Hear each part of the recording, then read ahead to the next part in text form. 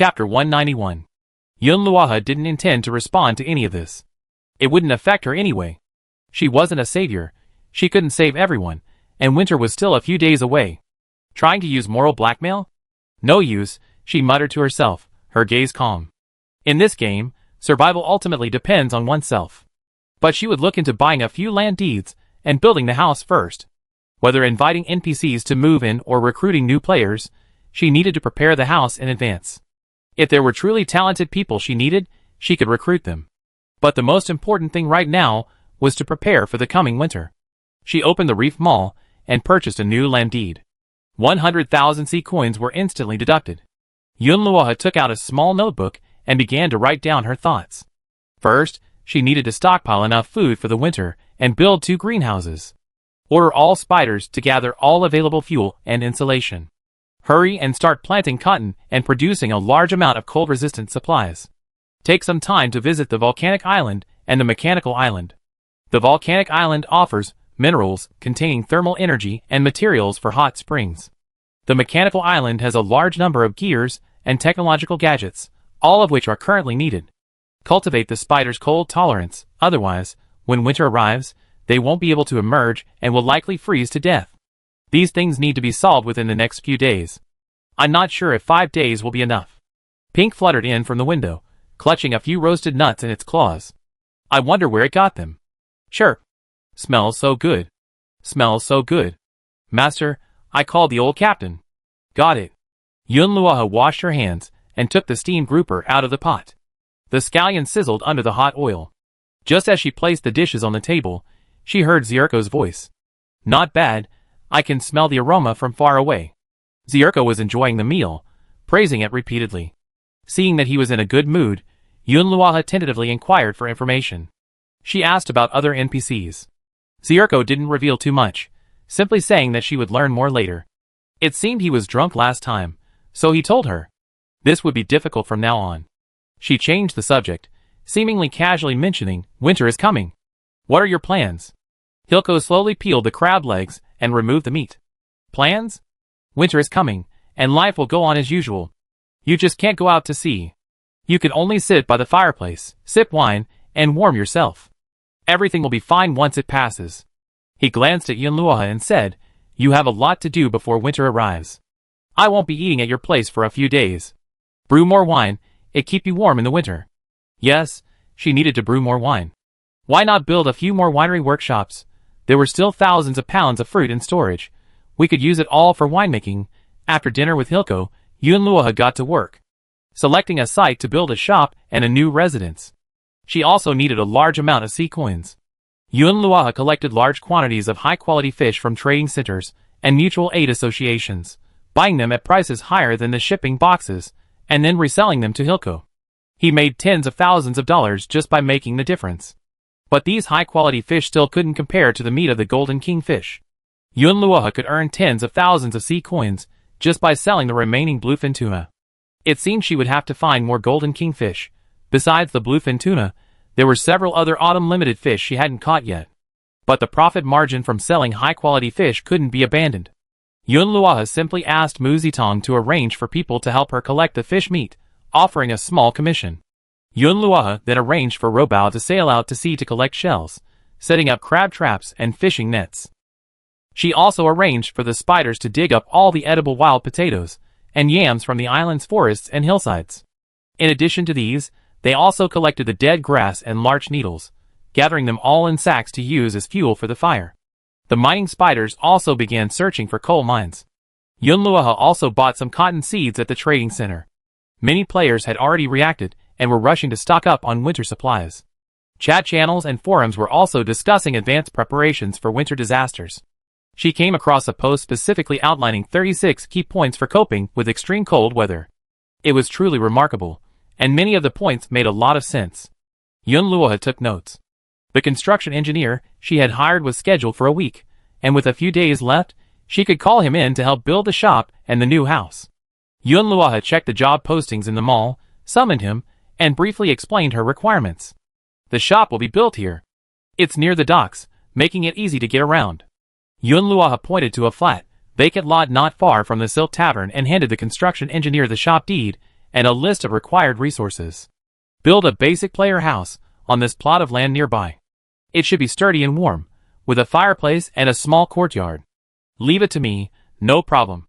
Don't worry. The builder patted his chest, still using that confident, human-like tone, and immediately began laying the foundation. In the afternoon, Yunluoha sailed his yacht to another nearby island. This time, the island was larger. She first worked with the red blood spider and the golden shell spider to eliminate the insects, then had the weaver Nani spider drop the fishing net and crab trap into a deep pit by the sea. When the insect swarm was nearly eliminated, she assigned Fanfan to lead the spiders in a comprehensive search of the island. The focus was on searching for tubers, such as starchy giant yams and cassava, as well as hardy nuts like pine nuts and hazelnuts. Now that the weather was cold, edible fungi were scarce, and picking wild mushrooms was impossible. Yunluoha's island still had a mushroom house, which continuously produced mushrooms, but that would definitely not work in winter. The spiders searched the ground, while Fanfan was in charge of aerial reconnaissance, searching for any resource points they might have missed. It would be even better if they could find a mineral vein. Currently, all kinds of mineral ingots are in short supply, and buying them with sea coins is too expensive. Exploring an island like this wouldn't take a whole day, and as the sun was setting, Yunluoha prepared to return. She would return to process the food. First, she would use the advanced cooking station to batch cook all the high-end dishes she could make.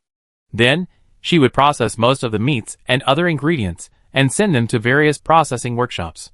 Most of the meat would be dehydrated and smoked, turning into dried fish, jerky, smoked fish, and smoked meat. Some would also be made into portable, long-lasting, sealed cans, such as canned fish, canned vegetables, and mushroom sauce. As for tuber vegetables, such as yams, cassava, sweet potatoes, and potatoes, they can all be dried, ground into powder, and stored. Nuts can be pressed for oil, making peanut oil and pine nut oil. It was already evening when we returned to the island. Ro Bao was still on the boat near the shore. How was the catch? I caught 3 shellfish. A great seafood haul, lots of crabs, and a few large fish. Not bad. I give you a snack tonight. Yunluoha quickly inspected the area, sorting out the valuable shellfish and large fish, preparing to sell some to Zirko for sea coins, and save some for processing. The remaining small fish and shrimp would be perfect for a late-night snack and a side dish for Ro Bao. Yunluoha retrieved his motorcycle from his backpack and sped to the villa, where the lights were already on. Fanfan had sped a quick tour of the island, finding out everything about the day. Chirp, master, the mining spiders discovered a small open-pit coal mine in the southwest corner, and the golden-shelled spiders dug up lots of yams on the shady slope. Excellent. Yunluoha was pleased. Let's get them back soon. They all returned and are sorting things out over there. The spider army had already split into several teams. A small group of weaver spiders had built a makeshift warehouse in the open space, neatly tying sacks of dried leaves and pine needles with spider silk. Several other teams were delivering raw materials to various workshops for processing. The smoked meat workshop was overwhelmed, so the weaver spiders strung the smoked meat together with spider silk and hung it on a makeshift smoking rack. Another group of golden-shelled spiders were using their caliceri to cut wild yams and potatoes. But the cuts were too thick. These potatoes need to be sliced thinly, dried, and ground into flour. Yunluoha came over and demonstrated. Potato flour can be used to make thick soups or mixed with flour to make long-lasting pancakes. It's an important source of carbohydrates in winter. While it was still light, Yunluoha went to the greenhouse. She hadn't snatched many seeds from the trading center, so she couldn't plant too many. She just enough time to plant all the seeds before bedtime. A weaver spider was already planting in the greenhouse. She came in to check on the results. To get the cotton to mature quickly, she used a lot of growth hormones and fertilizers. Growth hormones help the cotton mature faster, and fertilizers increase the yield. Our food reserves are still insufficient. We need to build 2 more glass greenhouses. We need to make some more tempered glass. After all, ordinary glass wouldn't be able to withstand a blizzard, and hail might even be a possibility. If it gets worse, ice balls falling from the sky isn't out of the question. Only tempered glass can withstand it. Furthermore, keeping warm is crucial for winter planting. She also needs to lay a layer of insulation inside the greenhouse. They have to hurry to the volcanic island. Just as she was thinking, Mu Zitong's message popped up. Sister Yuan, we collected about 200 kilograms of high-quality fish meat today, plus some fish and shrimp, over 300 kilograms. Can you send it to me now? Okay, I send it to you. The quantity was much less than she expected. Perhaps everyone knew to stockpile food and wouldn't trade it. She glanced at the trading center. As expected, the price of cotton seeds had skyrocketed, along with other thermal insulation materials like hides, down, and insulation fibers. Yunluoha thought for a moment, and snapped up another batch of inflated supplies. She might not be able to buy them anymore, even if they were still available. Although she didn't need any supplies right now, it was still better to buy more. The chat channel was still flooded with messages. Seeking shelter from level 9 boss.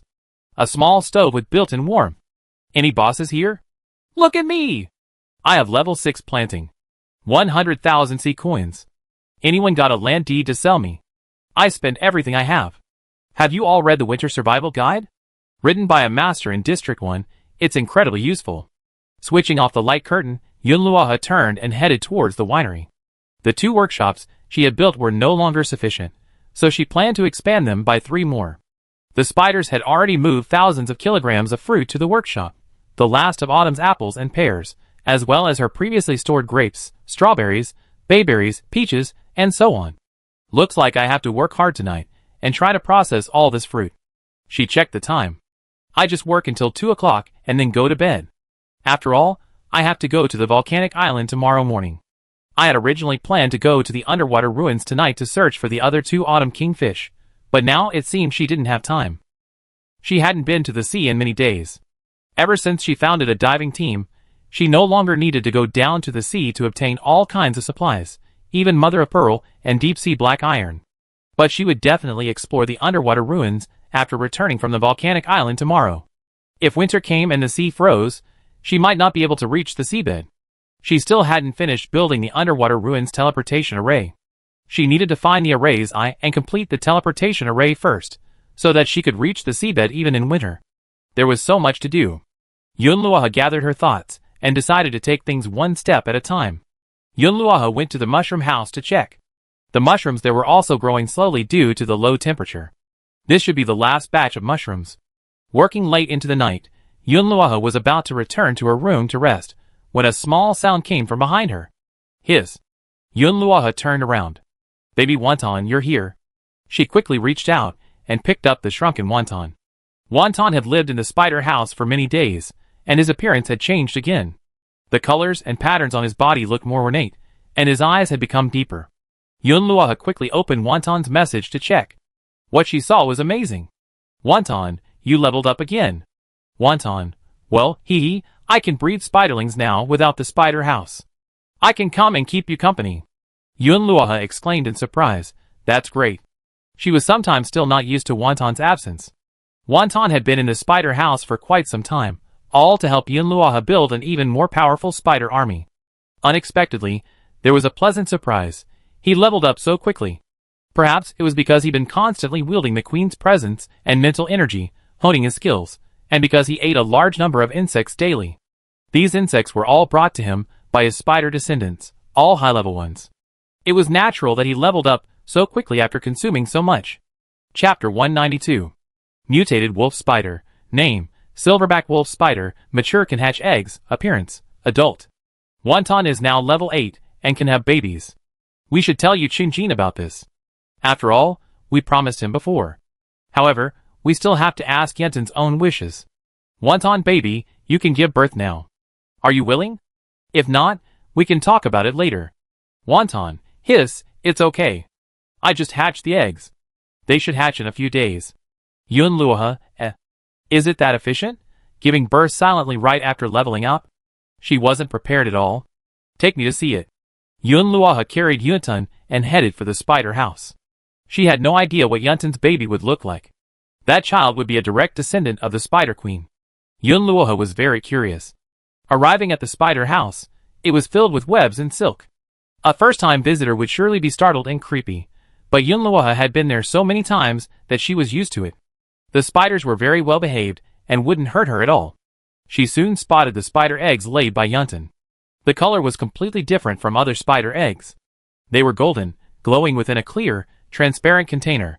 Yunluoha could sense the presence of life within. Golden silverback wolf spider eggs. They possess dual mimicry. Their larval stage is indistinguishable from a silverback wolf spider, but their queen gene activates during their growth phase. Yunten's child was already golden before birth. He truly won at the starting line. Early morning, the 27th day of autumn. Yunluoha awoke at dawn. She had slept too late last night, but something on her mind had kept her awake early. Today she was heading to Volcano Island, having already prepared all her supplies. She first went to the spider house to take a look at the golden spider egg. It lay quietly in its specially designed container, emitting a soft golden glow. Wonton curled up beside the egg. Sensing Yunluoha's approach, he gently raised his forelimbs. Then you take care of it here. I have to go out again today. I come see you when I get back. Yunluoha petted Wonton. Wonton hissed and nuzzled her affectionately. Region-wide announcement. Only 4 days of autumn remain. Players who haven't found shelter yet, please seize the last minute. With winter approaching, players whose homes haven't been upgraded may be damaged by extreme weather. This daily reminder evokes a profound sense of crisis. Yunluoha quickly washed up and ate something, then took out the black comp communicator and contacted Yu Qinjin. The two didn't communicate much, mainly because they were both too busy. After reaching level 9, becoming an island owner, players have even more to do. I have good news for you. Wonton has leveled up and laid eggs. You have a pet soon. Yu Qinjin, so fast. Is there anything you need? Yunluoha, not yet. The spider eggs need time to hatch, and Wonton will hatch them himself. They should hatch in a few days. Yu Qinjin, okay, let me know if you need anything. By the way, do you have any plans for today? Yunluoha, I'm going to Volcano Island today. What's up? Volcano Island? I happen to be going there too. The two had been to the volcanic island together before, so if they went again, this time, they would be more familiar with the route. Furthermore, the volcanic island was fraught with danger, so going together would be a great help to each other. What a coincidence. I'm looking for insulation and materials for hot spring construction, and I'm also collecting some volcanic ash and obsidian. These supplies will definitely come in handy during the extreme cold of winter. So do you want to come along? According to the latest information provided by the Tianji Pavilion, currently, materials that can be used to make thermal insulation equipment include insulating minerals unique to volcanoes, heat-resistant animal hides like salamander skin, and special minerals that contain geothermal energy. As for hot spring construction materials, there are geothermal stones that continuously emit heat, special water-resistant stones used for hot spring pool walls, and possibly mineral muds or spring flowers with healing properties. All of these can be found in volcanic hot springs. Yu Qinjin said bluntly, leaving now? Then get ready. We meet at Volcano Island in an hour. I use the designated island entry pass, which you should have, too. Okay, see you later. He stepped onto the black sands of Volcano Island once again. The pungent smell of sulfur in the air made him frown. It's still hot here, but much better than last time. Shichi. It's so hot. Lady Pink is melting.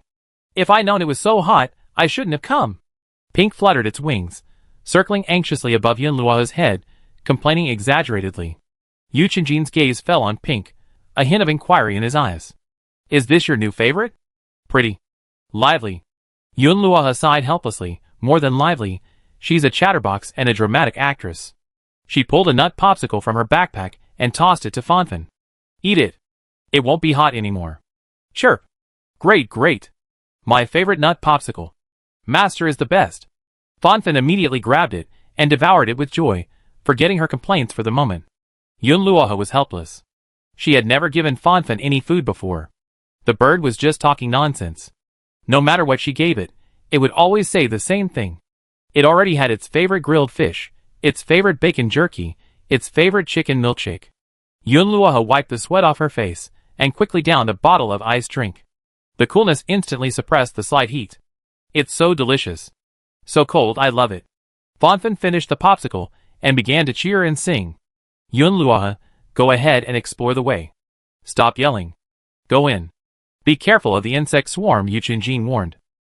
As soon as he finished speaking, a swarm of dark red, steaming beetles emerged from behind the beach, though their numbers were small. Yunluoha released the spiders. The red blood spiders spewed venom, while the golden shell spiders charged, waving their claws. They quickly annihilated most of the insects. With their goal clear, the two men headed straight for the volcanic plain. The most abundant substance there was volcanic ash. Volcanic ash is currently very useful. It's needed for greenhouse construction and insulation materials.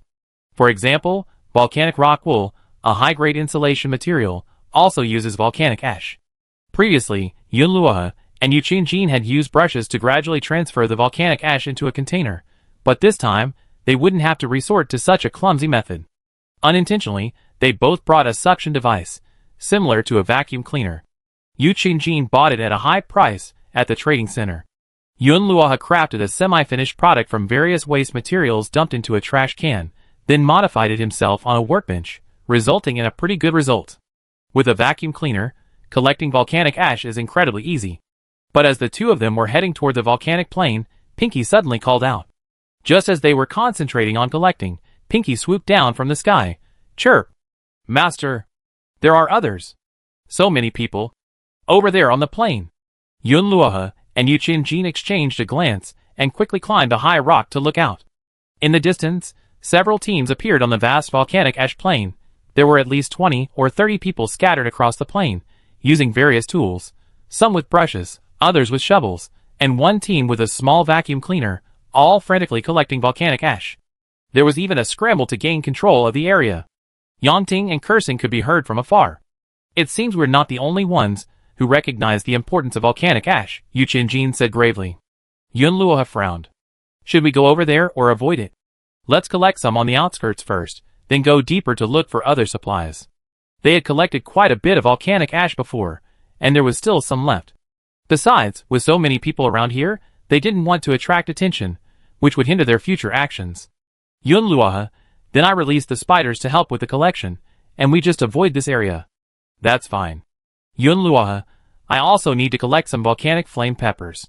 They make very spicy dishes, which should be perfect for cold weather.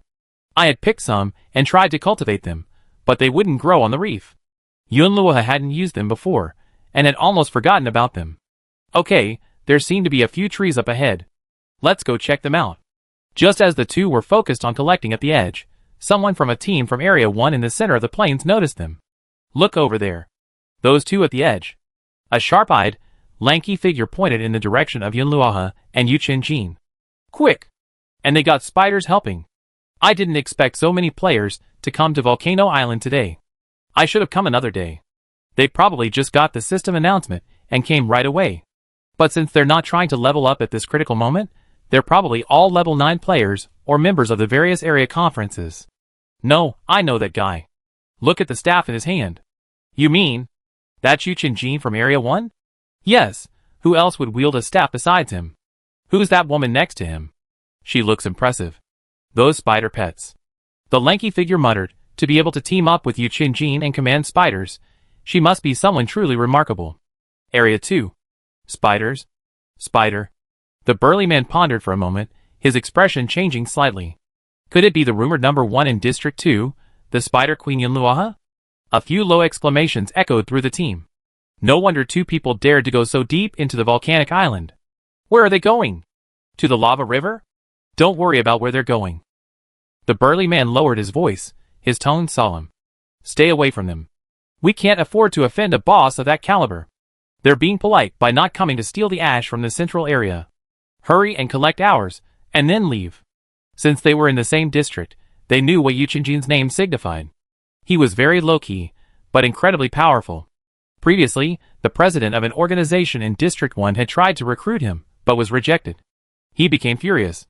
Later, after the desert passage was repaired, he encountered Yu Qingjin in the desert and led his entire team to attack him. They were all wiped out. You have to remember that entire team consisted of high-level players.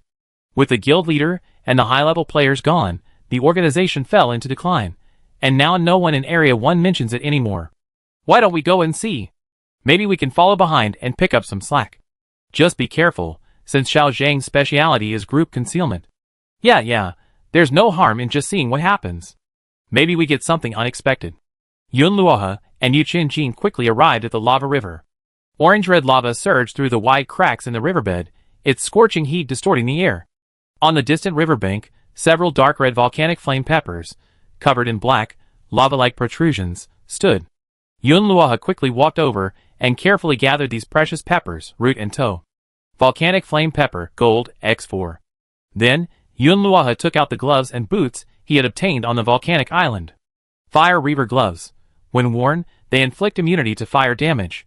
When gathering resources in lava areas, the success rate increases by 40% and the yield is doubled. Attack speed increases by 10, and critical strike chance increases by 15. Earth Leyline Black Boots. When worn, they grant immunity to lava traps. Stepping on the ground leaves a lava footprint, and temporarily freezes the surrounding ground. Movement speed increases by 40%, and the boots can withstand temperatures below 70 degrees Celsius. With these two pieces of equipment, Yunluohe becomes fearless. She can step directly into a lava river and reach into it to retrieve items. This time, she also brought plenty of heat-resistant potions. Heat-resistant potions. After injection, they grant 90% immunity to fire damage for 30 minutes, forming a translucent heat-insulating film on the skin that can withstand temperatures up to 150 degrees Celsius. Side effects. After the potion wears off, body temperature will drop 5 degrees Celsius and stamina points will be reduced by 30. It must be used while stamina is sufficient. If you enter the center of the lava river and find yourself unable to withstand the intense heat, you can use a heat resistance potion. That way, there's nothing to worry about. The stones in the lava river are the high-grade lava stones she's looking for. These stones are dark red, extremely heavy, and have a smooth surface. They contain extremely high thermal energy and special minerals. Grinding them into lava powder can be used to craft various high-end thermal insulation devices, and is also the core material for several types of cold-resistant equipment. This is the information that the TNG Pavilion recently obtained at a high price from high-level players in other zones. Yunluohe's main goal for this trip to the volcanic island is the lava stones. Seeing this, Yu Qingjin also took out his flame power cloak. The two of them had previously divided their supplies, and he had given the cloak to him. While this cloak doesn't completely eliminate fire damage, it does offer emergency protection and heat absorption properties, adding 95% heat resistance, 39 points of defense, and 40% fire damage reduction. Furthermore, Yu Qingjin possesses the advanced toughness trait, making his body exceptionally strong, so he needn't be afraid of the lava river's damage. Yunluohe, after changing into his gear, stepped directly into the lava river. The people quietly following him from a distance were stunned. That's incredible. Jumping straight into the lava river? So much for their lives. So many players have died in this river. If they dared to go in, they must have a way. Did you see how they were unharmed? They didn't even scream. They're so powerful. If we follow them and get discovered, wouldn't it be dangerous? Or should we just leave? Hey, but they must have some valuable stuff. If we just leave, will we miss out? Chapter 193. The moment Yunluohe stepped into the lava river, her black earth vein boots immediately took effect, sending a cool sensation through her feet, insulating her from the scorching lava. She then donned a pair of jet black fire reaver gloves, their scaly palms protecting them from the lava. The river's surface surged with orange-red lava, a terrifying sight, but Yunluohe remained unharmed. She bent down to pick up a seemingly ordinary black stone, but soon, orange-red lines appeared on its surface, as if lava was flowing within. Obtained, high-grade lava stone X1. Obtained, high-grade lava stone X1.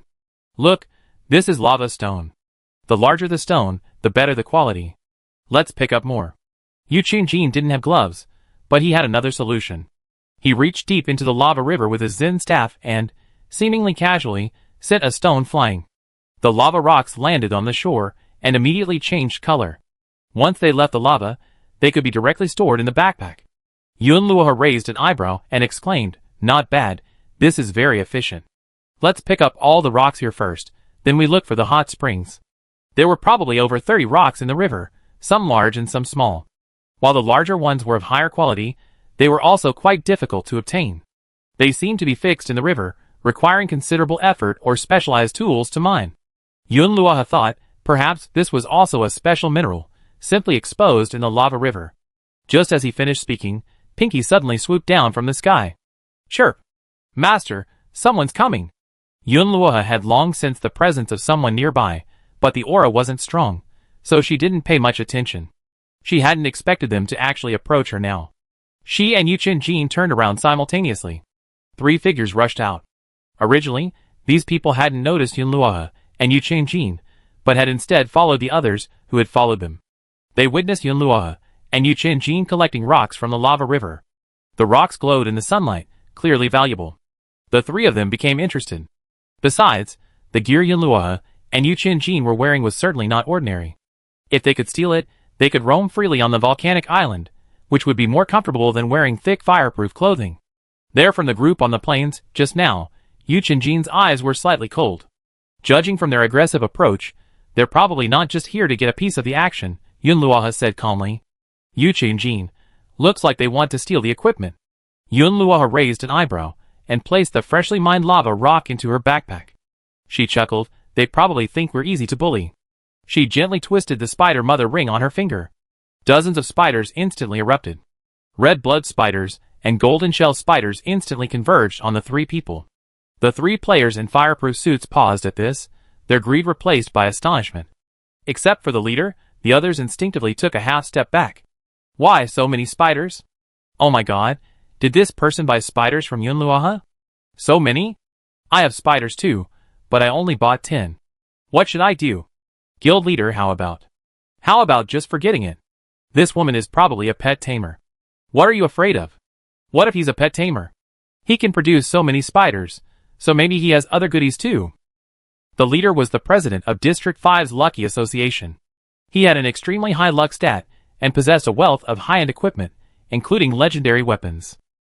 Though his companions were frightened, he was thinking that to be able to produce dozens of spiders at once, this person must be very wealthy, and likely possessed a wealth of high-end goods. The fireproof suits are resistant to venom. There are only 2 of them, so how can we 3 take them down? Hurry! Even before he finished speaking, the red blood spiders in the front row were already spewing a fine stream of red venom.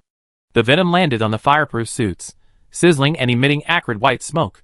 The venom of the previous red blood spiders couldn't melt the suits, but after consuming countless mutant insects, the current red blood spiders had upgraded countless times, and their venom was much more potent. Furthermore, Yun Luoha was bringing along the elite of the spider army. A hole had corroded the short man's fireproof suit leg, causing him to howl in pain. The other man was a melee assassin, no match for spiders, and the current environment wasn't ideal for concealing himself. Yun Luoha didn't even need to take action, she watched as the spiders kept the other men at bay, preventing them from approaching. However, these men weren't all pushovers. While the other 2 screamed in agony, the leader remained unharmed and even unearthed a high-level weapon. The weapon looked familiar to Yun Luoha. It seemed to be the Bat King's scepter. She had seen it before on Bat Island. She had seen the Bat King holding the scepter in a vision, so it couldn't be wrong. The scepter swung, a flash of blood-red light on it. A swarm of shadows streaked past, like bats flying by. A streak of blood-red light struck the spider, instantly shattering its carapace. Chu Tianshan, ha ha, so fragile? I advise you to just give all these spiders to me. Otherwise, I kill them all, what a waste. Yun Luoha's expression changed, and she quickly recalled the spiders before the man could launch a series of attacks. This man possessed a god-level weapon, the spiders couldn't handle it. She would have to take action herself. Do you think you're invincible just because you have a good weapon? Yun Luoha had seen from the moment that this man relied solely on his equipment. His weapon-wielding movements were incredibly childish, and he showed no skill or dodging. He must have been wearing decent armor. This kind of person is truly lucky, they never encountered any setbacks. Yun Luoha blinked. Alas, he met her today. She looked at Yu Qinjin. The 2 of them didn't need to exchange words. A glance was enough to understand each other's intentions. Yun Luoha unsheathed the Thunder Vortex Trident and, in a flash, appeared behind Chu Tianshan. The tip of the Thunder Vortex Trident shone with a pale blue light. Yun Luoha swept it across, sending the blade piercing the air, and sending a bolt of lightning crashing directly into Chu Tianshan's back. The sound of armor cracking was clear. Chu Tianshan had been feeling smug, having never expected Yun Luoha's speed. It wasn't until the numbing sensation of the electric current emanated from his back that he hurriedly dodged. But Yun Luoha was much quicker than him. Even though he was wearing armor, the shock numbed his entire body, his face turning blue. You're courting death. Chu Tianshan roared in pain, gripping the Bat King's scepter tightly, and swinging it back fiercely. The blood-red gem on the staff's tip erupted with a dazzling red light, and several shadowy bat phantoms appeared out of thin air, fangs bared, lunging at Yun Luoha. These phantoms weren't physical entities, they were likely some kind of energy attack, drawing on the power of the Bat King.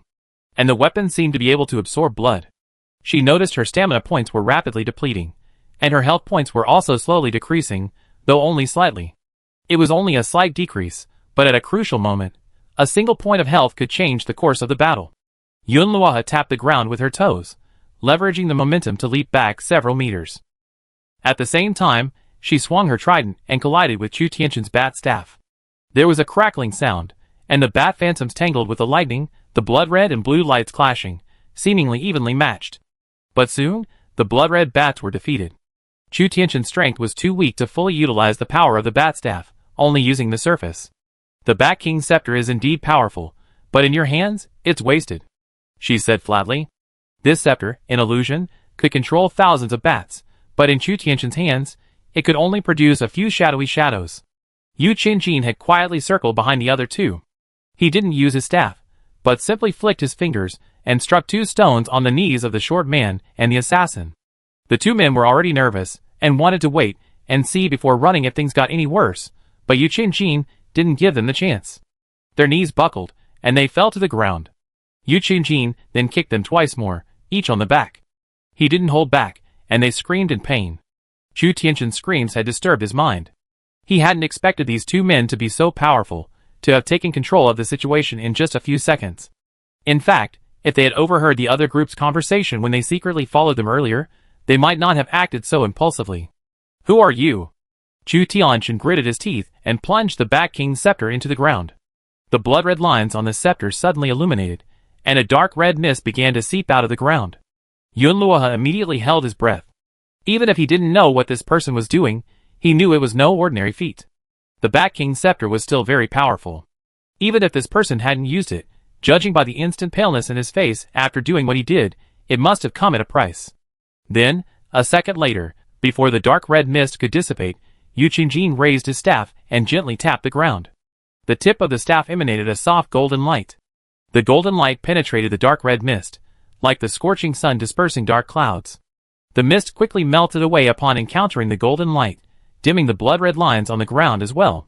How is that possible? Chu Tianxin's face was filled with disbelief. How could this move be broken? He had obtained this scepter on Bat Island. He had used countless resources to craft it, and had even upgraded it. Although it could only unleash 30% of its power, the blood mist had never failed. You are too weak, Yu Qinjin said calmly. Yun Luohe seized the opportunity, and pointed the thunder vortex trident directly at Chu Tianxin's face. Chu Tianxin instinctively raised his staff to block the attack, but Yun Luohe twisted his wrist, and the trident grazed the scepter, striking the back of his hand precisely. Ah! A sharp numbness spread through Chu Tianxin's arm, and he could no longer hold the scepter. The Bat King's scepter fell to the ground with a clang. Yu Qinjin used his Zen staff to lift the Bat King's scepter from the ground and grasped it in his hand. It's over. Chu Tianxin's heart sank. Without the scepter, there was no way he could defeat these 2 men. And his companions were already unable to fight back. He slumped to the ground, finally realizing he had hit a wall. These 2 were no ordinary players. Chu Tianxin, who are you? Yun Luohe said nonchalantly, you don't need to know. If you dare to steal our things, then take out everything in your backpack. Chu Tianxin, you took the Bat King's scepter. Didn't you drop it when you couldn't hold it? Yun Luohe narrowed his eyes. Yu Qinjin, if you don't take it, you might as well leave your life here. He pulled a dagger from his backpack, squatted down, and placed it on Chu Tianxin's neck. Chu Tianxin was immediately terrified. I give it to you. Yun Luohe, be honest. We have the ability to distinguish truth from lies. If you dare to lie, I kill you. Chu Tianxin didn't know whether she was telling the truth, but he didn't dare take the risk. He gritted his teeth and dumped everything out of his backpack. While it wasn't all his belongings, he had brought all his top-tier equipment with him this time. Taking it all out would be a real drain. Yun Luohe glanced at Yu Qinjin. Yu Qinjin immediately said, you take it first, we divide it later. Yun Luohe nodded, and so she picked up as much as he put down. I have to say, it's really nice to have this idiot come up and deliver supplies and equipment. There was a lot of stuff, all good stuff. There was a huge pile of volcanic ash alone, I didn't even have to collect it myself. And this guy also had quite a bit of high-end equipment, including several landing and teleportation cards. He seemed like a truly lucky guy. But even if the European Emperor is not smart, he actually came to snatch her and Yu Qinjin. Chapter 194. What should we do with these 2? Yun Luohe glanced at the other 2, who were already frightened and begging for mercy. Hand over your belongings too, and I spare your lives. The players who came here must have done well. Besides, their companions were so wealthy, so these 2 were surely not so far behind either. Though the 2 were reluctant to part with their supplies, they had no choice but to do as they were told. Their supplies were quite good. While they didn't have many basic materials, They contained a lot of supplies from the volcanic islands, as well as various tools and equipment. Even if she couldn't use them herself, she could still exchange them for sea coins. Yunluo happily accepted them. But her backpack was full, so she could only take half, leaving the rest to Yu Qingjin. After taking the supplies, Yunluo told the three of them to get out of here. She and Yu Qingjin still had to continue collecting lava rocks. There were still a few pieces left in the river. The three of them were eager to leave and not linger any longer. After they left, Yunluo and Yu Qingjin exchanged a look and laughed. Yunluo, this scepter is a surprising find. It suits you. The Zen staff and the scepter look similar. No, I can't use this. My trait doesn't allow me to use shadow-attributed weapons like this. You can take it. Yu Qingjin handed the scepter to Yunluo. Are you really giving it to me? Yes, take it. This should also be an item from the Bat King set. I already have one, so it could be used to complete the set. How about this? I trade with you for supplies. I send you whatever you need when I get back. Yu Qingjin nodded, all right. He looked towards the lava river. Let's pick up the remaining lava rocks first. We have to hurry. The two returned to the lava river. Yunluo walked toward the center of the river, her black boots leaving black footprints in the lava. With each step, the lava solidified for a few seconds. She noticed that the closer she got to the center, the darker the color of the lava became, changing from orange-red to a dark red almost black. It hadn't been like this the previous time. She wondered if it was a seasonal change. She reached out and picked up a small stone from the black lava river. Obsidian Lava Stone X1. Obsidian Lava Stone contains extreme geothermal energy and can be used to create cold-resistant cores, the core material for winter thermostats. Wow, there's even higher-grade lava stone. This one's even better than the last one. Yunluo placed the obsidian lava stone in her backpack. Yu Qingjin, come quickly. Yu Qingjin came over and used his Zen staff to pick up a similar stone. The shape was different, but the size was similar. Obsidian lava rock should be enough to heat the shelter. I need more. The NPC shelters need it too. Finfin hovered low over the river, but didn't dare get too close, fearing the lava would burn her beautiful feathers. She suddenly chirped at a spot. Yunluo looked in its direction. Nothing special was visible, but she had a peculiar sense of something. She walked over quickly, reached out, and found an irregular stone. She picked it up, discovering that it glowed with a rainbow of colors against the backdrop of the lava. What is this? Space molten crystal. Containing the dual energy of space and geothermal heat, it can be used to create a storage heating box, keeping items fresh and maintaining a constant temperature. It's the perfect item for storing food in winter. It's actually a spatial material. Yunluo looked at the crystal in her hand with surprise. With this, I can heat up food anytime I go out in the winter. This way, I don't need to carry food in my backpack, taking up space. I can put it in regular spatial storage equipment and heat it up if I'm not in a hurry. Plus, in extremely cold weather, food gets cold quickly after being taken out. This is a real relief. Yu Qingjin was also somewhat surprised. There's actually a spatial material on the volcanic island. Yunluo glanced at Fanfan. Thanks to its sharp eyes, this time, the scent of this thing will be masked in the lava river. If I hadn't looked closely, I wouldn't have noticed it. Fanfan popped out her chest proudly, flapped her wings, and flew to Yunluo's shoulder, chirping non-stop. I'm very useful. The two men sped up their collection, and before they knew it, it was noon. The lava river had been completely cleared of its lava rocks. Adding the supplies they had taken from the three men earlier, their backpacks were overflowing with supplies. Even their spare storage bags were stuffed to the brim. Time to head to the hot springs. Yunluo glanced at the sky. The volcanic island's sky was gray, shrouded in volcanic ash, making it seem rather dim. Yu Qingjin, I've been to the hot springs before, it's easy to find. The hot springs were not far from the obsidian cliffs, but this time, the two didn't need to climb the cliffs, they could go around them. Okay, let's rest for a bit, and then we go. Yunluo looked around and saw some salamanders nearby, so he released the spider. I catch a few more salamanders, their skins can be useful too. Fanfan led the way in the air, observing his surroundings warily. The Rift Valley sloped steeply downward, the air becoming increasingly hot and humid. The closer to the center of the volcano, the higher the temperature, and the more pungent the sulfur. The ground changed from black rock to cracked red earth, with occasional bursts of hot air gushing from the cracks. The rock walls on both sides were towering and jagged, and beneath their feet lay soft volcanic ash and scorching gravel. Fanfan flew lower and lower, her wings almost drooping. Sure. It's so hot. I need a popsicle. Yunluoha reluctantly tossed it another nut popsicle and watched it, holding the popsicle in its mouth, duck under Yu Qingjin's cloak to cool off. Although the flame power cloak absorbed heat, it could block most of the heat, making it a good sunshade. The hot spring area is just ahead. Yu Qingjin pointed to a depression rising from white steam. It's very humid. Both their foreheads were covered in sweat. By autumn, they hadn't experienced such heat in a long time. Yunluoha carefully sensed the flow of energy in the air. The hot springs are down there, and there's more than one. Sure enough, upon reaching the valley floor, the sight before them was refreshing. Several sulfur springs of varying sizes bubbled with steam, their water leaving vivid yellow and white mineral traces on the gray-black rocks. The air was thick with the scent of sulfur. Yunluoha's heart surged with joy. She hurried to a larger spring. The water was crystal clear, and a fine white mineral mud lay at the bottom. She reached out to test the water's temperature. It was warm at the edges and scalding hot in the center. It's a hot spring, yes, but we need a core heat source, one that can provide continuous heat. Pinky called from the air. Chi. Master, there's something white and silky in the rocky area to the left. Yunluoha rushed over immediately. She saw a relatively soft rock wall covered with a thick layer of white, fibrous material similar to asbestos. She carefully scraped it off with her collection net. Volcanic rock wool X1. Volcanic rock wool, a high-grade thermal insulation material. Features: excellent insulation, high temperature resistance, and lightweight. Can be used for building insulation and clothing filling. Great stuff. Yunluoha was delighted. This was exactly the top-grade insulation material the greenhouse desperately needed. She immediately had the spiders use their silk to help collect and pack it.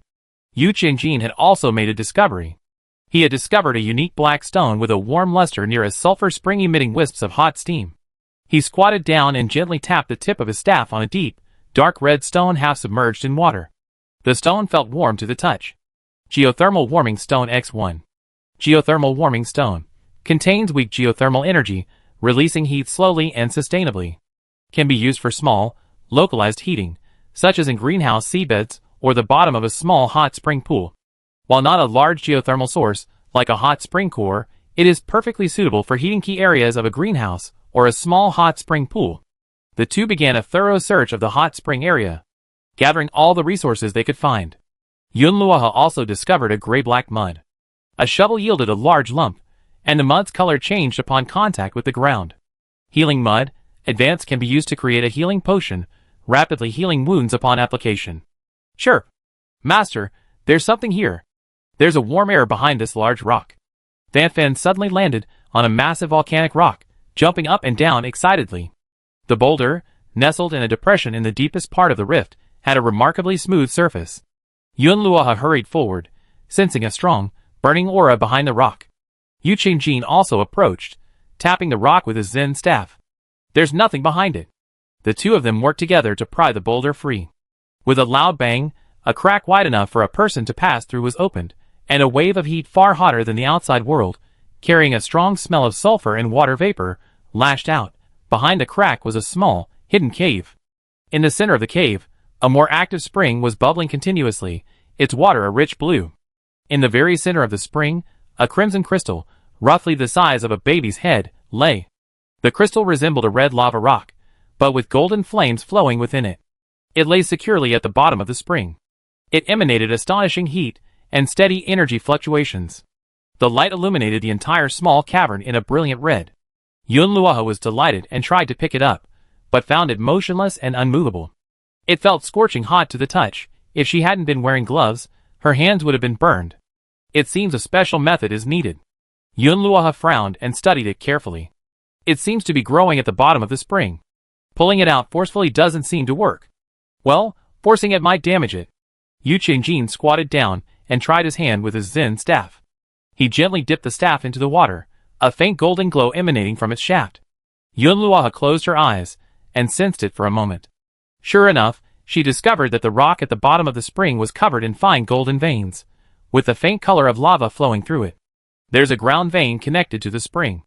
Yunluoha thought, perhaps I need to use materials with the same properties to create it? Yu Qingjin, try obsidian lava stone.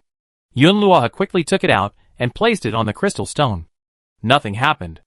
She took two more pieces. 3 obsidian lava stones were placed on top. She could clearly feel it vibrate slightly, as if it had life. It's starting, it's reacting. As she slowly injected the heat from the lava stone into it, the golden line suddenly lit up. I got it.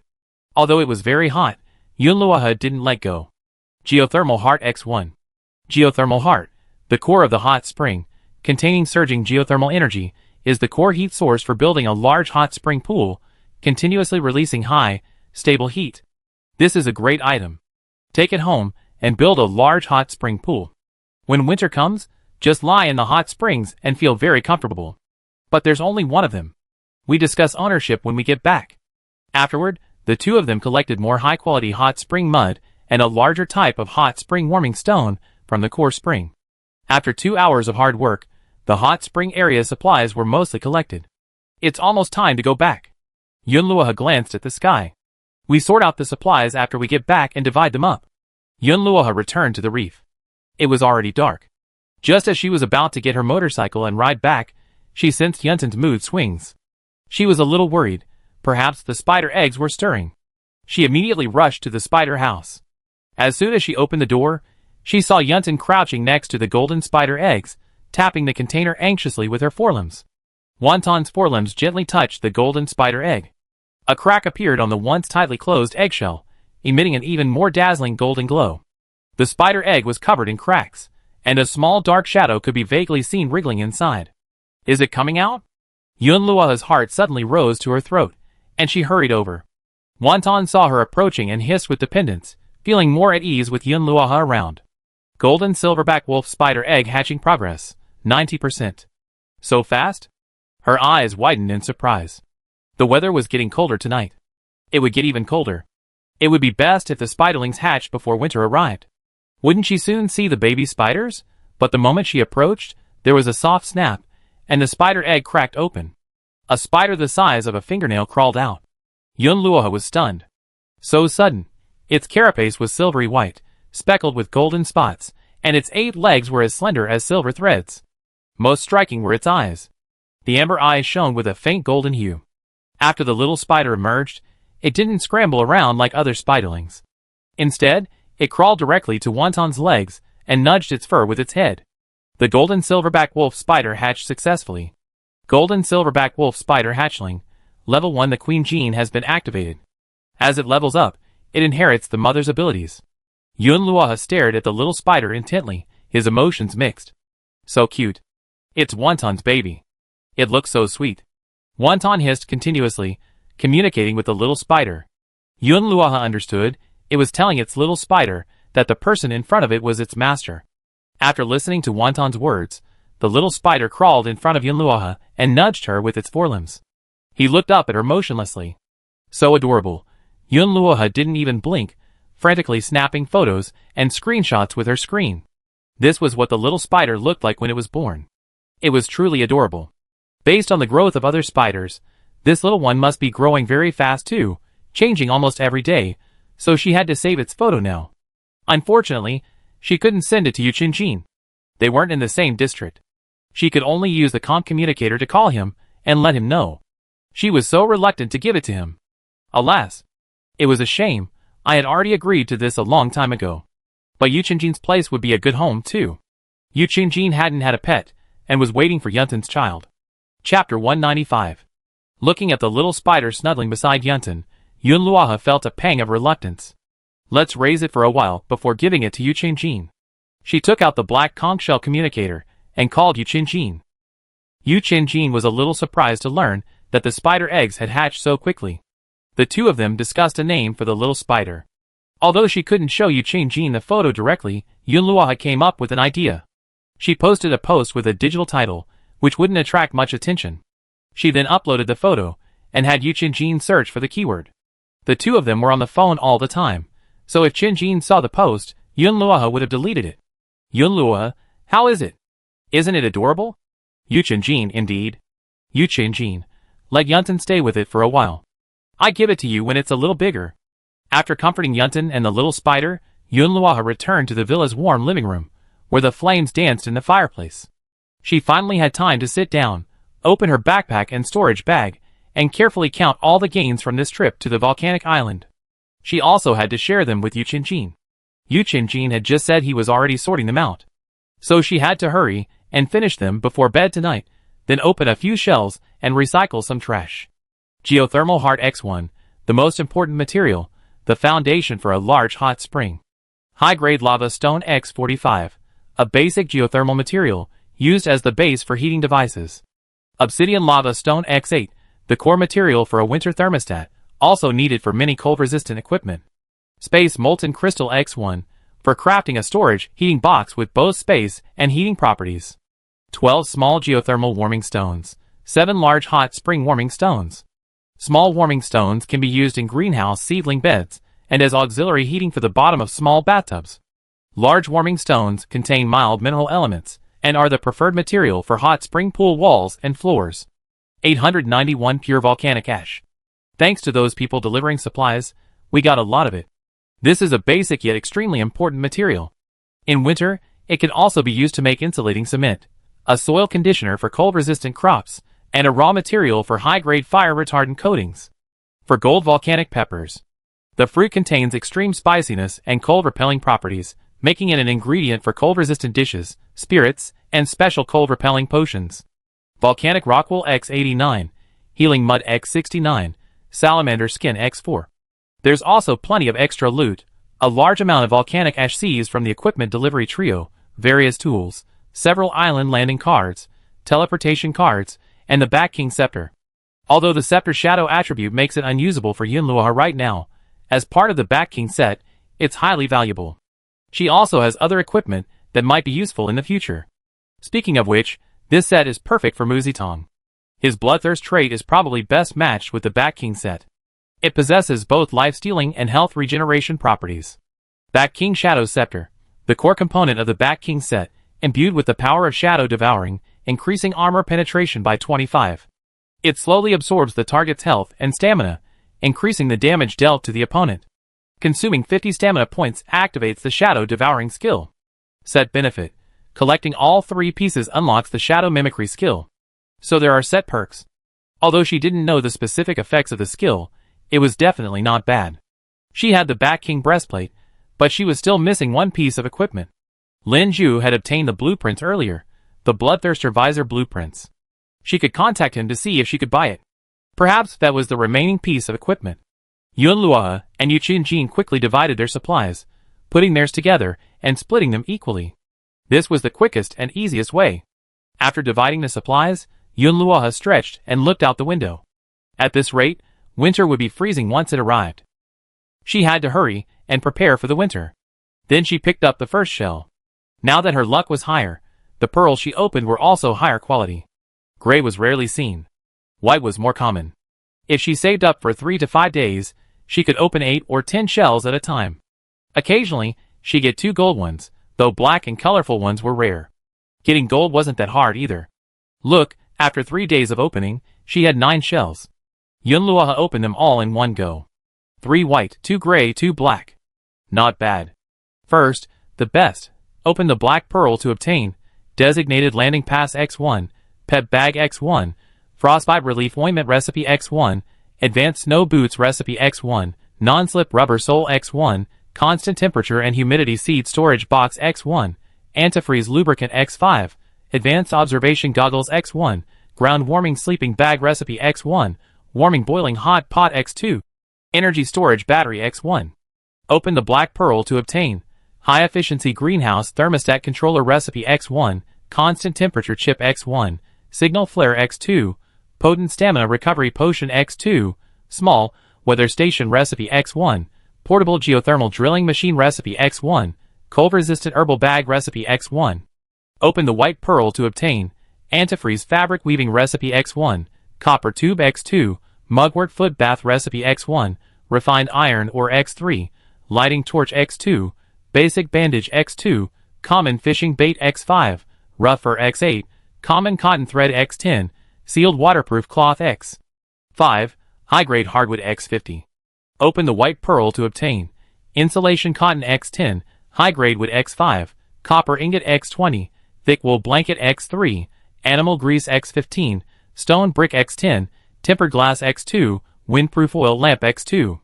Open the white pearl to obtain Insulation Liner X2, Cotton X4, Cold-Resistant Vegetable Bag X2, High-Grade Alloy Ingot X1, Broken Snow Boots X1, Self-Heating Spicy Hot Pot X1, Dunjang Soup X1, Mahua Candy X2.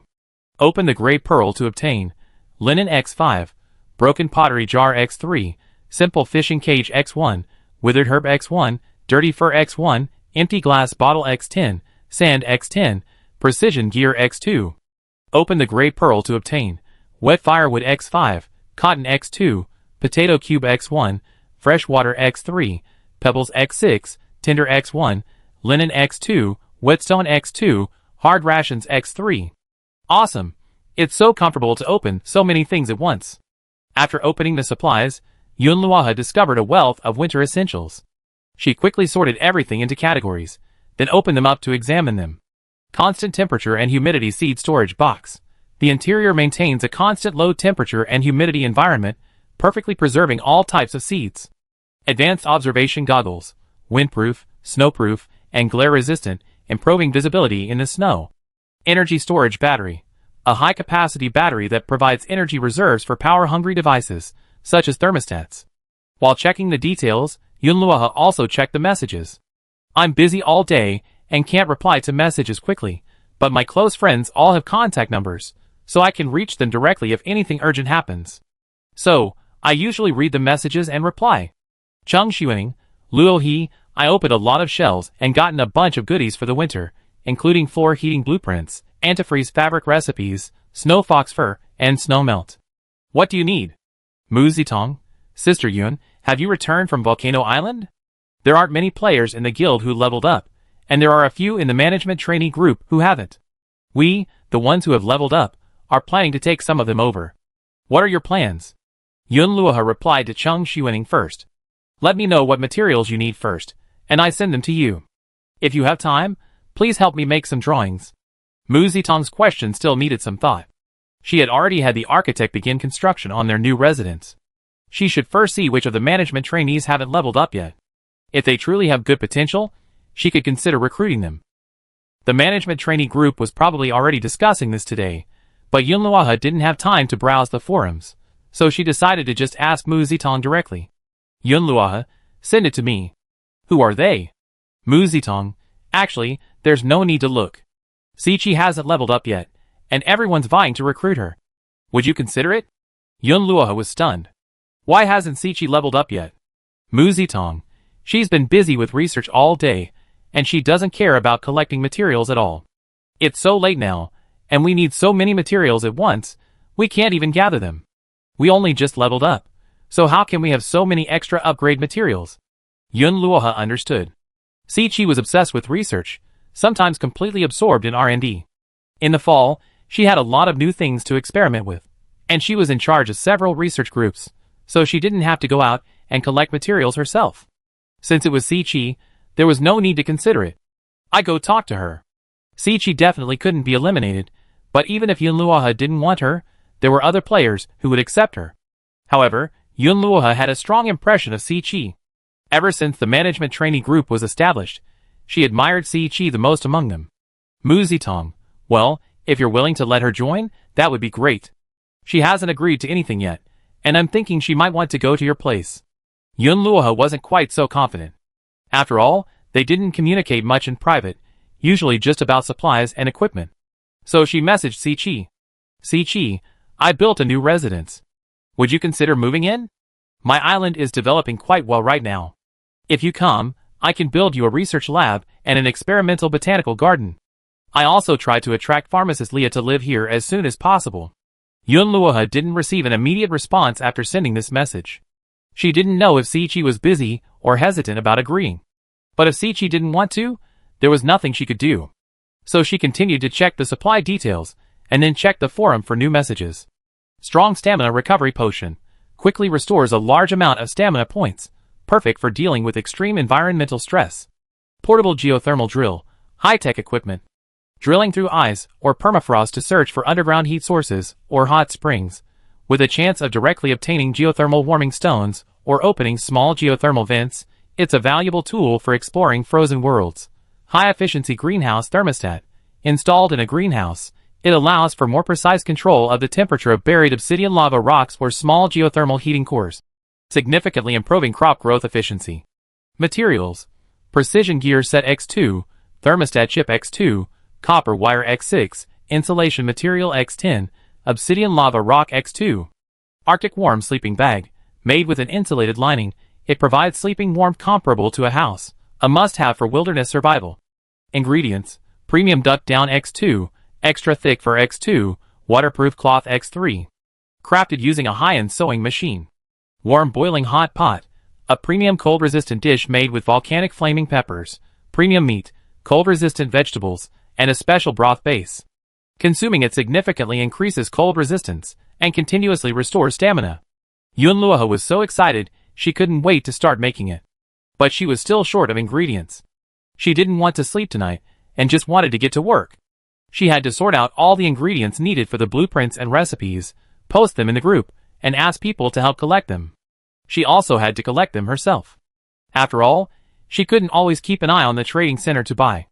There were members in the association who specialized in this, and they could exchange some ingredients for them.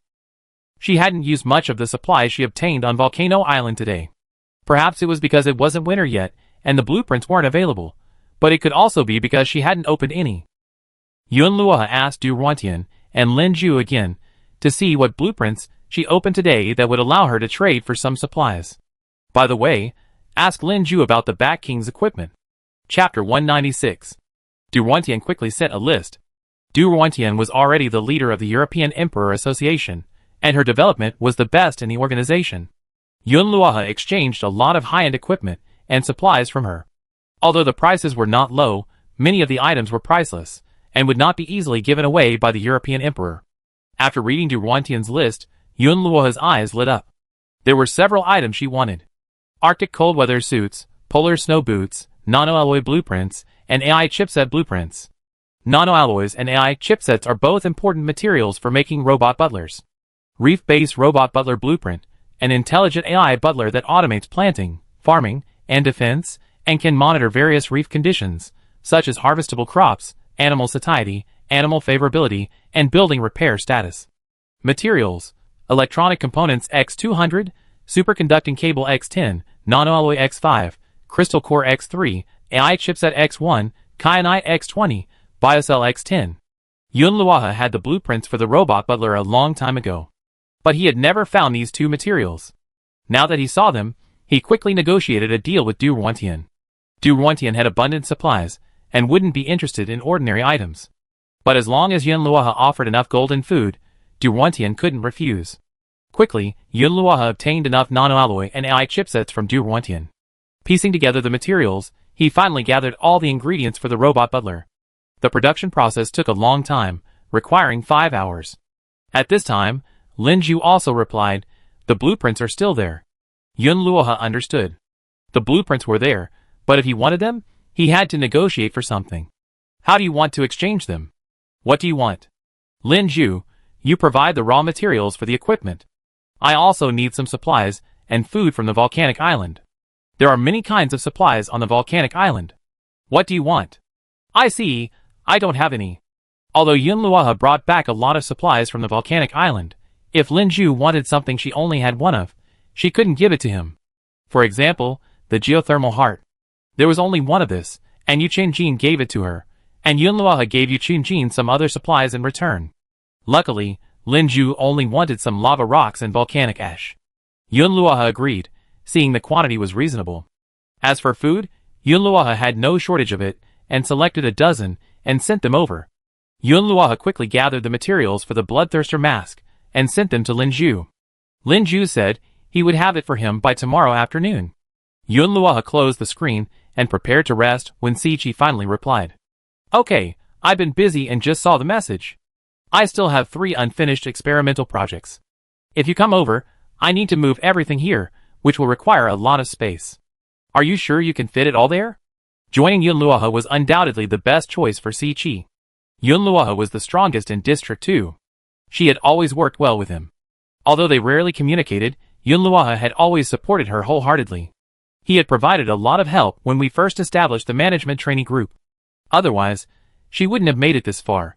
Yun Luoha, don't worry, there's plenty of room. Okay, I prepare it. I apply to move in whenever it's convenient for you. 2 days, maybe? Tomorrow, when the house is finished, I plan out the lab and experimental botanical garden. If you need any special equipment or materials, just list them, and I get them. Sichi replied okay, then thought for a moment and added, thank you. Yun Luoha, you're welcome. The next morning, Yun Luoha arrived at the studio and saw the robot butler lying on the workbench. She quickly stepped forward to take it down and put it away. She had truly made a robot.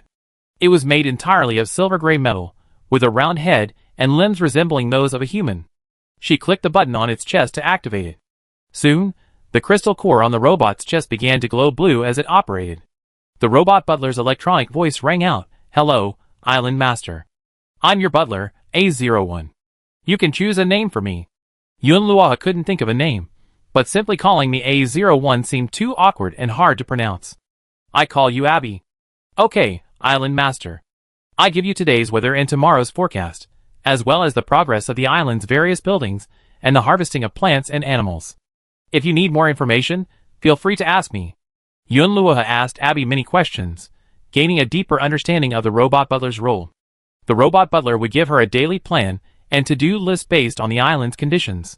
She didn't even need to go to the weather station to check the weather forecast. The robot butler would provide it to her upon waking. If she needed any supplies, whether they were in a supply box or on the island, the robot butler would immediately tell her where they were. Supplies in the supply box could be pinpointed to specific rooms and boxes, making it much faster than searching in the warehouse. For resources on the island, it was a little more complicated, with only a rough location, requiring her to find the exact location herself. So, the robot butler was a true island necessity. It was a shame the materials were so hard to come by, otherwise she would have made a few and sold them. However, she had the blueprint, and anyone who wanted to buy them could provide the materials themselves. For example, when she bought equipment from Lin Zhu, she provided the materials herself and then paid the processing fee. While this would earn her less, she needed more winter resources right now. She didn't have time to spend much time on the island. There was so much to do, and the NPCs wouldn't visit her unless she was there. During this period, it was best for her to stay on the island during the day, and at most explore the underwater ruins at night. With this in mind, she first messaged her friends to see if they needed it. After all, a robot butler takes 5 hours to make, and even if she had 2 workstations, she could only make 2 or 3 per day at most, as she had many other things she needed them for. First, if Mu Zitong, Cheng Xuening, and Yu Chengjin could gather the materials, Yun Luoha would definitely help with the production, and Du Ruantian would probably be able to gather the materials as well. Abby, Zierko's shop is already built. Oh, how could she have forgotten about this in all the busyness? Of course she had to go check it out. But there was no need to rush. The shop was owned by Zierko. If Zierko hadn't been there yet, there was no point for her to go, it would probably still be closed. Yun Luoha first asked Fan to go to Zierko's house to see if he was home. Sure enough, Fan returned quickly, saying, Zierko's still asleep. Yun Luoha smiled and decided to have breakfast first. It was better to eat a full meal early in the morning. She had a busy day ahead of her. She hadn't had time to study the S-rank recipe collection she obtained from the last cooking competition, but she remembered that there were 2 breakfast dishes. After eating them, they had a long-lasting effect of restoring stamina and increasing movement speed. They were perfect for morning meals. Besides, she had been cooking much less recently, and her skill proficiency had actually decreased. Perhaps the higher the level, the less time you spend cooking. So Yun Luoha planned to use this time to make a few breakfasts. She opened the recipe book. The 2 breakfast dishes were crab roe dumplings and shrimp and lean meat rice noodle rolls. Forget the crab roe dumplings, kneading the dough, letting it rest, and preparing the crab were all very troublesome and took too much time. Rice noodle rolls were faster. Yun Luoha had barely poured the ground snow-white rice paste into the thin metal steaming tray when Robao and Fanfan arrived, attracted by the scent. The 2 were now strangely close, sticking together when nothing seemed to matter. Robao even let Fanfan stand on his head and back. It was incredible. And Wonton had come over with his spider babies. Yun Luoha chatted with them with a smile, as she spread the rice paste evenly across the bottom of the tray.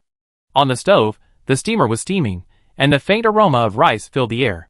She deftly sprinkled some chopped shrimp paste and lean minced meat on the rice paste, cracked an egg into the mix, and stirred it with a small brush before placing the steaming tray securely into the steamer.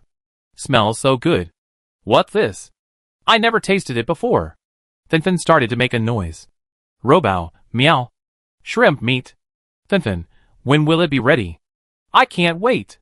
Robao looked at its plump body and said disdainfully, meow, you're always fighting for my food. Finfin, if I don't share with you, you be so fat you can't run. Wonton and the spiderlings watched quietly and obediently. Just before coming out, Wonton had fed the spiderlings crystals, but they had no interest in this kind of food. Watching them quarreling, Yunluaha felt like the head of the family.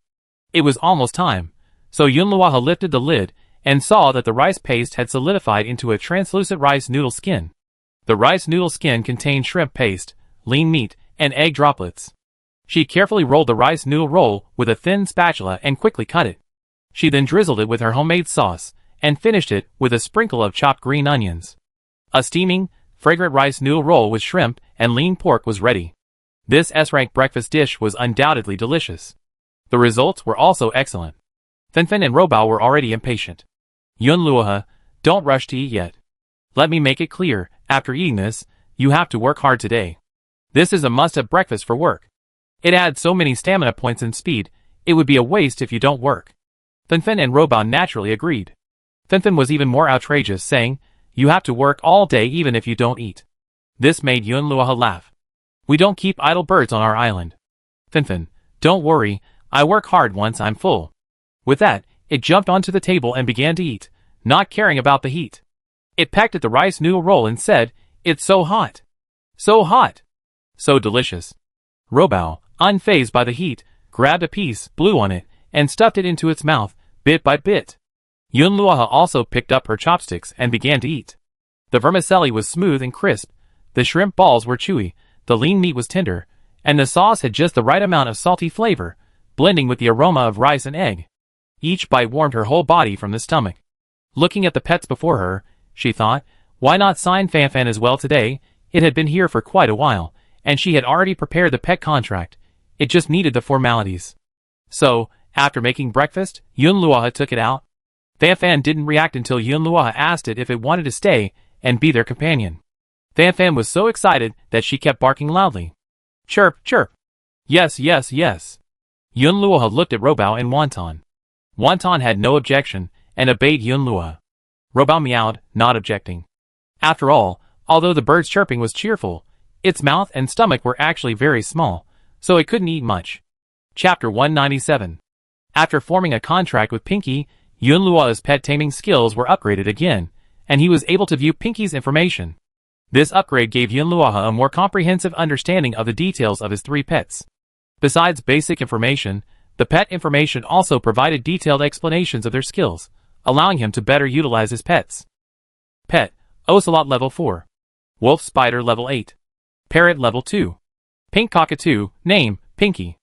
Appearance, adult, relatively large, with a signature pink, fluffy crest, a grayish-white beak, and primarily pink-white feathers, fading to a darker pink at the tips of its wings and tail. Personality, lively and talkative, curious, and cunning, with a particular fondness for nuts and sweet fruits. Combat power, low, non-combat pet. Primary skills are non-combat support skills, which can be enhanced through leveling. Exceptional perception, possesses exceptionally keen vision, smell, and sense of direction, far exceeding those of its peers. Basic skill 1, treasure hunting intuition, LV, 2, effect.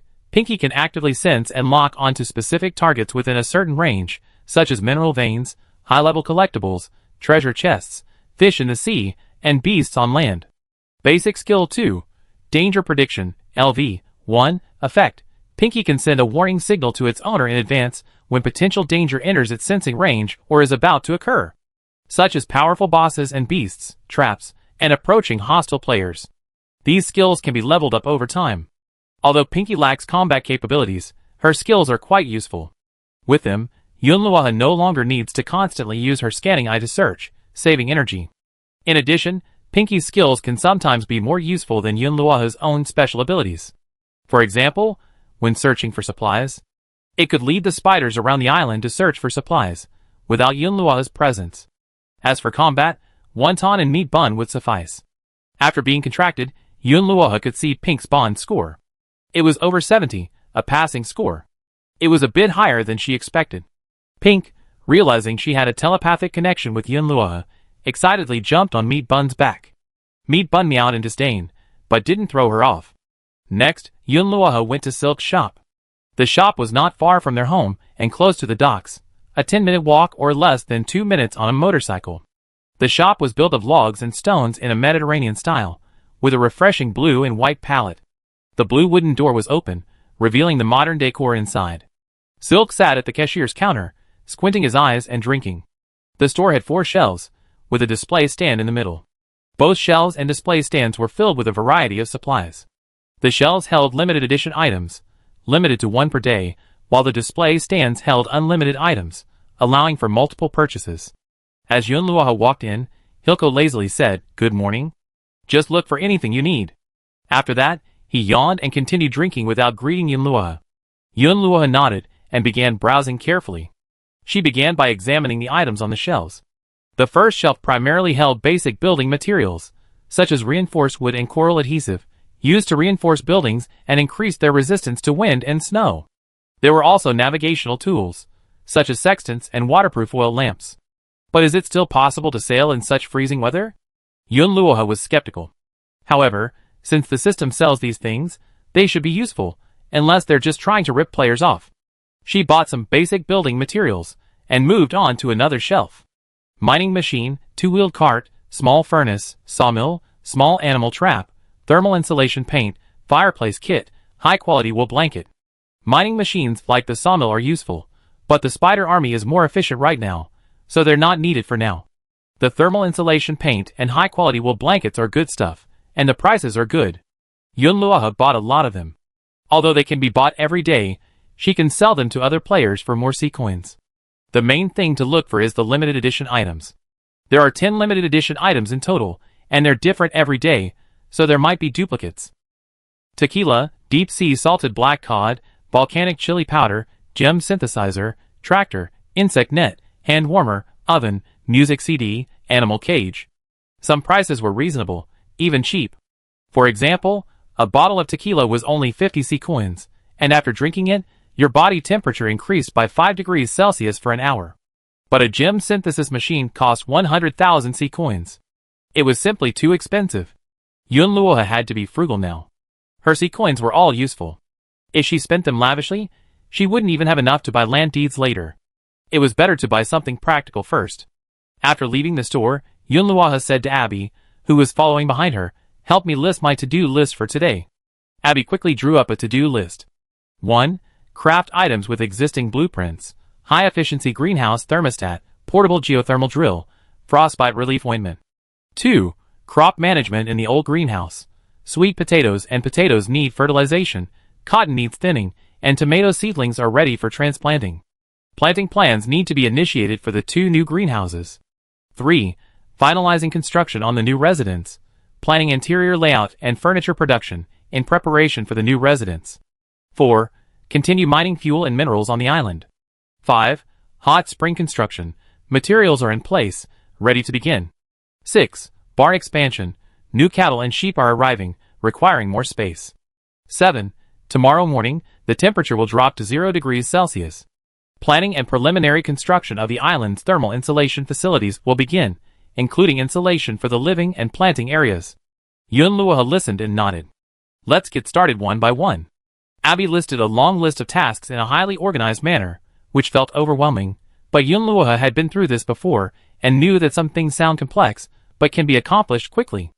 Yunluo planned to start by selecting a site for the hot springs.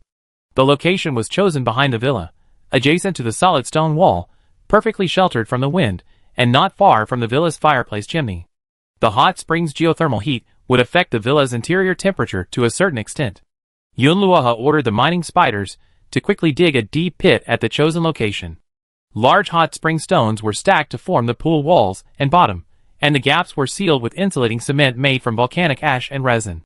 Next, the weaver spiders used their tough silk to roll up large bundles of snow-white volcanic rock wool and lay them tightly around the outer walls and bottom of the hot spring pool. The rock wool was a full half-meter thick, ensuring that the maximum energy from the geothermal core was used to heat the pool water. After waiting for half a day, the greenhouse's base was completed. Yun Luoha then placed the geothermal core into the recessed groove in the center of the pool. As the geothermal core was inserted, a wave of warm energy emanated from it, instantly activating the surrounding warm stones. Finally, clean fresh water was introduced. As the water flowed into the pool and contacted the geothermal core and warm stones at the bottom, steam immediately rose. The water temperature gradually rose, and once steam was noticeably rising, Yun Luoha reached out and tested it. Yes, it was already quite hot. However, to prevent snow and rain in the extreme cold, an insulated roof had to be added. This would also prevent heat from escaping too quickly. Yun Luoha went to the barn again to take a look. The newborn calves and lambs nestled beside their mothers, looking incredibly cute. Yun Luoha named the newborns. Now with herds of cattle and sheep, and an absurdly large number of chickens, ducks, and geese, she's run out of fresh names. She could only come up with names from the various nouns in her head. She's almost exhausted the names of fruits and vegetables, and she's also exhausted the names of snacks. Now she can only use the names of flowers. For example, the one she just came up with, rose, lily. They're not bad either. She's already decided that once those are exhausted, she use common foreign names. The two newly built large glass greenhouses are located on the open space to the east and west of the villa. Next, she needs to build more vertical planting racks and determine the crops to be grown in the greenhouses. Greenhouse number 1 will mainly grow staple foods, primarily wheat, rice, sweet potatoes, corn, and potatoes.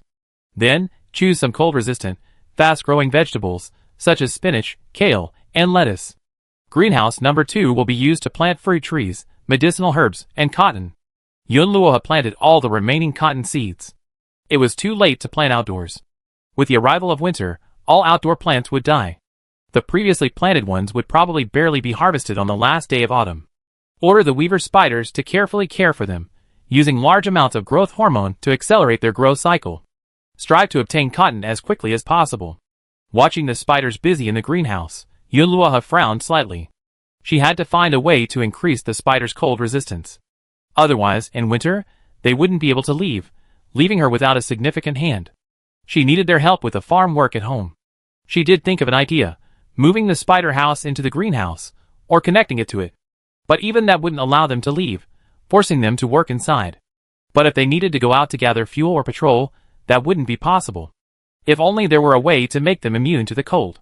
Yun Luoha thought of the ice crystal stone. Yunten had previously eaten ice crystal stone, which enabled it to spit out ice-attributed spider silk, making it impervious to both cold and heat. She wondered if other spiderlings could eat ice crystal stone to upgrade.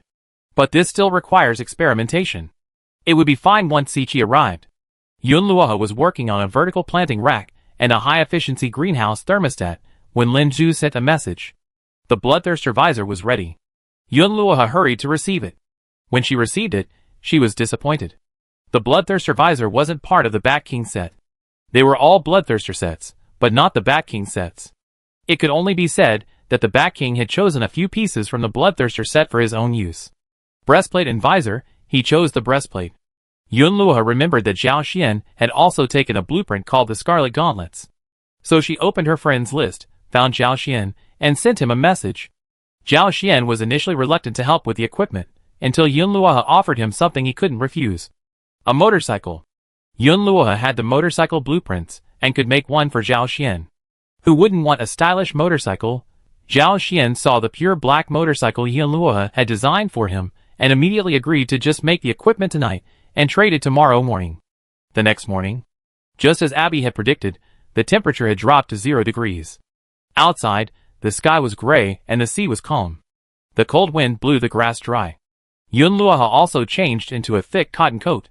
She placed the 3 high-efficiency greenhouse thermostats she had prepared in each of the 3 greenhouses. She then used the various insulation and reinforcement materials she had just acquired to reinforce the house and greenhouses. She added an additional layer of insulation with volcanic rock wool, and installed thermal curtains made of insulating fabric in each room. She then reinforced the roof with reinforced alloy brackets, ensuring it would not be damaged by ice, hail, or heavy snow. During her breakfast break, Yun Luoha reviewed her recent experience. She opened the light screen and posted a message on the player forum. After all, these preparations were inspired by the 36 key points for coping with extreme cold weather she had read on the forum. The post title is simple. Preparations 48 hours before extreme cold. 1.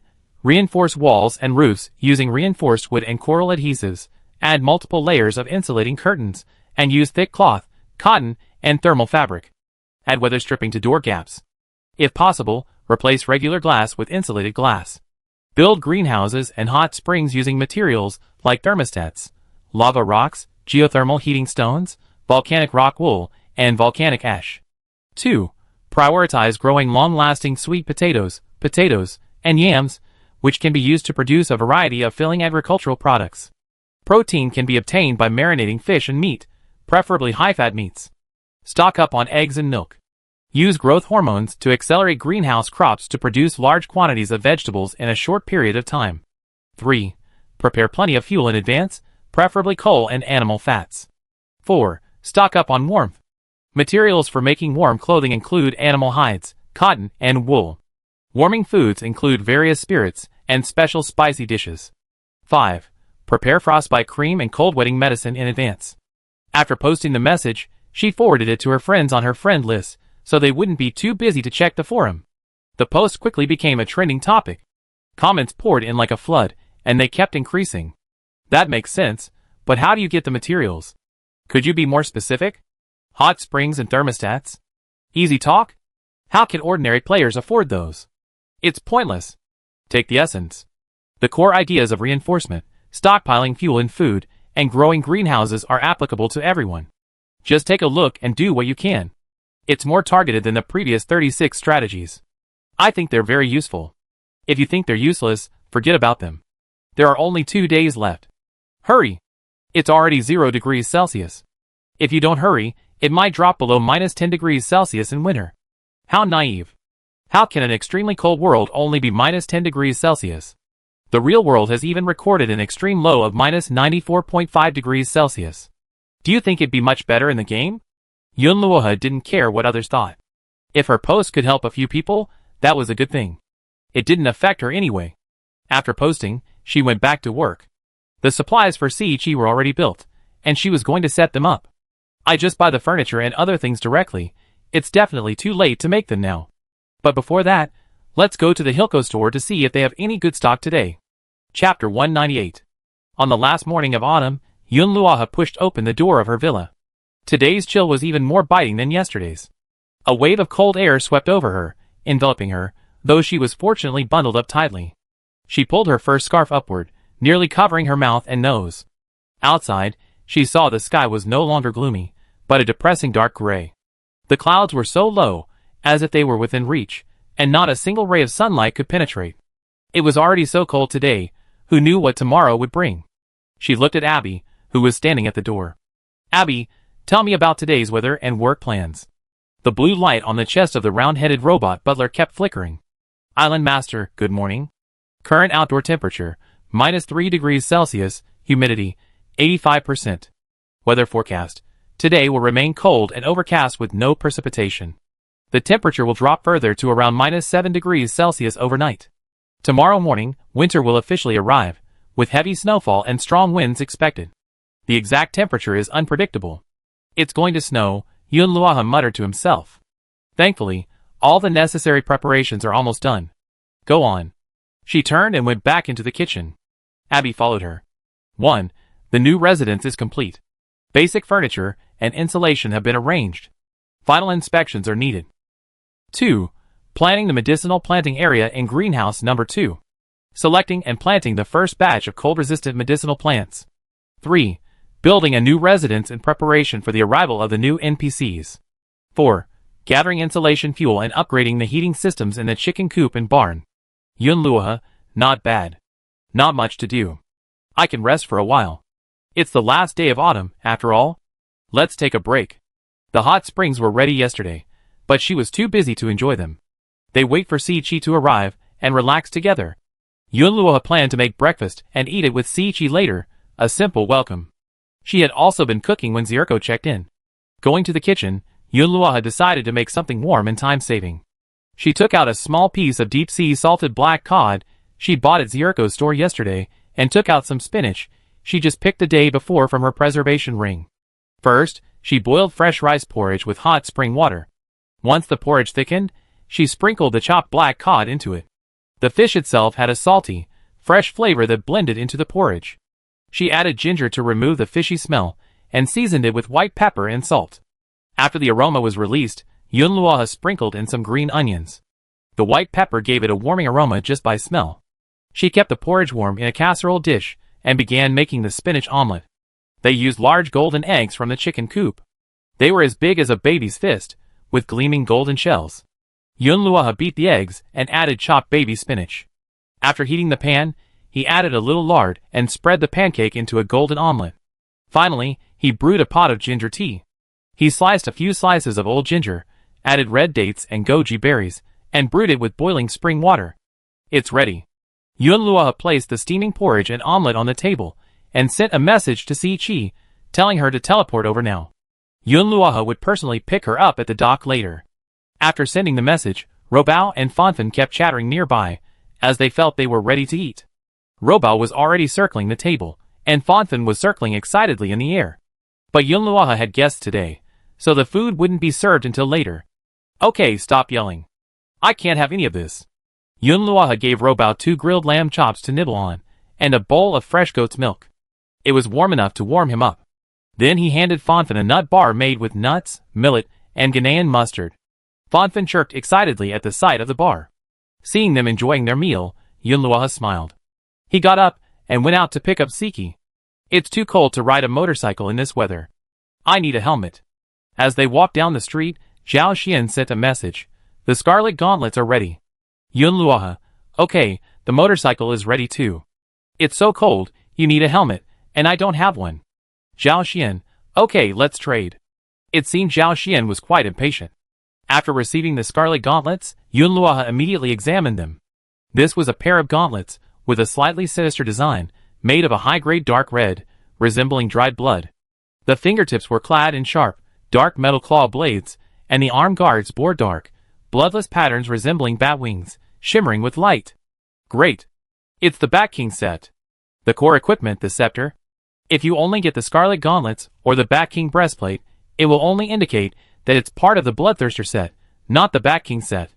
Although the Bat King set only had 3 pieces, with the scepter in hand, its effectiveness rivaled that of the 5-piece Bloodthirster set. Yunluoha breathed a sigh of relief. Now, he had all 3 pieces. Collecting all 3 unlocked the Shadow Mimicry skill. I still don't know the full effect of this skill. Crimson Gauntlets. Increases speed by 40%, with a slight lifesteal effect.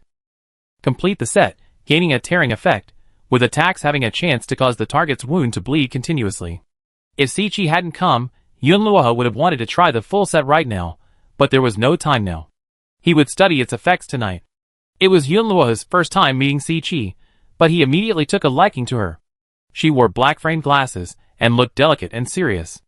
Yunluoha first took her to her new house, then went to breakfast. Si Chi's new residence was not far from the Silco store. It was a sturdy, stone and wood Western-style building, white with a red roof.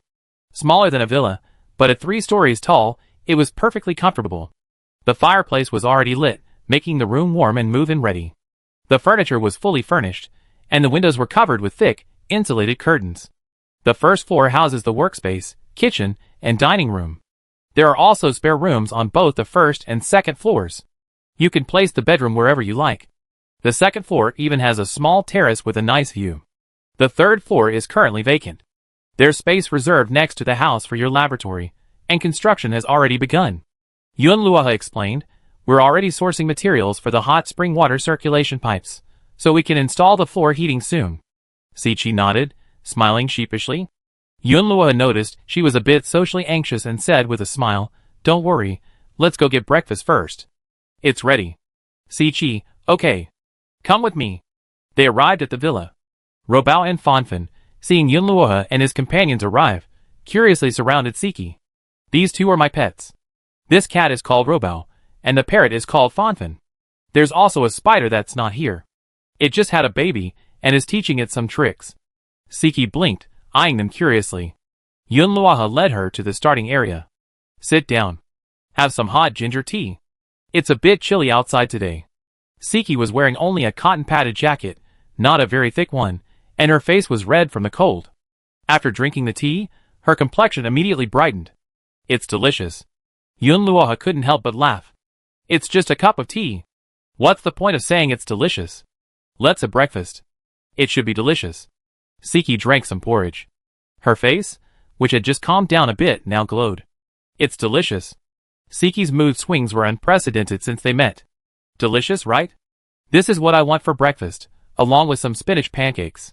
They're all grown right here, and the eggs are from my chickens. Yun Luoha is confident in her cooking skills, but she's even more proud when she mentions these ingredients. She grew and cultivated them all herself, which gives her a great sense of accomplishment.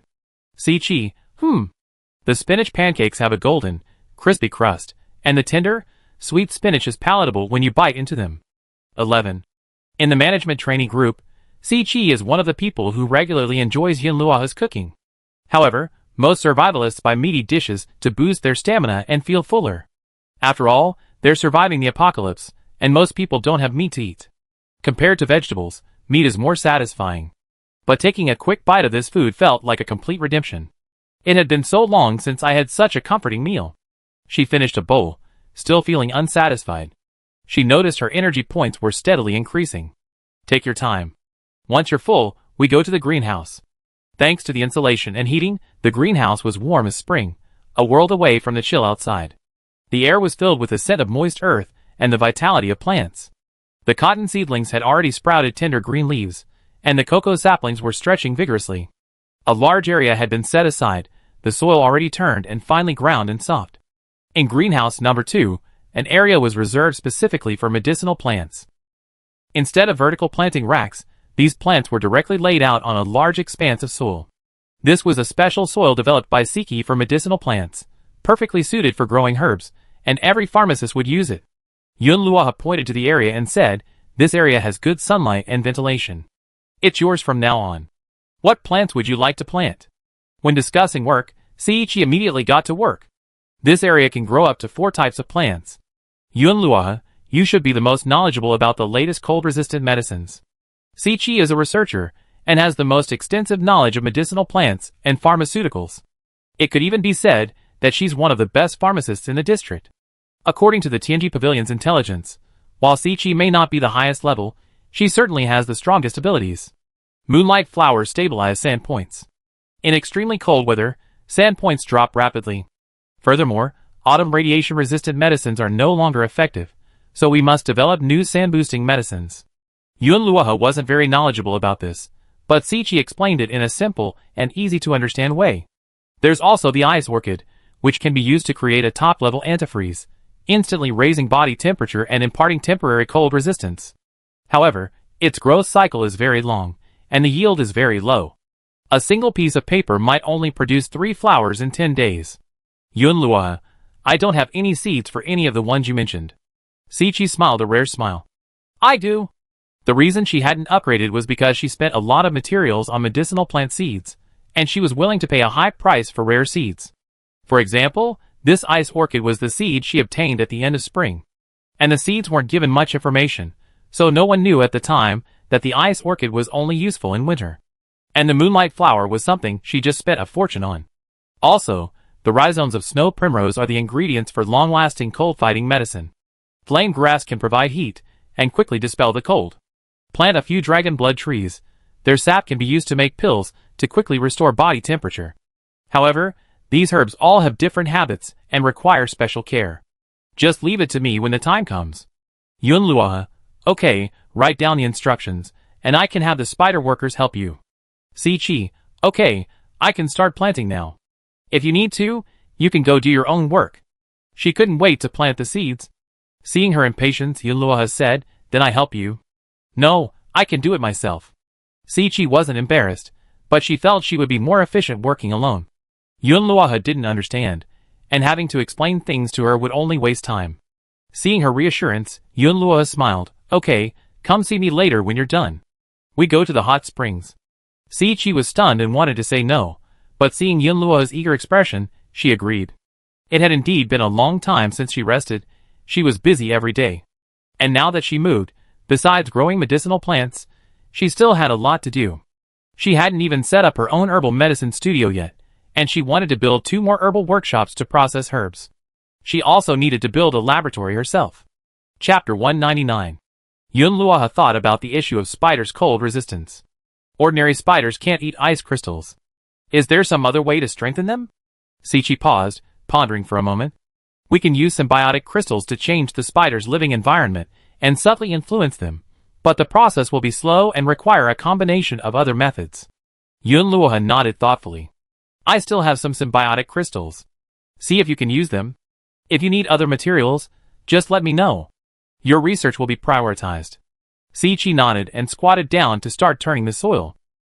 At this time, Mu Zitong sent a message saying that the core of the underwater ruins teleportation array might have been found. The diving team discovered a core in a mermaid's secret room in an underwater ruin. It also alerted a group of guarding sea snakes. Sea snakes are extremely aggressive, so the diving team had already retreated. Yun Luoha heard the description and thought it was very similar to the core of the desert teleportation array. Given that, Yun Luoha had to rush and take a look. She donned her deep-sea gear, activated an advanced diving card, and immediately headed for the area Mu Zitong had mentioned. She only knew the approximate location. She would have to explore on her own to find the exact location. The icy cold water instantly enveloped her entire body. If Yun Luoha hadn't been wearing a warm diving suit, she would have frozen solid by now. She swam quickly, gradually adapting, becoming more and more agile. Finally, she discovered the entrance to the underwater ruins, half surrounded by a vast coral reef. She explored further and entered the secret chamber. There she discovered a circular platform engraved with intricate runes, painted with symbols in the mermaid language, emitting a faint blue glow. Surrounding the platform, dozens of sea snakes swarmed densely. Each one was as thick as an adult's thigh and over 5 meters long. Their heads were triangular, their pupils a cold golden yellow. They wriggled slowly through the water like giant seaweed. 2 of them were entwined, as if conjoined. These 2 snakes led the way, guarding the center of the formation. Seeing this, Yun Luoha raised the Thunder Vortex Trident without hesitation. This was the best option for dealing with creatures on the seabed. The 2 leading entwined sea snakes let out a sharp cry, and the dozen or so sea snakes swam towards her from different angles, their speed astonishing. Yun Luoha's eyes grew cold, and she activated her scanning eye. The snake's movements slowed to a crawl. She gripped the trident in both hands, a dazzling light erupting from its shaft. She swung her hands rapidly, causing the trident to twirl in the water, creating a vortex of lightning. With the sound of electricity, the leading sea snakes were instantly drawn in. The powerful current struck them, and the vortex lasted only a few seconds. The first 7 sea snakes were shredded to pieces, their skin and flesh blackened by the current. The smell of burning could be smelled. The remaining sea snakes seemed frozen in fear, staring at their prey, unsure what to do. But the 2 entwined sea snakes still lunged forward, their heads simultaneously opening their maws. Yun Luoha raised the trident high, severing them in half. In just a few minutes, the swarm of sea snakes guarding the array's center was completely wiped out. Yun Luoha spared not a single one. Unfortunately, much of the snake meat had been chopped black, and some had been cooked through, presumably not tasting very good. Yun Luoha collected it and stored it. If she didn't eat it herself, she could feed it to pigs or sell it. It couldn't be wasted. Then, Yun Luoha approached the platform and observed it carefully, noticing a groove in its center. This prompted her to place the teleportation array blueprints and materials. This was definitely the spot. When Yun Luoha took out the teleportation array blueprints, 4 beams of light suddenly appeared on all 4 sides of the platform. A powerful spatial suction force spread out from the platform, stirring the surrounding seawater.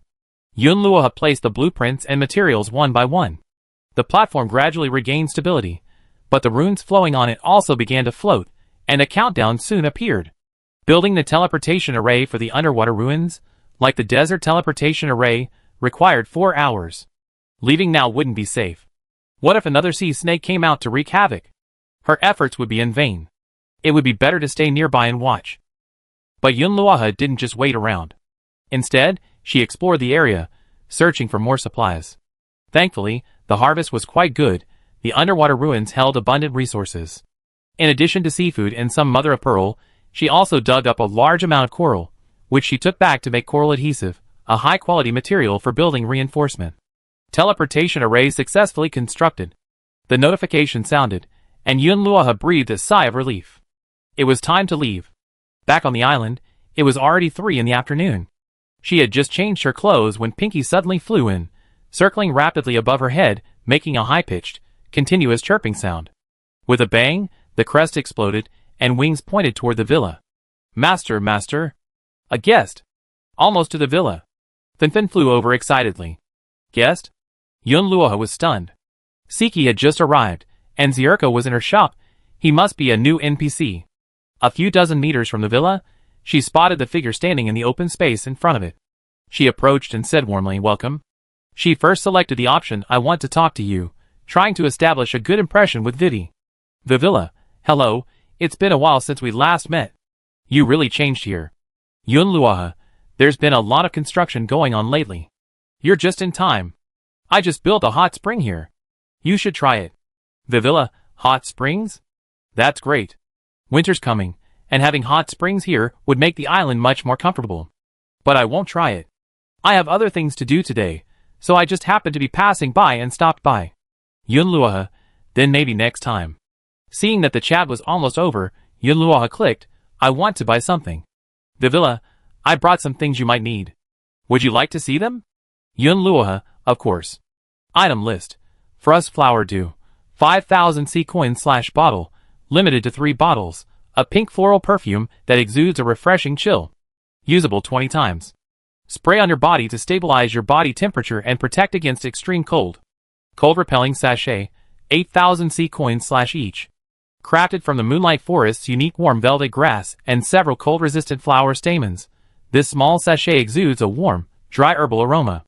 When worn, it slowly raises the temperature in a small area, dispelling dampness and cold, and preventing frostbite. Moon moss spores. 8,000 C coins/pack, limited to 1 pack. Sprinkle a small packet of these tiny spores on the exterior walls of your house, or in the corners of your greenhouse, to grow moon moss, which has insulation, insect repellent, and air purification properties. It grows slowly but effectively and sustainably. 100 flower nectar. 15,000 C coins, limited to 1 can. This thick, golden nectar exudes an indescribably rich, sweet fragrance. Usable 10 times. Consuming it restores a small amount of stamina and strength, significantly increases san, and can also serve as a catalyst for certain high-level potions. Each item is pricey. Yunluoha thought to himself, "It's too expensive," but he kept looking at the items over and over. They're all good stuff. If I don't buy anything this time, who knows when Bavilla will come again, and her stay is uncertain. And purchasing items also increases your favorability. Maybe if I buy more, I meet the check-in requirements. What a dilemma. Yunluoha looked at his remaining C coins. In fact, I only needed to sell 2 large fish to get that many C coins. Buy it. After I buy it, I can give some to Sichi for research. Maybe Sichi can make a low-end version of these things. If I could get the recipe, that would be even better. 3 bottles of frost flower dew, 5 cold-repelling sachets, 1 bag of moonlight moss spores, 1 bottle of 100 flower nectar. He spoke generously, but he felt a little sad inside. 68,000 C coins were gone in a flash. Hey, C coins are meant to be spent, aren't they? With these supplies, Yunluoha felt a little more confident about the coming cold winter. After seeing Bavira off, Yunluoha went about his business. He ordered the spiders to clear some dry branches and weeds from the island's forest. She also had Fan Fan lead the mining spider team to dig out a batch of high-quality coal from the mine. Next, Yunluoha upgraded the chicken coop, wrapping it more tightly, leaving only vents. Heat lamps were added, and insulation curtains made of animal hides and volcanic rock wool were hung. The barn also needed reinforcement, with thicker insulation curtains. A thick layer of hay was spread on the ground to keep the animals from getting too cold while sleeping. For her new home, she chose a leeward slope upwind of the hot spring area. First, she had the golden shell spiders clear the ground of rubble and weeds, then leveled and laid the land so construction could begin immediately. After completing all this, Yunluoha finally had time to test the full Bat King suit. She equipped herself with the Bat King breastplate, crimson gauntlets, and Bat King shadow scepter. Then she silently chanted the shadow mimicry activation. In an instant, 80 points of her stamina were consumed. Her body felt hollowed out. But the next second, the feeling became strange again. She seemed to blend into the surrounding shadows, becoming blurry and indistinct, her presence drastically diminished. She vanished as if by a stroke. Without her own heightened senses, her presence would have been completely lost. She tried to rush forward, brandishing her weapon, but her speed increased significantly. Her movement speed was already quite impressive, and sprinting now made it impossible to see her movements. A black shadow, like a bat's wing, lingered beneath her feet. Yun Luoha took out his motorcycle and reached the distant forest. Looking around, he aimed his staff at a massive tree and launched an attack. The gauntlet's tearing effect enhanced the trunk, and before the staff even touched it, the trunk split in half. But other than that, I didn't feel anything special. Perhaps because the target was a tree, not an animal, the lifesteal effect didn't trigger. And this skill consumes a lot of stamina. I need to try it on another animal. There seem to be wild animals in the forest. But they're not big, so they're hard to find. And it's so cold today, they're probably hiding in their burrows. I try a few rabbits and experiment a few more times. Half an hour later, Yun Luoha emerged from the forest. She had a general understanding of the effects of the Bat King set. The set primarily has 4 benefits. Form transformation. Part of the body blends into shadow, significantly reducing its presence. Movement enhancement. Increases movement speed by 30%. Shadow affinity. In darkness, grants an additional 15% dodge rate and a 10% bonus to shadow damage. This effect was triggered just after she entered the animal burrow. Blood drink. Attacking a target with continuous damage, such as bleeding or poison, has a small chance to lock onto them and drain their stamina or health. This effect, when combined with your pet's skills, should be even more effective. Shadow Devour is a special scepter skill that can only be used once an hour. Each use consumes 50 stamina points, so use it with caution when your stamina is low. However, combined with Shadow Mimicry, it can definitely catch the enemy off guard. Unless encountering a light attributed weapon, like Yuchinjin's staff, it should be invincible. Before Zirko's shop closed, Yun Luoha purchased another batch of supplies. At this moment, Sichi emerged from the greenhouse. Have you finished planting? Yun Luoha went to meet them. Yes. Sichi nodded. The moonflower seeds need to be protected from light. I built a small shed. Speaking of these medicinal plants, she became more talkative. Yun Luoha listened attentively, waiting until she finished before suggesting a trip to the hot springs. The hot springs were located behind the villa and had been renovated, with a circular pool surrounded by pebbles.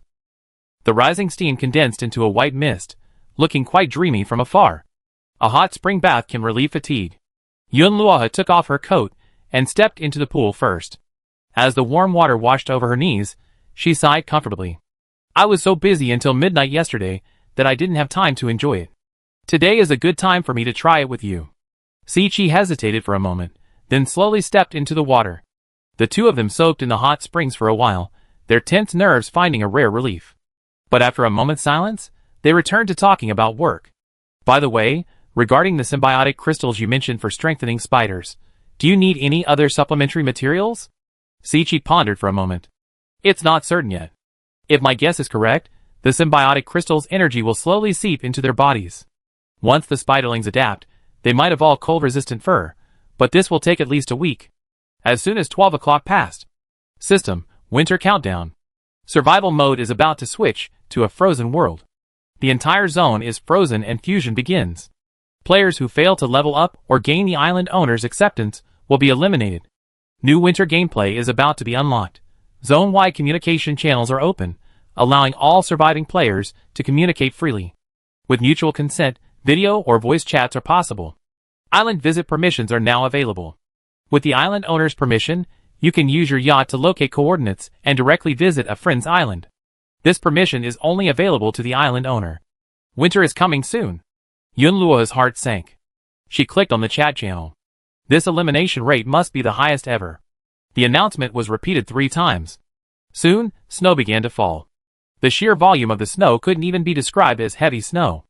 An hour after it began to snow, hail, and ice balls began to fall.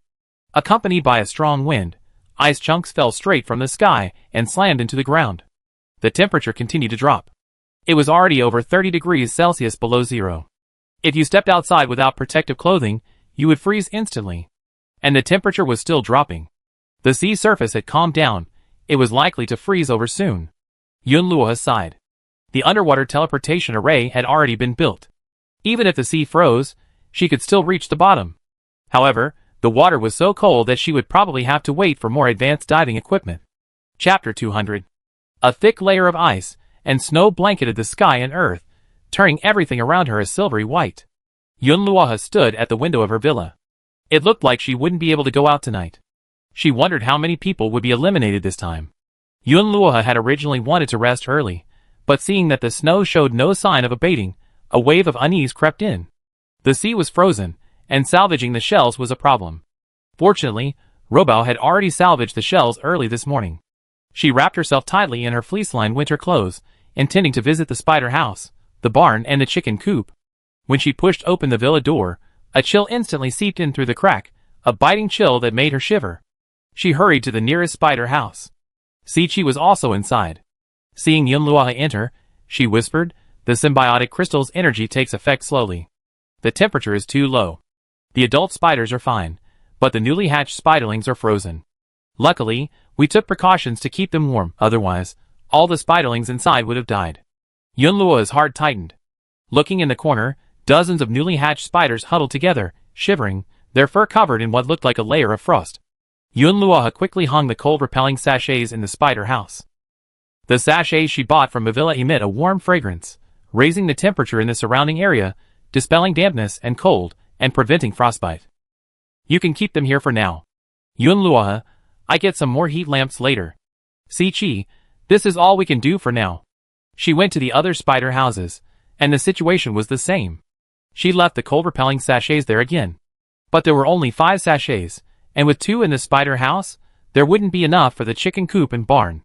The hail had already torn a hole in the coop's insulation, and the cold wind was rushing in. Yunluo immediately fetched supplies to patch the hole, patching it up layer by layer. He then laid new hay on the floor, and sprinkled some grain soaked in warm water. If this continued, the chickens in the coop would freeze to death. These insulation measures were simply not enough. The temperature outside was too low, and it was snowing now.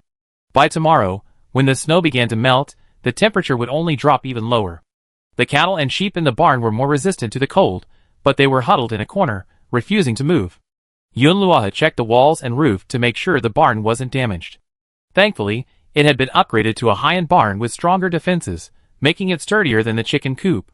If only they could make feed that would keep the animals warm, so they wouldn't freeze to death. Yunluo saw a light on in Hilko's house. After some thought, she decided to go over and take a look. She knocked on Zirko's door. It opened immediately. As the island owner, Yunluo could freely enter and exit any residence on the island, even those owned by NPCs.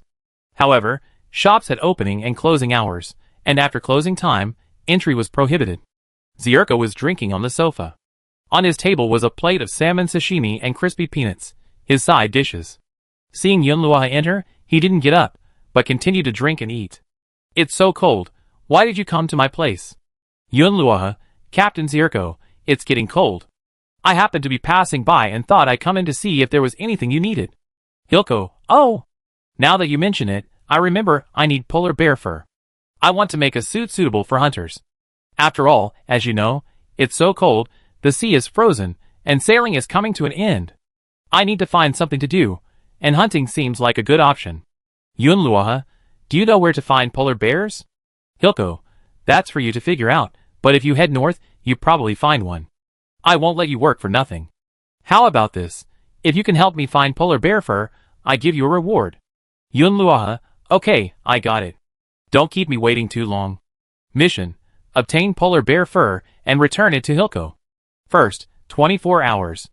Yunluo thought, is it so urgent? 24 hours to complete the mission. Did she accept it too hastily? If she had known, she would have come back tomorrow during the day. It's mainly because I'm inexperienced, and didn't realize it was a time-limited mission. Time is tight. But no matter what, we had to go look. The chat channel was now filled with unleveled players begging for help. Having found no islands willing to accept them, these people could only wait for death. This was their last chance. The temperature continued to drop, and the reefs that hadn't become islands had frozen into ice. Their defenses weren't strong enough to withstand such low temperatures. Ice balls would quickly penetrate buildings if they hit them. Many houses had been damaged. Once a hole was created, cold air would rush in. Even insulation measures were ineffective. Repairs were urgently needed. Inadequately reinforced houses were vulnerable to the extreme cold and hail. However, houses that haven't been upgraded to level 9 will continue to deteriorate even after repairs. It's so cold. Even wearing a cotton coat, I still feel cold. I can't go out at all. I don't know what tomorrow will bring. Help! Is there anyone willing to take me to the island? If not, take my pet with you, or it die if it follows me. It can be transferred without a contract, but with a contract, you can't change owners at all. Damn! I'm just a few supplies away from leveling up. Can anyone sell me some? I'd pay 10 times the price. 10 times? Why not buy them at the mall? The person above, you forgot one thing. There's no Reef Mall for unleveled players. You can only trade at the trading center. Upgrade supplies are so scarce in Area 2. Everyone needs to level up, and after that, they need to build island infrastructure. There aren't any in abundance. I can exchange some here. I put them at the trading center. Anyone who needs them can go and trade. Yunluo sorted out his supplies, and put the extra upgrade materials up for sale at the regular price, but only unleveled players could trade. I don't know how many people I can help, so I can only do my best. In addition, Yunluo also made a lot of warming supplies, such as frostbite relief ointment, cold weather herbal packs, and warm down jackets. She also made a lot of warming hot pot. She kept some of these for herself, and put the rest up for sale. Because they were only made for a few hours, and the quantity was limited, they had to be sold in limited quantities. Each person could only choose one item, and could only buy one. After putting it on the shelf, she was already very sleepy. She had to wake up at 8 a.m. tomorrow, leaving her with less than 5 hours of sleep. She hurried back to her room to rest. She didn't have time to open the shells, so she'd deal with them tomorrow morning. Luckily, the trash can raffle had already been drawn. She had won a blueprint for mountain boots. Mountain boots. Tough, warm and waterproof, they can be fitted with various crampons, making them perfect for walking and climbing on snowy plains and icy rocks. Materials: high-quality leather X2, rubber X2, refined steel X1. Now that the sea is frozen, special footwear is definitely needed. Snow boots, while warm, are not slip-resistant. 8 a.m. Winter had officially arrived. The island was covered in a thick blanket of white snow, with no sign of green. The snow at the door had already piled up into a thick pile, at least 2 meters deep. Early in the morning, Yunluo had to go out and shovel the snow. She used various tools, including a snowplow she bought at the Reef Mall for a hefty price. It took her half an hour to clear the snow outside her house. It's not easy. The entire island was silent, devoid of the chirping of insects or birds, only the rustle of her feet on the snow. Ro Bao and Fan Fan shivered with cold. Meow. Meow. Ro Bao stammered, "It's freezing. Are we still going to collect shells in this cold?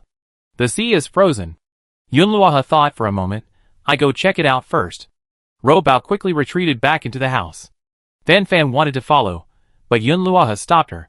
"You have other plans today, come with me." Fan Fan's feathers couldn't even fly, so she lay on Yunluo's fluffy hat to keep warm.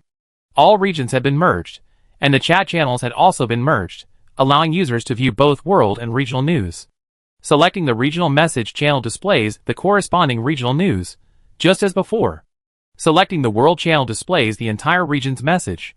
Yunluo noticed that the number of surviving players in Area 2 had plummeted by 60%, leaving only a few tens of thousands alive. Were so many players eliminated this time? Based on this, the number of players eliminated from Area 2 was still relatively small. There were far worse off players in other areas. Yunluo sighed.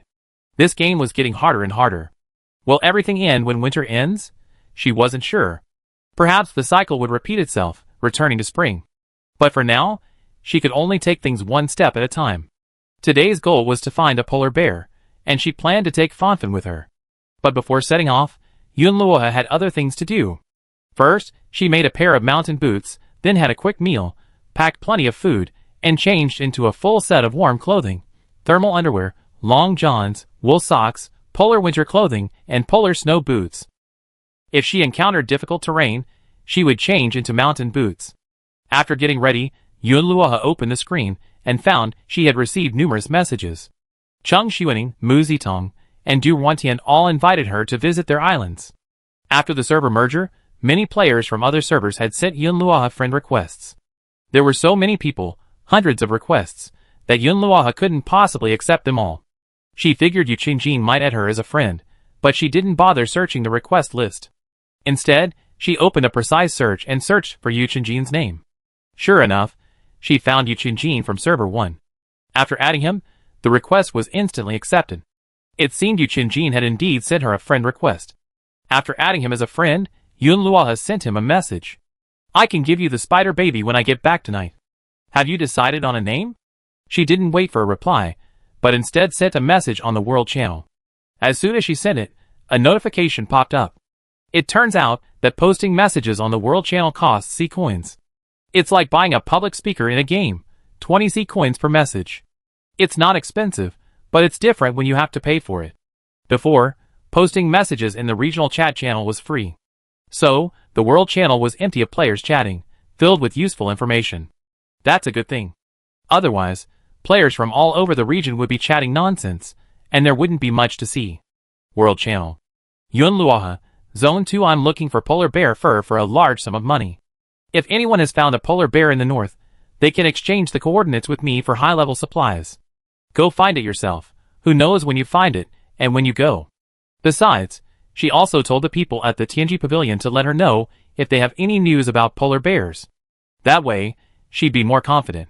After completing these preparations, Yunluoha took Fanfan and set off. Before setting off, she sprayed Fanfan with frost-freezing floral dew. This helped stabilize her body temperature and withstand the extreme cold. Otherwise, Fanfan would have frozen before she even found the polar bears. This stuff can only be used 20 times, so she had to use it sparingly. If she felt cold, she could eat something to warm her body. Chichi, it smells so good. I'm not cold anymore. Where are we going? After applying the floral dew, Fanfan became lively again. Let's go find the polar bears. I'm heading north. Yunluoha bought a warm helmet from Zhao Xian last night. With it, she could ride her motorcycle. Although she was wearing bulky clothes, using super thick gloves, and even equipped her motorcycle with a windshield, it didn't look very cool at all, but temperature was more important than style. Chapter 201. Before setting off, Yunluoha suddenly thought of something and opened the map to study it. After the entire region merged, the world map transformed into a single, large map. With her reef island at the center, the surrounding area was gray, representing unexplored areas. There were 4 islands in the east, south, west, and north, representing the 4 seasons. There were also some gray islands nearby, which could be explored on their own. The sea was frozen, meaning that islands could be found without landing cars or boats. If players could ride a motorcycle, it would be even faster. However, Yunluoha would prefer to use landing cards because she had quite a few, having accumulated a lot from opening shells, but she had been too busy to go to islands much, and she still had 10 in her backpack. And riding a bike would be too time-consuming. She opened the map and headed north. The cold wind blew snowflakes against her helmet. As she sped along, Yunluoha's vision was a little blurry. Fanfan hid in her hat, clutching her collar tightly, not daring to move. The motorcycle left tracks on the ice. The ice was so thick that even a truck wouldn't likely crack it. But she still had to be careful. If there was a crack in the ice, she'd be flying straight into the sea. While she wouldn't die in the water, it was incredibly cold, and the motorcycle would sink quickly. If she didn't want to lose the motorcycle, she'd have to dive down and retrieve it, or else she'd lose the bike and freeze to death. The map showed she was heading deeper into the northern seas. The gray, unexplored area gradually brightened.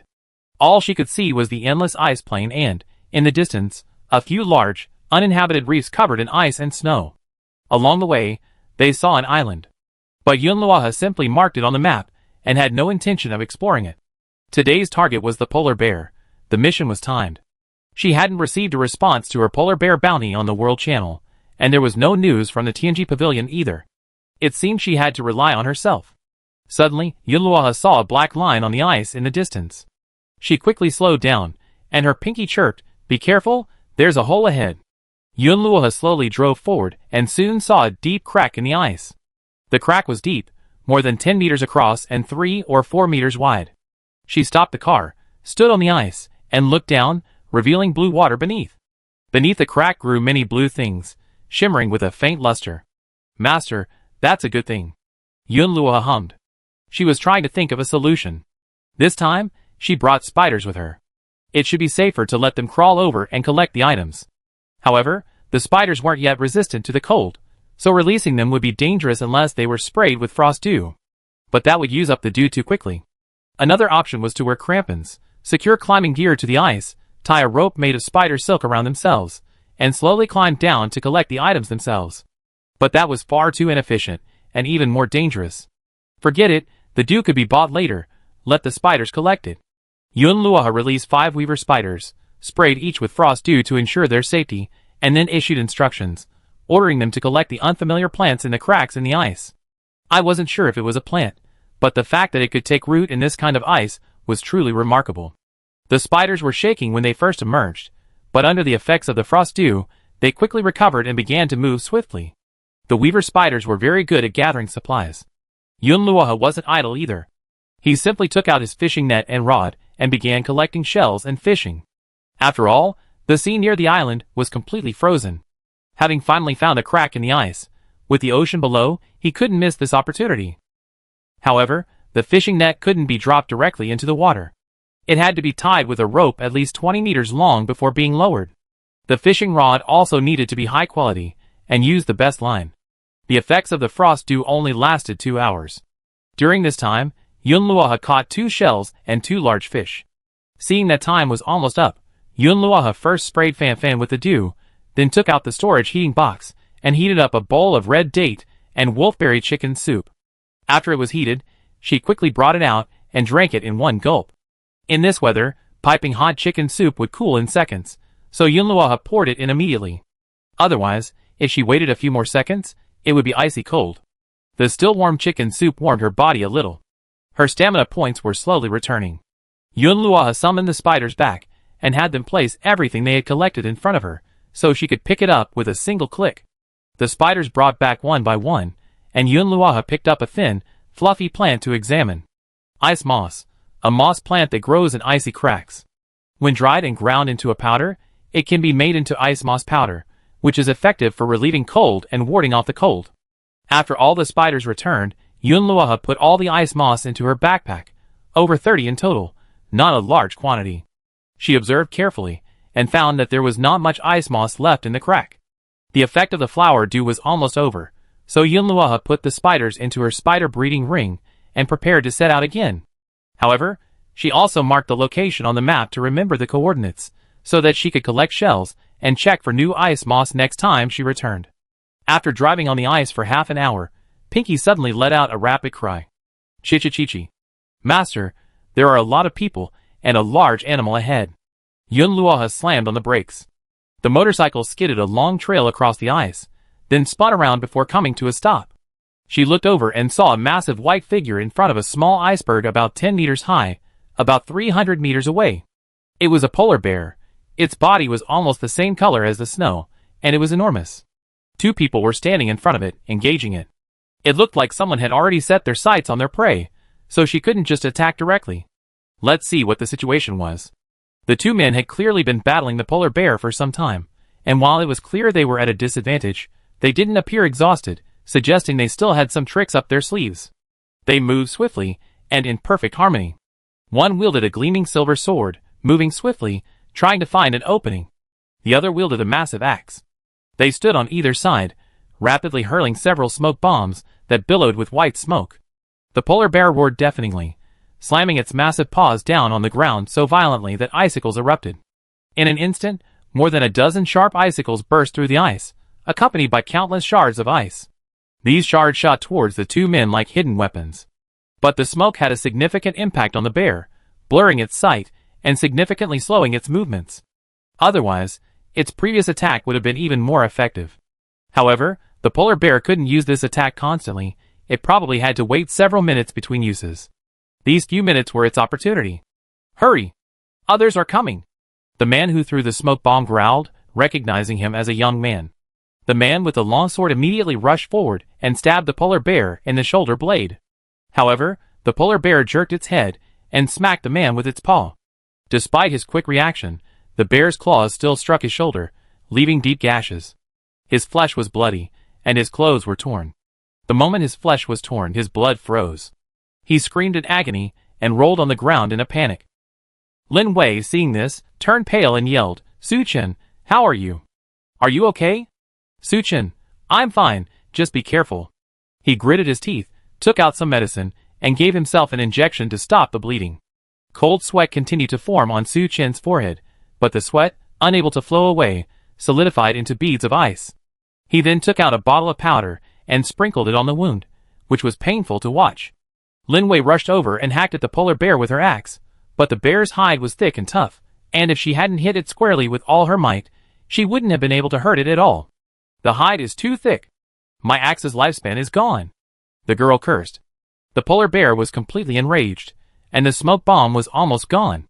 Seeing this, Yunluo knew she couldn't wait any longer.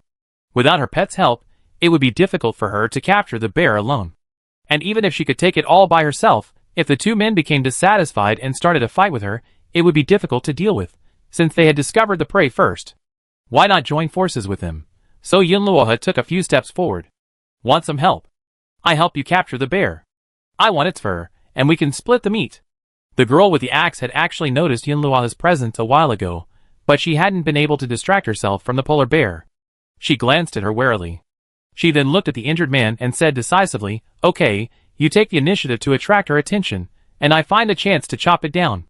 Yunluo shook her head. "If you chop it that way, you won't kill the bear, but you damage its hide." The girl thought to herself, it's easy to talk without knowing how powerful this bear is.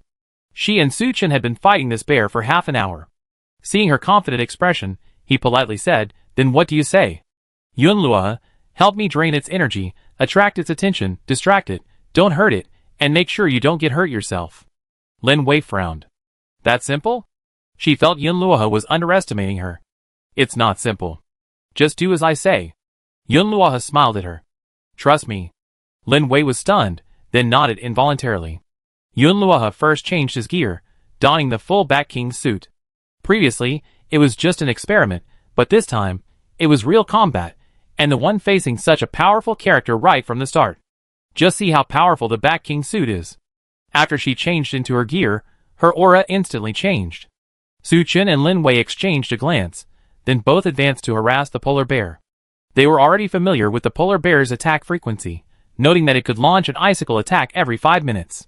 Its large size made it unwieldy, so as long as they stayed out of harm's way, it wouldn't harm them. With their distraction, and Yunluo's shadow mimicry skill activated, her body blended into the shadows, rapidly diminishing her presence, but at an astonishing speed. The polar bear couldn't see her at all, as if she didn't exist. Even after Yunluo had moved behind the polar bear, its attention was completely focused on the two of them. She dodged, arriving a meter behind the polar bear, and raised her scepter. Lin Wei and Su-chan were stunned. They hadn't even noticed Yunluo's sudden appearance. If Yunluo hadn't been behind the polar bear, facing them head-on without a shadow to obscure her, they wouldn't have been able to see her. Yunluo's skill consumed 80 stamina points, and could only be used once within a short period of time, so success was crucial. Yunluo leaped to his feet, gripping the staff tightly and thrusting it downwards, piercing the polar bear's neck with its tip. The staff's tearing force was so intense that even the polar bear, with its thick fur and fat, could not withstand the powerful blow. The staff pierced its body forcefully, penetrating a full half-meter from the back of its neck. It opened a massive wound. The polar bear howled in agony. It finally realized its enemy was behind it, but it could no longer turn. The blood-drinking effect triggered, but Yunluo didn't lose any health points. Her health was full. Some of the absorbed power was converted into stamina, giving her a small boost. The polar bear screamed in agony and clawed backward with its paws. It was completely frantic, its final attack at its most intense. It slammed its massive paws hard behind it, but Yunluo dodged with incredible speed, leaving the polar bear unable to reach her. Benefited by the dual effects of increased movement and shadow affinity, Yunluo swung her scepter again, striking the previous wound again. Blood spurted even more, coating the ice surface before freezing. The polar bear's frantic counterattacks accelerated its blood loss. With Su-chan and Lin Wei constantly interfering, it howled furiously, but couldn't locate Yunluo. Even if it launched another icicle, it would only hasten its own demise. Seeing the polar bear fall to the ground, Yunluo prodded it a few times with his staff to confirm its death, then took out a potion to replenish its strength. At this moment, Lin Wei and Su-chan were completely stunned by Yunluo's actions. Yunluo suddenly disappeared and reappeared, and in less than a few minutes, he had killed the polar bear. This was too unbelievable. Lin Wei, which district are you from? You're amazing. Chapter 202. Yunluo put away her scepter, and walked over to the massive carcass of the polar bear. She examined the fur. Fortunately, she had intentionally avoided inflicting multiple wounds on the polar bear, so the overall fur was intact. The task should be completed without any problems.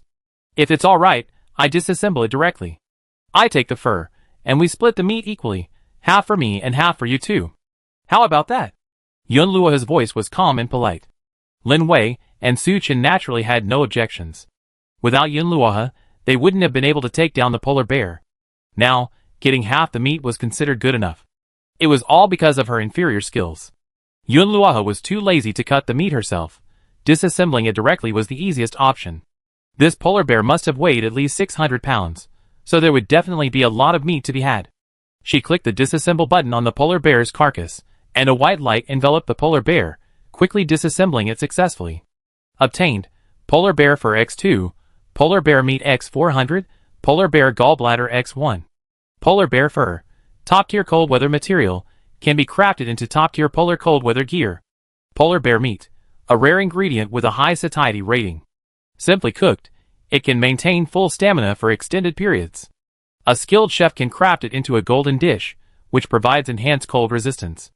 Polar Bear Gallbladder, top-tier medicinal ingredient, can be crafted into advanced detoxification potions or powerful golden pills. Yunluo took the Fur X2, Polar Bear Meat X200, and Bear Gallbladder X1. There were also some offal items like offal, fat, and bones, half of which Yunluo also took. These have many uses, including composting and fishing. The rest was left on the ground for them to pick up. Polar bears are large, their flesh firm and high quality. Bear bile is a precious medicinal ingredient. While its specific uses are unclear, Yunluo's instincts were unerring. She had to take it. I take the bile too. These ingredients are for you. After saying this, Yunluo pulled some fruits and vegetables from her backpack and conducted a face-to-face transaction with Lin Wei. Lin Wei knew bear bile was valuable, but even a hint of resentment was pointless. The other party was incredibly powerful. If they didn't want to give them anything, they might even kill and rob them. Getting this meat was already quite good. Being willing to offer something else as compensation was already quite generous. Okay. She took a deep breath and quickly put the bear meat away. This meat was enough for them to make a large quantity of top-quality cold-resistant food, and they planned to return. Yunluo nodded without further ado. She unleashed the motorcycle and prepared to return. Wait! Can I know your name? Lin Wei asked again.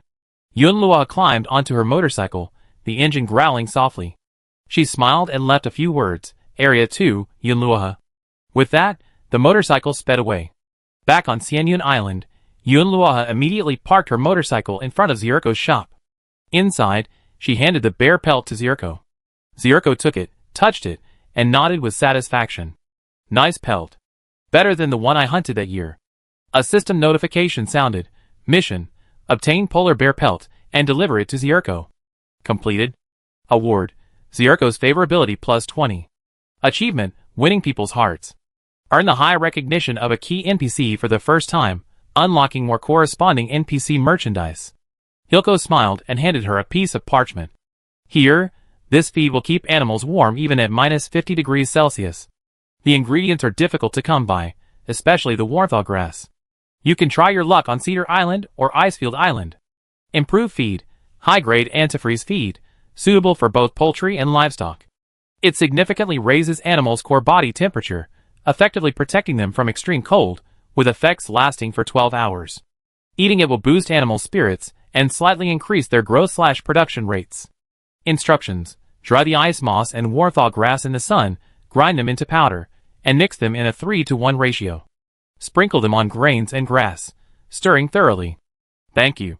Yunluo's eyes lit up. It seemed he had a new goal. Immediately, they had the ice moss, they just needed to find the warthog grass. And Hilko had pointed out the directions: Cedar Island and Icefield Island. It seemed these were the winter-only islands. Yunluo bought a lot more supplies and limited edition items at the store, and headed home. It was getting late today, and she still had a lot of work to do when she got home. She planned to go to the island tomorrow. While making dinner, Yunluo opened the chat channel. She checked the regional channel first, as it had more news. Do you have a diving suit for the sea? I got the recipe for a cold resistance potion, which requires a type of seaweed that grows under the ice. I found a few snow foxes in the island's forest, but they're so fast. Is there any way to catch them? Be careful of the eye of the hurricane on the ice. Get sucked in, and you lose health instantly. I almost died just now. It's so annoying. It's cold outside, and if I don't go out, I can't do anything. Where are you all collecting shells? The animals on my island are dying, and there's nowhere to find shells. At this rate, my reef score won't improve at all, and I'd be eliminated sooner or later. Yunluo sent the news of her discovery of the ice crack today to the Tianji Pavilion, asking them to compile it into a complete set of intelligence and sell it at a lower price, which would still help most players. Switching to the World Channel, she saw someone had replied, claiming to have found clues to a polar bear and could provide coordinates. They also claimed to have polar bear meat. There were quite a few people saying this. 4 or 5 players had bear meat. Seeing this, Yunluo smiled. She quickly obtained the information through the Tianji Pavilion. The bear meat from those people in the World Channel all came from District 4, purchased at the trading center. Presumably, they bought it from Lin Wei and Su Chen. She had killed the bears, and these people, armed with the now invalid coordinates, were trying to get something for nothing. It seemed like she couldn't rely on others for this kind of thing in the future. Players all had their own selfish motives. If they found such a prime prey as a polar bear, they wouldn't be willing to give away the information. A bear weighed hundreds of pounds of meat, along with various high-quality supplies. How much could they earn from selling information? It would be better to organize a team to hunt it themselves. So, Yunluo's bounty on the World Channel went unanswered, until someone bought bear meat and offered her this outdated information. Unfortunately, Yunluo had killed the bear herself, otherwise she would have had to sacrifice some resources in exchange for the information. She simply posted a photo of herself hunting a polar bear on the World Channel and announced the coordinates. This move undoubtedly slapped the faces of those who tried to sell her outdated information, and immediately caused a stir on the World Channel. Posting on the public message board required C-coins, so few people spoke. But after Yunluo posted the message, hundreds of people suddenly appeared and began to flood the message board. Many players from District 2 were showing off their prowess, including Mu Zitong. Holy crap! The real deal is here. Not only did they find a polar bear, they killed it, and even shared their coordinates. So impressive. I'm dying of laughter. A slap in the face came so quickly. Awesome. Boss, are you still in need of accessories? Boss, do you have any bear meat for sale? I want some. Yunluo is awesome. The pride of District 2. Boss, take me with you next time. Looking at the rapidly flooding feed, Yunluo turned off the screen. Dinner was ready. To test the effectiveness of the bear meat, she prepared 2 special bear meat dishes, braised bear meat with potatoes and pan-fried bear chops. Both were golden dishes. The bear meat was prepared using a marinade packet and cooked in a pressure cooker for 2 hours, until tender. The potatoes used were small, round potatoes, also tender. The flavor was enhanced with homemade seafood soy sauce, and the taste was simply amazing. The effect is impressive, keeping out the cold for up to 3 hours, and instantly increasing body temperature and stamina. The first half hour after eating, you experience a significant boost in strength. The recipe for the pan-fried bear steaks is no simple matter, using a variety of spices, such as rosemary and sage, and a fresh tomato sauce made from a blend of 10 different varieties of cherry tomatoes. The tenderest cut of bear meat is chosen, resulting in a succulent and tender texture. Dipping it into the sauce, one bite will make your taste buds explode. Yunluo herself was ecstatic. Ro Bao was even more delighted, rolling around on the ground, sucking on the bear steak bones. These 2 dishes were simply delicious. She divided the extra portions and distributed them to Mu Zitong, Cheng Xuaning, Si Qi, and Yu Qunjin. Good stuff, let's share it with friends. After sending it, Yunluo remembered that Yu Qunjin doesn't eat meat. How could she have forgotten that? She added, if you don't want to eat it, you can sell it. Oh, and send another portion to Zierko. It's dinner time now. Giving him something so delicious might even yield something good. Sure enough, after taking a bite of the pan-fried bear steak, Zierko's favorability increased by 5 points, and he even gave her a white fox fur hat. Yunluo loved the hat immediately. The thick fur made it look warm, and it was also very attractive. It covered her ears perfectly, making it much more comfortable than her current hat. After returning home, Yunluo opened the Reef Mall to check out the new items added today. Constant temperature stone fragments, 1800 C-coin/piece. Purchase limit 3 per day. These strange stone fragments emit a faint heat. Collecting a certain number can be crafted into a small constant temperature stone. Placed in a building or animal shed, they can slightly increase the ambient temperature. Dreywolf pelt, 12,000 C-coin/piece. Purchase limit 1 piece per day. A complete dire wolf fur, offering excellent warmth. It can be crafted into a dire wolf fur hat or dire wolf fur boots. Icebreaker harpoon, 10,000 sea coins / piece of magical ice fishing tool. This sturdy harpoon, crafted from fine steel, features a spiral icebreaker on the head, allowing it to carve holes in thick ice. It's not a large item, but it's all good stuff. Yunluohe bought the constant temperature stone fragments first. They're perfect for use in animal sheds and chicken coops. However, he wasn't sure how many pieces were needed to craft a small constant temperature stone. He decided to buy 3 pieces today. Yunluohe didn't buy the wolf pelt. She had a polar bear pelt, which was even better. Once she found the blueprint, she used it to make a set of cold weather gear. Outdoors, it would still be a bit chilly. There was no limit on the number of icebreaker harpoons available, so Yunluohe bought one herself and tested it on the ice. It was a bit slow to break ice, but it worked fine. With her strength, it would take her about 20 minutes to break through a dozen meters of ice. She took a screenshot and posted it to the group chat, asking if anyone wanted it. Everyone said they wanted it, and sent Yunluohe their sea coins. Mu Zitong, "Ha, Sister Yun, why are you doing this for me? Give me one. Yunluohe, I buy it for you. I won't charge you any commission. Just tell me if you want it. It's kind of useful. I just tried it, and it can cut through ice, but it takes a while. Chung Xuaning, I want one too. Luohe, can you buy me one? I don't have it in the store. Is it unlocked by a specific achievement? Yunluohe, yes, I unlocked it after completing Hilko's quest after he moved in. Yang Mian, I don't have any NPCs moving in yet, but Blacksmith Su has agreed to come over the day after tomorrow. If nothing goes wrong, he'd be moving in. If you need weapons, you can contact me then. Chung Xuaning, my Viviera is moving in tomorrow. After I see what she has, I share it in the group for everyone to buy. Everyone in the group shared key factors for attracting NPCs to move in. Yunluohe also discussed many ways to improve NPC favorability. After the chat, Yunluohe put 2 ice-breaking harpoons on the market, selling them for 12,000 sea coins each, to see if anyone wanted them. This item is a must-have right now. Because the sea is frozen, it's impossible to salvage shells, and finding cracks in the ice is a challenge. This item is incredibly useful. It can be used to drill holes in the ice, meaning you can also dig holes near the reef to salvage shells. She only unlocked this item after completing the polar bear quest. Few people in the entire zone can currently buy it. Lately, Yunluohe has been spending sea coins at a rapid rate, so she needs to find a way to earn more. Yunluohe collected over 100,000 sea coins, and spent them on a shopping spree at the Reef Mall. After completing her shopping spree, she unexpectedly unlocked a new achievement. Achievement, Shopping Master. Spend a cumulative total of 1 million sea coins at the Reef Mall. Reward, Potent Energy Potion Recipe X1. Potent Energy Potion significantly increases maximum stamina and recovery speed for a short period of time, but may come with a weakening side effect. Use with caution unless necessary. Ingredients, Bear Ball X1, Golden Royal Jelly X1, Flame Grass X2. Wow, there's even such an achievement. If I keep buying, and accumulate 5 million, or even 10 million, I should have even greater achievements. Buying on behalf of others is rewarding.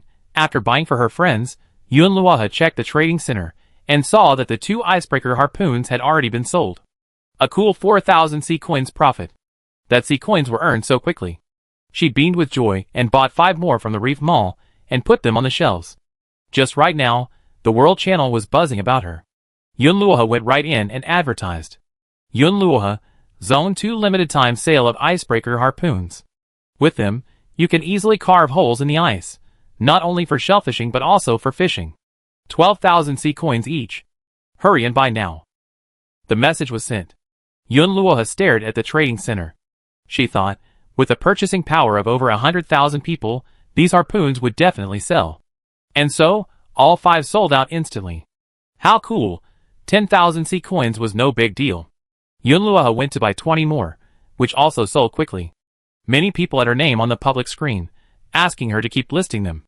She was enjoying this, but then a message popped up on the Reef Mall. Today's spending limit exceeded 500,000. Please try again tomorrow. Yunluohe, shock. This ruined my money-making plans.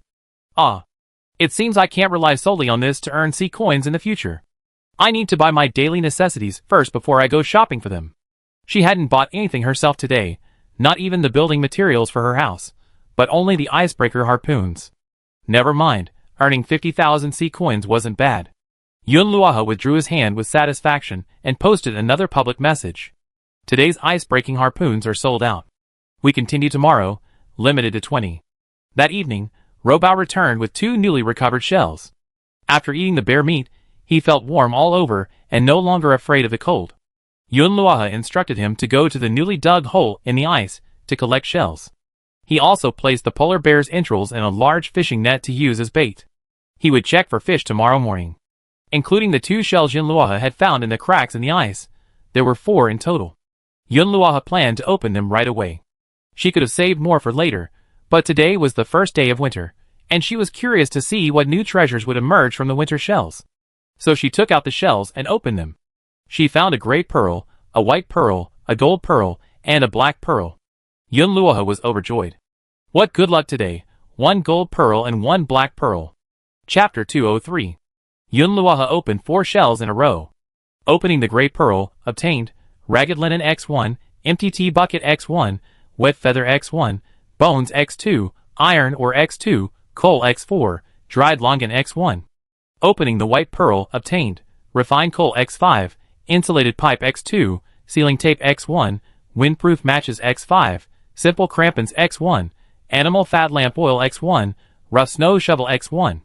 Opening the black pearl, obtained pet frost resistance potion recipe X1, designated landing card X1, blue crystal or X50, de-icing agent X5, basic cold resistant soup recipe X1, cold resistant grass seed X1, windproof lighter X1, windproof mask X1, basic cold resistant seed pack X1, freshwater purification tablets X5, simple bandages X5. Opening the gold pearl, obtained forging skill book X1, advanced forging table blueprint X1, medicine garden construction blueprint X1, advanced archery X1, winter sonata costume set X1, green grass furniture blueprint X1, bear cotton bedding set X1, warm birds nest X1, winter island illustrated guide X1, garden blueprint X1. The gray and white items are nothing to write home about. The gold and black pearls all contain top-tier items. Yun Luoha opened them one by one to examine them. Pet Frost Resistance Potion. A potion that permanently increases your pet's frost resistance. Stackable up to 3 times. Crafting materials. Frost Dew X3, Ice Beetle Shell X5, Moonlight Dew X1. This resistance potion is crucial. For now, Frost Dew can temporarily keep them out, but it eventually runs out and is expensive. If I want to keep me Bun and Pinky free to move, I need this. De-icing agent. Instantly removes layers of ice from structures or equipment, restoring durability lost due to freezing. Can be used on buildings such as houses, barns, and workshops. Basic cold-resistant soup, a low-cost, effective warming food. Immunity to mild frostbite is granted within an hour after consumption, and stamina recovery is increased by 20%. Ingredients: 2 pieces of ginger, 1 chili pepper, 1 piece of snow water, 2 pieces of any fresh meat. Requires an advanced cooking station. It's indeed a low-cost warming food. Snow water is an ingredient, so it's readily available. However, only professional cooks have access to advanced cooking stations, meaning players without specialized cooking skills can't make it. Yun Luoha can make more and sell it. It's sure to earn a lot of sea coins. And starting tomorrow, I need to plant more ginger and chili peppers. Cold-resistant grass seeds, grass that can be grown in the snow. Once mature, it serves as a low-quality alternative to frost-resistant feed. It grows over 72 hours. Basic cold-resistant seed pack allows you to grow vegetables in the snow, including 5 snow radish seeds and 5 ice leaf seeds. Forging skill book acquires the forging skill, unlocking access to craft weapons and metal tools. Requires a forge. Advanced forge constructs an industrial-grade forge capable of processing various metals and ores. Building materials: 20 refined steel, 30 refractory bricks, 50 deep-sea flint, 10 high-grade hardwood. Herb garden construction blueprint creates an indoor, temperature-controlled herb garden, accelerating the growth of rare herbs regardless of the season. Building materials: 10 high-temperature glass, 2 constant-temperature stone, 20 high-grade soil. Advanced archery, the finest archery manual. With daily practice for 1 week, you can become a master archer. Requires the basic archery skill to practice.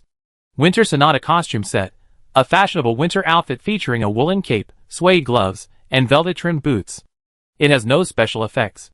Green grass furniture blueprint, used to craft green-themed furniture, increasing indoor comfort and effectively boosting sanity and reef rating. Crafting materials: 50 cedar wood, 3 green dyes, 5 cotton cloths. Teddy bear cotton bedding set. Bear lovers will love this warm and cozy bedding set. Warm bird's nest. This seemingly simple nest is actually warm and practical, suitable for pet birds, with a chance to yield special feathers. Winter Island Guide. This guide lists the names and a brief description of the limited main and resource islands during winter. This guide provides a brief introduction to the islands during winter. Finally, there's a garden blueprint. This can be used to design an ecological greenhouse garden, where you can grow flowers, herbs, and vegetables simultaneously, significantly enhancing the island's aesthetics and attracting rare butterflies and birds. This blueprint requires a large number of materials, including various building materials and seeds for dozens of flowers and plants. Yunluoha picked up the blacksmithing skill book and clicked on Learn. Attracting NPCs to the guild also depends on the skills the player has learned. For example, Yongmian being a blacksmith would quickly attract Master Su's visit. This suggests that one of Master Su's requirements for moving in is that the player must be a high-level blacksmith. But Sister Tauzi hasn't moved in for so long, so it's probably not the case that higher cooking skills mean higher occupancy rates. Skills are an important factor, but not essential, and not every NPC values them. It takes time to research. After all, many items in the Reef Mall require NPCs to move in before they can be unlocked. Her reef upgraded early, but progress wasn't rapid, especially during winter, when the spider army couldn't come out to work, which seriously slowed her progress. If she didn't think of a solution, she'd soon be overtaken by other players. It was too late today. She couldn't learn advanced archery. She wait until tomorrow. Yunluoha sorted out the materials needed for the blueprints. She searched the Reef Mall and bought everything she could. She then made a list of the missing materials and sent it to Mu Zitong, asking him to find someone to help gather them. She needed to rest early, as she had to leave for Cedar Island early tomorrow morning. According to Hilko's suggestion, warm velvet grass could be found on both Cedar Island and Icefield Island. But after studying the current intelligence, she decided to go to Cedar Island first. Cedar Island is one of the 4 main winter islands. It's large, has abundant supplies, and is less dangerous. Icefield Island is a limited resource island, more dangerous and less explorable. If she wasn't looking for specific materials, she wouldn't bother going to a limited resource island just yet. The second day of winter. The temperature dropped even lower, reaching -58 degrees Celsius, and snow was falling steadily. The snow outside was ridiculously thick. Yunluoha didn't have time to shovel it herself. Clearing it all would take hours, so she had to buy a pricey snowmelt at the Reef Mall. At 1,000 sea coins a bottle, it could quickly melt 10 square meters of snow. The snow outside Yunluoha's door covered dozens of square meters, and the snowmelt alone cost a fortune. Oh, if only the spiders could get out to work. Gem mining spiders could easily clear this little snow. Yunluoha secretly consoled herself, never mind, spending money saves time. Now she needs to hurry and learn advanced archery. Advanced archery is an upgraded version of basic archery, and the difficulty is significantly increased. She found it a bit difficult to practice. After acquiring such a high-level weapon as the Thunder Vortex Trident, she hadn't used a bow and arrow in a long time. Now with the scepter, she had completely forgotten about basic weapons like the bow and arrow. But advanced archery was different. After learning it, not only could she shoot through an arrow from 100 paces away, but she also gained armor-piercing abilities. This way, she wouldn't be afraid of being unable to defeat tough beasts or bosses. Just practice for a week, half an hour a day, it's not difficult. Yunluoha followed the instructions in the book, took out her bow and arrow, and practiced diligently for half an hour. A glance at the time revealed it was already 8:30. While eating breakfast, she listened to Abby's report on the island and read the forum posts. She made full use of her breakfast time to do a lot of things. After eating, they set off for Cedar Island. The necessary tools and materials were all ready, and a ring was already filled with food. This time, she planned to bring Wonton and Wonton's baby, Romro. Romrong's name was chosen by Yu Qinjin. Originally, it was Yunrong. His reasoning was to give the little spider its mother's surname, Yun, and since it looked fluffy, he named it Yunrong. Yunrong had been born a few days ago, and had learned many skills from Wonton, but she hadn't ventured out yet. She had only followed her mother to hunt in the forests of Xianyan Island, which wasn't a big deal. Like a newborn calf, she was fearless. After hearing Wonton tell her stories about her mother and their adventures, she had always wanted to go out and play like her mother. When it heard Yunluoha was going to another island, it pestered Yunton to go along. Yunluoha thought this was a good opportunity. The other spiders in the spider house lacked cold resistance because they couldn't eat ice crystals directly. However, Yunton and Yunrong were different. Their bloodlines were higher, and they could eat ice crystals as normal food. Yunton, in particular, had already consumed large quantities of ice crystals, and was insensitive to both cold and heat. They could roam freely in the world of ice and snow. Rongrong inherited most of Yunton's abilities, and was also very cold resistant. Yunluoha needed help this time, and readily agreed to take Rongrong along. She had contacted Yu Qingjin in advance, since Rongrong was his master after all. Yu Qingjin had no objection. He had some things to attend to, and they would have gone to Cedar Island together. At 9 o'clock, Yunluoha used the designated landing pass and arrived on time at Cedar Island. According to the intelligence, the island had a giant cedar forest covered in snow year-round. The terrain is highly undulating, with rolling snow-capped hills and several deep canyons. The island center is dominated by a snow-capped mountain, perpetually covered in snow. Beneath the snow, several streams meander down from the mountain, emptying into the icy bay at the island's edge. Strangely enough, for such a cold island, there are several hot springs, scattered deep in the forest and at the bottom of the canyons. Supplies can generally be found near the hot springs, but top-quality winter supplies can be found on the snowy mountains. Yunluoha's main goal on this trip is to first find the hot springs, and then search for the warm velvet grass, which prefers warm locations. If there's still time, explore the snowy mountains. Perhaps you find something unexpected. A chill wind carried the uniquely cool, refreshing fragrance of cedar trees, a scent Yunluoha quite enjoyed. Cedar Island was dotted with towering cedars, rising from the thick snow, forming a vast, white forest. Yunluoha released Wonton and Rongrong. Since Fontham was afraid of the cold, she placed them in the pet bag until they found a hot spring. "Come out, Wonton, Rongrong," she called softly, and two figures instantly appeared on the snow. Wonton had become much calmer since becoming a mother. She calmly surveyed the unfamiliar surroundings, her shell gleaming beautifully in the snow. But Rongrong was a completely different story. As soon as she landed, she leaped away with a whoosh. Rongrong, after all, was on an outer island for the first time, excited and frisky. She was quite lively, and wouldn't listen to Yunluoha. Only Wonton could control her. "Mom! Mom! It's so white here!" Rongrong rolled around in the snow, nearly burying himself. When he got tired of playing, he popped out, shook himself off, and then flew around spinning silk. Yunluoha thought this was fine. After all, as long as no powerful creature showed up, they wouldn't pose a threat to Rongrong. There were no bosses outside the island, and even if there were, Yunluoha would be able to sense them in advance. He just let it go. Soon, Yunluoha discovered that letting Rongrong run around like this had an advantage. It was fast, running around everywhere, and whenever it spotted something new, it would bark. Yunluoha could hear where something was, and what it looked like from afar. Usually, Yunluoha could tell whether it was useful or not just by hearing a description. So Yunluoha simply said to it, "Rongrong, if you see anything new, tell us immediately so we can come and see it." "Great, Rongrong will definitely tell you." In fact, even if you can't find any special supplies, the cedar trees on Cedar Island alone are valuable. Cedar trees are full of treasures.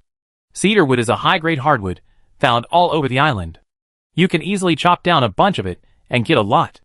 Cedar wood is currently in short supply for the island's infrastructure, and most of it is purchased at the Reef Mall. So this time, Yunluoha specially brought a high-grade sawmill. He used it to saw everywhere, making a humming sound, and dozens of pieces of wood appeared on the ground in seconds, much faster than an axe. The sawdust from the sawmill can be used to extract essential oils. Cedar essential oil has natural antibacterial properties, and can be used to make fragrances, skincare products, daily necessities, or insect repellent. For example, cedar shampoo is very useful. Players are selling it at the trading center, and it's selling very well. If you're not in a hurry, you can also collect cedar resin. It's just too much trouble, just sawing trees is easier. She sawed down trees as she walked, and the magnetic ring automatically sucked the wood into her backpack. This made her logging extremely efficient. After half an hour, the amount of cedar wood in her backpack was rapidly increasing. She also picked some wild winter plants along the way. For example, ice leaf and snow red.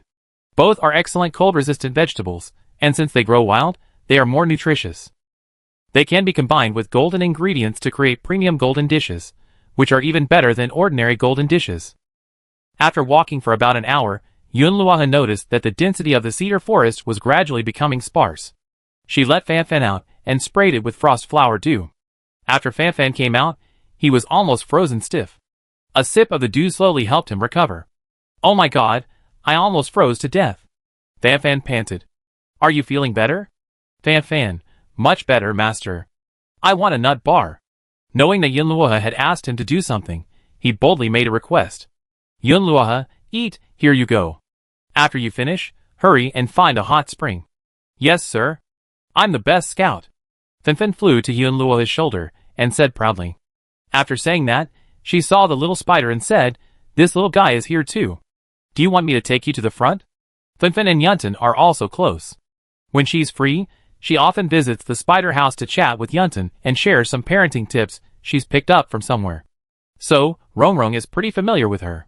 Fanfan even asked Rongrong to call her beautiful sister Fan. Chapter 204. Following Fanfan's guidance, Yunluoha and his companions quickly found the hot spring about 100 meters away. The air here was very humid, and there was moisture on the ground. The alternating temperatures caused the mist to quickly condense into small droplets. Fanfan, who had been exploring the area ahead, brought Rongrong back to Yunluoha. "Master, the hot spring is just up ahead." Yunluoha followed the direction of the heaviest steam, and soon came upon a modest valley. Steam rose from the valley floor, and several hot spring pools of varying sizes were surrounded by rocks. The hot springs emitted white mist. Bubble gurgled from the spring's mouth. The surrounding snow had long since melted, revealing brown soil. A few green plants grew thrivingly in the cracks of the rocks. Yunluoha thought it was warm velvet grass, and hurried over to investigate. It turned out to be just an ordinary plant. While edible, it didn't have the special properties of warm velvet grass. Yunluoha couldn't miss anything she passed by. Even the simplest wild vegetables she picked were packed into her backpack. After exploring the hot spring for a long time, she finally found a small cave. Yunluoha could sense there were some collectibles inside, and Fanfan agreed, but she couldn't tell what they were until she got inside. The cave entrance was narrow, only wide enough for one person to stoop and crawl through. She struggled getting in, and it was difficult to get out, so she had to use tools to widen the entrance. Yunluoha was worried there might be snakes inside. Snakes love this kind of damp, warm place. Fanfan, fearful of snakes, didn't rush to check. Wonton volunteered to go in first. With Wonton's strength, there was no need to worry about danger. "Okay, go ahead. Tell me what you find." Yunluoha was outside digging a hole with a shovel, making it easier to get in and out. Rongrong wanted to join Yuntin, but Yuntin told him to wait outside, so he obediently stood and waited. However, Yuntin soon emerged. "There were a few snakes in there, and I already taken care of them all." Fanfan screamed in alarm. There really were snakes. "That's terrifying. I'm glad I didn't fly in." "Yunluoha, you're such a coward. Just don't go in there." "Chiu, that won't work. Didn't Yuntin say he killed them all? Then I won't be afraid." Fanfan was fearless again. Yunluoha ignored it. Seeing that the hole was almost finished, he grabbed his weapon and, flashlight in hand, headed inside. The cave wasn't large, but it had a strong smell of blood. It turned out to be a snake den. The ground was littered with snake carcasses, and several large snakes had been roosting there for the winter. Yuntin slaughtered them all as soon as he entered. Yunluoha surveyed the scene. Yuntin had used spider silk to directly sever the snakes' bodies, resulting in neat cuts, each one chopped into 8 pieces. Snake meat is valuable, and the gallbladder can be used to make wine. "Gather it." After collecting the snake meat, Yunluoha continued to survey the cave, noticing dense clumps of plants growing in hidden corners. The leaves were dark red, with jagged edges and fine hairs. She plucked one and examined it. "It's warm velvet grass." Yunluoha's eyes lit up. Warm velvet grass, a high-grade plant that prefers warmth and darkness.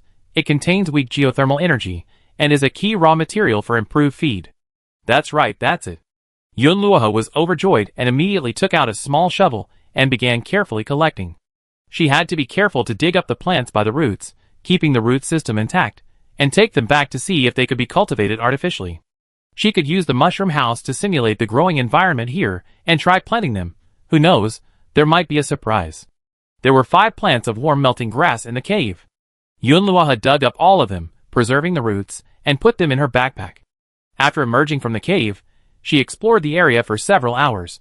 She found 2 more similar caves, both containing warm melting grass. And it couldn't be a coincidence. Each cave contained snakes, and quite a few of them. Yunluoha had caught them all. Tonight, she would go back and make dry pot snake stew. It would be delicious if she made it spicy and delicious. The hot spring valley was rich in resources. Besides warm melting grass, it also had a variety of supplies. She dug up a lot of hot spring mud, a natural mineral mud that was quite useful, and also collected a lot of sulfur crystals. Before leaving, she unexpectedly found some edible hot spring mushrooms. Yunluoha was in high spirits. It was still early, not even dark yet. She looked up at the snow-capped mountains in the distance. Based on the information in the Winter Island Atlas and intelligence from the Tianji Pavilion, Yunluoha knew that a type of ice crystal beetle nested on the snowy mountain. The ice crystal beetle shells were a key ingredient in making pet frost resistance potions. So since she had the time, she definitely had to go look for them. Packaging her pets, Yunluoha walked out of the woods and arrived at the foot of the snowy mountain. Here were several winding streams. The streams were not completely frozen, they were spring water, melted from the snowy mountains. They were a very clean, mineral-rich freshwater source. It's perfect for drinking, making tea, or cooking. Yunluoha naturally couldn't miss it. She pulled dozens of large buckets from her backpack and began filling them. Even after filling them all, Yunluoha still felt it wasn't enough. Let's start climbing the mountain first. We can't waste all our time here. Yunluoha ate something to replenish her energy, then took out her tools and began to climb. The higher she climbed, the lower the temperature, atop the snowy mountaintops, more than 10 degrees lower than on the ground. Her exhaled breath instantly condensed into a white mist, and even a fine layer of ice formed on her eyelashes. She had to exert extra force with each step, so that the ice pick under her shoe could dig into the cracks in the rock and stay put, preventing her from sliding down. Having already reached halfway up the mountain, she had to be even more careful. The wind on the snowy mountain was like countless tiny knives, but fortunately she was wearing a mask and goggles. Otherwise, her face would have been scratched. The exhaustion here was immense, forcing her to stop and rest periodically, otherwise she'd run out of energy before reaching the summit. Up there was no way to get food. The temperature was so low that any food would freeze into ice. She could only rely on her willpower to persevere and conserve her energy. Under these circumstances, Fanfan couldn't get out either, and couldn't explore the path ahead. But Yunluoha was prepared. If she encountered danger or ran out of energy, she would release Wonton. Wonton could now help her solve many problems. It was a little after 4 o'clock. Yunluoha finally spotted a cave. It was a natural cave carved into the rock face, pitch black, its entrance half hidden by thick snow. Yunluoha had good eyesight and spotted it immediately. Her eyes lit up, and she quickened her pace. Reaching the cave entrance, Yunluoha used her ice pick to push aside the snow. A faint chill drifted out, a damp, cool air distinct from the cold wind outside. She shone her flashlight inside, revealing a shallow, not too deep entrance, but large enough for several people. Wonton, you go explore the path first. Wonton immediately agreed and slipped into the cave. Not long after, Wonton emerged, shaking his head. It's not dangerous inside, but it's freezing. Even Wonton felt the chill. It seemed the temperature inside the cave was truly freezing. Yunluoha stooped and entered the cave. It was indeed colder inside than outside. She checked her survival watch and was startled. -62 degrees. Long icicles clung to the rock face, the rocks frozen solid. The ground was covered in a grayish-white growth, making it slippery and prone to falling. Yunluoha sensed the presence of other creatures within, so she shone her flashlight carefully around, but found nothing unusual. She frowned and activated her scanning eye. With another glance, the cave's contents became even clearer. In the cracks in the rocky ceiling, crawling densely with fingernail-sized beetles, their bodies transparent as if carved from ice crystals, they slowly wriggled. Their color matched the icicles, practically blending in. This must be an ice crystal beetle. Yunluoha quickly squatted down and reached out to catch one. Ice crystal beetles, a species of insect that lives in ultra-low temperatures. Their bodies contain extreme cold energy. Eating them directly can temporarily grant a bonus to their ice properties, but excessive intake can cause frostbite. However, their shells, after being specially ground, can be used as the core ingredient in pet frost resistance potions, significantly increasing a creature's tolerance to low temperatures. The beetles didn't resist and were easily picked up, but after touching them, even through her gloves, her fingers felt frozen. The shells of these insects were extremely hard, and it was unclear how they could be made into a potion. Yunluoha took out the prepared glass jars and placed the beetles one by one. The beetles didn't struggle once trapped in the jars, simply lying quietly against the wall, their bodies emitting a faint blue light. Yunluo caught more than a dozen in quick succession. She noticed that the beetles seemed to be feeding on the grayish-white moss on the rock wall. She thought for a moment, and used her tools to collect some more moss. This moss is called ice crystal moss. Ice crystal moss, a special plant that grows in extremely cold rock crevices. Its sap can be used to make a cold-resistant coating. Applying it to clothing enhances its cold weather protection. Grinding it into a powder after drying it, and mixing it with hot water can alleviate heat stroke. It's a good thing too. Yunluo filled several large bags with burlap sacks, clearing out all the moss from the cave, and stuffing it all into her space backpack. There weren't many beetles in the cave, only a dozen or so in total. Besides the moss and beetles, there were no other supplies, so Yunluo left the cave and prepared to descend the mountain. She was running low on stamina points. But just as she stood still, ready to leave, she caught a glimpse of a flash of light from the top of the mountain. The sun was setting, and a soft ray of sunlight fell on the mountaintop. Yunluo spotted a snow-white lotus, its petals slowly unfolding, poised to bloom. Even without reading the details or seeing any information about the snow lotus, she knew it was definitely no ordinary item. Her eyes widened, her intuition telling her to get it. The summit was still some distance away. Climbing up would require at least 20 more stamina points, and that was with minimal effort. The final stretch of the trail was much steeper than the previous one, a nearly vertical cliff. The rock beneath the ice was riddled with sharp edges, and the temperature was freezing. As darkness approached, the wind on the summit grew stronger. Fortunately, there was no snow at the time, otherwise Yunluo would never have dared to climb any higher. If she hadn't seen it, it would have been fine, but since she had seen it, letting it go was definitely not her style. Yunluo gritted her teeth. Up, I must. She wrapped herself tightly in her clothes, checked her climbing gear, and after making sure everything was in place, she continued her ascent. She didn't check the time, her mind fixed on the climb, so she remained quite motivated. After an indeterminate amount of time, she finally reached the relatively flat summit platform. The wind here was like the roar of a wild animal. She held her breath, her heartbeat racing, as the snow lotus not far away had already blossomed. The outermost petals fully opened, revealing the stamens within. So beautiful, seeing the snow lotus within her grasp, she couldn't contain her joy and hurried forward. But then she suddenly felt uneasy and turned around to see a completely white snow leopard appear from nowhere behind her. The snow leopard was enormous, its white fur speckled with gray and black. It hid itself so well that Yunluo thought it was completely unnoticed. But then, Yunluo suddenly turned around, and it froze for a moment. The snow leopard growled menacingly, and looked at the snow lotus. Yunluo understood, it wanted to drive her away. Meaning the snow lotus was his. Yunluo didn't care. See it, get it. If you want it, come and grab it. The snow leopard lunged forward, but was stopped by several sharp spider silk strands. Its reaction was extremely fast, otherwise it would have been beheaded. Yunluo hadn't put away the wonton until now, because it needed its help at any time, and now it really came in handy. Taking advantage of the snow leopard's moment of avoidance, Yunluo drew her bow and shot an arrow at its leg. The snow leopard was incredibly fast, and the arrow only grazed its flesh, but it still injured it, and drew a few drops of blood. The snow leopard roared in pain, staggered as it landed, then turned and lunged again. This time, its movements were even more swift, evidently angry. Yunluo switched weapons, sheathing her bow and arrows, and raising her thunder vortex trident. Now was not the right time to use the scepter, as her stamina points were low, so she had to conserve them however she could. Yunluo spun around with her left hand, supporting herself on the ground.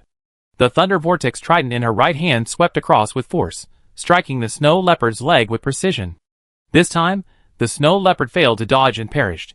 Yunluo wouldn't give it a moment to breathe, stepping forward and delivering a fatal blow. Confirming the snow leopard was completely dead, Yunluo breathed a sigh of relief and turned toward the snow lotus. First, she'd take the snow lotus, then dissect the snow leopard. Yunluo walked over to the snow lotus.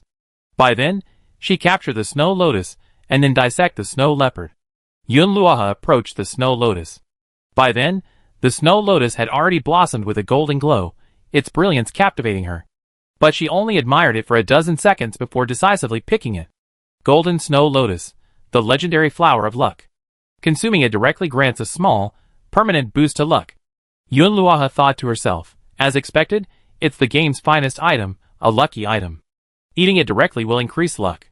Yun Luoha devoured it without hesitation. Eat early and enjoy it sooner. The sooner luck arrives, the better. Just after finishing her meal, Yun Luoha felt nothing. She was just beginning to wonder. It was already completely dark. The sun had set. Oh no! Going down the mountain after dark would be troublesome. Just then, the snow lotus finally took effect. The system notification sounded. Congratulations, players. You can draw a random luck point. The amount you draw will increase your luck point. Please stop at any time within 5 seconds. A spinning number wheel appeared in front of her. The numbers were 3, 5, 8, 15, 20, 33. 6. Oh my god, what's going on? She was terrified. She had to rush down the mountain and quickly draw her lucky number. Chapter 205. If her luck value was still the same as when she first entered the game, Yun Luoha wouldn't have to guess. She would have definitely only gotten 3. But now, Yun Luoha still held out a glimmer of hope. She couldn't even hope for 20 or 33, she just hoped for a compromise. Yun Luoha didn't even have time to pray. With only 5 seconds left, she immediately called a halt as soon as she saw the wheel start spinning. After waiting for a moment, the pointer settled firmly on 15. 15! Yun Luoha's heart raced. That was pretty good. In fact, as long as it wasn't 3 or 8, Yun Luoha would have been satisfied. Congratulations to the player on increasing their permanent luck value by 15 points. Current luck value, 65, exceeding 60, putting them ahead of 60% of players. Yun Luoha happily dissected the snow leopard's carcass, obtaining 80 pieces of high-quality meat, 1 snow leopard hide, and 1 snow leopard tusk. Her strength was running low. She had to descend immediately. Descending in the dark was even more dangerous than climbing. The whistling wind rustled in her ears, and she knew she could fall off the cliff if she wasn't careful. Yun Luoha's heart leaped into her throat. Relying entirely on her superior perception and the silk of Yuntan to anchor her body, she narrowly avoided dangerous landslides and rocks several times. Finally, after a long, half-hour descent, Yun Luoha reached the foot of the mountain safely. She breathed a long sigh of relief. She could finally rest for a bit. The temperature at the foot of the mountain wasn't that low, so she could find a place to eat and replenish her energy. She was also extremely thirsty. She hadn't drunk much water since leaving home this morning. After a short rest, Yun Luoha saw her stamina was almost gone, so she prepared to leave Cedar Island. The distant forest was lush and green, its shadows eerie, and the chill wind added a touch of eerie atmosphere. Thankfully, the moonlight was bright enough tonight to help her find her way. She continued walking, and just as she was about to enter the cedar forest, she suddenly heard a low mooing sound from behind her left. The surroundings were so quiet that the sound was particularly clear. A thought struck her, and she stopped. It seemed that after her luck had increased, good fortune would follow. Yun Luoha hurried towards the sound. Soon, she saw a dozen or so sturdy yaks foraging for food at the foot of the mountain. These yaks were sturdy, nearly 2 meters tall at the shoulder, and covered in thick, long black fur that almost dragged on the ground. They seemed well adapted to the cold, leisurely and content in the wind that dropped dozens of degrees below zero, even puffing air from their noses. A few seemed to sense the movement, raising their heads and peering warily. Yun Luoha's eyes lit up. These were snow yaks. This type of yak feeds on natural grass and drinks glacial water from the snowy mountains, making its meat exceptionally delicious and nutritious. Yak milk also has far greater nutritional value than regular milk, and can be made into a variety of delicious dairy products. If they could be brought back to the base and raised, they would provide meat and fur while also providing continuous milk production. She wanted to bring them back alive, but she didn't have a cage large enough to hold them, and capturing them alive would be a hassle. She could kill them and disassemble them, but that would be a waste. It was getting late. Should she stay and try to find a way to get the yaks, or should she just go back? Yun Luoha only hesitated for a few minutes before making a decision. She wanted to make yak milk ice cream and cheese. Killing the yaks only yielded yak meat, which wasn't enough. Bringing them back for breeding was the long-term solution. She needed to bring at least 5 yaks back. The space backpack wouldn't fit them all, so she had to put them in the compartments of her carry-on backpack. But that required a container to hold the yaks. Live animals couldn't be put directly into the backpack, and if she used a pet bag, she could only fit 1 yak per bag. Yun Luoha planned to first find someone to make a larger cage or container, so she could go and communicate with the yaks herself. Yaks are generally quite human-like and intelligent, and Yun Luoha could use her beast language skill to communicate with them simply. Since acquiring her spider army, her pet taming skill experience points have continued to increase, now reaching level 4. Communicating with such intelligent animals is no problem, and yaks won't attack people. Furthermore, at level 4, Yunluo had gained the beast affinity skill. These non-aggressive wild animals would warm to her, making communication easier. If they could be tamed, Yunluo would also gain experience in animal training. So, if they were willing to follow her, it would be a win-win situation. And unless there were special circumstances, Yunluo would not kill them for meat. She would only obtain their wool and milk. Once on Xianyun Island, she would ensure their freedom and plant winter grass. It just so happened that she had just obtained cold-resistant grass seeds yesterday, specifically for these yaks. When the time came, she would plant them in large quantities on the island's plateau and use them for grazing. The yaks would have grass to eat, and their feces would become nutrients for the grassland. If they refused to cooperate, Yunluo would resort to courtesy before force. It took Yunluo half an hour to communicate with the yaks, and surprisingly, 6 of them agreed to follow her. Yunluo was already very satisfied with this result. Because the climate in the snow region is extremely harsh, and the grass on Cedar Island is so scarce, the ground is so sparse that at a glance, there's barely a blade of grass to be seen. It's all sand and gravel. The yak population is high, but the food supply is scarce, so some yaks can't find food for a whole day. But some yaks refuse to leave, saying they preferred the snowy mountain environment. Yunluo didn't force them. It was getting late, so she didn't dare delay. She loaded the yaks that were willing to leave into the giant cages she had prepared, then put them in her backpack, quickened her pace, and headed for the beach. When she returned to Xianyun Island, ice balls began to fall from the sky. Ice balls as big as ping-pong balls fell so hard that a single hit on the head could cause a concussion. Yunluo quickly pulled out her helmet, put it on, and sprinted towards the villa on her motorcycle. After entering the house, she breathed a sigh of relief. Finally home. She was exhausted and just wanted to rest. Meow. You're finally back. Ro Bao, who had been warming himself by the fireplace, jumped over and circled around her. Hungry? Meow. Yunluo, hungry again? So tell me what you did today. Ro Bao, it was freezing outside, so I had to sleep inside. Yunluo, okay. It wasn't really its fault. If it hadn't been snowing, it would have been fine. I could have sprayed it with some fresh dew and gone shellfishing now. But with the snow, it was dangerous to go out. Next time I go out, I should spray it with some water and let it fish for 2 hours. While I might not catch much in 2 hours, a shell or two is good, there might be something good. But today's harvest was quite good, so it's not a big deal. Just then, Abby came over with some news. Sister Tauzi came to visit the island that afternoon, but Yunluo wasn't there. She took a quick stroll and left. Yunluo was heartbroken. What a coincidence, but since it had already been missed, there was nothing else to do. Fortunately, Abby said that Siki had received Sister Tauzi and even showed her the greenhouse. She treated her to a meal Yunluo had given her and also gave her some golden ingredients. She said she would come back in a few days and hoped to enjoy the delicious, creative desserts next time. This was a small task. If I could satisfy Sister Tauzi, she'd probably be the next NPC to move in. Creative desserts? That would require careful planning. After a short rest and a meal, Yunluo plunged into the workshop and sorted through the supplies she acquired today. There were too many supplies, and they needed to be sorted and stored before processing. For example, the warm velvet grass and ice crystal beetles. The warm velvet grass needed to be washed, dried, and then ground into powder. The ice crystal beetles needed to be shelled, and then ground into powder, using special tools. These were all time-consuming and labor-intensive tasks, but fortunately, they could be handled indoors, and Yunluo could enlist the help of the weaver spiders. She let them handle the simple tasks, and handled the more complex operations herself. She carefully handed a portion of the warm velvet grass, roots and soil included, to Si-Chi, asking her to research artificial cultivation based on its growth habits. She carefully cleaned the remaining portion, and hung it in a well-ventilated, dry room to dry. Once completely dry, it could be ground into powder for use in improved feed.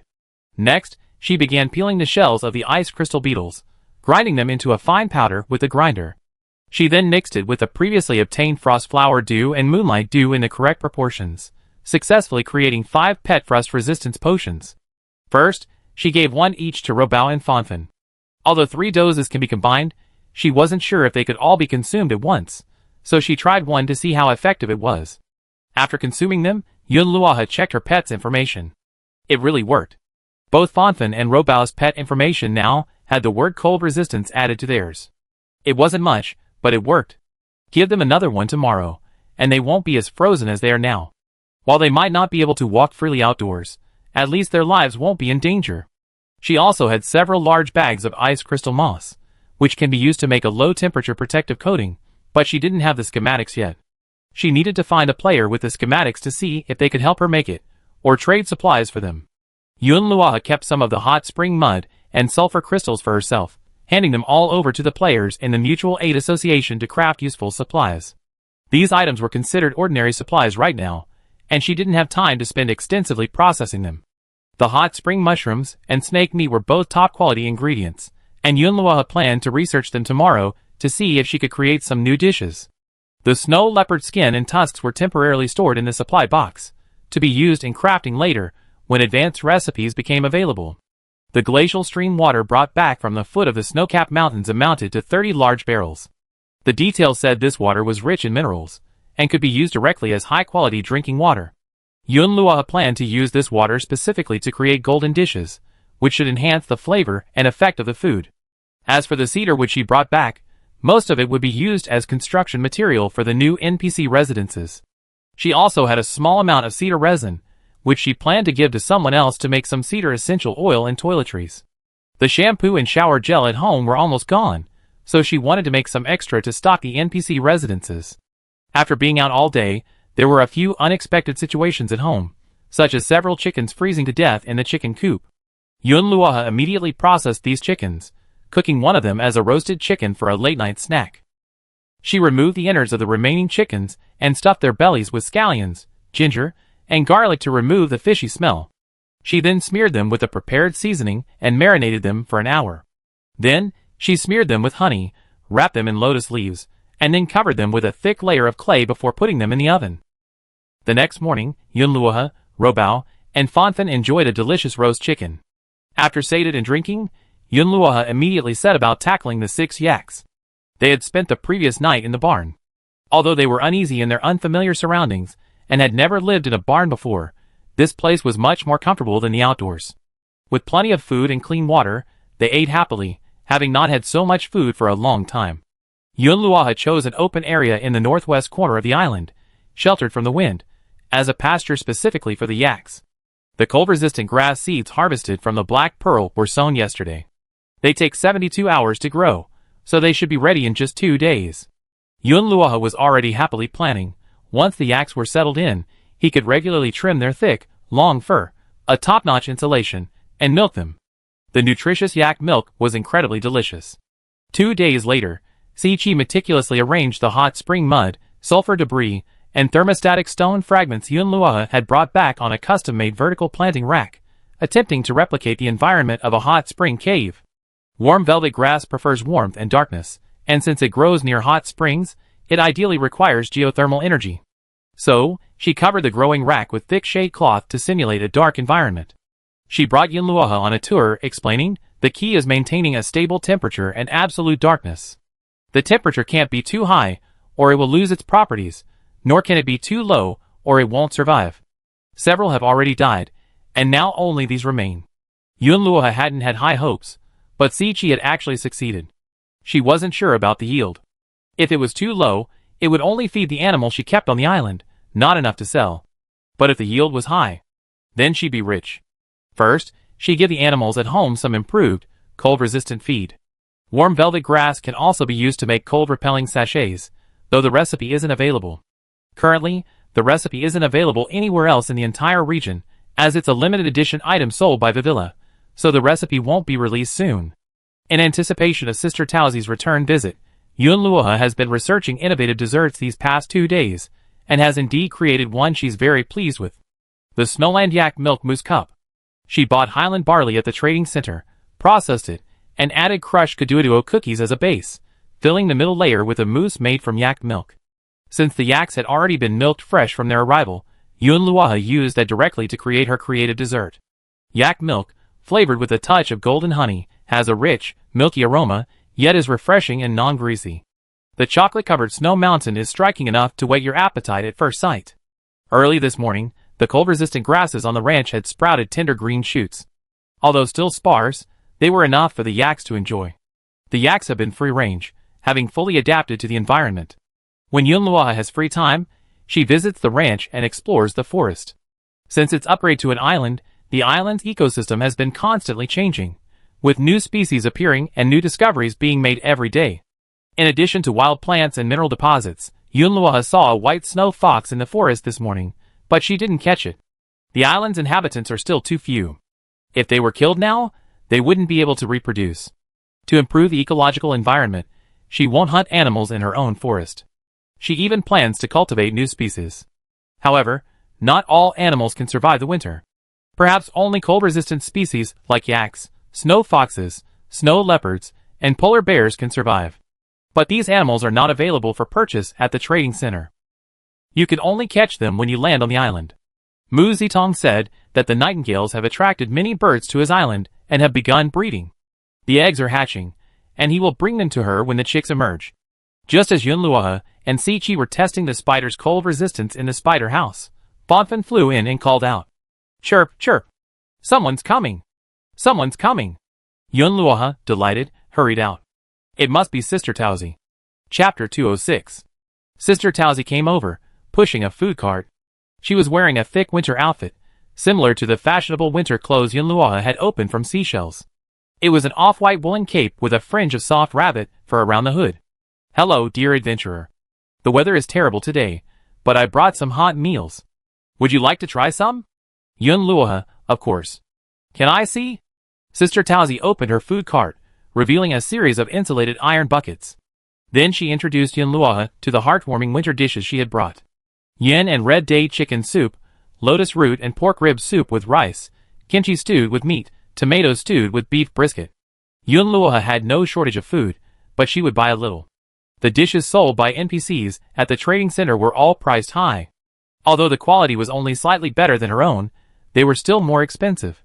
After spending over 10,000 sea coins, Sister Taozi nodded with satisfaction, and Yunluo got down to business. "By the way, Sister Taozi, you said last time you wanted to try some creative desserts. I prepared them. Do you want to try them now?" "Oh, I almost forgot about that." Sister Taozi put away the food cart. "It's all ready. Of course I have to try it. Come in and have a seat." She led Sister Taozi into the villa, and to the sofa in the living room. After she sat down, Yunluo brought a pot of flour and fruit tea and poured her a cup. Then, she took out the dessert and placed it on the coffee table. The dessert was served on a white porcelain tray, shaped like a snowy mountain, with some coconut flakes sprinkled on top as snow. "This is the Snowland Yak Milk Mousse Cup." Sister Taozi stared at the exquisite dessert, her eyes filled with surprise. "Wow, this looks so beautiful. Just the appearance alone is enough to make your heart flutter. Yak milk is truly a good thing."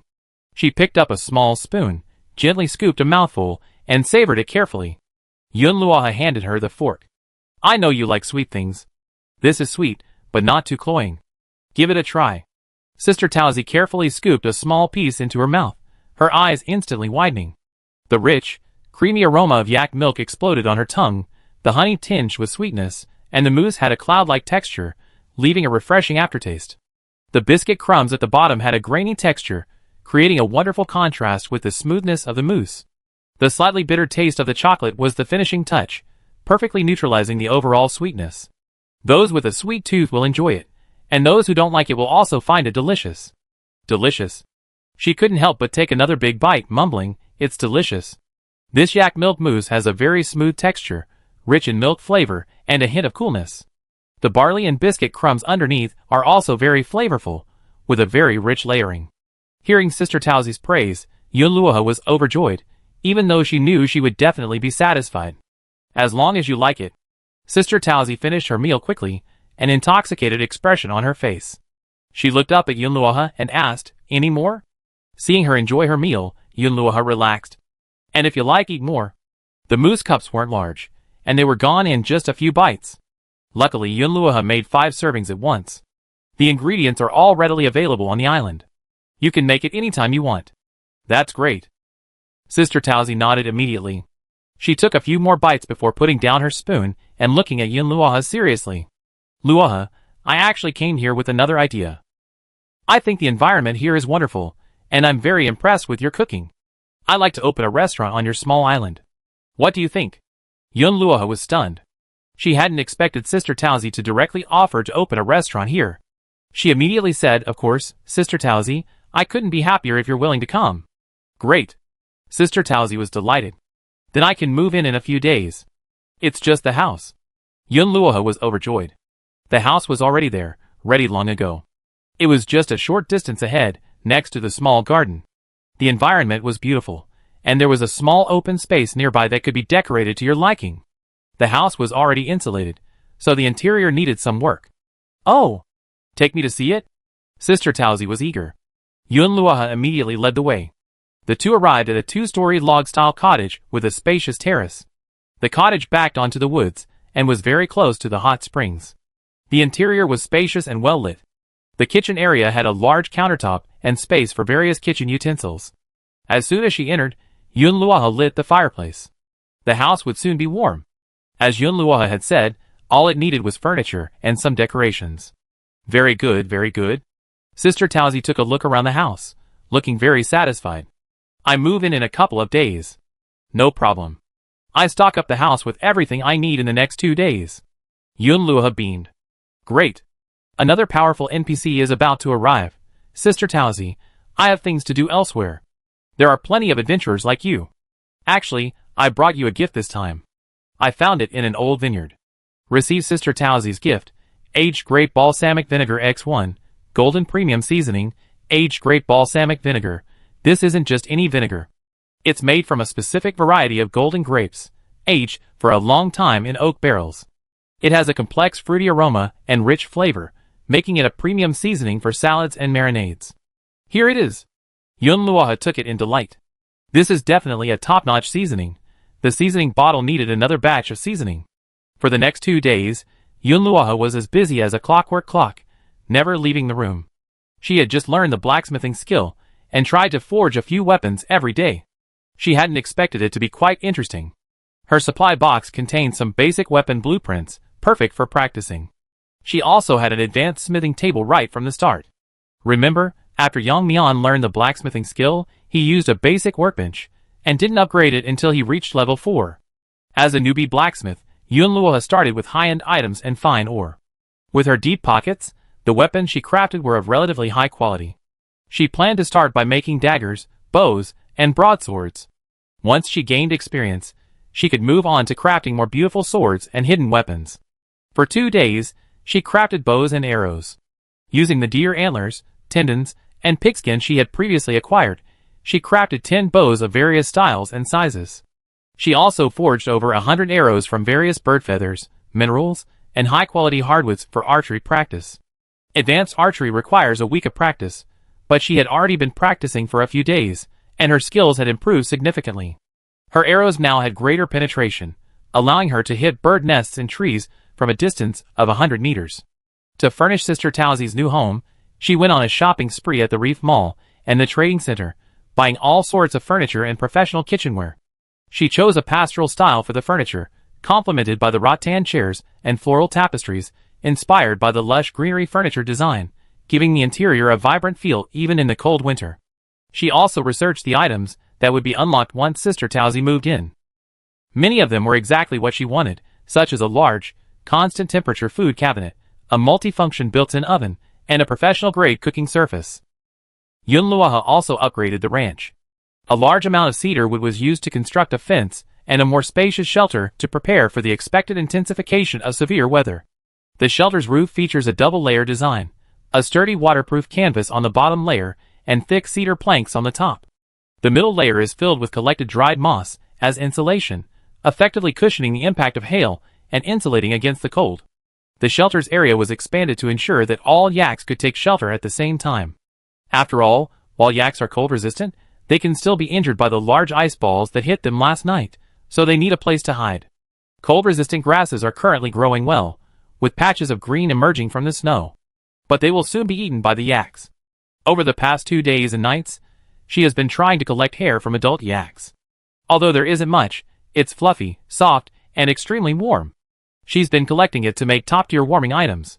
She's already put the newly acquired herb garden construction blueprints to use. She's built a small, indoor, constant temperature herb garden next to the greenhouse. This will make it easier for Siki to cultivate more medicinal herbs. The player injury rate is currently high. Frostbite or injuries are common whenever they go out. A player from the Mutual Aid Association has requested blueprints for making cryogenic protective coating. The news quickly reached Yunluoha. The blueprints detailed the production method for the cryogenic protective coating, requiring ice crystal moss, sulfur crystals, and some other auxiliary materials. She already had all these materials, so she sent some to the other party for help in making it, paying them a processing fee. Soon, she received several barrels of cryogenic protective coating. These protective coatings can be applied to houses, barns, chicken coops, greenhouses, and workshops, enhancing their protective properties. Yunluoha carefully applied the coating to the seams of the exterior walls and roofs of all key buildings. This pale blue coating quickly solidifies, forming a smooth, tough film. The resulting buildings are then coated in an ice armor, significantly improving their thermal insulation and hail resistance.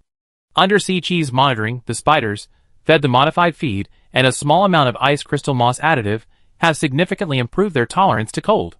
While they can't yet move freely in the extreme cold like Yunton, wearing a small, warm spider silk suit made of spider silk allows them to work in temperatures around -20 degrees Celsius, though they shouldn't work for long periods. Cleaning the chicken coops and barns, and feeding the livestock were no problem. They could also take care of the villas and NPC residences. Yunluoha compiled the intelligence on Cedar Island, expanding upon previous reports with a lot of new information. He also noted the resources he had discovered and their locations, greatly increasing the value of the information. The knowledge that a snow lotus, which increases luck, could be found atop the snowy mountain was particularly exciting for the players. The TNG Pavilion earned a large amount of sea coins from this information. The sea coins were eventually delivered to Yunluoha. Hundreds of thousands, just enough for Yunluoha to purchase a new land deed, build a new residence, and buy furniture and furnishings. After Sister Tauzi moved in, he would have to build a residence for the next NPC to move in. But not everyone could climb the snowy mountain and find the snow lotus. Mountaineering is inherently physically demanding, requiring immense endurance and strength. Reaching the summit also presents the potential for danger. The blooming snow lotus will inevitably attract other dangerous creatures, such as the snow leopard Yunluoha encountered. As a result, numerous players have landed on Cedar Island over the past 2 days, but few have successfully retrieved the snow lotus. The casualty rate is high. Many players, overconfident, believe they're simply climbing a snowy mountain, only to fall halfway. Other players, having finally reached the summit, run out of stamina, unable to eat, and pass out. Most people haven't even seen a trace of the snow lotus. This has led some to question the snow lotus's authenticity, questioning whether it truly exists, and whether the TNG Pavilion is selling false information to deceive players and profit from it. At first, players were just raising doubts in their own chats. After 2 days of no one claiming to have found the snow lotus, some couldn't hold back and started cursing in the entire chat room. Is the snow lotus information real or fake? My brother broke his leg looking for it, and my friend got frostbite, and no one has even seen the snow lotus. TNG Pavilion must give us an explanation. Refund, compensation. That's right. We spent so much C coins on the information, and we can't find the snow lotus. I think TNG Pavilion is selling us fake information to cheat us out of our C coins. A lot of people have been going to Cedar Island these days, but no one has reported finding the snow lotus. Could it be fake? The chat room became unusually lively.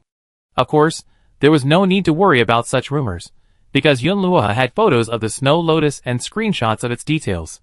When she saw the snow lotus in full bloom, she took a photo and screenshot. She also took a screenshot when she drew her luck points. She hadn't anticipated this happening, but now it came in handy. When she compiled the intelligence and sent it to the TNG Pavilion, she hadn't included the photo. She was busy when the public forum raged and didn't see it. It wasn't until Mu Zitom called her later that she learned of the situation. So she posted the photo directly to the public forum. Yunluoha, picture. I found the snow lotus, and I gave the information to the TNG Pavilion. The snow lotus is absolutely real. As for why you can't find it, you should look within yourself. Yunluoha is a well-known figure, and her personal testimony is incredibly authentic, and she even has screenshots to prove it. Although everyone had heard about the snow lotus incident before, the price of the intelligence package was high, and the authenticity was uncertain, so not everyone was willing to pay the high price. Now that the incident had become a big deal, it actually gave the TNG Pavilion free advertising. That day, the number of players seeking TNG Pavilion's premium memberships to purchase intelligence increased significantly. By the next day, Cedar Island had become a popular destination, with over 1,000 players simultaneously visiting. Many people went to Cedar Island not to search for Snow Lotus or other supplies, but simply to rob players or ambush them beneath Cedar Island's snowy mountains. Anyone attempting to find Snow Lotus would be ambushed. This further increased the difficulty of finding Snow Lotus. Later, several high-level players came forward claiming to have found Snow Lotus, and even released a tutorial. This challenge was classified as SSS level by high-level players, and players without sufficient skills were advised not to attempt it, as it would result in death or injury. The 7th day of winter. Sister Tausi moved in.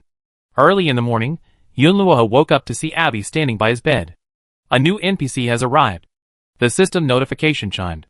With the arrival of the new NPC, the Reef's rating increased, unlocking more items in the Reef Mall.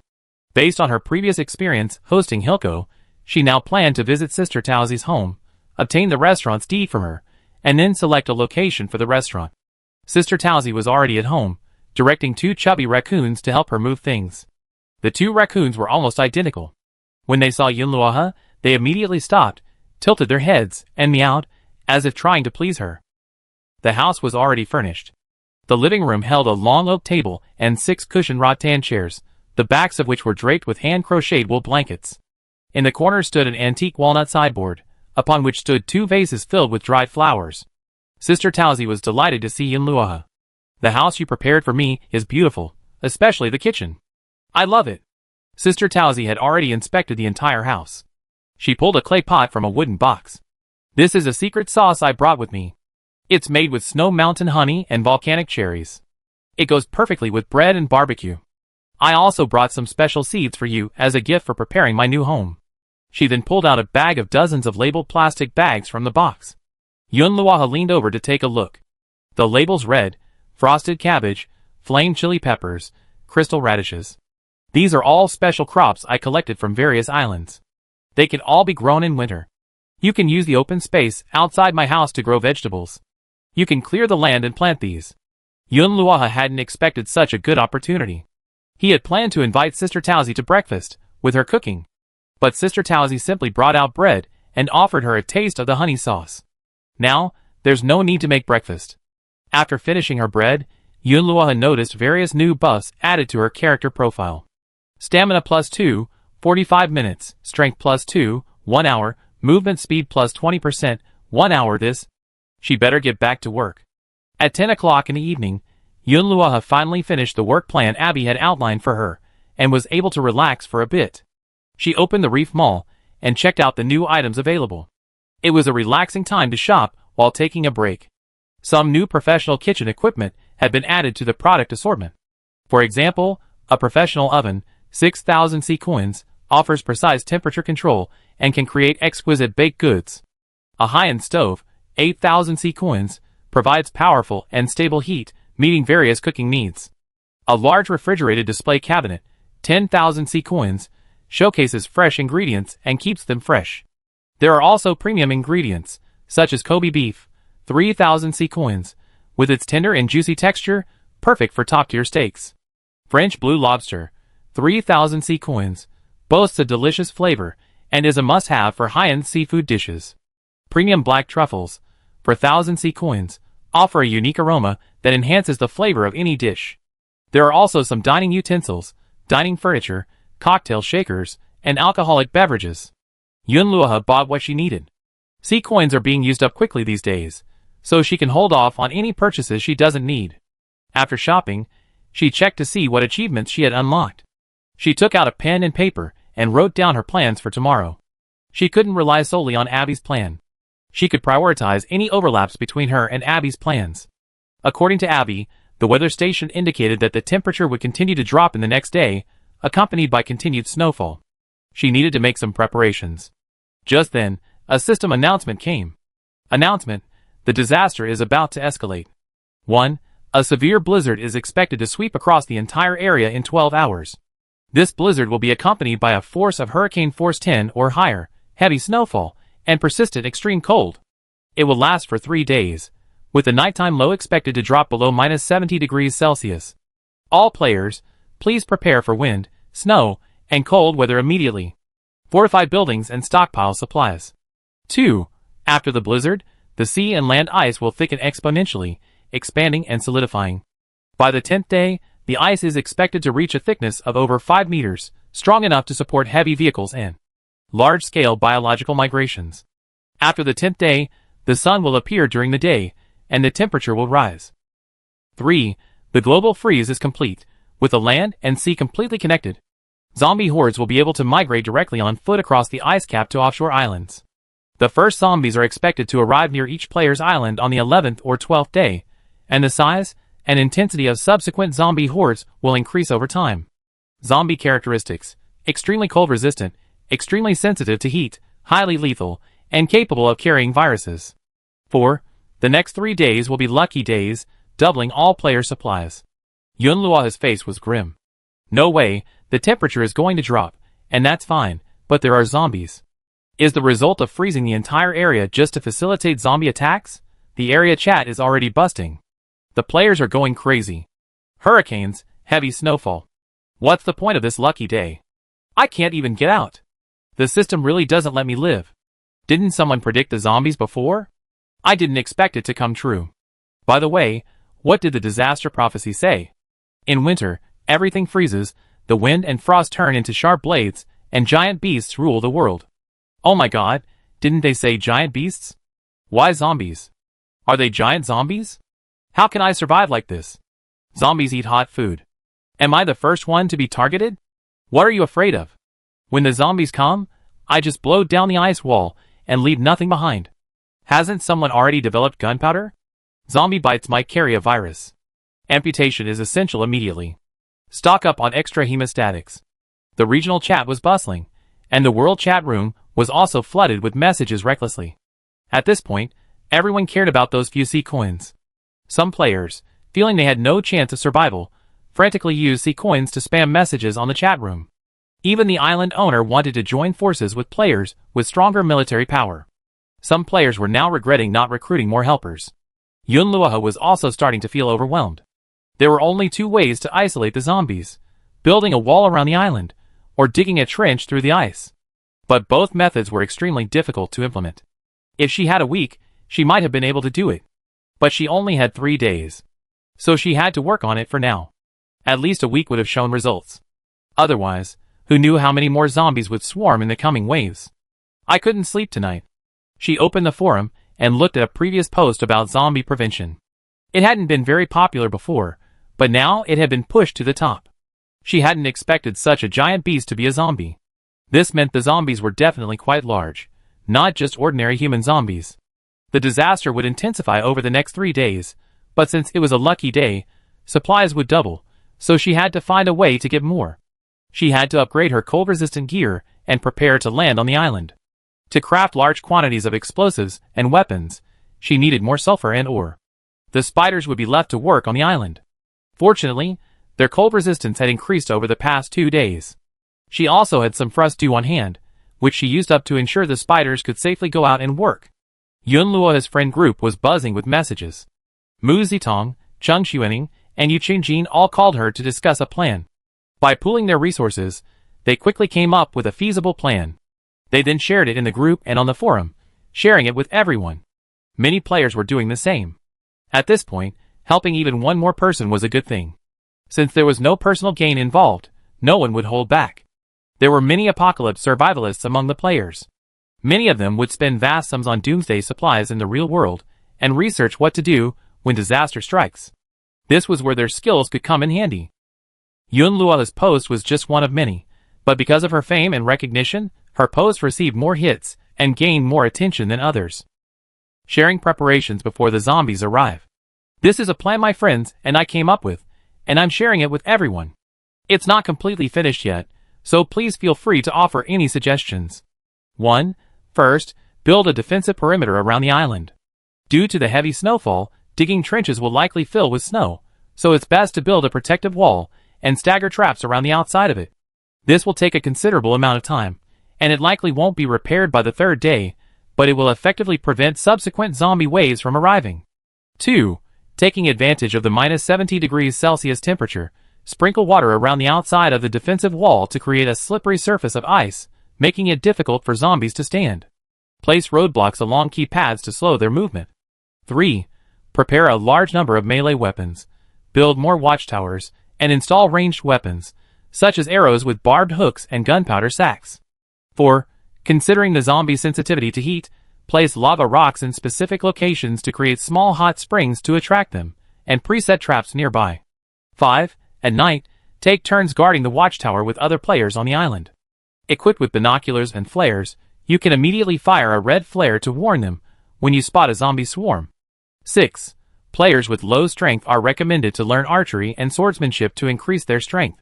If that's not possible, stock up on acceleration and strength-boosting potions or food. 7. Prepare amputation tools, disinfectant, and frostbite medicine. If someone is bitten, isolate them immediately to prevent the spread of the virus. Many people suggested revisions to Yunlua's plan, while others questioned its feasibility. For example, who could endure the freezing cold of guarding the watchtower late at night? Some even said amputation was necessary. Without a doctor, wouldn't that be suicidal? What if there were a potion to clear the virus? Wouldn't it be too late to regret it if the limbs were amputated? Yunlua carefully reviewed these comments, and many of the questions could help her improve her plan. As for guarding the watchtower late at night, that wasn't a problem for her. She just needed to wear cold weather gear. The watchtower was quite large, so we need to bring some heating equipment. After all, the zombies were coming, so who could sleep? As for amputation, she had to admit, what others said made sense. Originally, she planned to amputate the affected part without hesitation, whether it was a hand or a foot. If she survived, there might be a way to recover in the game. But if there really was a potion, that would be sheer conceit. But if a potion hadn't been developed by the time the zombies arrived, she would still amputate the infected part. There was no way she'd be searching for a cure after being infected. Her plan still required a lot of preparation before it could be implemented. For example, building a protective wall would require a large amount of anti-climbing netting to prevent zombies from climbing up one by one. Preparing a large number of bombs would require sulfur, and she didn't have much, so she wouldn't be able to buy much right now. She estimated that she would need to visit the island once every 3 days, and the double supplies on lucky days should be enough to collect enough sulfur. Secondly, besides the NPCs, there were only her and Si-Chi on Xianyan Island. Taking turns guarding the watchtower would be a bit strenuous, so Yunlua planned to have her pets join the fight, which would require a short period of time to enhance their cold resistance. One more thing, if another friend's island were lost, Yunlua planned to take them in. Island owners have the right to invite friends, but only the owner can visit other people's islands. Temporary residents cannot visit other people's islands unless they apply to move, which would require building more accommodation on the island. For example, Mu Zitong could come to Yunlua's island, but his parents and the residents of his island couldn't, unless they became residents of Yunlua Island. In short, Yunlua had to purchase a large number of land deeds and prepare for the journey. Yunlua opened the Reef Mall and spent over 2 million C coins on a single purchase. She bought a large amount of sulfuric acid, or food, building materials. Now, instead of earning C coins from players, it would be better to sell directly to the system. She sorted the supplies in several boxes and dumped them into the shipping bin. Tomorrow, she go find Zirko and Sister Tauzi to sell some supplies. She used to think she was a millionaire. Now, having returned to the pre-liberation era, C coins are so precious. Tonight, she's going to recycle the tens of thousands of pieces of junk she accumulated and dump them into the shipping bin. She should be making some money. Besides that, she also needed some basic melee weapons. Although she had better ones, high-end weapons like the Thunder Vortex Trident and the Scepter had limited durability, so using them to chop zombies would be a waste. It would be better to just make a long sword and an axe, crafted from hard or, ideally one that could chop heads off with a single blow. After all, when dealing with zombies, common sense dictates that headshots are essential. Chapter 207. From now on, we must focus all our efforts on fortifications, weapons and ammunition production, and the stockpiling of supplies. Yunlua sent a message to Si-Chi, asking her to concentrate on making medicine, especially frostbite medicine, hemostatics, and any herbs with potential antiviral effects, using the best fertilizers and growth hormones. The spider's cold-resistant potion supply must also be doubled. Now is the most critical time, and they need to be able to work longer in even more severe conditions. Only 3 days is too tight. The temperature outside is too low, and the blizzard and hurricane are far more terrifying than she had imagined. Building defenses in such weather is truly difficult. Xianyun Island's circumference is not short, so building a protective wall strong enough to withstand the zombie onslaught in 3 days is clearly unrealistic. Yunluoha opened the island map, and her eyes fell on the west side near the dock. The dense reefs there formed a natural barrier. Simply reinforce it with stones and steel bars, and connect it to the woods on the east side to form a semi-enclosed defensive circle. She paid a large sum to hire a professional architect from the Reef Mall. After surveying the area, she created a blueprint, marking the location of the defensive wall. Based on the blueprint, she also marked trap areas at several key gaps, planning to set them using a large number of spiked wooden planks and sulfur explosives. Although the spider's cold resistance had improved, temperatures as low as -70 degrees Celsius were still too dangerous. Yunluoha would have to use up a large amount of cold-resistant resources to keep them working outdoors for a long time. The 3 bottles of frost flower dew she had previously purchased were already used up. Luckily, on the 8th day of winter, the villa came again, and Yunluoha bought 20 bottles of frost flower dew in one go. The villa's move-in requirements had been met. Yunluoha quickly arranged the villa's accommodations, so she could purchase frost dew anytime after she moved in. This way, she no longer had to worry about the spider's resistance to the cold. She could confidently give the spiders instructions to mine stone overnight and transport it to the reef area on the west side of the island in preparation for tomorrow's wall building. Yunluoha had wanted to make a batch of long swords herself, but she ran out of time. She could only buy them from the Reef Mall or commission them from other players. She didn't need complex patterns or special effects, just sharpness and durability, preferably high durability, specifically for dealing with zombies. A clean, sharp chop would suffice. In the early morning hours, Yunluoha had just finished her work for the day when she noticed the lights in the herb garden were still on. She figured Sichi was inside. She'd been working overtime these past few days, making various hemostatics and frostbite medicines. But the herbs weren't enough. The spiders had all gone to the island to defend the border, so she had to plant the medicinal plants and apply the fertilizer herself. Yunluoha walked in with a cup of steaming ginger tea. Sichi had noticeable dark circles under her eyes. Just like her, they both worked late into the night. Have some tea and rest. Sichi took the ginger tea, the warmth flowing down her throat and into her stomach, dispelling her fatigue. Yunluoha, don't worry too much. We deal with the enemy as they come. Sichi, yes, I know. I try to make more. Yunluoha, how much frostbite and hemostatic medicine have you prepared? There are still over 100 members of the association alive. I don't know if it's enough to distribute. Yes, there's some left. We can trade it for ammunition. Yunluoha nodded. Sichi, feeling a little more alert after drinking her tea, continued, Hilco's store has added flaming chili seeds. I just tried germinating them in a constant temperature incubator. Maybe I can harvest a batch before the snowstorm. Combined with other herbs, they should significantly enhance their effectiveness. Not bad. Yunluoha's eyes lit up. Then I leave the medicine making to you. I handle the defenses. In a couple of days, the watchtower will need rotations. I've been so busy these past few days that I haven't had time to eat. Do you have enough food? I give you some more. Sichi nodded. The next day, Yunluoha redesigned the watchtower's structure. To combat the zombie horde, she built a higher-level watchtower. It was 3 stories high, each floor equipped with insulation and storm windows. The top floor was equipped with telescopes and flare launchers, while the bottom floor was stocked with charcoal for heating and emergency food. By dawn, the framework of the first watchtower was complete. In the distance, spiders were carrying rocks in the snowstorm. Yunluoha sent a message to the group chat, asking about everyone's situation. After the merge, Yunluoha created a new group and added all his friends, including Yu Qinjin. How are your defenses going? Cheng Xuaning, I'm planning to build a wall with ice. Luckily, supplies doubled on Lucky Day. Yesterday, the association members organized a team to dig ice, and transported a lot of ice bricks from the glacier. I exchanged a lot for them, so it should be enough. Mu Zitong, someone in District 3 has developed an advanced gunpowder. We know the main ingredients are sulfur and pine resin. It's sure to be useful against zombies. I already bought a batch and will share it with everyone in the group. That's great, but it would be great if we could get the formula. Gunpowder is also in short supply. How many people in the association can make it right now? Ordinary cold weapons would be of little use if they encountered a zombie horde. Yu Qinjin, I collected quite a bit of gunpowder and ammunition. I send it to you later. Yun Luoha, okay. I prepared a large amount of cold weather resistance, strength boosting, and stamina boosting food, as well as special frostbite cream.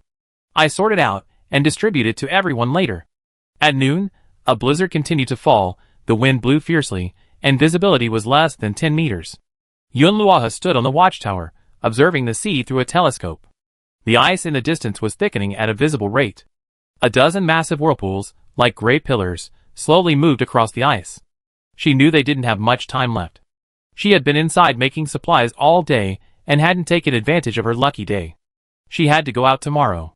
Thankfully, Robo was quite helpful and brought back a few shells. The trash can was also constantly collecting supplies. By night, the blizzard intensified, with winds reaching force 10. The howling winds carried hailstones, forcing the construction of the defensive wall to halt after dark.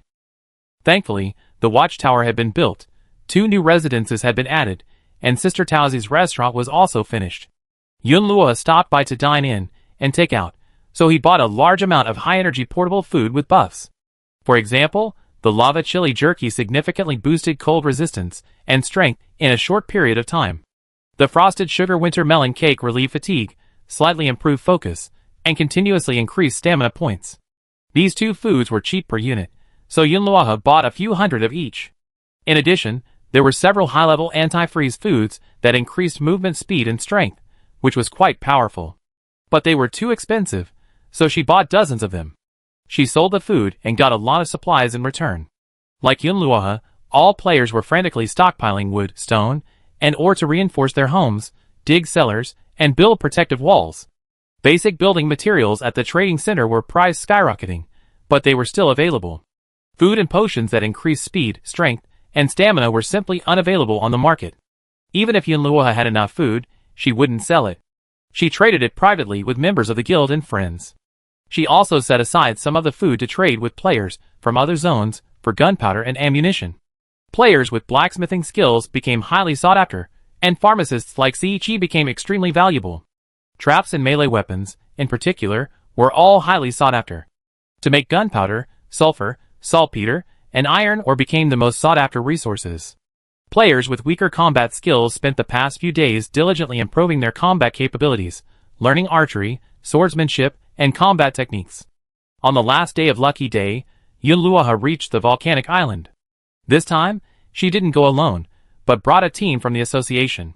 She was the captain, and Cheng Xuening and Mu Zitong were also on board. They devoured a large amount of speed-boosting food. With double the supplies, they nearly cleared the island's sulfur veins, bringing back tens of thousands of sulfur crystals, various ores, lava rocks, and other scarce winter supplies. Although it took its toll, the team encountered an avalanche and a hurricane sweeping across the volcanic island. They were in the eye of the hurricane on their return journey. Thankfully, everyone was well prepared, and they escaped unscathed.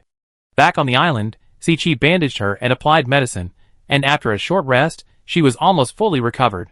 While she was away, Ziyi had set up a makeshift small chemical workshop next to the herb garden. Using the vast amount of sulfur Yun Luoha had brought back, combined with saltpeter and charcoal, they began mass-producing a crude but formidable gunpowder. This gunpowder was carefully packaged into ceramic jars and fashioned into simple mines and bombs. That evening, Yun Luoha planned to use the last bit of time to stock up on supplies. She bought up every available fuel, premium ingredients, special building materials, and medical kits at the Reef Mall. Flower sea coins flowed freely, filling the 3 newly expanded warehouses with supplies. The supplies were categorized and stored in supply boxes for easy access. Yun Luoha also stocked up on various high-intensity flashlights, infrared scanners, and night vision binoculars. In short, she bought everything she could possibly need. In the late hours of the night, Yun Luoha remained atop the watchtower, dressed in top-quality cold-weather gear made of yak wool and goose down, a snow fox hat, and gloves woven from cold-resistant spider silk. She was fully armed, clutching a sharp long knife. She kept a telescope to observe the surroundings of the island. But the night passed, and surprisingly nothing happened. The world was utterly quiet. Yun Luoha felt even more uneasy. This very quietness, in turn, made her even more worried. The blizzard and hurricane raged for 3 days and 3 nights. The winds finally died down on the morning of the 11th day of winter.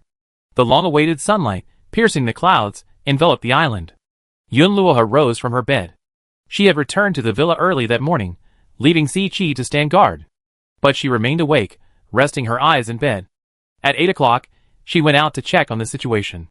The snow outside was several meters deep. Yunluoha walked along, using de-icing agents to melt a path. The ocean had vanished, replaced by a vast, boundless ice sheet, its edge visible. The ice reflected a dazzling light in the sunlight. Abby followed her all the way, announcing the weather and plans for the day. Today's temperature is minus 68 degrees Celsius, with a force 3 wind and sunny skies all day. Main tasks: reinforce the breach in the eastern section of the defensive wall, test the wall's strength, test the aim of long-range weapons, and promptly clean up the new deaths in the barns and chicken coops. Yunluoha cycled to the edge of the island, the western section of the defensive wall. Originally, this was a reef, but after overnight processing by the spiders, it had been concreted and reinforced with thousands of rebars, forming a barrier. If the zombies arrived, there would be no way through. A dozen spiders were still busy, and Yunluoha ordered them to create an escape route. At that moment, the regional chat room suddenly exploded. "Oh shit! I saw something coming, but it's moving so slowly. I saw it too.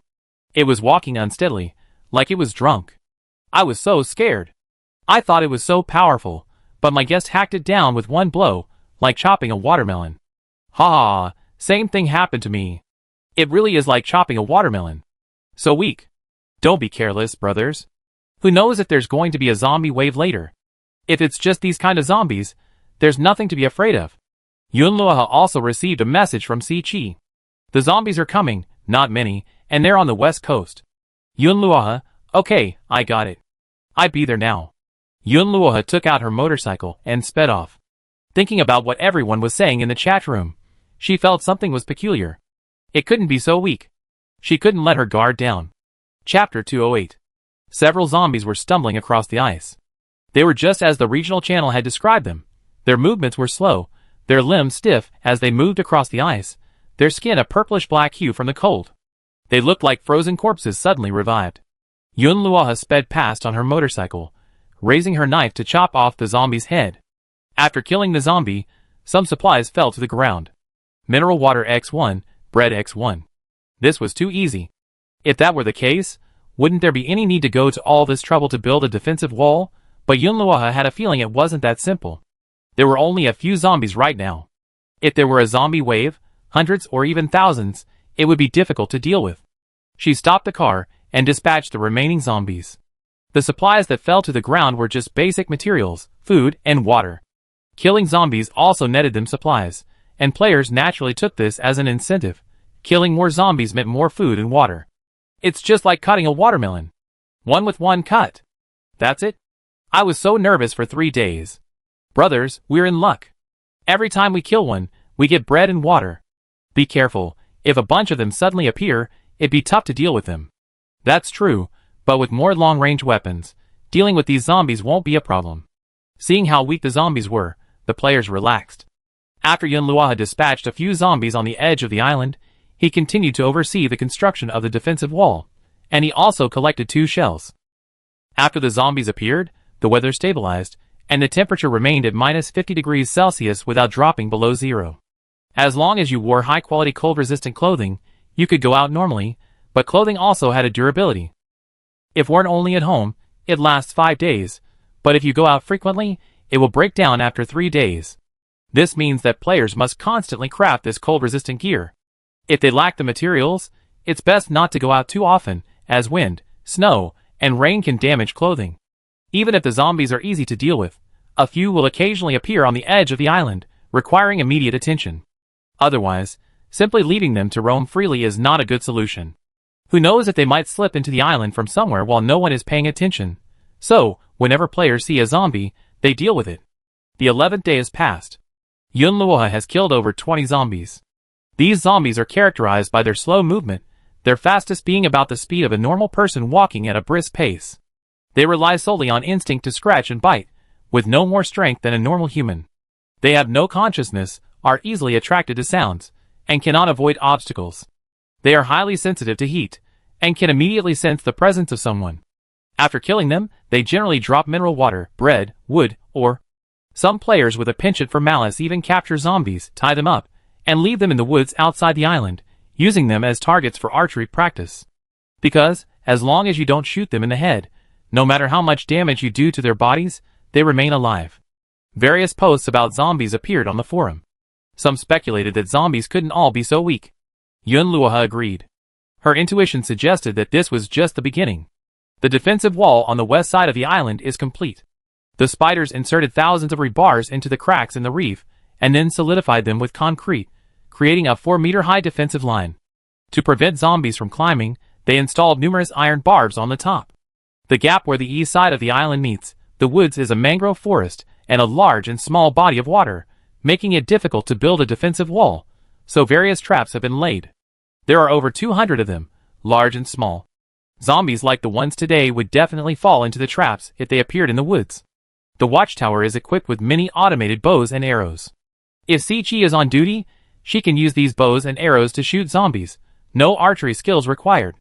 Sichi fills clay pots with gunpowder and iron scraps to make simple mines and bombs. With dozens of them in her backpack, she's more than enough to deal with the zombies. In a few days, the defensive walls on the other two sides will be completed. By then, even if a large number of zombies attacked, they should be able to handle it. Sichi was on guard duty for the first half of the night, so Yunluoha went to bed. She set an alarm to relieve Sichi in the second half. At 3 in the morning, Yunluoha opened her eyes. She arrived at the watchtower on time. Sichi was tired and sleepy, having been relying on food to stay awake. Seeing Yunluoha approach, she immediately stood up. Nothing unusual, is it? Sichi, yes, I've been keeping an eye on it. Nothing's happened. Yunluoha, okay, go to bed now. I take care of the rest. Sichi, thank you for your hard work. If anything happens, please contact me. Yunluoha nodded, and after Sichi left, she opened the light curtain. While on guard duty, one didn't need to stare at the telescope constantly, that would be overwhelming for anyone. Sometimes, one could relax. She could browse the trading center, or check the forums for any new news. Many people stayed up late at night, and sometimes, at night, one could always find some good items that players had put up for sale. For example, right now, Yunluoha saw someone offering to trade a shotgun for a speed-boosting potion or food. Yunluoha quickly clicked on the trade. She hadn't expected someone to actually make a shotgun. She happened to have 10 spicy crab sticks with her, made from king crab legs. They were a great speed-boosting potion, and Yunluoha was keeping them for herself. Many people had been asking for them before, but Yunluoha hadn't taken them out. Now, compared to the food, the shotgun was more important. It wasn't difficult for her to make speed-boosting food, but she had never seen a shotgun before. After the trade, the other party saw her ID and asked if she had any more food to trade. Yunluoha carefully examined the other party's message. It turned out to be a player from Area 1. Yes, but I need bullets, or a few more hunting rifles. Having a gun without bullets wouldn't work. If there were no bullets, a few more hunting rifles would be helpful. We only have 20 rounds of ammunition. I can trade you for 10 at most. We don't have any more hunting rifles. A message from a player in Area 1 quickly popped up. Yunluoha had obtained the hunting rifle. The gun had a non-slip design, and the barrel looked hand-forged from reinforced steel ingots. It was crude, likely not made from blueprints, but designed by him. Yunluoha carefully examined it and confirmed that it was usable, but it was difficult to use and could easily cause an accidental discharge, potentially injuring him. Fortunately, Yunluoha had experience, so using it wasn't difficult. This took our district's blacksmith 3 days to make. We're really short on speed-boosting food. Tomorrow we're going deep into the ice to find saltpeter, and we need speed-boosting food, otherwise we won't be able to escape a hurricane. Yunluoha pondered, can we still make bullets later? I can give you more food, but it's a long-term deal. If you can make more hunting rifles, I also trade them for other resources. The other party took a long time to reply. How about this?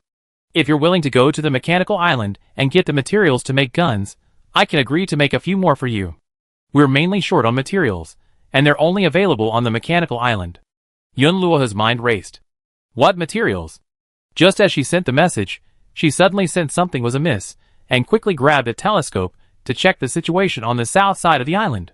Fluorite lamps were placed throughout the island, so even in the dark, it was brightly lit. Through the telescope, Yunluoha saw several tall zombies scurrying through the woods. Yunluoha's expression darkened. That speed just now wasn't like the zombies we saw during the day. A message came from a player in Area 1. Precision gears and high-strength spring steel are only found in the abandoned factories on Mechanical Island. Yunluoha hesitated for a moment, then turned off the light screen and headed to the south side of the island to check the situation first. On the way, Yunluoha sent a message to the group chat, sharing her findings. Arriving at the woods on the south side of the island, she held up a high-powered flashlight and peered deeper into the woods. Although she hadn't seen anything yet, her intuition told her there was danger in the woods. Soon, she keenly noticed several dark figures moving through the trees. Looks like there are at least 3. Yunluoha had put on her night vision goggles, which gave her a clearer view. Through the goggles, everything around her was clearly visible. She moved quickly, and soon spotted a zombie. This zombie was different from the one she had seen during the day. It was tall, sturdy, and had dark gray skin. Although its eyes were dull and lifeless, its movements were swift, and it had 2 rows of sharp teeth. The moment Yunluoha spotted it, the zombie also noticed her. It quickly charged towards her. So fierce? Yunluoha's face was stern, but she advanced instead of retreating, pulling a machete from her backpack. She calculated the direction the zombie was coming from, and sprinted towards it, swinging her machete. Her speed was astonishing. The zombie was fast, but she was even faster. She struck the zombie's neck, but the knife paused. It wasn't as easy as chopping a watermelon. This type of zombie had increased in strength. The moment the zombie's head fell to the ground, supplies dropped. 1 fuel block, 1 dried meat block. Huh? A fuel block and dried meat dropped. The items have been upgraded. Just as Yunluoha was checking the supply details, another zombie rushed towards her from the other direction. The zombie tried to pounce on her and bite her, but she kicked it away. The next second, it climbed up unscathed and tried to advance again. Yunluoha switched to a sharper weapon. This time, she chopped off the zombie's head directly. This time, it wasn't like slicing a watermelon, but like chopping off a pig's head. To chop off a pig's head cleanly, she needed a more powerful weapon. Yunluoha thought to herself. After dispatching a few zombies in the woods, Yunluoha patrolled the area, making sure there were no more zombies before returning to the watchtower. The southern defense wall wasn't well prepared, and zombies had already entered. It seems the zombies aren't completely clueless. They find their own way onto the island. She posted a photo of the zombie she just seen to the chat channel. The zombies have upgraded. Not only are they faster, but they also become tougher, and the loot they drop after death is also higher level. It was late at night, and many players were asleep, but Yunluoha's news still caused a stir. Oh my god! I scared myself away from sleep. Zombies can upgrade? I knew it wouldn't be that simple. Another high-level zombie has appeared. Will there be even more powerful zombies? Don't scare me. Are the zombies already on the island? I can't defeat this kind of zombies. What should I do? Chapter 209. The private chat window in the trading center flickered again. Precision gears and high-strength spring steel. Both of these materials can be found in the abandoned factory on Mechanical Island, but none of us can go there now. If you can go to Mechanical Island and get the materials, I can help you make them. But right now, I need more speed-up food. Okay.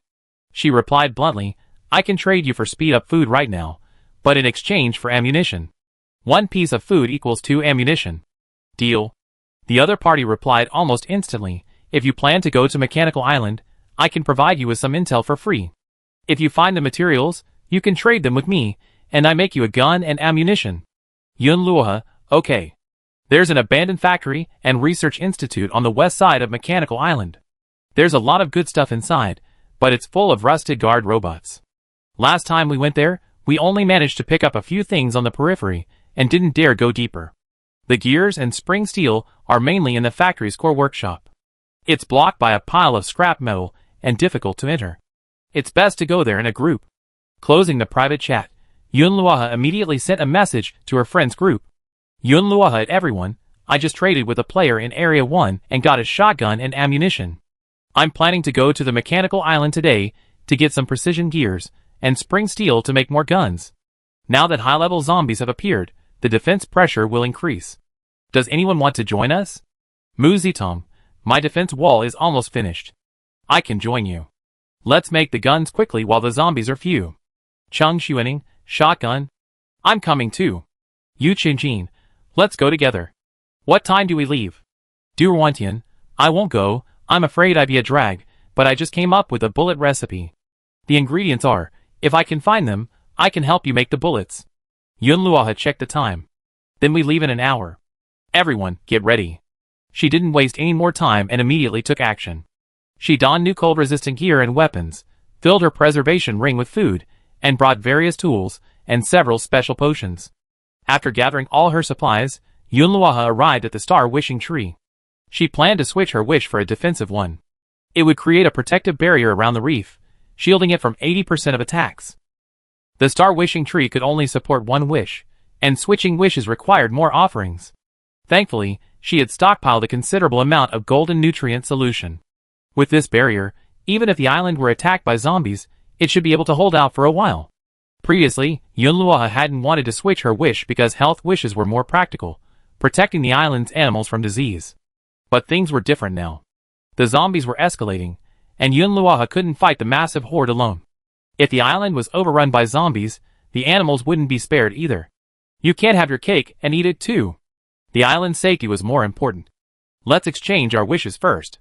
At 8:15, Yunluoha landed on the mechanical island. The entire island had turned a complete silvery white. The beach was covered in silver, and the trees were white as snow. Others also arrived one after another. Besides Yunluoha and his group, we saw players from other zones, also traveling in groups. To be here at this hour was no ordinary person. As soon as the group met Yunluoha, they acted as if they were not interfering with each other and left the beach first. Yunluoha was still short of one person, so he waited a little longer. There were 6 of them in total: Yunluoha, Cheng Xuening, Mu Zitong, Bai Yuemian, Yang Mei, and Yu Qinjin. Everyone had done their homework before coming here, and they knew there was a magnet on the mechanical island, so they had put away all their metal objects. Yunluoha, the magnet is very strong here, and vehicles are useless. Let's walk. Cheng Xuening scanned the surroundings with binoculars. The withered black metal trees of the distant mechanical forest were covered in icicles. The entire island was dead silent, with only the whimpering sound of the cold wind. Mu Zitong's weapons had all been made of obsidian. After so many days of accumulation, he had completed his collection of bloodthirsty equipment. His first bloodthirsty equipment, the soul-drinking twin blades, had been made with Yunluoha's help. Now he had armor, boots, rings, and sleeve guards. The soul-drinking twin blades had also been upgraded, becoming the bloodthirsty twin blades. Using numerous rubies and high-grade ores, their effectiveness was greatly enhanced. With the added bonus of a full set of equipment, he could now fight 100 at a time. The more enemies he faced, the stronger his combat power became, especially against hordes of zombies. But he still went to the island with Yunluoha this time, primarily because he wanted to make some firearms for his parents' self-defense, and the residents on his island also needed some weapons. He didn't usually use his bloodthirsty equipment at this moment. He only had an obsidian axe in hand, walking in front and leading the way. Yu Qinjin walked alongside him. They were the only 2 boys out this time. Everyone else was female. Mu Zitong said, "The ice is now harder than iron, and chopping down the trees on this mechanical island is going to be a real hassle. Our goal this time is precision gears and spring steel, so let's not chop down any trees." He knocked on a nearby metal stump. "Well, chopping down trees like this will double the wear and tear on your axe. Forget it. Besides, the trunks are frozen, making it even harder to chop." The 4 of them trudged through the mechanical forest, constantly using their detectors. Otherwise, the snow beneath their feet would obscure the road, making it easy to fall into deep pits covered in ice and snow. But despite their caution, they still stumbled into a snow cave. At the bottom of the cave, besides some discarded metal, there was also superconducting cable. Superconducting cable, which conducts better at low temperatures, is a core material for high-efficiency generators, energy weapons, and precision temperature control equipment. Everyone needs it. There were a dozen cables in total, and they divided them equally. As for the discarded metal, others had no use for it, but Yunluoha collected it all and put it in her backpack. No one wanted to share with her. According to Yunluoha's memory, they soon arrived at the entrance to the cave beneath the giant redwood. There are many good things in this cave below. Let's go in and take a look. Yunluoha had been here once before. The snow had piled up to the middle of the tree trunks, and the ice sealed the entrance tightly. They used their weapons to clear the ice, but with little success. Yunluoha then pulled snow melt and de-icing agent from his backpack, which quickly took effect. 20 minutes later, the cave entrance finally opened wide enough for only one person to pass through, and the chilling air several times colder than outside rushed out. Zhang Xuening took out a temperature probe and placed it inside. The temperature inside the cave is estimated to be minus 70 degrees Celsius. They were all wearing their best cold weather gear, but their faces were still pale from the cold. We have to get out within 2 hours. They only had enough stamina to last that long. They couldn't eat in such a low temperature. 2 hours was already the limit. Any longer would likely lead to an accident. Then hurry up. After entering the cave, Yunluo discovered that the lights that had been shining there were no longer working, covered in a thick layer of ice. They had to use headlamps to find their way. At the bottom of the cave, however, were still many metal boxes and machines. But those machines were all frozen solid, and the ice on the metal surfaces was impossible to touch. It would stick to them if touched. Everyone was very careful not to touch anything carelessly. All the boxes had been opened. Yunluo was still hoping that this time she might be able to open a few more. But she wasn't too disappointed. After all, it had been so long since her last visit. She didn't know how many more people had arrived. Along the way, they found some spare parts and broken robot parts amidst the frozen wreckage. But they couldn't find any precision gears or spring steel. As for the inactive machine, it had also been activated. A new passage appeared on the right. On the left was the same path Yunluo had taken previously. Leading to the coolant pool, Yunluo and the others planned to split up. She would go to the coolant pool first. Yu Qingjin and Zhang Xuening would follow her. The other three would go to the right, staying in contact. The coolant pool water wasn't completely frozen, but a thin layer of ice had formed on the surface, creating a strong chill. The surrounding electrical shields flickered unsteadily, and ice crystals formed around the pool's edge. In such low temperatures, it was best to avoid the pool. But Yunluo remembered that coolant could be used to craft top-tier cold-resistant gear, cryogenic traps, and rapid-acting refrigerants. The previous time she came, she had been heartbroken because she hadn't taken the coolant-collecting equipment. After returning, she kept thinking about it, so she later made equipment specifically for collecting coolant. This time, she brought everything with her, determined to get more coolant back. This rapid-acting refrigerant can quickly freeze targets, and is also effective against zombies. She had run out of coolant in her warehouse. It was no longer available in the Reef Mall, and no one at the trading center was selling it. This trip had been a great success. If she didn't take some away, she didn't know when she would be back again. Even though collecting was difficult, Yunluo still took the risk of collecting some. She put on special insulated gloves, took out her insulated tools, and carefully touched the edge of the pool. I first tested the current strength, then waited for the brief, safe period between flickers before quickly filling several bottles with coolant. The containers were made of specially made, extremely cold-resistant, high-temperature glass. We only had a limited supply, 30 of them, so we could only fit 30 bottles, each 5L, for a total of over 100L.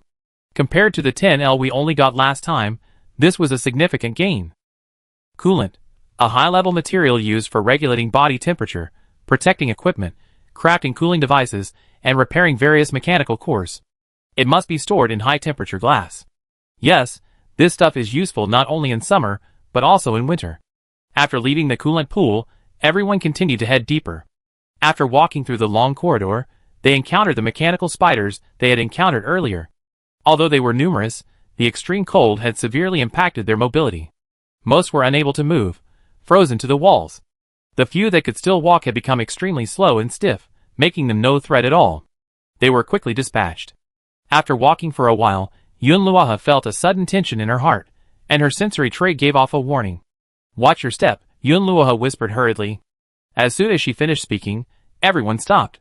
The ice ahead suddenly shattered, revealing a dark green liquid beneath, emitting a faint fishy smell.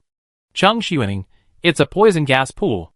Yunluo, no, it's industrial waste. The toxic gases here may have been less active due to the low temperature, but be careful and wear your masks. Yu Qingjin, you guys walk behind me. Yunluo, it's okay, we just have to walk slowly. We're almost there. The group finally reached the innermost core workshop. It was blocked by scrap metal, twisted and covered in a thick crust of ice. Yu Qingjin used his Zen staff to shatter the ice, and Yunluo used his obsidian axe to split open the outermost layer of scrap metal. As the scrap metal was cut through, Yunluo quickly discovered some gears inside. Found them. Precision gears. Finally finding something, she increased her chopping speed. The pile of scrap metal was completely chopped open, revealing the gleaming precision gears within. The low temperature had frozen them together, but the fine teeth on their surfaces were visible. Unlike ordinary bronze gears, which were covered in a patina, these were high-quality, premium materials. Yun Luoha counted them. At least 20. Yu Qingjin, I continue clearing out the scrap metal over there. See if you can find any spring steel. Chapter 210. Yun Luoha's axe continued to fall on the scrap metal when suddenly there was a crisp clang, as if it had struck something solid. She paused and used her axe to scrape away the ice on the surface. Soon, a long strip of steel with a dark silver sheen emerged. There had been fine spiral patterns on the surface. This was high-strength spring steel. Found it. Yun Luoha's eyes lit up. She hurried to clean it up and discovered it was a whole bundle of spring steel, at least 5 bars, each as thick as an arm, enough to make mini hunting rifle barrels and trigger parts. Just then, the communicator rang. Yun Luoha quickly answered it. Mu Zitong's voice rang out from the other end. Sister Yun, we're having trouble in the right passage. There are a lot of guard robots here, quite a few. Bai Yuemin has frostbite. Can you guys come over now? Yun Luoha, we be there right away. How are you guys? Is she okay? We already taken medication. It's nothing serious. We're in the maintenance room at the end of the passage. The door is blocked by robots. We're hiding behind obstacles for now. I can't handle these things. They're lifeless machines, and I can't suck their blood. Mu Zitong's voice had barely fallen when a loud metallic clang echoed through the communicator. Hold steady. We be there in 3 minutes. Yun Luoha immediately called to Yu Qingjin and Cheng Xuening, you guys gather the supplies here. I go check on them if they're in trouble. Yu Qingjin, let's go together. It's not safe to act separately now. Yun Luoha thought for a moment. Okay, then, after you unpack and gather the supplies, come find us. I go first. With that, Yun Luoha sprinted toward the right passage. The passages on the mechanical island were covered in ice, making it easy to slip. The closer Yun Luoha got to the maintenance room, the clearer the sound of metal clashing became, mingling with the voices of Mu Zitong and the others. A deformed alloy door appeared ahead. Outside stood 3 guard robots, over 2 meters tall, clad in rusty iron sheets, their arms shaped like spitting chainsaws, slamming against the door. It was unknown how these robots hadn't frozen in such cold weather. As Yun Luoha approached, the robots detected her presence. Their eyes emitted red scanning lines, scanning her up and down, and then a shrill alarm sounded. Behind him, Cheng Xuening voiced her thoughts. Are the robot circuits not frozen? Yu Qingjin raised his staff. Their cores are in their chests, where there's a red energy plate that should be able to generate heat. Xuening, you cover us. Yu Qingjin, let's flank them from both sides. As soon as she finished speaking, Cheng Xuening raised her modified bow and fired an arrow at the leftmost robot's knee joint. Her recent diligent archery practice had shown some improvement. The barbed arrow pierced the gap between the robot's knees, causing it to freeze. At the same time, Yun Luoha threw a Molotov cocktail at the center robot. The glass bottle collided with the robot's chest, and flames erupted, enveloping its upper body. But it seemed to have no effect. These robots were not afraid of fire at all. But Yun Luoha threw Molotov cocktails relentlessly. One after another, the flames burned the iron sheet, growing larger and larger, eventually shorting out the robot's circuitry.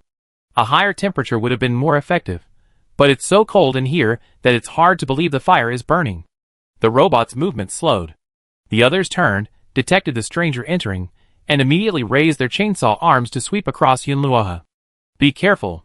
Yu Qingjin stepped forward quickly, slamming his staff down on the robot's chainsaw. The immense force caused the chainsaw to deflect and become lodged in a nearby pipe. Yun Luoha seized the opportunity to circle behind the robot, unleashing his Thunder Vortex Trident and striking fiercely at the back of its neck. With a crackling sound, the robot's head fell to the ground, a continuous crackling sound of electricity. After dealing with the robot on the right, the two of them joined forces to deal with the ones in the center. Yu Qingjin held the robot's body with his staff, while Yun Luoha aimed at the red energy plate on its chest, gathering strength in striking. The plate shattered instantly, and the robot's movements ceased completely. The flames on their bodies gradually died, leaving only charred metal. The robot on the far left, though unable to move its knees, still managed to swing its arms. It saw sending sparks flying across the wall. Cheng Xuening fired 2 more arrows, hitting its arms, but the arrows only left 2 marks on the mechanical arms. Yun Luoha stepped forward and slashed its neck, finishing it off completely. Open the door. Yun Luoha said to the inside, it's all right now. Mu Zitong's voice came from inside. I'm coming. The door was pulled open a crack, and Mu Zitong poked his head out, his face dusty. Come in quickly. In the maintenance room, Yang Mei was bandaging Bai Yuemian's ankle. Bai Yuemian's face was pale, and cold sweat was beading on her forehead. What happened? Yun Luoha squatted down to check on Bai Yuemian's injuries. Her trouser legs were frozen, and her ankles were red and swollen, clearly frostbite from the low temperatures. We didn't notice when we came in. There's a hidden liquid nitrogen pipe on the ground. Yuemian accidentally stepped on the ice shell above it, and her ankle touched the pipe directly, causing frostbite. Yang Mei's voice was filled with self-blame. Then these robots rushed out, and we had no choice but to hide inside. Cheng Xuening pulled a blue potion from her backpack. This is high-grade antifreeze. It can relieve frostbite. I apply it to her. She carefully unwrapped the bandage and applied the potion to Bai Yuemian's ankle. The red and swollen skin gradually regained some color. Bai Yuemian gasped in pain, but she gradually recovered. Why aren't these robots frozen? Mu Zitong leaned against the door, panting. I ran into them right after I came in. I didn't have time to look for supplies, but there's a lot of stuff here. Yun Luoha looked around the maintenance room. Repair tools and parts were piled high, and a simple map of the mechanical island hung on the wall. She walked over to the map. Look here. Yun Luoha pointed at it. It shows the locations of the abandoned factory and the research institute. The markings on the map clearly demarcated the abandoned factory and the research institute, even noting several passages. Yun Luoha studied the map carefully. We're very close to the abandoned factory, and judging by the markings, there's a maintenance passage that leads directly to the core area of the factory, perhaps avoiding the guard robots. She looked at the others. We just found some precision gears and spring steel. It's not a lot. If we can get to the factory, we definitely get more supplies. What do you think? Bai Yuemian tried to stand. After applying antifreeze, the stinging in her ankle had gradually subsided. Let's go to the factory first. I can still walk. Don't let me delay you. Yang Mei helped her to her feet. Bai Yuemian took a few tentative steps. It's okay to walk slowly, but don't run. If you're worried I hold you back, I find a place to wait. Cheng Xuening, it's mainly because I'm afraid I won't be able to take care of you if you get into danger. Bai Yuemian, it's okay. I have a teleport card. If anything happens, I can just use it to teleport back to my island. Yun Luoha, that's fine. Let's go. If you can walk, come along. If anything happens, just teleport. She looked around. Let's pack up the supplies here first. Yang Mei walked to the corner of the maintenance room, where several half-open wooden boxes were piled, revealing a number of tools, like screwdrivers and wrenches, as well as several rolls of wire. These tools might be useful. Yun Luoha found a metal box under the table, and discovered a bunch of other goodies inside. A large number of screws, nuts, several rolls of metal cable, several damaged circuit boards, several small energy batteries, electronic parts, bronze gears. The others also made some small gains. At this moment, Yun Luoha noticed a whiteboard hanging on the wall. On it, a few lines of text were written in black marker. There are unactivated reserve robots in Workshop 3 of the factory, and there is a supply depot in the core area, which requires an energy card to activate. Yun Luoha read the words aloud. Yang Mei's eyes lit up. Energy cards? Could the robots we just dealt with have them? Cheng Xuening, no, there's nothing on the robots. They all been dismantled. Yang Mei searched quickly and found a card in a drawer, glowing blue and with intricate patterns printed on it. Found it. Yun Luoha walked to the other door in the maintenance room. There's a slot on it. It should be opened with an energy card. Mu Zitong, this should be the maintenance passage leading to the factory. Let's try using the energy card. Yang Mei inserted the energy card, and the slot instantly lit up green. The sound of gears turning could be heard from within the door. The heavy alloy door slowly swung open, revealing a pitch-black passage. There doesn't seem to be anything unusual in the passage. Yu Qingjin turned on his headlamp and shone it in. The bright light illuminated the passage, revealing a similar door at the end. Yun Luoha, time is running out. Let's hurry and get in first. The group entered the passage one after another. Bai Yuemian, supported by Yang Mei, walked in the middle, Mu Zitong and Yu Qingjin walked in front and behind, respectively. Yun Luoha and Cheng Xuening stood guard on both sides. The temperature in the tunnel was extremely low, shivering. They had been inside for a while, and halfway through the 2 hours had passed. They had to get out quickly. After walking for about 5 minutes, Yun Luoha immediately signaled everyone to stop. Hold still. I hear something coming. Everyone remained still. After a minute, heavy footsteps echoed from the depths of the tunnel, accompanied by the sound of metal rubbing against each other. They must be guard robots. Yunluo squatted down and listened carefully. From the sounds, there are at least 10 robots. Yang Mei, so many? Mu Zitong, looks like they're a bit difficult to deal with. Yu Qingjin held his staff across his body. I clear the way. Yunluo nodded. Okay, Xuening, use your bow and arrows to help contain us from a distance. Yu Qingjin and I will lead the frontal assault. Zitong, protect them. Soon, several tall figures burst out from the right passage. They were the same guard robots from before. Their eyes glowed red, and upon seeing Yunluo and the others, they sped towards them. They all raised their saw arms, their wielding blades in motion. Zhang Xuening quickly raised her bow and unleashed a burst of arrows at the leading robot, 3 of which accurately struck its energy plate. When she had previously disassembled the robots, she had studied their internal structure and now knew that their weak spot lay in this energy plate. All she had to do was damage it. As expected, the robots froze in their tracks, and the ones behind them, unable to break, collided with each other. Now attack! Yunluo shouted, charging forward with the Thunder Vortex Trident in hand. Yu Qingjin followed closely behind, sweeping his staff across, deforming one robot's chainsaw arm. Yunluo seized the opportunity to swerve around the robot, piercing its joint with his trident before spinning it forcefully, severing one of its legs and sending it crashing to the ground. Mu Zitong lashed furiously with his weapon. Unable to use his bloodthirst trait to absorb life, he could only attack with his weapon, but his strength was insufficient, and his attacks on the robot were largely ineffective. He wasn't stupid though, and even attacked the robot's energy plates. Yang Mei and Bai Yuemian were also busy. Their presence here meant they were quite skilled, but with experts like Yunluo and Yu Qingjin around, they had little chance to demonstrate their abilities. Yang Mei lashed at the robot's knees with her axe, knocking it off balance, then hacked at the energy plates on its chest. Bai Yuemian, raising a mace, struck the robot's eyes hard. In less than 5 minutes, all the robots in the corridor were eliminated. They reached the door at the end of the corridor, inserted their energy cards into the slots, and the door swung open. Behind the door was a vast workshop filled with discarded mechanical parts. What came into view were broken machine tools and conveyor belts, covered in thick layers of dust and ice.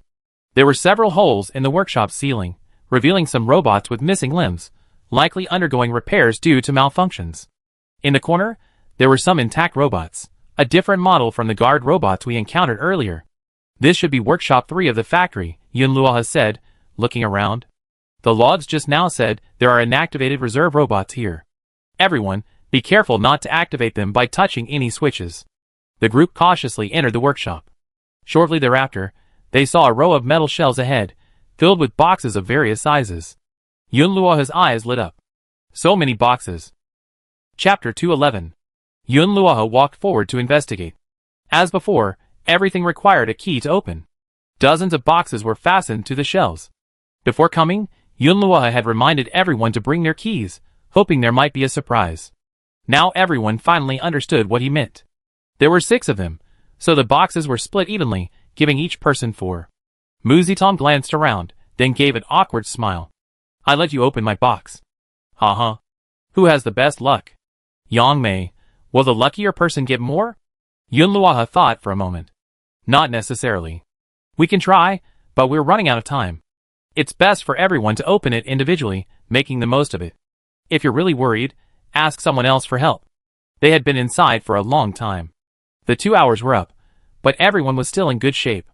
It seemed everyone had good physical fitness, so they could still hold out. Everyone's boxes were randomly assigned, from left to right, so just open the boxes you were assigned.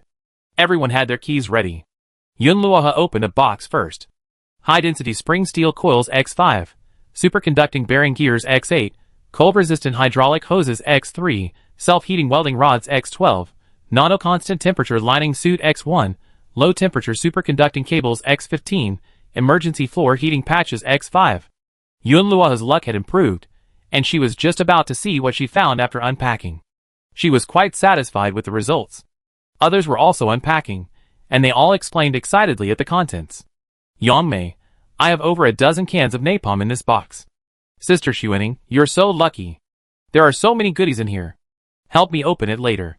Yunluo continued to open the other boxes.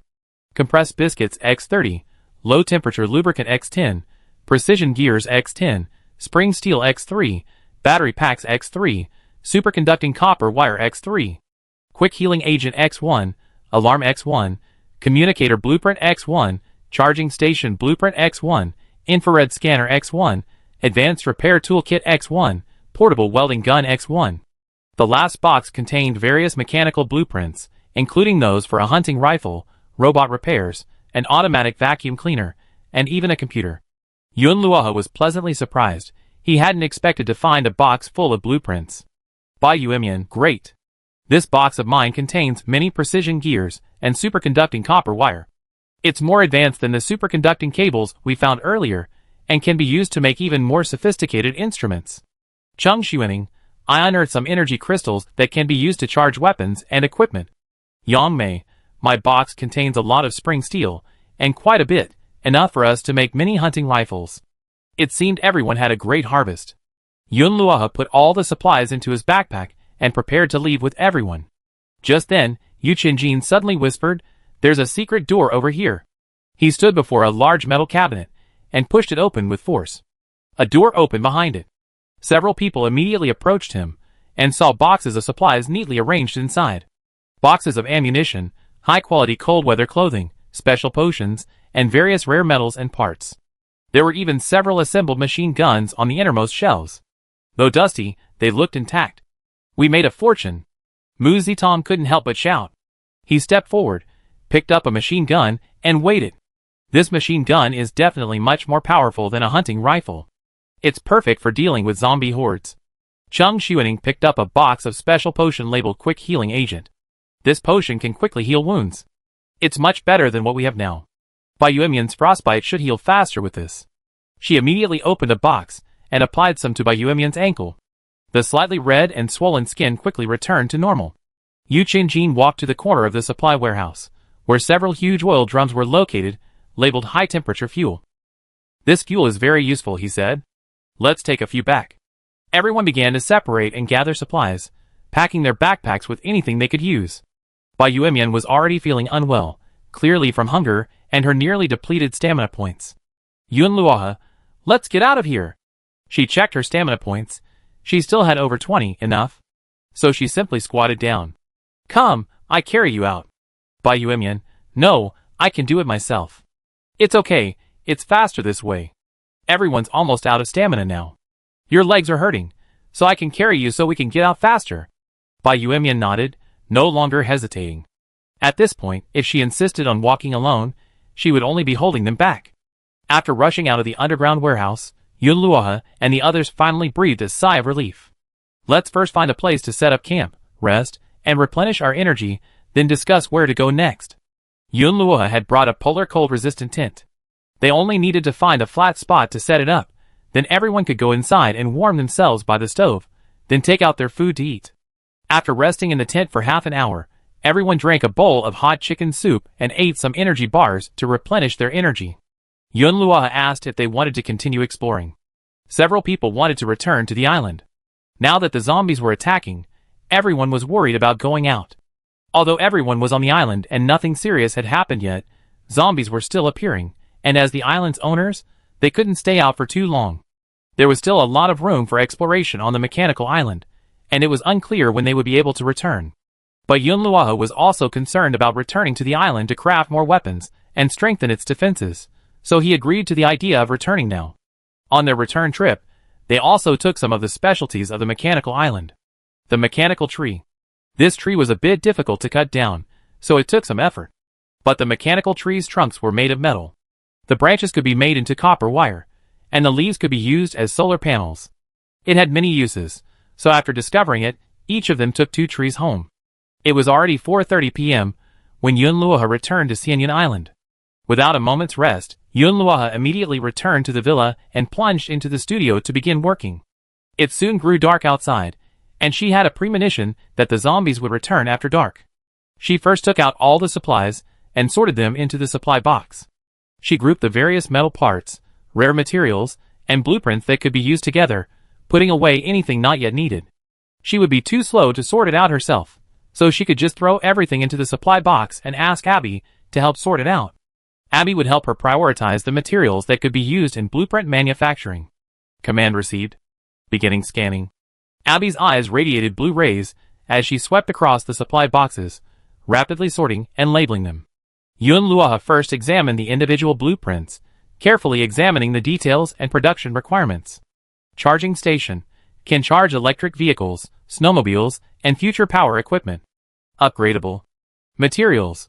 Refined copper plates X20, iron ingots X30, electronic components X15, insulation material X10, superconducting cable X1, circuit board X2. Communicator. Craft a small handheld radio communicator with a range of approximately 5 kilometers. Materials. Electronic components X5, copper or X10, battery pack X1, plastic polymer X5, metal cable X2. Automatic vacuum robot. Automatically cleans indoor floors. Materials. Plastic polymer X20, micro motor X2, battery pack X1, simple sensor X1. Chapter 212. In addition, there's a very important computer blueprint. Computer. Build a basic computer that can connect to the island owner's island terminal and robot terminal. This computer allows you to view the reef mall tasks, harvested plants, livestock status, and connect to cameras to monitor the entire island. Required materials. 10 circuit boards, 30 electronic components, 15 refined copper plates, 10 glass, 20 circuit boards, 10 wires. Requires an advanced workbench. The computer can connect to the island terminal, allowing you to view the mall tasks, harvest status, and monitor the island. Yun Luoha's eyes lit up. Great. With this, Seiichi can also operate the mall. We don't have to constantly watch the light screen, and we can even keep watch from inside. Yun Luoha can view the reef mall on his own light screen, but Seiichi can't. Island residents can't buy things. Only Yun Luoha can use Xianyun Island's reef mall, which is actually quite inconvenient. The computer is like having an extra terminal, allowing others to shop for themselves when Yun Luoha is away. And they don't need to use Yun Luoha's sea coins. Residents have their own funds. Additionally, the computer allows users to monitor all aspects of the island situation, which is also a bonus. Seiichi sometimes wants to know what's ready to harvest in the greenhouse, but she used to have to go check in person. Now, she can just check on the computer. Abby syncs island information to the computer daily. Furthermore, the connected cameras allow for island monitoring, meaning Yun Luoha and Seiichi no longer need to personally monitor the watchtower. Staying home with a computer was more comfortable than freezing outside. However, where to gather so many cameras remained a problem. Furthermore, many of the materials needed for the computer required secondary processing, and she didn't have all the recipes, so she had to find someone to buy them from or hire someone to process them for her. Yun Luoha first told the robot Abby, start the material sorting program. First, sort out the materials needed for these blueprints and place them together. Command received. Start scanning. Abby's eyes flashed blue light as it slowly scanned the pile of materials, rapidly identifying and sorting them. While Abby was sorting, Yun Luoha realized she was short on circuit boards. She had a surplus of electronic components, and refined copper plates needed to be smelted. There was still plenty of stock in the glass warehouse. The only thing missing was circuit boards. She had previously collected a few broken circuit boards, and had already upgraded and repaired them in the trash, but there weren't enough to make a computer. She sent a message in the group chat, looking for someone to trade with. See if she could find intact or broken circuit boards. As for the blueprints for the charging station and communicator, the materials are relatively complete, so we can start right away. Abby, prioritize sorting out the materials needed for the charging station and communicator. Instructions updated. Abby immediately and precisely removed the necessary materials from the supply box and sorted them onto the nearby workbench. Yun Luoha began to make the charging station. She placed the necessary copper and iron ore into the furnace, which quickly melted into a blazing liquid. After a while, she obtained the required refined copper plates and iron ingots. After preparing the materials, the advanced workbench spent nearly 2 hours crafting a simple charging station, half a person's height. Yun Luoha placed it in the courtyard on the first floor of the villa. After connecting the tidal windmill, the indicator light turned green, indicating it was ready for use. Success? She connected the snowmobile's battery and tested it. The charging indicator light illuminated normally, indicating it was charging. Great. With this, I don't need to manually charge or refuel. Then Yun Luoha began working on the communicator. This communicator was much more convenient than the comp communicator. It only required tuning the frequency band to use, without having to dial the other party's communicator. Within short distances, within the same frequency band, communication was possible at any time. She made 3, and when she was finished, she gave 1 to Si-Chi. Si-Chi was still busy in the makeshift chemical workshop next to the herb garden. She was experimenting with making a stronger cold-resistant potion and incendiary agent using coolant and flaming chili extract. Here, you can contact me anytime when you're busy. You'll be able to hear me as soon as I speak. Si-Chi nodded. Okay. I made a lot of new potions and put them in the supply box. Just go get them if you need them. Back at the villa, it was already dark.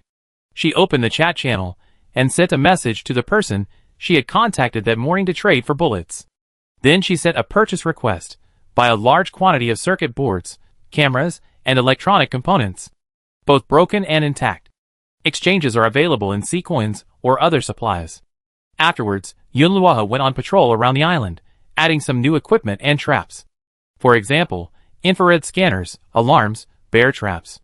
Infrared scanners can detect moving objects, triggering alarms.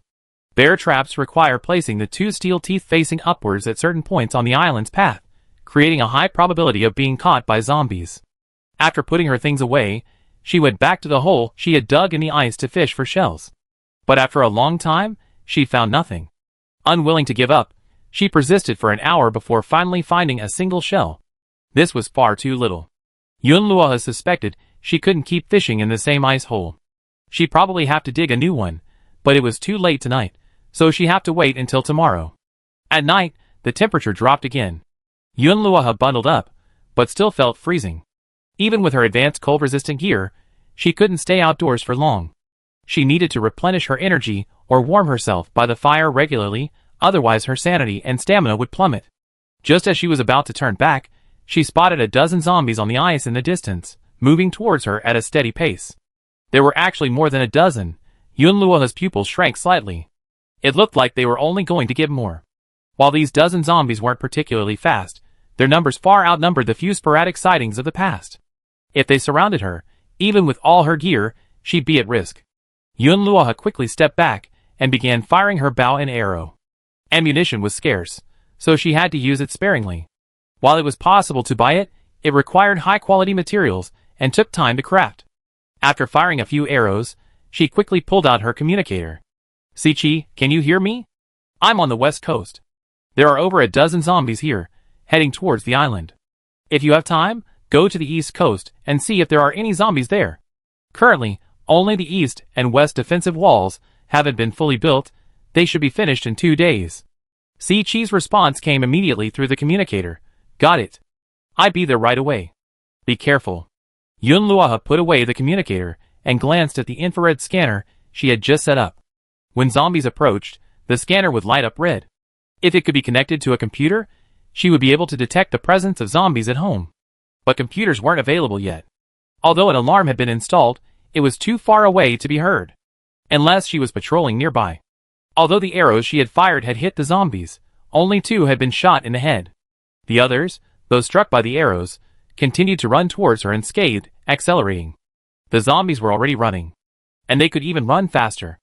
Yunluohe thought to herself, this was not good. She pulled out a Molotov cocktail from her backpack, aimed it at the huddled group of zombies, and threw it with all her might. The glass bottle struck the zombies, and the flames spread rapidly, igniting their frozen clothing and fur. A burning smell wafted over. But these zombies were clearly not afraid of fire. Though their bodies sizzled with flames, they didn't stop, charging forward like crazy. Yunluohe didn't stop, throwing 3 more Molotov cocktails in quick succession, then taking out another bottle of gasoline and dousing them with it. The intense heat immediately blew the zombies apart, and several were quickly charred to the ground.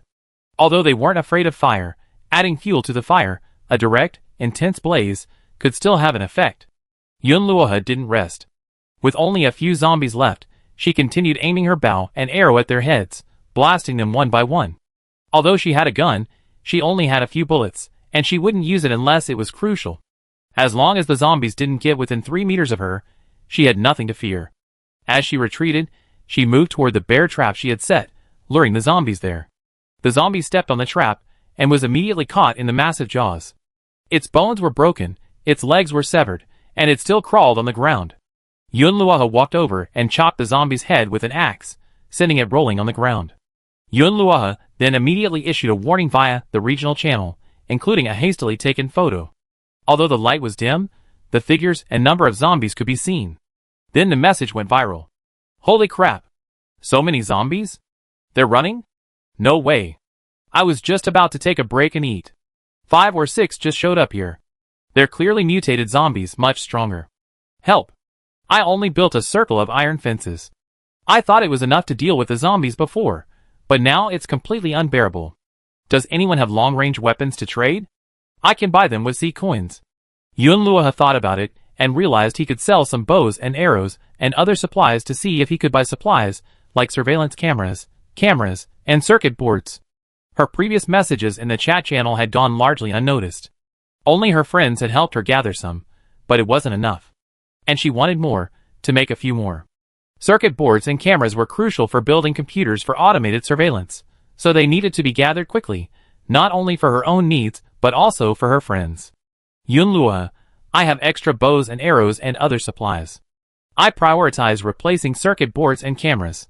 Broken ones are also welcome, and I take ammunition. As soon as the message went out, someone in the channel immediately responded. Many players sent her private messages. I want a high-end bow and arrow set with more arrows. I can trade them for cameras. I have circuit boards. Do you want ammunition? Do you have a gun? I'd like to trade it for a gun. Yunluoha sifted through some useful responses, and quickly found a dozen broken circuit boards. Broken ones didn't matter. They didn't matter to her. In fact, they were cheaper. She could just take them back, and put them in the trash to be repaired. Satisfied, Yunluoha walked back to the villa when Si Chi's message rang through the communicator. Sister Yun, there are also zombies on the east side. There are quite a lot of them. Chapter 213. After clearing the zombies from around the island, Yunluoha was finally able to rest. Her rest consisted of cooking at the cooking station. All she had to do was put the ingredients on the table. No need to think, that was rest. She cooked dozens of winter-appropriate dishes, which she could trade for circuit boards and other necessary supplies. She soon gathered the materials needed to build a computer. She built the computer overnight, and then continued collecting cameras. To install cameras around the edge of the island for surveillance, she would need at least 1,000, a feat not possible overnight unless she could obtain the blueprints. At 3 in the morning, Yunluoha finally collapsed into bed, exhausted. She showered briefly, completely exhausted, and didn't even feel like eating to replenish her energy. Like a taut string loosened, she just wanted to fall asleep. She slept until 10 the next morning. When she awoke and opened the curtains, she saw a vast expanse of white outside, snow falling. Seeing how late it was, she felt a little anxious. Then, thinking that if zombies were attacking, it wouldn't be so quiet, she calmed down and sent a message to Si Chi, asking her where she was. Si Chi, I just finished making a batch of potions. I saw you collecting circuit boards and cameras, and you also asked someone to replace some. Yunluoha, did anything happen while I was asleep? Si Chi, no, I went on patrol this morning. Nothing much. Si Chi hadn't been staying indoors these past few days. She had been practicing swordsmanship and archery, strengthening her combat prowess. After all, she and Yunluoha were the only 2 players on the island, and Yunluoha couldn't handle everything. Si Chi thought for a moment and added, by the way, the spiders can now move outdoors normally, but they can only stay outside for a maximum of 5 hours. Yunluoha said happily, that's great. This is really good news. With the spiders' help, she won't have to do patrols herself. Construction of the defensive wall will also be accelerated. Yunluoha immediately got up, washed, and ate a simple bowl of lean meat porridge before heading straight to the computer room. First, she checked her work plan for the day, then got busy. According to the robot statistics, many vegetables and fruits in the greenhouse are ready to be harvested, probably over 2,000 pounds. There are also several racks of tomatoes. Although the fruits are small, they are of high quality and extremely sweet, perfect for making sweet tomato sauce. Later, she will have the spiders help with pest control, soil loosening, and fertilizing the vegetables in the greenhouse. This won't take up their outdoor work time. Then, she will have them split into 2 groups to install the camera bases at the edge of the island. Installing the cameras won't take long, and it won't be too late to start building the defensive wall after that. She needed to sort out the broken circuit boards and broken devices with cameras she exchanged yesterday, and put them in the trash for recycling and upgrading.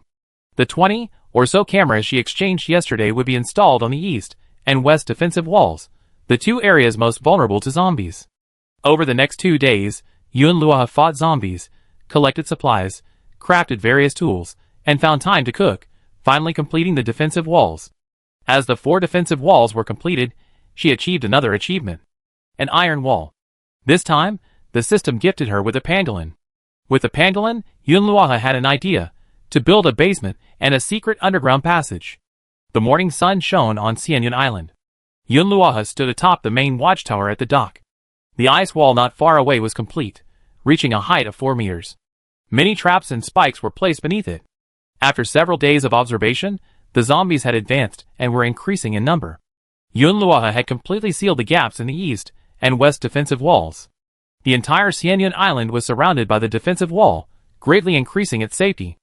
Adding to this, the surveillance cameras everywhere allowed Abby to monitor the situation around the island at all times. Scanning. Currently, scattered signs of zombie activity have been detected within 500 meters of the island. 3 to the east, 2 to the west, all common, moving slowly. It was daytime, and high-level zombies only appeared at night. Yunluo nodded. After the defensive wall was completed, those common zombies would be trapped, and traps and automatic crossbows would be used to deal with them, eliminating the need for her to personally intervene. Only when high-level zombies appeared would Yunluo need to lead the spiders into action. Spiders can help spin silk to restrict the zombies' movements. With their help, Yunluo's zombie hunting became much easier. Besides, Sichi has now developed a large amount of antifreeze, making it easy to consume, and her pets can now go out with her. Seeing the zombies in the distance, Yunluo skillfully raised her bow and arrow, drawing it expressionlessly and shooting, easily dispatching 2 of them. Killing these ordinary zombies has become a daily task for her now. The supplies she harvested, while ordinary, are better than nothing. After all, even if killing higher-level zombies would yield better supplies, she would rather have fewer high-level zombies to save her trouble. After dispatching the zombies in the distance one by one, Yunluo opened the chat channel. Discussions about swift and violent zombies continued to grow. The overall strength and numbers of the zombies were slowly but steadily increasing. Who knew if even more powerful ones would appear later? Yunluo planned to make good use of this relatively stable period to build more weapons and traps. Over the past 2 days, she had only made a few shotguns and machine guns. She heard that Du Ruantian had obtained blueprints for a sniper rifle, but it required a lot of specialized materials and couldn't be made yet. With a sniper rifle, it would be much easier to deal with those advanced zombies. However, her shooting skills were only average. She had no problem shooting at close range with a pistol or shotgun, but using a sniper rifle was still quite challenging. She practiced more often when she got the chance. After all, using zombies as targets would only take a while. Before descending the watchtower, she carefully inspected the cameras mounted on various sides of the tower. Through trade and repairs, she had gathered over 20 robots. While not enough to cover the entire island, key routes in all major directions were now under surveillance. The video feed was transmitted in real time to the newly built computer screen in the villa studio. If there were any unusual movements, Abby, whose main brain was connected to the computer, would be immediately aware and report it to Yunluo. The combination of computers and robots was truly useful. There were only a few players in the entire zone who possessed both computers and robots. Yunluo had the blueprints, which she planned to use to exchange for advanced materials and more infrastructure. She was running low on sea coins. She needed more construction materials to build a new house. Yesterday, Vivilla visited the island. Now that the requirements for moving in have been met, she must quickly build Vivilla's house and an insect museum for her. The materials required are enormous, and by the time they're finished, she'd be broke. She's been so busy these past few days that she's neglected to make money.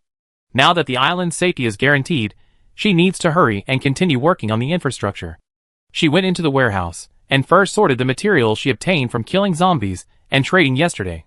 Then she took a large amount of junk from the warehouse's supply bins and brought it to her studio, where she used the trash cans to repair it. She salvaged a large amount of electronic parts, as well as various damaged clothing and weapons. Winter armor, weapons, and daily necessities were out faster than other seasons. The low temperatures cause items to break down easily, especially electronics and weapons. Careless use can cause them to lose a lot of durability, and clothing also wears out easily. Repairing them requires resources and time, so many players simply sell them at a low price. This has given Yunluohe a great bargain. She recently salvaged tens of thousands of these damaged items at a low price. Every day, the association collected a huge pile of food for her, but she had no time to look after it. She could only find time to pick up useful items and throw them in the trash can. Ro Bao had been sitting in front of the trash can these days, eating and throwing away trash at the same time. To reward him, Yunluohe made a lot of dried fish for him, spicy, salt-baked, and some sesame and spiced. He ate heartily, and his belly gained weight.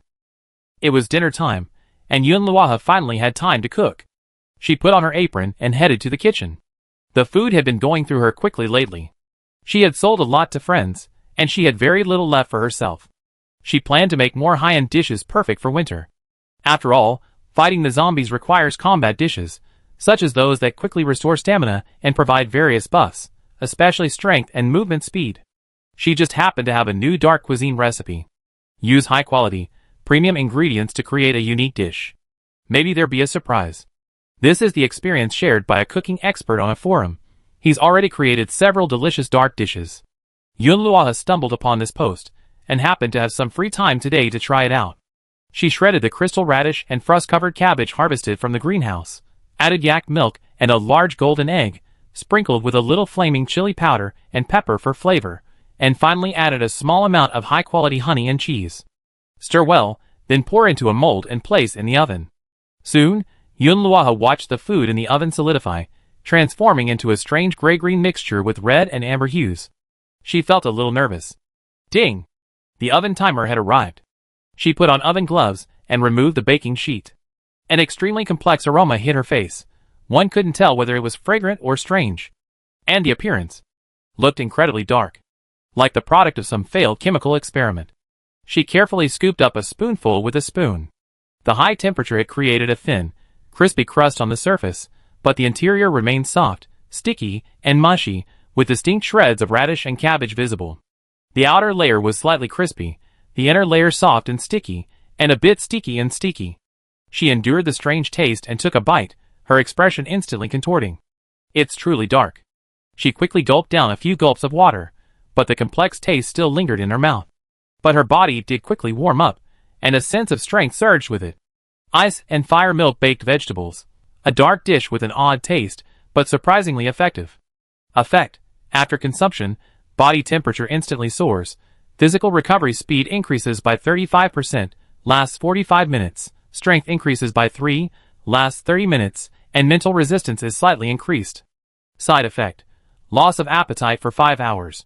While the taste is disastrous, the benefits it provides, especially the instant heat increase and significant stamina and strength boost, are essential for winter battles and exploration.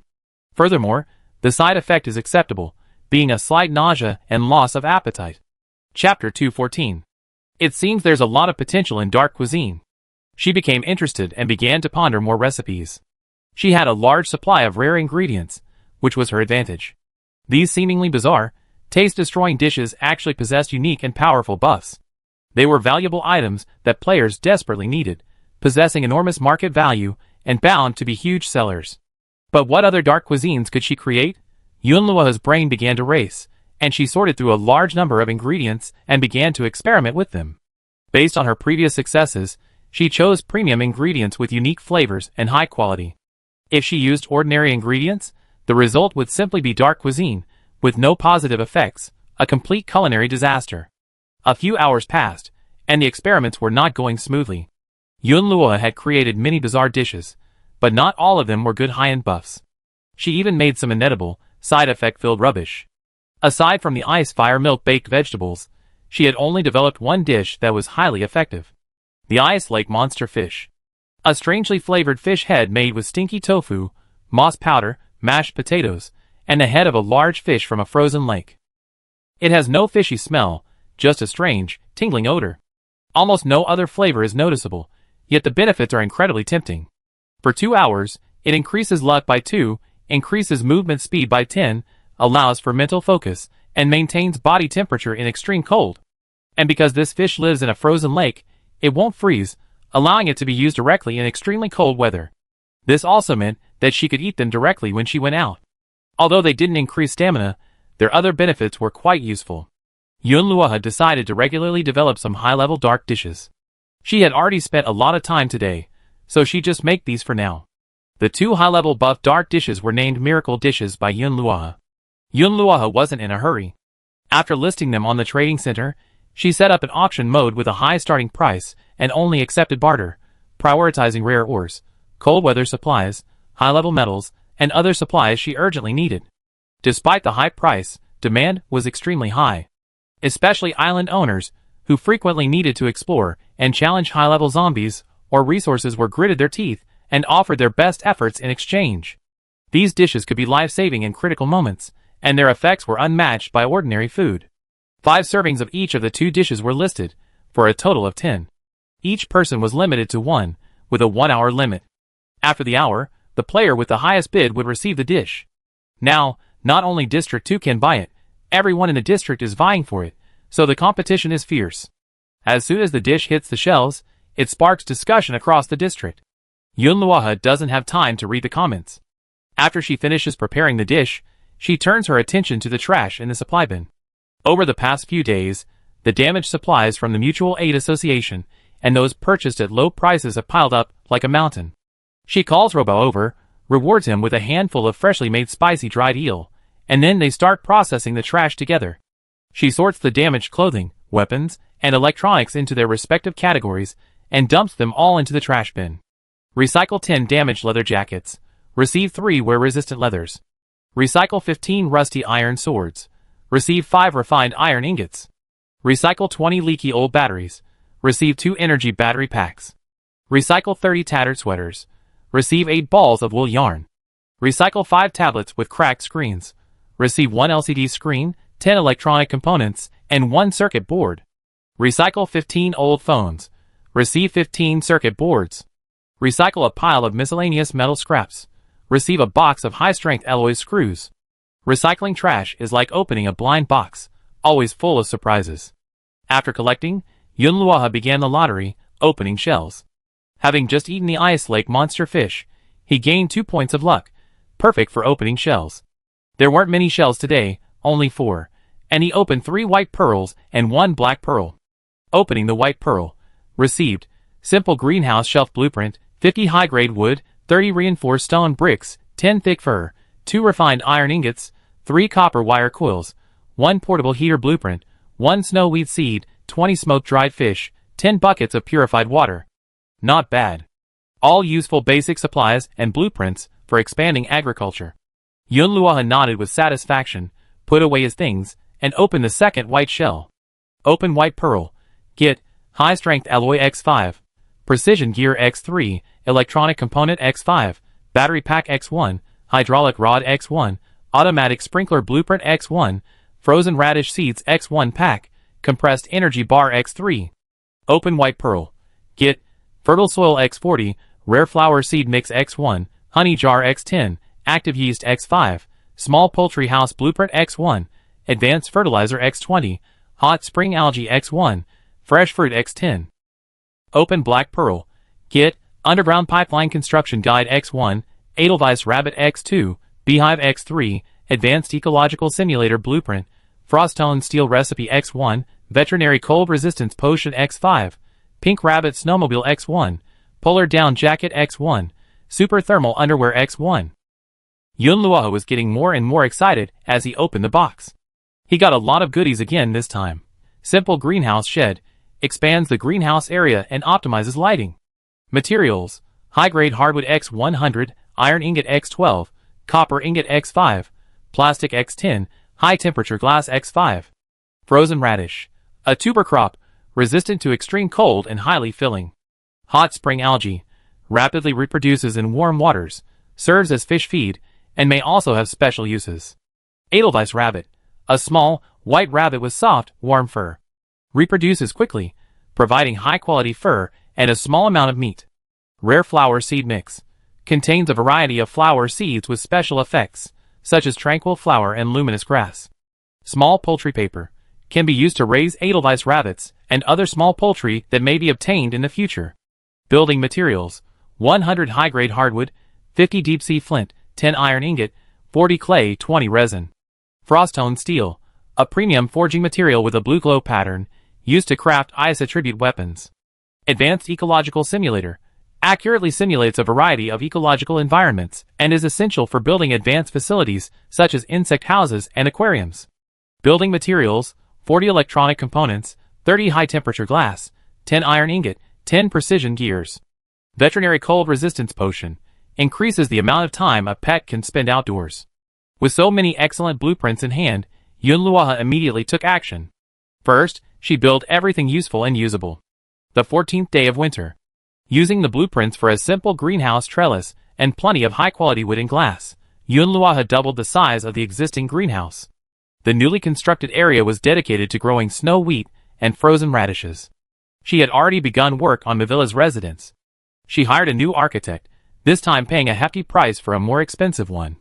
When the villa arrived, she had a lot of requirements for the house she wanted to live in. Yunluohe had noted them all down, and since the design was a bit challenging, she decided to hire a more expensive architect. She chose an area near the greenhouse and herb garden, where the climate was relatively warm and humid, suiting the villa's needs. The residence was to be designed in a treehouse style, which was the villa's suggestion. The architect arrived and quickly devised a plan. Yunluohe was instructed to quickly gather the necessary building materials. 5,000 pieces of high-quality hardwood were needed, along with a large amount of stone, metal, and glass. The interior would require a large amount of wear-resistant leather, wool, and various colors of paint and coatings. This cost Yunluohe a considerable amount of sea coins, which he couldn't exchange at the trading center and had to purchase at a high price at the Reef Mall. Also, an insect museum had to be built next to the treehouse. This was a larger structure, requiring a high dome and huge glass windows. A few days later, both buildings were completed. With funds and materials in place, the villa's treehouse and insect museum rose from the ground at an astonishing speed. When the villa visited again, her eyes lit up with delight at the sight of her own treehouse and enormous museum. The treehouse sits next to the greenhouse, surrounded by several specially preserved hardy conifers. Covered in recycled, durable leather and warm wool, the interior is carpeted with soft lichen. Next to the fireplace sits a vivarium filled with tropical plants and a few insects. The villa was delighted. The adjacent insect museum is even more impressive. Constructed of stone, bricks, and glass, its soaring dome provides excellent natural light. An advanced ecological simulator is installed in the core area, simulating diverse ecological environments such as rainforests, deserts, and caves, providing optimal habitats for insects with diverse habits. The display case and the ecological box's glass were made of the strongest material. But it's still empty now, waiting for Bavira to arrive and slowly refill it. Great. Even better than I expected.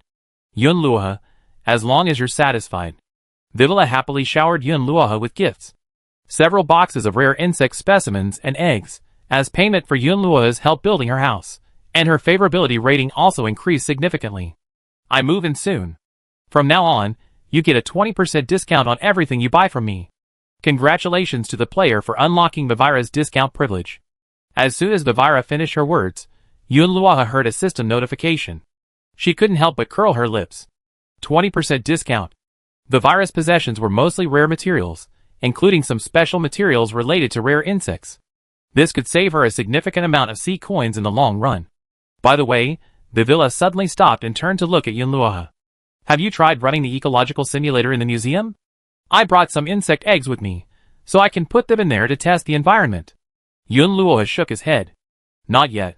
I just finished it a while ago, and I thought I'd wait until you get here to debug it. She followed the villa into the insect museum. The villa pulled a small box from her backpack.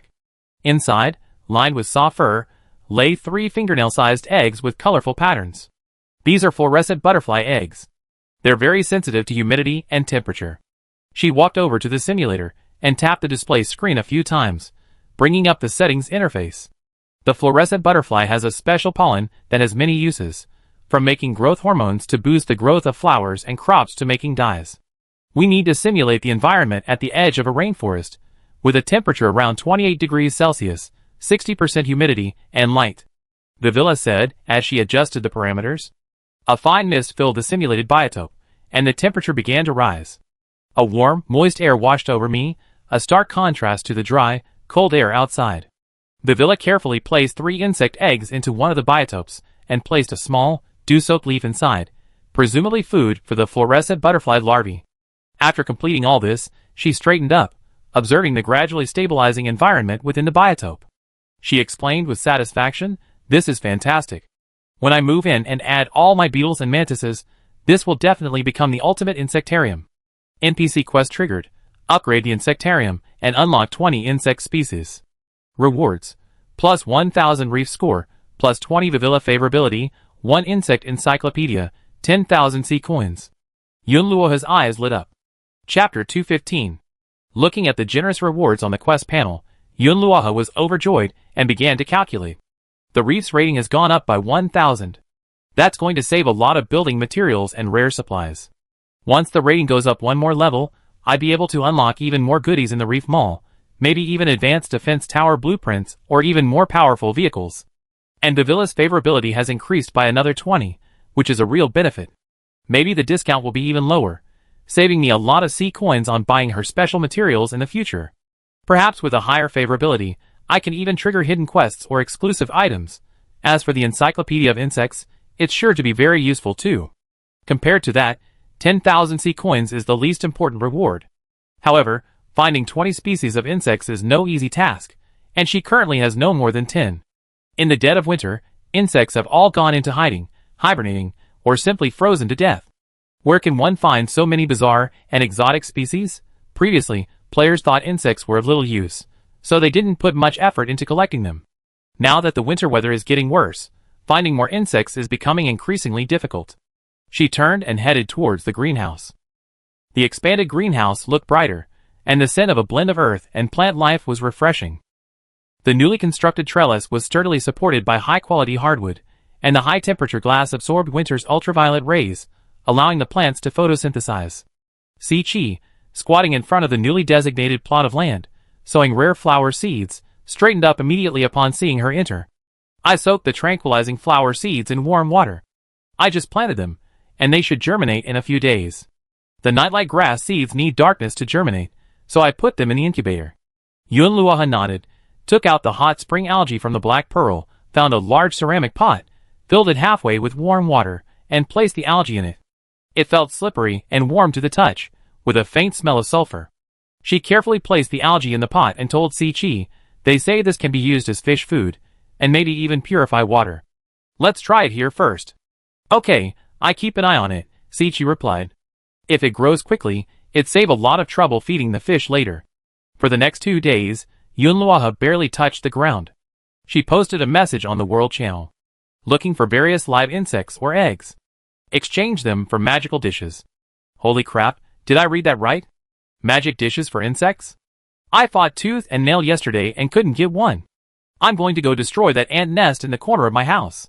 Don't be silly, Mr. Yun must want a rare species. I have a glowing beetle carcass I found earlier. I wonder if it work. Look at me, Mr. Yun.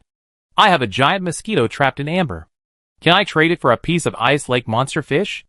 After seeing the details and effects of the magical dishes Yunluo posted yesterday, players went on a spree to buy them. Those who bought them were showing off on the regional channels and forums. No one was willing to eat them. After all, they were expensive, and the effects were so potent that they wouldn't eat them unless it was a critical moment. Of course, some people ate them the same day they bought them. Then a post appeared on the forum. "This magical dish is so awful it's tearing me up. But the effects are truly amazing." As the title says, the OP spent a fortune to snag a plate of ice-fire milk-baked mixed vegetables. It said it would make you lose your appetite, so I figured it wouldn't be good. But guys, I'm embarrassed to even call it food. It's like a mess of cement mixed with chili powder and honey. It's a little crunchy on the outside, but sticky on the inside. The shredded radish and cabbage are simply unbelievable. The taste is indescribable. Sweet, spicy, tangy, fishy, and a hint of burnt bitterness. One bite, and I felt like my soul was leaving my body for 3 seconds. But here's the kicker. The effects of this stuff are truly amazing. I instantly felt warm all over after eating it. Tens of degrees below zero felt like a piece of cake. I also felt stronger, almost like I could chop down a tree. But for the next 5 hours, I had no appetite for anything. Thanks for clearing up the mess. I just have to eat my compressed cookies. Speaking of which, they're so awful and so expensive, I can't afford them. I'm dying to try it, but it's so hard to buy. Original poster, Could you tell me roughly what ingredients you used? I tried to replicate it. Brother, don't even try. The ingredients are definitely special. There must be some high-end ingredients or special processing techniques we don't know about. Besides, he's a master chef, so it's not something you can just make casually. Several people bought it, tried it themselves, and tried to replicate it. The result was a pot of black stuff that smelled like burnt shoe soles. One bite nearly broke my teeth. Not only did it not work, but I also had diarrhea for 2 days. There was also a post on the forum titled, "A Deep Dive into Yunluoha's Miraculous Recipes." Many chefs wanted to figure out how Yunluoha created such a potent dish.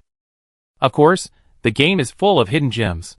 2 days later, a player in Zone 3 actually succeeded in creating a dish with similar effects and listed it on the trading platform for a high price. However, the person who copied the dish didn't continue to sell it. Some players asked why they stopped selling it.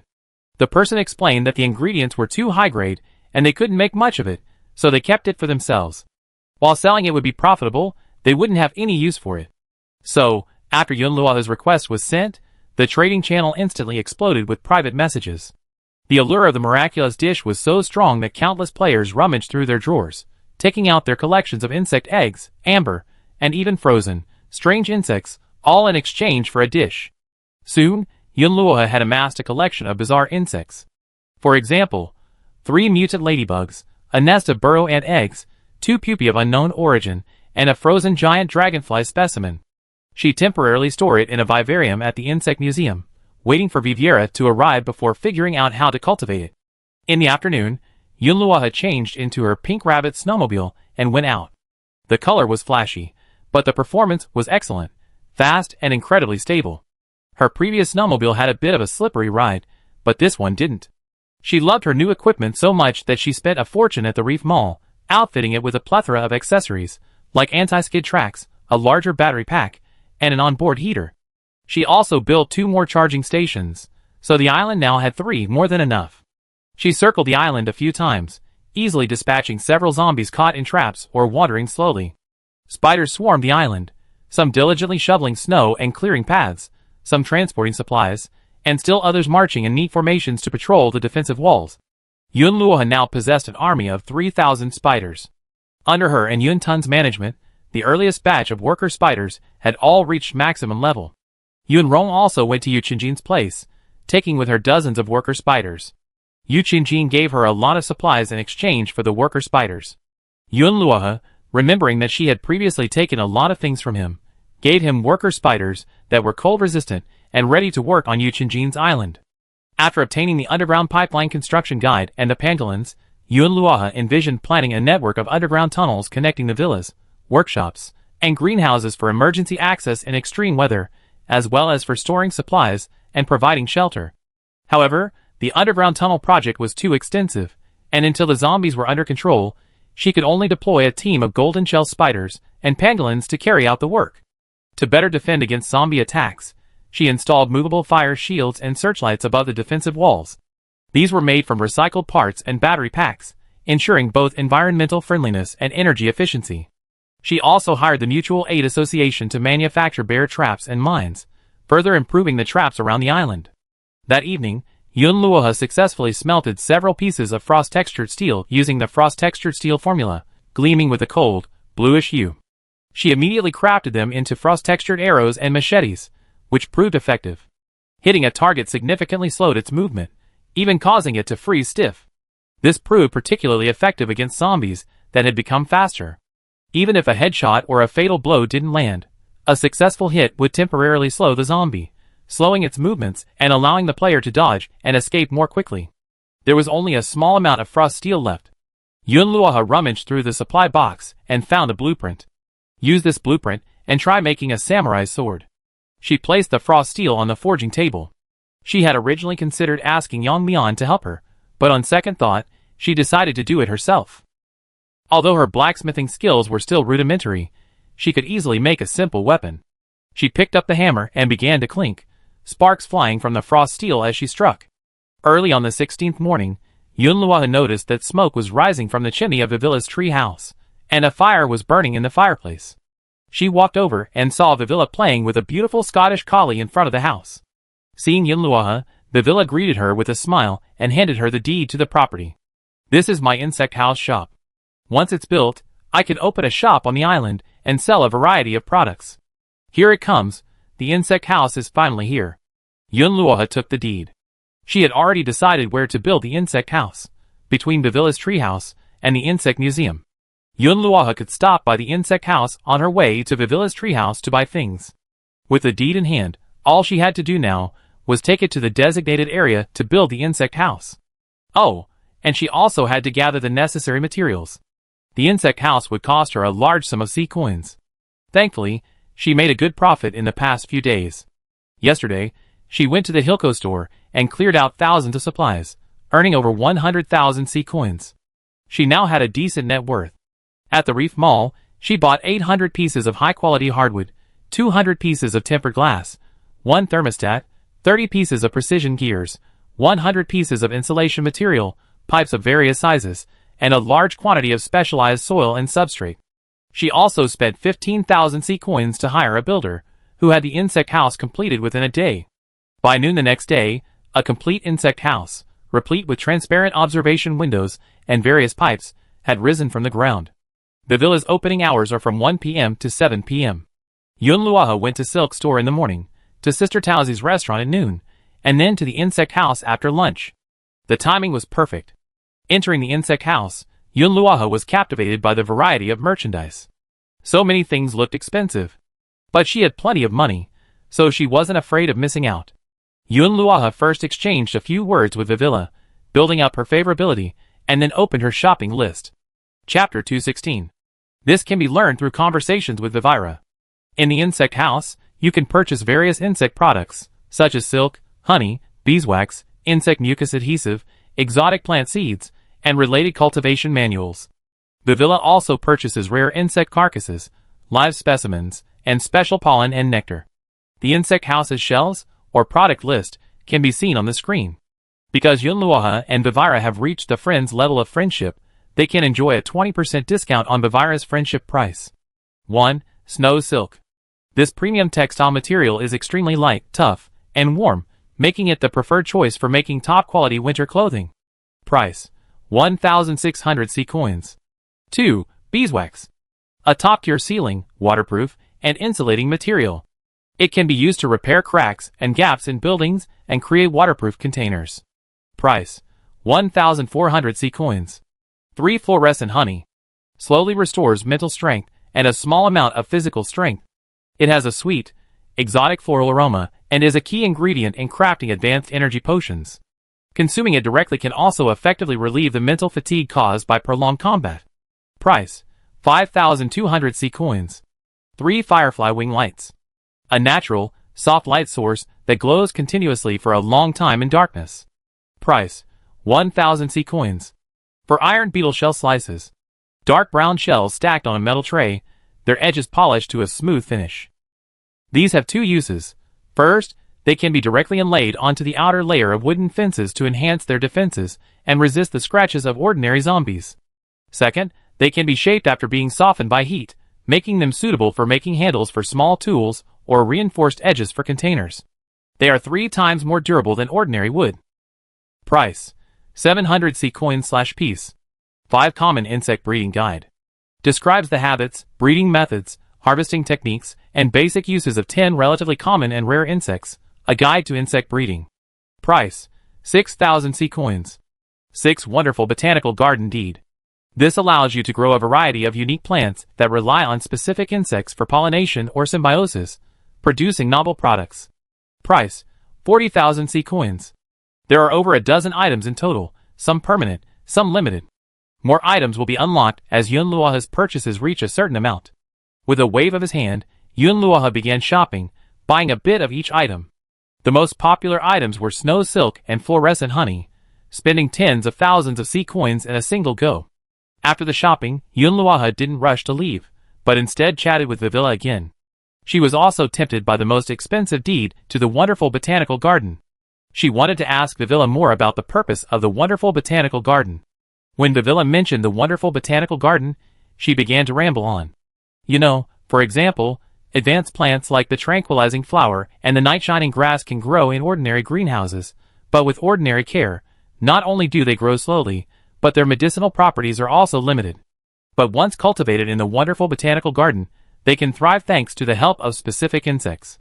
For example, the secretions of certain luminous beetles nourish the tranquilizing flower, burrow ants transport pollen, and small seven-star beetles eat the hairs on the night-shining grass and produce fertilizer, just the nutrients many plants need. Yun Luoha suddenly realized that the wonderful botanical garden was an ecological botanical garden where various insects interacted and complemented each other. But after building the wonderful botanical garden, we still need the necessary insects. The villa added, like the water-storing vine, it needs crypt ants with mutated nectar glands. Ordinary ants carry useless pollen. The small seven-spotted bug is a mutant of the seven-spotted ladybug, only 1 in 100 has a mutant. Yun Luoha understood that the deed to the wonderful botanical garden was worth purchasing. While spending 40,000 sea coins was painful, it would be very useful in the long run. Since she still had some sea coins, she decided to buy it. On the first day of the insect house's opening, Yun Luoha spent 80,000 sea coins. The villa's favorability rating climbed again. Next, Yun Luoha went to the greenhouse to harvest the ingredients for her magical dishes. This was one of her most profitable and easily exchangeable businesses. She had to find a way to make back the money she spent. Just after she finished harvesting the ingredients, she noticed that the hot spring algae in the basin was about to overflow, lush green and bubbling. "Luo He, look." Si-Chi handed the basin to her and said, "This algae really purifies water. I threw a dead fish in there this morning, and just now I saw it's completely decomposed. The water's clearer. And the fish in the tank next to me seem to like it even more. They wouldn't touch the compressed fish food before, but now they're scrambling to chew on the algae leaves." Yun Luo He squatted down. "Since hot spring algae is so effective, why not grow some in the fish pond? I go to the warehouse and get a few large ceramic jars, grow more pots, and see if I can divide and transplant them to the edge of the reservoir. Si-Chi, leave it to me. You go do your thing. My experiment is finished, so I'm not busy today. No rush. I have something else to discuss with you." Yun Luoha and Si-Chi discussed the wonderful botanical garden. Si-Chi's eyes lit up after hearing her introduction, clearly showing her great interest in the garden. "How about the open space east of the greenhouse? It's sheltered from the wind and close to the insect house, making it convenient to look after. I probably need you to pay more attention to it from now on." Si-Chi was delighted. "No problem, I take care of it. After the wonderful botanical garden is completed, she can conduct various experiments in it, which would be fantastic." The two finalized the preliminary plan for the botanical garden. The next few days were packed with Yun Luoha's schedule. At dawn, she went to add new traps around the island. The number of zombies was still increasing, and even with the defensive walls, zombies would still spawn on the island. So traps were still very useful. After breakfast, Yun Luoha crafted various tools in the studio. Today, she was going to make some cold-resistant armor and warm clothing. Just yesterday, I opened a shell and found a recipe for winter gloves. My previous gloves, while warm, were thick and stiff, making them difficult to use. Now, snow silk can be made into lightweight yet warm gloves, which are perfect for me. After a busy day until 10 o'clock, Yun Luoha went to the Silco store to buy and sell supplies. She sold all the supplies she collected and recycled yesterday for sea coins, and then bought the various limited edition items Silco had on sale. She went to Sister Tauzi's restaurant for lunch and bought all the new dishes. She had her own food, but she still patronized Sister Tauzi's restaurant every day. She mainly spent money to increase her favorability, which unlocks more dishes at the restaurant and special items from the Reef Mall. She could also chat with Sister Tauzi and research new dishes together. Sister Tauzi often gave her some very useful suggestions. Chatting more with NPCs unlocked more NPC quests, which was very useful. In addition, if she found any golden ingredients, she would give them to Sister Tauzi, who would not only return the favor, but also share some recipes. In the afternoon, Yun Luoha went to the small poultry house to check on the snow rabbits. After only one day of raising them, the rabbits seemed a little uncomfortable, so she planned to improve the insulation. She had received new information from the TMG pavilion. These snow rabbits shed fur when they grow up, which can be made into various insulation items. They are also very fertile after a week of raising, so they must not be allowed to die. She needed to take good care of them for the next few days, and she planned to check on them every day. Then she would check on the barn and chicken coop. There were over 100 animals of various types, so she would have to check every few days to see if any were sick or pregnant. The spider house is currently still managed by Yunton. Because the spider population is so large, Yunton is very busy every day. Unlike the autumn insect swarm, the spiders don't have enough food to upgrade, so they have to be artificially fed. To this end, Yunluoha has to feed the spiders artificial food, such as common crickets, mealworms, cockroaches, and other insects. These common insects aren't listed in the insect encyclopedia. The only insects that make the list are special mutants. The evenings are the busiest time. Yunluoha has to deal with buying and selling, exchanging supplies with players at the trading center, recycling trash, and then continuing her cooking. She has to prepare hundreds of magical dishes every day and research new ones. While the ice fire milk baked vegetables and ice lake monster fish are delicious, they run out of ingredients after making so many each day. Without researching new magical dishes, the business can't continue. She plans to spend a few more hours today researching dishes and creating at least one new magical dish. She collected several new species of insects in the past 2 days. A player from Area A traded an ice scorpion for 2 dishes, and someone else brought a bottle of bioluminescent mosquito larvae in exchange for supplies. Chapter 217. After obtaining the new insect, Yunluoha showed it to Vivila. From her, he learned the characteristics of the icefield scorpion and the glowing mosquito. The icefield scorpion's carapace is an excellent natural cold-resistant material. After processing, it can be ground into powder and mixed into armor coatings or concrete to increase the equipment's freeze resistance. The scorpion stinger can be used to make freezing poison. When applied to a weapon, it has a chance of causing the target to frostbite, causing a continuous and slow loss of health and a reduction in speed. Placed in the wonderful botanical garden, it may be used to protect cold-loving plants. Their secretions or activities can stimulate these plants to produce special resistance compounds. As for the glowing mosquito, it can absorb nectar or sap from certain plants, and the luminescent mucus it secretes may be a special catalyst used in the preparation of certain advanced potions or synthetic materials that require darkness. The dried and ground powder of the adult insects may be an ingredient in night vision potions or invisible ink. Vivila, ice scorpions thrive in cold environments, and their presence stimulates cold-loving plants to produce more potent active ingredients. And fluorescent mosquitoes can cause certain delicate plants to bear fruit. Only with more rare insects can the wonderful botanical garden truly become wonderful. Otherwise, just plants wouldn't be truly wonderful, it would just be a fancy greenhouse. Yunluoha, I see. Now we have 2 more insects, leaving us 8 short of our 20 insect goal. Okay, come back to me when you find more. Back at the villa, Yunluoha began developing new dishes. This wasn't an easy task. Yunluoha looked at the dazzling array of ingredients on the workbench, feeling somewhat lost as to where to start. Too many ingredients made it difficult to decide. She had brought back many of the ingredients from various resource islands, and many of them hadn't been used up yet. She tried them out first. Even if she couldn't create a magical dish, she could make some ordinary, delicious dishes. After all, the magical dishes were rather unpalatable. If it weren't for their overwhelming effects, she wouldn't have bothered trying them. Or perhaps, she could start by making something normal and delicious to improve her diet. Oh, by the way, she collected various algae over the past few seasons. Some algae are supposedly edible, so perhaps that could be a promising area. But it still required experimentation. If something caused problems when consumed by humans, it would be troublesome.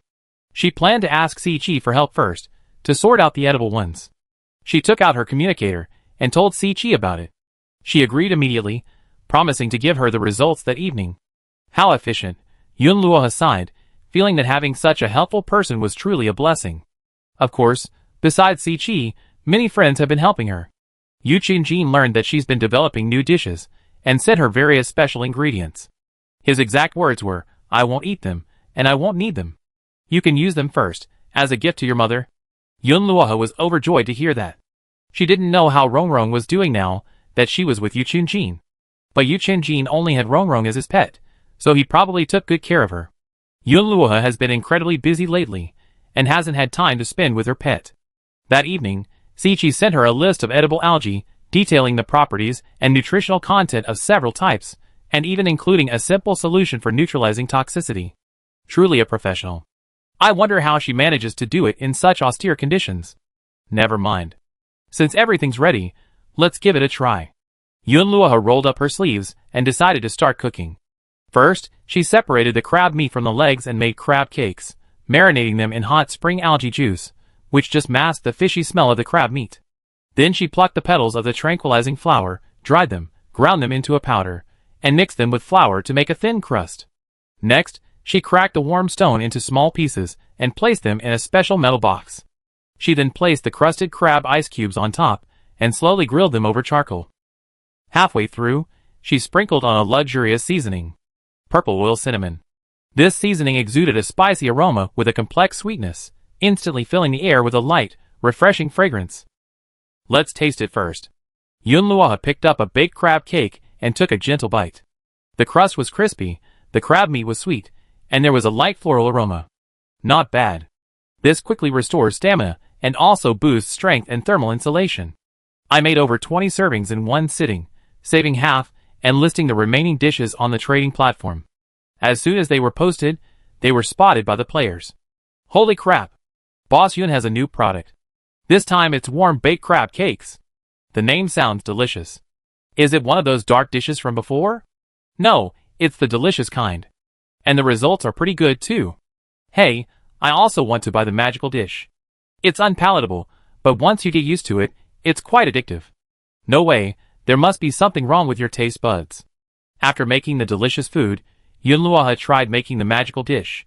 This time, she used the special ingredients Yu Qinjin had sent her: a jar of golden nectar, a basket of sea grapes, and various high-end seasonings. She squeezed the sea grape juice and mixed it with the nectar to create an extremely sweet syrup, then mixed it with a generous amount of cream and chestnut puree to form the base cake. Finally, she drizzled the overpoweringly sweet syrup over the cake and then added the extra ingredients. She took out the high-end dish she had obtained earlier, obsidian salt crystals, and sprinkled them all over the cake. It was an extreme collision of sweet and salty. The aroma of the cake filled her nostrils, but she didn't dare to swallow it whole, only taking a small bite. Instantly, the intense sweetness and sharp saltiness exploded on her taste buds like a bomb, nearly causing her to lose control of her expression. But then, a powerful surge of warmth and power washed over her. Salty sweet chestnut bomb cake, a dark dish with a bizarre taste, but surprisingly effective. Within 1 hour of consumption, stamina recovery is significantly increased, stamina limit is temporarily raised, and core body temperature is maintained at 37 degrees Celsius for 3 hours. Side effect: extreme thirst.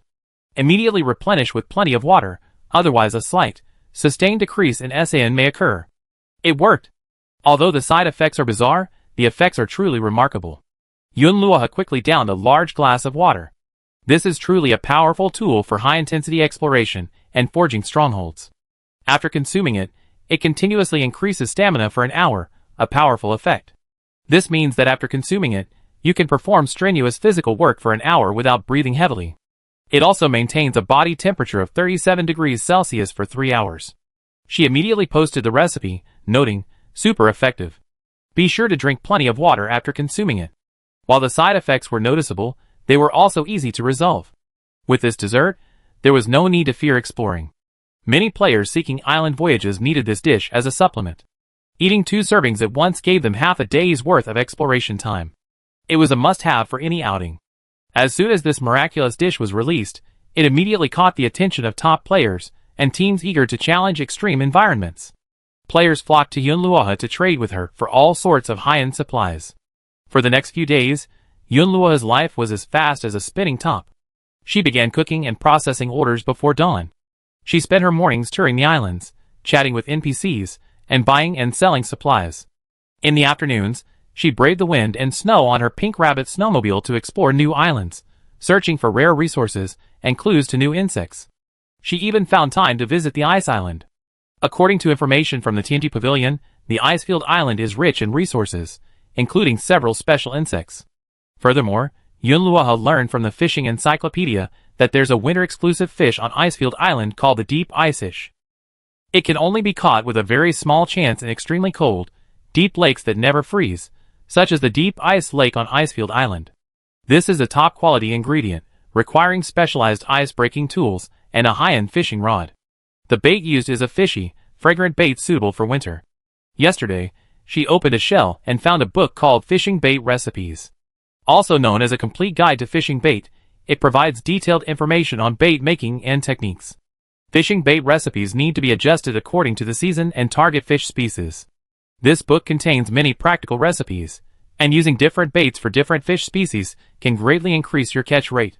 For example, to catch deep frozen ice fish, you need to make two types of bait. One is fishy smelling bait, and the other is liver flavored bait. These baits attract fish and speed up the process of luring them. She followed the instructions in the book and made plenty of bait to bring with her.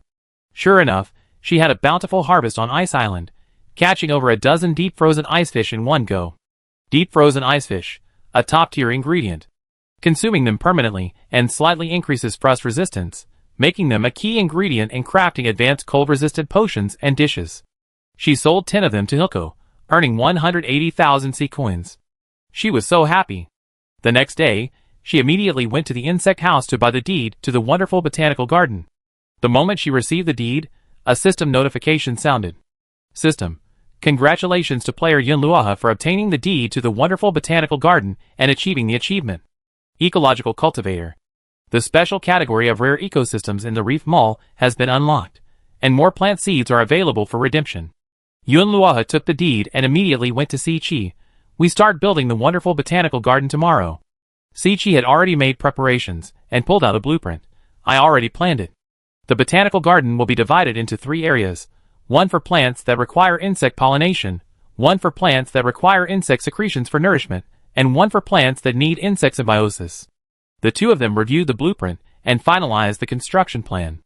Yunluaha went to the Reef Mall to buy the necessary materials. For 1,000 pieces of high-quality hardwood, 300 pieces of reinforced glass, 500 pieces of high-quality soil, and various metal parts for the trellis. In the afternoon, the construction engineer she hired arrived and completed the wonderful botanical garden in a single day. With the completion of the wonderful botanical garden, Xianyan Island's rating increased by another 500 points. Yunluaha was just about to go in and take a look when he heard a long-awaited system announcement. Area-wide announcement. Starting from the 18th day, heavy snow and hail will begin. A-level and S-level zombies will randomly appear inside and outside the island. All players, please prepare for the cold and take precautions. The 18th to the 30th days are lucky days. Killing zombies will double your supplies. Random fishing spots will appear on the ice, allowing you to fish, collect shells, explore the deep sea. Killing enough zombies will reward you with a winter treasure chest, which contains rare winter supplies, blueprints, and even a chance to drop high-level equipment. For more information about the zombies, please check your email. The announcement was repeated 3 times in a row. Chat channels across all regions were buzzing with messages, a flood of text instantly filling the screen, making it dizzying. A rank? S rank? Doesn't this game allow people to survive? The zombies now are tough enough. How could they appear even more advanced? This is too sudden. I thought the winter disaster wouldn't escalate any further. Heavy snow and hail again? I'm so annoyed. I just reinforced the greenhouse on my island. Is Mr. Yun here? I need some warming food. The warm-baked crab cakes I bought earlier are amazing. Are they still in stock? Oh my god. There are zombies and bad weather outside. I don't dare go out. The NPC quests are almost up, and there's no way I can complete them. Yunluaha frowned and immediately opened his email. A-rank zombies, created by a combination of extreme cold and environmental energy. Taller than ordinary zombies, their bodies are covered in hard ice armor. They move slowly, but their defense is extremely high, making them ineffective against ordinary weapons. S-rank zombies, huge, about 3 meters tall, with terrifying strength, capable of damaging buildings and immense destructive power. Chapter 218. After reading the email, Yunluaha's expression grew even more serious. She quickly analyzed the information provided by the system. She concluded that these A-level zombies possessed high speed and high defense. Frost-pattern steel weapons might be effective against them. Frost-pattern steel had a slowing effect, but they also had ice armor, so weapons with penetrating power were needed to inflict significant damage. As for S-level zombies, they were likely rare. If they were encountered, it would be difficult for one person to handle them. Yunluaha's solution was to teleport to any island where an S-level zombie appeared. Island owners could teleport to their friends' islands at any time. After thinking through the plan, she discussed it with her friends. She then took action, heading into her workshop, taking out all the frost-pattern steel in stock, and began crafting even stronger weapons.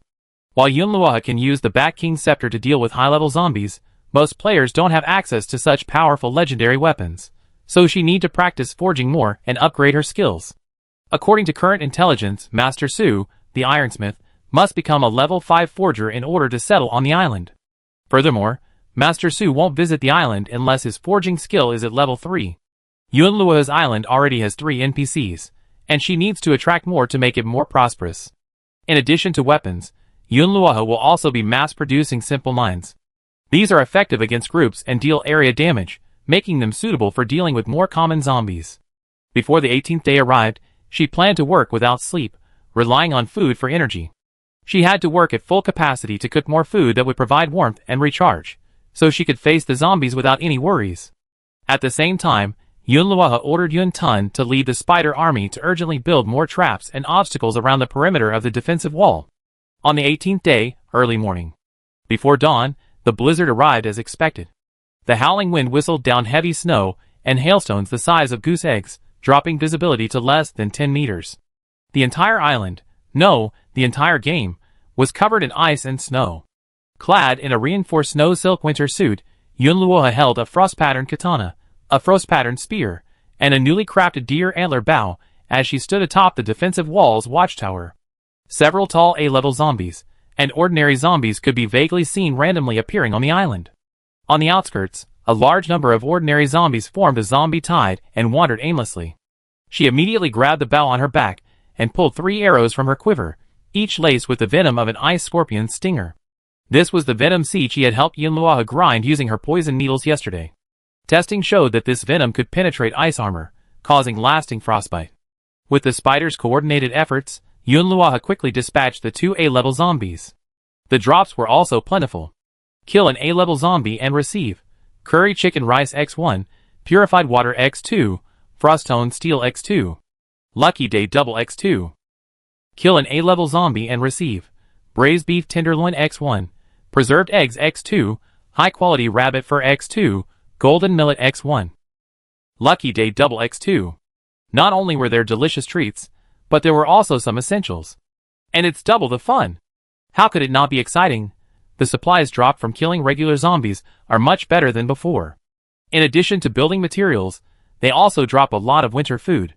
So, while the arrival of the Arctic Ice Howl poses a huge threat, the Lucky Day gameplay also allows players to reap many benefits. Holy crap!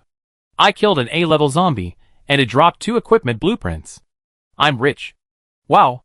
I found a golden ice fishing spot. I caught a box of high-level building materials. Help! An S-level has spawned at my dock. Someone come help. Let's split the drop supplies. The Frostmark arrows are really good at penetrating armor. They can penetrate the armor of an A-level zombie.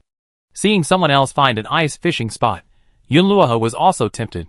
After killing all the A-level zombies on the island, he rode his pink rabbit motorcycle around looking for a fishing spot. He found one 10 kilometers west of the island. There was a large hole under the ice, and the water was glowing blue. Is this a random fishing spot? Give it a try. Yunluo took out her high-end fishing rod and put on her freshly made bait. Soon, a fish took the bait. Then she landed a massive grouper. It weighed a good 7 or 8 kilograms. She put 2 in her backpack. Yunluo was overjoyed, thinking, I'm going to fish here for at least 4 hours today. I get more fish and supplies. 3 hours later. Gains, 6 wolffish, 2 titan triggerfish, for grouper, 2 gilt-head snapper, 6 tiger grouper, 2 black snapper. Gains, 2 frozen treasure chests. Gains, 4 shells. All of this was after doubling the gains. The shells and treasure chests were still unopened, so she planned to take them back to open them. It was almost dark, but Yunluo was reluctant to go home. She was still thinking about going night fishing here. After all, she had only caught 2 shells, and on a lucky day, she would definitely catch more. But just as she was about to cast her line again, the conch communicator rang. A few minutes later, Yunluo immediately rowed back to the island. Something was happening with Cheng Xuening, and she had to return immediately to teleport to Cheng Xuening's island to provide support. An S-level zombie had spawned on her island, wreaking havoc on the buildings, destroying 2 greenhouses and houses. Cheng Xuening had wanted to fight alongside the island residents, but the S-level zombies were too powerful and impossible to kill. She had no choice but to turn to Yunluo for help. Besides Yunluo, everyone else in the group also received the message, and anyone who was available was asked to go and help. Half an hour later, Yunluo appeared on Cheng Xuening's island with her pet and a team of spiders. She spotted the S-level zombie from afar. It stood a full 3 meters tall, covered in a thick layer of ice armor, like a rolling iceberg. Its arms were as thick as tree trunks, and each swing ripped a massive crater into the ground, shattering the surrounding traps beyond recognition. Zhang Xuening and her fellow islanders were hiding behind a makeshift shelter, firing frantically with their hunting rifles. The bullets only left shallow marks on the zombie's ice armor, doing nothing to stop its destruction. The next second, Yu Qingjin appeared, followed by Mu Zitong and by Yuemian. Mu Zitong, oh my god, it's so big! Luckily I brought my sniper rifle. I give it a headshot later. Zhang Xuening, ordinary weapons are useless against him. Frost-textured steel weapons have a slowing effect, but they can't hurt him. Yunlua had jumped off the snowmobile and shouted, Xuening, keep sweeping and draw the fire. She then arranged for the spiders to use their silk to harass the zombie from a distance. Yu Qingjin was in charge of close combat, focusing on its eyes and joints. Yunlua drew her bow and arrow while activating her scanning eye, searching for weaknesses on the S-rank zombie. At first, she found nothing special, but she didn't give up. She continued scanning, from top to bottom, not missing a single detail. Finally, Yunlua had discovered a small blue dot on the S-rank zombie's head, right between its eyebrows. Sometimes, it was hidden by its hair, visible only when it moved. While she couldn't be sure if the blue dot was its fatal weakness, she had to give it a try. Yunlua raised his bow and shot at its forehead, but the zombie was constantly on the move, deliberately protecting its forehead. Each arrow Yunlua fired grazed its temples. One struck its nose, piercing it but only damaging it, further infuriating it. It roared angrily, swung its arms, and began to attack those around it. Zhang Xuening and the others continued firing, but the S-rank zombie's defenses were far beyond imagination. Even bullets that struck its ice armor would be deflected. The sniper rifle Mu Zitong brought could penetrate its body, but it couldn't kill it. The frost-patterned steel arrows that struck its eyes merely grazed the surface, leaving a mark but being of little use. It seemed I had to find a way to immobilize it, and then shoot through the blue dot between its brows. Yunlua released over 100 spiders from her spider mother ring. All of them were elite spiders from the earliest stages, now capable of withstanding hours of extreme cold. She had them leap onto the S-class zombie's limbs, continuously spitting out silk, binding its limbs. Of course, during this process, the others were also frantically attacking, distracting the S-class zombie and preventing it from swatting away all the spiders on its body. But the S-class zombie's strength was truly astonishing, and many spiders were still crushed and swatted to death. Yunlua felt heartbroken, but she had to continue. Soon, the silk had bound the S-class zombie's limbs, even its head. Yunlua knew her opportunity had arrived. Yu Qingjin, help me! Before she finished her words, Yu Qingjin had already understood. He charged forward with his staff, striking the zombie's leg hard, causing it to pause. That half-second pause. Yunlua's arrow whizzed out, hitting the blue dot of light. The arrow, coated with venom, froze the zombie's body upon impact.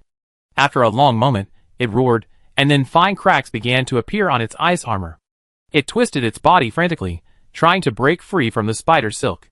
But the more it struggled, the tighter the silk wrapped around its joints, slowing its movements and gradually draining its strength. Next, everyone attacked it with their weapons, and soon bullets were easily piercing its body. In less than a few minutes, the S-rank zombie's head was severed. Killing an S-rank zombie rewards 1 golden chest.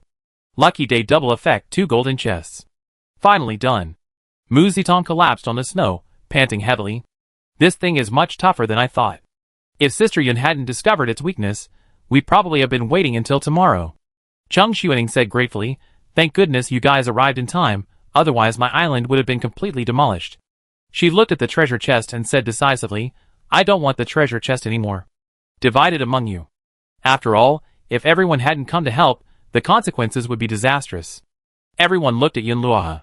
After all, she was the one who had contributed the most. Mu Zitong suggested, how about Sister Yun take 1 treasure chest, and we can divide the remaining 1? I think so. That's the best. Everyone agreed. Zhang Xuening said, let's do it this way. Luaha, you take 1 treasure chest, and they share the other. We all made it to my island, so why don't you come in and rest for a while? We have dinner here tonight. It's getting dark. It was already past 6 o'clock, and it was already getting quite dark outside. By Yuemian, no, I have to hurry back to sort out my supplies. Mu Zitong, I have to go back too. I'm worried about my parents being home. There might be more zombies coming soon. Yunluohe, I'm not eating anymore. I really have a lot to do. The shells and treasure chests she found that afternoon hadn't been opened yet. Yu Qingjin naturally wouldn't stay, so everyone quickly dispersed. Cheng Xuening also had to hurry to clean up the ruins left by the zombies, so no one was idle. Back on the island, Yunluohe rushed into the studio. She first took out all the shells and treasure chests she found today. For shells yielded 2 white pearls, 1 black pearl, and 1 colorful pearl. This lucky day was truly incredible. Not even a single shade of gray. The pearls level reached the highest level. She'd been in the game all this time, and she opened a colorful pearl no more than 5 times. 3 lucky days. If she could open a colorful pearl every day, she'd be so lucky. Yunluohe happily opened the pearls. Opening the white pearl he received, Snow Silk X5, Energy Cell X4, Self-Heating Lunch Box X1, Dire Wolf Peel X1, Obsidian Fragment X8, Multifunction Repair Tool X1, Primary Cold Resistance Potion Recipe X1. Opening the white pearl, he received Frost Mark Steel Ingot X2, Beeswax X5, Deluxe Cat Bed X1, Sealed Insulated Bucket X2, Paint Bucket X1, Chili Seed Pack X1, Chocolate Cake X3, Strawberry X1, Pistachio X1, Chewing Gum X1, Refined Fuel X10. Opening the black pearl, he received Rammer Blueprint X1, Starry Sky Chandelier Blueprint X1, Super Snow Boots X1, Insulation Spray X1, Frost Dew X2, Portable Water Purifier X1, Unknown Insect Egg X1, Advanced Bait X10, Island Expansion Token X1, Golden Mermaid Fishing Pendant X1. Open the colorful pearl to obtain Random Skill Book X1, Queen's Claw Blade Blueprint X1, Advanced Architecture X1, Ancient Whistle X1, Magical Recliner Blueprint X1, Butterfly Glider X1, Golden Seahorse X2, Obsidian Lava Stone X2, Hot Spring Warming Stone X5. So many goodies, I'm dazzled. She examined them one by one. Automatic Heating Lunch Box. Built-in constant temperature system. Automatically heats food and maintains temperature for up to 12 hours. A must-have for outdoor exploration. Dire Wolf Pelt. A complete, high-quality wolf hide with thick, dense fur, providing excellent protection against cold. It can be crafted into high-quality fur coats or carpets, significantly increasing indoor warmth. Multi-purpose repair tool. This precision tool combines a wrench, screwdriver, pliers, and other functions, allowing it to repair various appliances and vehicles. Basic Cold Resistance Potion Recipe. After learning this recipe, you can craft a basic cold resistance potion, which instantly raises body temperature. Required materials: 2 chili peppers, 1 ginger, 1 purified water, 1 luminous grass. Each item opened from the black pearl and colorful pearl is truly extraordinary. Starry Sky Chandelier. When turned on, it simulates the movement of stars in the Milky Way. The light is soft and adjustable, providing a slight soothing effect. It also restores 1 sanity per hour. Crafting materials: 5 star crystals, 30 fireflies, 20 stardust sand, 50 meters of high-quality conductive wire. Earth Tamper. Quickly level the ground, compact the foundation, and even completely remove clods from a specific area. The resulting surface will become a shallow sea or deep pit, so use with caution. Materials: Iron Ingots X20, Copper Ingots X15, Precision Gear X10, Blue Crystal or X10, Energy Cells X2. Super Snow Boots. Advanced Cold Weather Protection. Wearing them increases slip resistance on ice, increases snow speed by 10%, and provides 10% leg warmth. Insulation Spray X1. This magical little canister creates a transparent, insulating film that lasts 24 hours, effectively insulating against the cold. Portable Water Purifier. Quickly filter sewage and snow water into pure water, a must-have for outdoor survival. Unknown Insect Eggs. Need to be taken to Vivira for identification, they may hatch into rare insects. Advanced Bait. Extremely attractive to rare fish, significantly increasing the chance of catching high-value fish. Island Expansion Token. Upon use, slightly increases the size of your island by at least 1,000 square meters.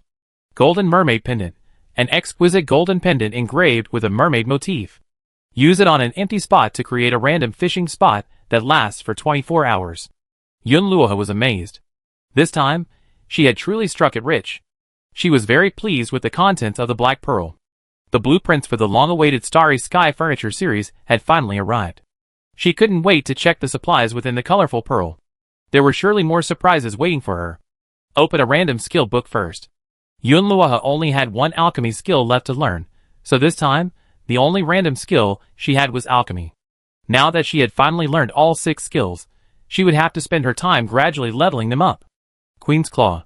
The Spider Queen's Claw blade grants 100% attack bonus, can root the target for 2 seconds, and increases critical strike chance against rooted targets by 50%. Crafting materials: Purple Mithril X10, Refined Steel X10, Neurotoxin X20, Ruby X10, Golden Silk X100. Advanced Architecture. After reading this book, you will permanently master more complex construction techniques, allowing you to build more advanced and complex buildings, and slightly reducing the construction cost of advanced buildings. Ancient Whistle. This whistle, seemingly unremarkable in its ancient form, has a certain chance of attracting an NPC eager to settle down to your island for inspection. Magic Lounge Chair. Reclining on it rapidly restores physical and mental strength. Materials: Feather X100, Rabbit Fur X100, High-Grade Red Sandalwood X100, Ruby X5. Butterfly Hang Glider. Crafted from the wings of a luminous blue butterfly, this hang glider glows at night. Wearing it allows you to glide from high places, making it even easier to explore. After viewing the supplies within the pearl, Yunluoha's heart raced. They would be incredibly useful to her. She couldn't wait to create all the blueprints. However, she still had to keep opening treasure chests. There were still 2 frozen treasure chests, and 1 golden treasure chest left to open. Chapter 219. Open the frozen treasure chest and obtain Sea Coins X3000, Purple Mithril X4, Frostone Steel X20, Golden Fishing Bait X10, Sichuan Spicy Seafood Hot Pot X2. Open the frozen treasure chest and obtain Sea Coins X3000, Broken Parchment X3, Blue Crystal Ore X2, Ruby X1, Frostone Steel X30, High Quality Rabbit Fur X30, Sheepskin X10. The treasure chest contains a limited variety of items, but a significant quantity. They are almost entirely essential materials, especially Frostone Steel, which is in short supply right now. Dozens of them arrived at once. The funniest thing is, it also yields sea coins. It's like giving away money. Not bad, not bad. I continue fishing for treasure chests and shells tomorrow. Finally, there's a golden treasure chest left. This is a high-level item dropped by killing an S-rank zombie. The golden treasure chest requires a key to open. Yunluoha opened it with great anticipation. Building Upgrade Ticket, Intermediate, X1, Advanced Defense Tower Blueprint X1, Portable Geothermal Heater Blueprint X1, Arctic Fox Snowmobile X1, Pet Random Skill Book X1, Vivira Favorability Gift Box X1, Blast Furnace Blueprint X1. Intermediate Building Upgrade Ticket upgrades 1 intermediate or lower level building, such as a workshop, greenhouse, chicken coop, or barn, to the next level for free. Advanced Defense Tower periodically fires sharp ice spikes, damaging enemies within range. Required materials: Frostone Steel X10, Hardwood X50, Precision Gears X20, Cryostone X50. Portable Geothermal Heater drills into a designated location to capture geothermal heat, providing continuous heat in a small area. It can be used to create open-air hot springs or melt snow and ice in a specific area. Crafting materials: Refined Steel Ingots X10, Iron Ingots X10, Copper Ingots X10, Precision Gears X10, Blue Crystal X1. Polar Fox Snowmobile, a high-end motorcycle capable of high speeds and stability even in snow and wind, combining both beauty and power. Vivira Favorability Gift Box. Upon opening, you receive a random gift that Vivira will greatly appreciate. Giving it as a gift significantly increases your favorability with her. After reviewing all the details of the supplies, Yunluoha picked up the pet's random skill book and called Robao, intending to give it to him. Wonton, after continuously leveling up, has acquired many skills. Robao, on the other hand, has been with her the longest and hasn't learned many skills yet. Finfin was the last to arrive, so it was never her turn to receive this skill book. She pointed the skill book at Robao and used it. A white light enveloped Robao, and the next second, Yunluoha saw a system notification appear above his head. Learn the treasure digging skill. Confused, Yunluoha opened Robao's information and looked at the description of this skill. Treasure Hunt. Your pet has a chance to dig in the wild and bring back supplies, ranging from common materials to rare items. With this skill, you might even find unexpected finds on future outings. But the most important thing right now is to put the newly acquired blueprints and supplies to good use. Yunluoha first pulled out the earth tamping machine blueprint from the Black Pearl and checked the materials against the list. Fortunately, she had already stockpiled a good amount of basic materials. She immediately dispatched the necessary supplies from the warehouse, and sent Yunton and a few spiders to the islands or field to dig for more blue crystal ore. In less than half an hour, she had gathered all the materials. She placed the parts one by one on the workbench and began to work. Soon, a tamping machine took shape. She put it in her backpack and took it out to use. After starting the machine, a roar was heard. The uneven ground was instantly leveled. Next, Yunluohe took out the blueprints for the Starry Sky chandelier, the Queen's Claw blade, and the magical lounge chair. The materials needed for these blueprints were still missing. She lacked star crystals, purple mithril, feathers, high-grade conductive metal wire, and high-grade red sandalwood. She had to find a way to gather them first. She made a list of the materials and sent it to the members of the Mutual Aid Association, asking them to help keep an eye out for them. The frostmark steel from the frozen treasure chests and zombie drops totaled over 50 pieces. Upgrading her forging skills required continuous forging, so she decided to strike while the iron was hot and use this frostmark steel to craft a batch of frostmark arrows and daggers. She placed the frost pattern steel in the furnace, heating it until it was red hot. She hammered it repeatedly, sparks flying everywhere. Every time she completed a weapon, the system would prompt her to increase her forging experience. From dusk until late at night, Yunluohe tirelessly repeated the process of forging, shaping, and quenching. She strived to upgrade her forging skill as quickly as possible, so she could use the ancient whistle to attract Master Su's attention. Until she had used up all the frost pattern steel she had acquired this time. Finally, she heard the system notification. Forging skill upgraded. Level 3. Reward: Apprentice Blacksmith Gloves X1. Apprentice Blacksmith Gloves. Essential for becoming a blacksmith, they increase your forging success rate. 5 consecutive successful forgings guarantee a high-quality item. Yunluohe breathed a sigh of relief. Now she could finally go to sleep. Tomorrow was still much work to do. The 19th day of winter. Before leaving, Yunluohe immediately slipped on her super snow boots. Her feet immediately felt incredibly stable, and the icy road felt like flat ground. She then applied thermal spray to the exterior walls of the poultry and barn, coating them with a transparent film. The temperature inside seemed to have stabilized considerably. Then she went to the villa and gave her favorability gift box. Her favorability increased significantly, and she even received a gift in return. She also used the island expansion token. A faint glow emanated from the edge of the island, revealing a large open space around the villa. She planned to use the tamping machine to level the land and then expand the workshop. Today, more A-level zombies appeared on the island. Players had mastered the art of killing A-level zombies, and thanks to the double rewards on Lucky Day, killing over 50 A-level zombies would result in a treasure chest. Everyone stopped complaining and instead hoped for more zombies. However, S-rank zombies are incredibly difficult to deal with. Whenever players encounter one, they post a call on the World Channel, inviting high-ranking players to form a team to help. Any dropped items will then be shared equally. To deal with an S-rank zombie, a maximum of 8 players are needed. Too many people wouldn't give away enough items, and too few would risk failing to kill the zombie, leading to injuries to other players and severe damage to the island. So, if anyone wants to join, spots are up for grabs. Players have to constantly monitor the World Channel. If they're even a second late, the team will be full. Yunluohe happened to open the World Channel and saw a player's invitation. She clicked on it without hesitation. The items in the golden treasure chest she got yesterday were incredible. Even if she shared it with others, she still get 2 items. This opportunity couldn't be missed. Unexpectedly, the team was already full right after she joined. Yunluohe had to add the island owner as a friend and then teleport to the other island. Usually, the island owner who initiated the call added all registered players as friends, then invited them one by one. Although it was a bit cumbersome, it was the only way.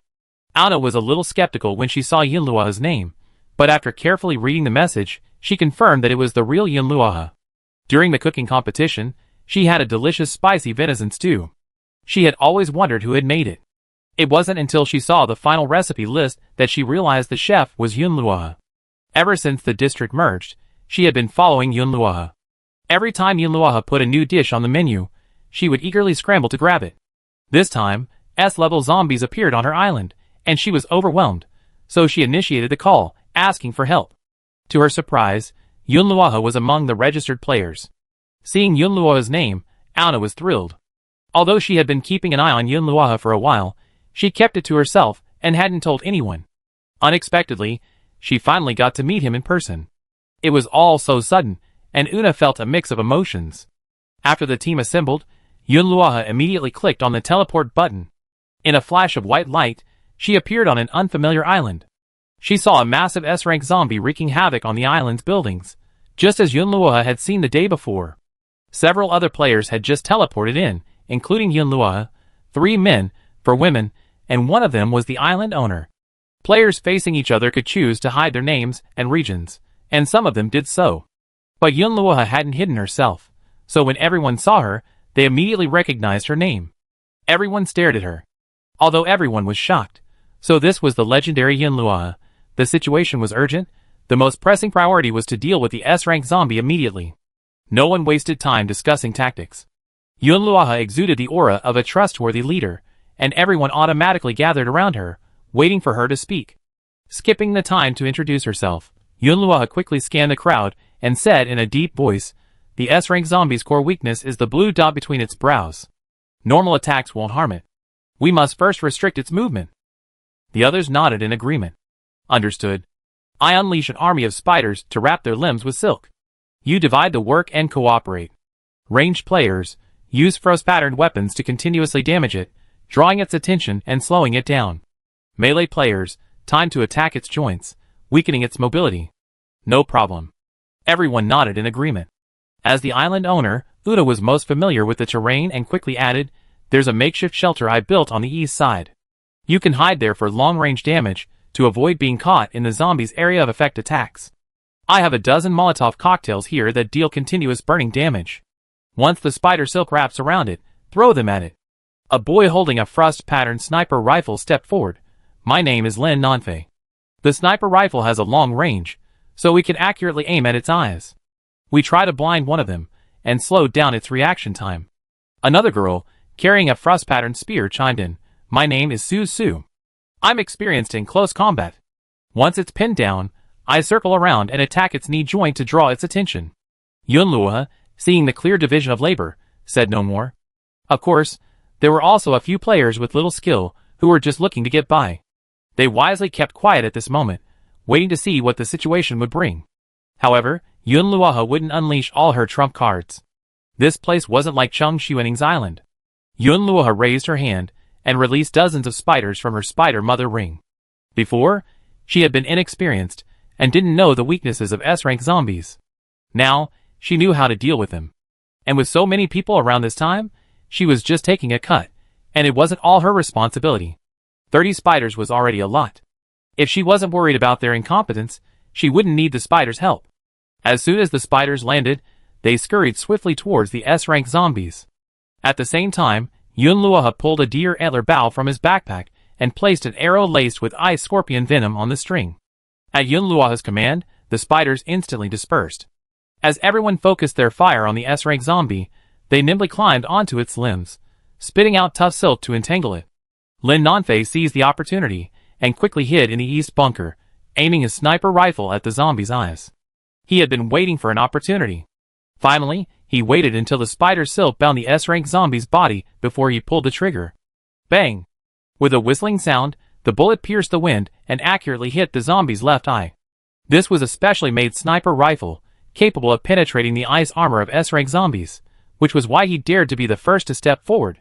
The zombie roared in pain, its movements becoming increasingly frantic.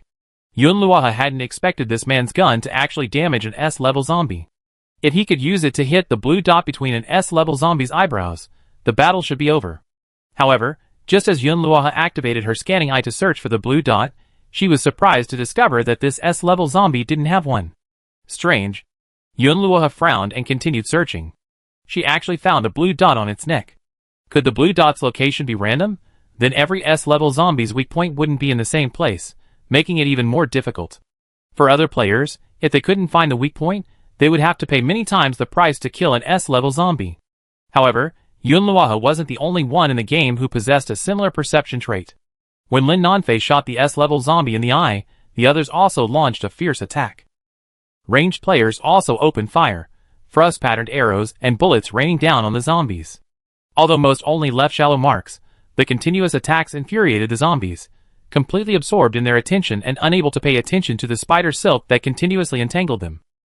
In just 3 minutes, the spider silk had entangled the zombies' limbs like dumplings, especially around their joints, where layers of spider silk piled up, almost rendering them unable to move. Yun Luoha knew the perfect time to attack had arrived. She drew her bow and released the arrow, accurately hitting the blue dot.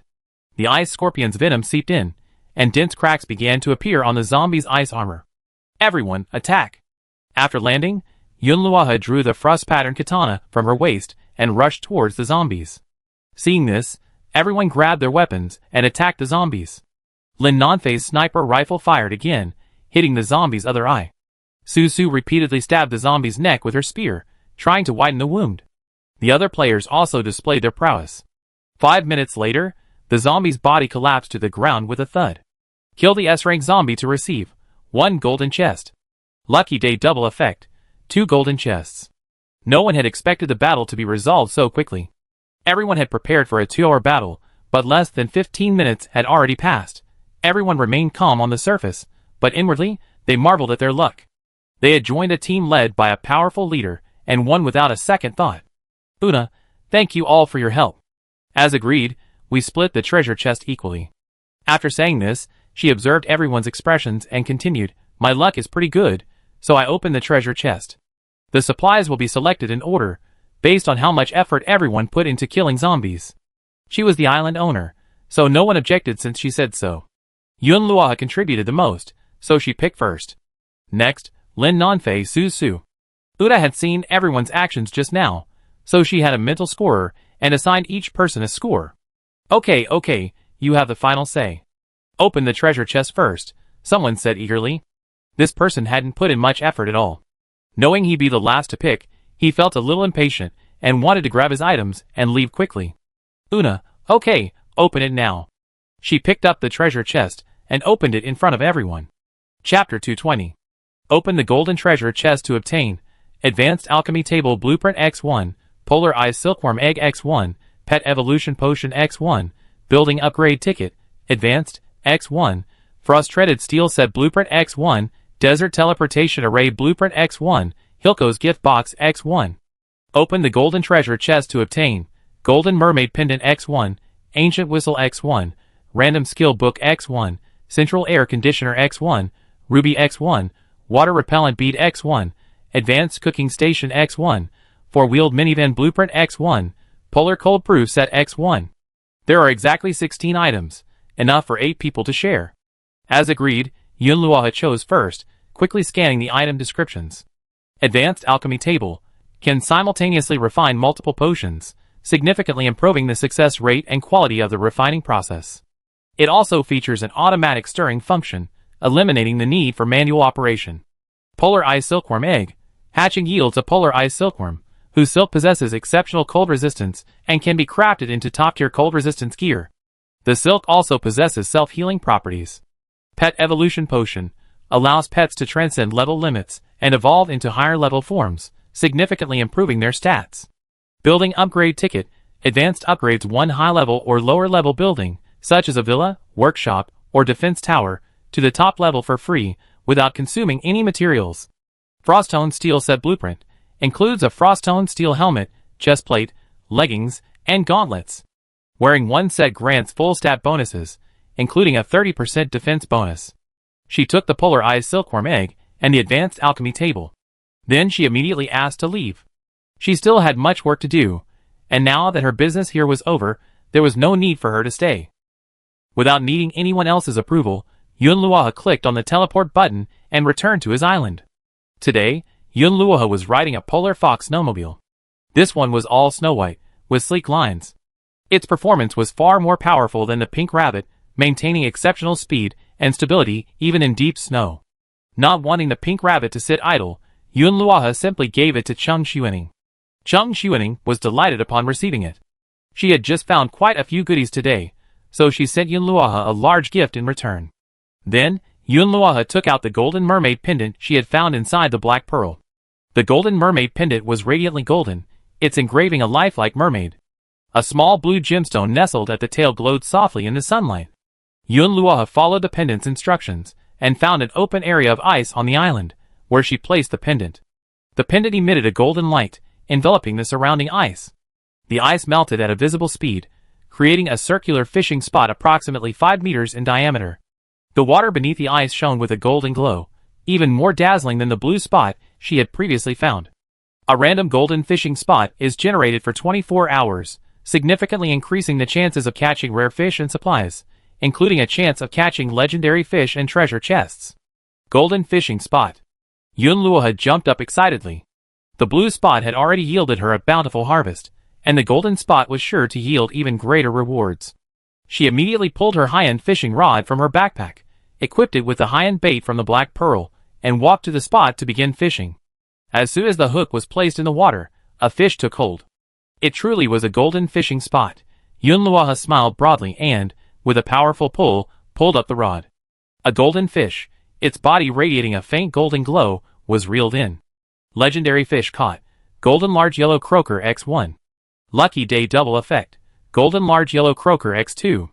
Golden large yellow croaker, edible. Consuming it permanently increases your maximum stamina by 1 point, and can be used to create premium dishes. This is a legendary fish, even better than the golden species. Yunluo was overjoyed, and quickly stowed the golden large yellow croaker in her backpack. She cast again, and this time, as the hook dipped into the water, she felt a powerful pull, as if a large fish had taken hold. After catching fish one after another, it looked like today would be a bumper catch. Yunluo gripped the rod tightly, slowly adjusting her grip as she navigated the massive fish underwater. For the next few hours, Yunluo's catch continued to flow. In addition to a dozen high-quality fish, she also landed several golden treasure chests and a large number of shells. Catch: 6 golden yellow croaker, 2 big-eye snapper, 4 horse mackerel, 4 mackerel, 2 hairtail, 4 tiger grouper, 4 capelin, 1 ice cave treasure chest, 6 shells. Yunluo had checked the time. It was already past 3 in the afternoon. She put away her fishing rod, planning to go back and process her supplies before resuming her fishing. After all, the golden fishing spot lasted 24 hours, so there was plenty of time. Back home, Yunluo immediately began putting the various blueprints and supplies she had acquired yesterday and today into use. 3 high-level defense towers had been constructed. Erected at key locations on the island's periphery, they automatically monitored the surrounding area and would attack if they detected zombies entering their range. As for the building upgrade voucher, she used it on the greenhouse. After upgrading, the space inside became much larger, and she also added some automatic sprinklers, seed boxes, and a compost bin. Yunluo then rushed to take the newly acquired polar ice silkworm eggs to the insectarium. Vivira happened to be there, so she gave the polar ice silkworms to Vivira to care for. After they had grown on the island and reproduced, they would be placed in the wonderful botanical garden. Afterwards, while Hilco's shop was still open, she quickly sold all the fish she had caught in the past 2 days. She made over 200,000 sea coins in one go. She would save these sea coins to buy new land deeds and building materials. She planned to use the ancient whistle tomorrow to see if she could get Master Su to visit the island. She had only just learned the alchemy skill, so Apothecary Leah probably wouldn't come.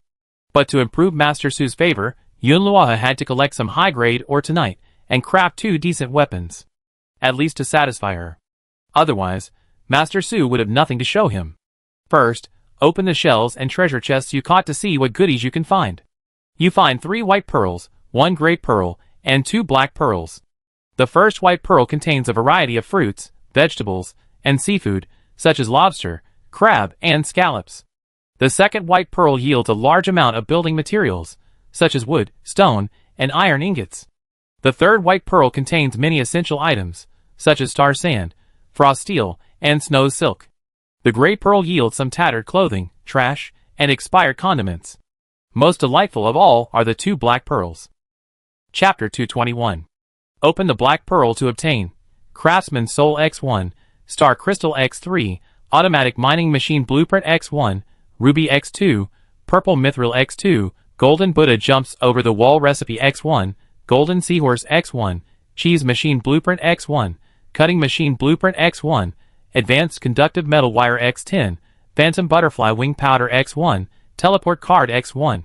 Open the black pearl to obtain Starry Sky Wallpaper X1, Candy Workshop Blueprint X1, Elementary Sword Skills X1, Alchemy Secrets X1, Team Card X1, Giant Strawberry X1, Advanced Brewing Barrel Blueprint X1, Star Wish Tree Seed X1, Trait Enhancement Potion X1, Symbiotic Crystal X1. Yunluoha read through the descriptions of the items inside one by one. The items found in these pearls perfectly filled in the gaps she had previously gathered. The most important item was the Craftsman's Soul. Craftsman's Soul, a legendary item. After use, it permanently increases all crafting skills, forging, cooking, sewing, and construction, by 800 to 1000 proficiency. Players can choose any one skill to improve. Yunluoha thought for a moment, and added it directly to her forging skill. The next second, her forging skill leveled up. Forging skill level. Level 4. Reward, Advanced Forging Goggles X1. Advanced Forging Goggles, a pair of goggles worn by master forgers. They not only protect the forger's eyes, but also allow them to gain a keen eye, instantly detecting flaws and defects in weapons, and repairing them immediately. Yunluoha was very pleased with this reward. The core materials for the Starry Sky Chandelier blueprint had been gathered. She had previously asked the Mutual Aid Association to help her collect them, but hadn't been able to find anyone to trade with. The purple mithril, combined with the 4 pieces from the frozen treasure chest, is just enough to forge the Queen's Claw. Automatic Miner. Set a target ore in mine automatically 24 hours a day. Storage capacity is capped at 500 units, requiring regular replenishment of energy crystals. Crafting materials: 20 refined steel ingots, 30 precision gears, 50 blue crystal ore, 1 ruby. With this, mining efficiency is greatly improved. Cutter. Quickly process raw materials like logs and ore into fine components, such as hardwood chips and ore powder. Crafting materials: 15 iron ingots, 10 copper ingots, 5 precision gears. This will significantly reduce the processing time for forging weapons or constructing structures. Golden Soup Buddha jumps over the wall. Consuming it permanently increases your maximum stamina by 2 points and grants a cold resistance buff, reducing stamina consumption in extreme cold. Cooking ingredients: requires high-quality seafood such as golden yellow croaker, lobster, and abalone, along with ham and free-range chicken, and simmer for 4 hours. Cheese machine. Processes milk into cheese, extending its storage life, while also producing cheese residue. This can be used as livestock feed, increasing egg and milk production. This now offers another use for milk. Although there's already a cheese machine, the milk production is so high that it simply can't be used up. Starry Sky Wallpaper is a decorative material. When applied to the wall, it creates a shimmering starry sky effect at night, enhancing living comfort. Applying it to the bedroom can help players fall asleep faster. Elementary Sword Skills and Secrets of Alchemy are books designed to improve player skills. After reading them, Yunluoha's strength increased by 2 points, and he also learned a new sword technique. His proficiency in alchemy skills increased by 400 points. With just a little more alchemy practice, he can level up. Candy Workshop crafts a variety of functional candies using cane sugar, fruit, and special spices. Building materials: 200 high-grade hardwood, 100 deep-sea flint, 20 iron ingots, 20 copper ingots, 50 glass, 100 clay. Advanced Brewing Barrel crafts fruit wines and medicinal wines with special effects. Brewing time is 20% shorter than with ordinary brewing barrels, and the alcohol content is controllable. The Candy Workshop and Advanced Brewing Barrels offer Yunluoha several new business opportunities. She can also sell excess candy and wine to other players, increasing her C-coin income. As for the Star Wishing Tree seeds, she plans to sell them. Since there's already a Star Wishing Tree on the island, she can only plant one, and she won't have any extra seeds. The Symbiotic Crystal can be given to Si-Chi for research. It's always been a rare commodity. After reviewing all the supplies, Yunluoha immediately developed a detailed plan for their utilization. First, she crafted the Starry Sky Chandelier, the Automatic Miner, and the Cutter. The materials were all there. All she needed was a workbench and a few moments of preparation.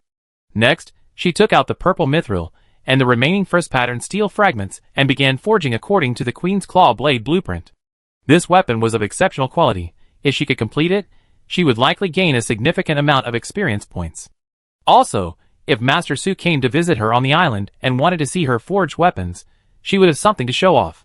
Otherwise, she would be embarrassed to show off those frost-patterned steel machetes and arrows. Yunluoha donned her apprentice forging gloves and studied the blueprint. She was using a high-level forging table, so even with her average forging skills, she could still forge high-level weapons. Moreover, this was the Spider Queen's weapon. It was bound to be exceptional. The blueprint for the queen's claw clearly marked the blade's curvature, and the pattern of the handle. Every detail was imperfect. The first step was to process the purple mithril. This process was far more difficult than forging frost-textured steel. Yunluoha first placed the purple mithril in the furnace. This metal had an extremely high melting point, requiring the furnace to heat continuously for 15 minutes before softening, and purple mithril was extremely sensitive to temperature. Thankfully, she had advanced goggles, allowing her to precisely control the heat. Thankfully, her forging skill had just reached level 4, significantly improving her skills. Yunluoha carefully controlled the furnace's heat, shaping it into a curved blade according to the blueprint. Finally, the most difficult part arrived. She had to combine the frost-textured steel with the softened purple mithril, blending their strengths to create a blade that was both sharp and tough. 2 hours later, the general shape of the queen's claw finally took shape. Yunluoha breathed a sigh of relief. Next, she began crafting the handle. This wasn't difficult. It required using golden spider silk and rubies to beautify the handle. As they busied themselves, it grew dark. Yunluoha hadn't eaten much all day. Although she was already hungry, she was so busy that she forgotten she was hungry. She quickened her pace, determined to finish the queen's claw as quickly as possible. Half an hour later. Successfully forged. Queen's claw, excellent quality, a system notification sounded, and Yunluoha's heart settled. She raised the claw, the blade gleaming a lavender sheen under the light. The serrations on the blade's back gleamed with a cold light, looking even better than the original drawing. Yunluoha loved it immensely. After all, this was forged by her own hands. It was something special. I use it to kill a few zombies tomorrow to test its power. Yunluoha thought as he left the studio and went to the kitchen. It was getting late. Although she had just received a recipe for golden Buddha jumps over the wall, it took 4 hours to make, so she didn't have time to wait. She just grabbed a bite to eat and make Buddha jumps over the wall before bed tonight.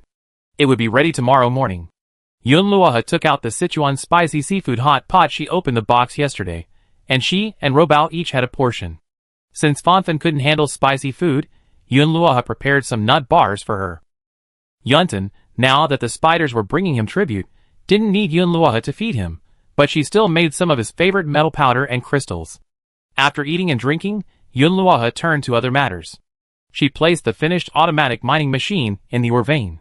Setting the target for collecting iron ore and blue crystal ore, the machine immediately emitted a low rumble, and the drill began to spin. Once ore was collected, it was transported via a conveyor belt into a storage bin. This storage bin was a supply bin, capable of storing several thousand pieces of ore, and users could return to collect more when it was full. However, this vein likely didn't have that much ore. Once mined here, it would be moved to another location. The cutter was a workbench with a sharp circular saw. She casually picked up a few pieces of hardwood and ore for testing. The circular saw worked, quickly slicing the hardwood into evenly thick boards and grinding the ore into a fine powder. It was so convenient. It was a combination of a stone grinder and a sawmill. As for the cheese machine, once it was finished, it was placed directly next to the barn and connected to the automatic milking machine. The milk was automatically processed into solid blocks of cheese and cheese scraps. The cheese scraps were then piped into the feed bucket for mixing. The animals seemed to eat their feed more happily with the addition of cheese scraps. It was late at night. Yunluoha thought the starry sky chandelier should be finished, so she hurried to the studio to check. Sure enough, the glittering starry sky chandelier lay on the workbench, clearly finished. She took the chandelier to the bedroom and found a suitable spot to install it. As soon as she turned it on, the bedroom ceiling was instantly filled with starlight, and a flowing Milky Way shone across the wall, a breathtaking sight. She laid down on the bed and tried it out. The starlight was soft and not glaring, relaxing her body and mind, and she fell asleep as soon as she closed her eyes. But she didn't dare sleep now. She quickly got out of bed. Now the only thing missing from the Starry Sky furniture series is the Starry Sky wardrobe. Although it's available in the Reef Mall, it hasn't been upgraded to its highest level yet, so it's not available for purchase yet. One can only wait and see if there's a chance to find it in pearl and treasure chest openings. Before bed, Yunluoha planned to make golden soup Buddha jumps over the wall.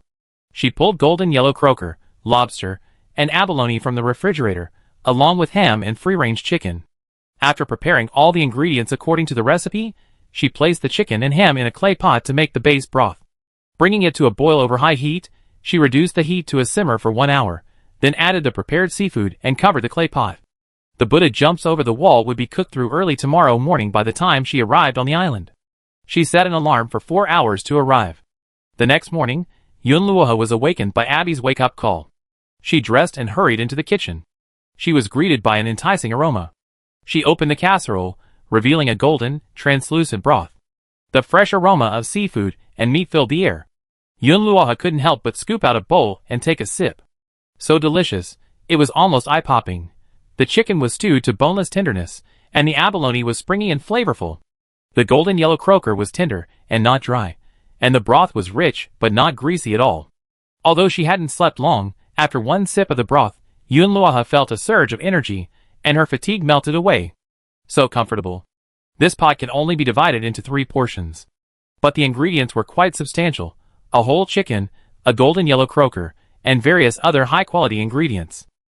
Yunluoha didn't feel bad at all. Although the ingredients were expensive, the soup was incredibly effective. It increased her stamina by 2, and she wouldn't be so sensitive to the cold anymore. Although it could increase her stamina, Yunluoha didn't eat too much all at once, knowing it wouldn't last forever. At most, she could only increase it a few times before she became immune. Eating too much now would be a waste. She felt energized after just a small amount, and she could wait until her stamina was almost depleted before drinking another bowl. After breakfast, she went to the mine cave to check on the progress of the automatic mining machine. The machine's storage tank was already filled with 87 pieces of iron ore and 30 pieces of blue crystal ore. The drill was running steadily, and ore was continuously fed into the tank via the conveyor belt. It seemed this thing was working well. Although the ore she mined overnight wasn't much, it wouldn't be a problem if it was left here. Yunluoha decided to test the power of the Queen's Claw at the zombie spawn point on the island. She called Robao along and let him explore the area on his own. After all, he had just learned the treasure hunting skill, so if he looked around, he'd probably find something good. It would be great if he could find a new fishing spot. Yunluoha rode her Polar Fox snowmobile to the outskirts of the island. Today, there were a lot of A-level zombies spawning, and she could see 3 wandering around from a distance. Yunluoha flexed her wrists and said with a smile, "I start with you." She stopped the car, grasped the Queen's Claw, and rushed forward. An A-level zombie lunged at her, and she dodged sideways, swinging her blade at the zombie's arm. The moment the Queen's Claw made contact with the zombie, its arm was severed, and its body froze for 2 seconds before slowly recovering. But those 2 seconds were enough for Yunluoha to decapitate it. In less than 3 minutes, Yunluoha dispatched the 3 A-rank zombies. They dropped a ton of supplies, all doubled. Today was the last day of Lucky Day. The double bonus wouldn't last for a few days, so I had to get more. More important than killing A-rank zombies were fishing for treasure chests, collecting shells, and killing S-rank zombies. Yunluoha no longer cared about the items dropped by A-rank zombies. Chapter 222. Yunluoha collected the supplies dropped by the 3 A-level zombies into her backpack. Besides the usual building materials and food, they also dropped a mid-level trap blueprint, capable of trapping zombies or beasts for 30 seconds. This was very useful against ordinary zombies, but not A-level zombies. After dealing with the zombies, Yunluoha opened the chat channel to see if any players were gathering teams to kill S-level zombies. She saw a few messages, but when she clicked on them, they were all full. TSK, it seems I'm just too slow. Everyone knew that S-level zombies dropped valuable supplies, and 2 days had passed, and players had already figured out how to deal with them. So many people were rushing to form teams to kill them. Yesterday, and the day before yesterday, teams would have 8 players, but now most teams only have 6. So the competition is even greater. There are only so many S-level zombies, with only a few hundred randomly spawning each day, but there are hundreds of thousands of players. Yunluoha spent several minutes in the World Channel, not joining a group, always a bit slower than the others. Forget it, let's do something else first. She hopped on her Polar Fox snowmobile and searched for fishing spots around the island. She planned to stay out all day and use the ancient whistle to summon Master Su in the afternoon. But after searching for a while, she couldn't find any. Instead, Yu Qinjin contacted her, saying that an S-level zombie had appeared near his island and asked if she wanted to go over. Yunluoha, of course I come. Wait for me. I go back and teleport now. She happened to be near Xianyun Island, so the bike ride back would be quick. 10 minutes later, Yunluoha returned to the island. At this moment, she sensed Robao's telepathic call. Robao used his treasure hunting skill to find something near the island. Yunluoha didn't have time to check, So she summoned Robao to mark the location and took Yuntin to Yu Qinjin's place. Yuntin and Rongrong hadn't seen each other in a while, so it was a good opportunity to bring Yuntin over so they could fight side by side and reunite. She had expected him to bring a few people with him, but when she arrived, she realized it was just the two of them. Yun Luohe, no one else. Yu Qinjin, yes, 2 people are enough, 1 treasure chest each. Yun Luohe raised an eyebrow, indeed, not bad. With her and Yu Qinjin's strength, plus the spider's assistance, it was certainly enough. And she was glad not to have to share the treasure with anyone else. She turned to look at the S-level zombie. It seemed a little different from the 2 she had seen before. Yun Luohe first activated her scanning eye to search for the S-level zombie's weak points. However, she discovered that the zombie's ice armor was incredibly thick, with the blue dot beneath the armor on its chest. To defeat this zombie, they had to shatter its armor first. It seemed the S-rank zombies were slowly growing stronger. Players could share their experiences and find ways to deal with them, and the system would increase the zombie's armor strength. But this wasn't a big deal for Yun Luohe. She shared her findings with Yu Qinjin. Yu Qinjin nodded and pulled a modified bow from his backpack. I limit its movement with paralysis arrows, while you take advantage of the opportunity to attack its weak points. We finished this quickly. Yun Luohe released the wontons and spiders, letting them spin silk to bind the zombie and assist Yu Qinjin. She took out the Queen's Claw. Let's see whether your ice armor is thicker, or my blade is sharper. The blade shone a lavender hue in the sunlight. The S-rank ice-armored zombie seemed to sense the threat and stared at her intently, as if it had consciousness. She suddenly raised her arm and slammed it down on the ground. The ground shook, and it lunged directly toward Yun Luohe. Yu Qinjin, be careful. Yun Luohe didn't look back. With Yuntin and the spiders nearby, she didn't have to worry about the zombies reaching her. Yuntin, along with dozens of spiders, spun countless strands of tough silk. The silk gushed out like a waterfall, wrapping itself around the zombie's legs. The zombie tried to break free, but the silk only tightened. The silk Yuntin spun was especially powerful. It even formed a thin layer of frost on the surface of the ice armor, a skill Yuntin possessed. Seeing this, Yu Qinjin also released Yun Rongrong. Rongrong, having not seen Wonton for a long time, hissed excitedly. But Wonton knew this was no time for playfulness, and immediately restrained him.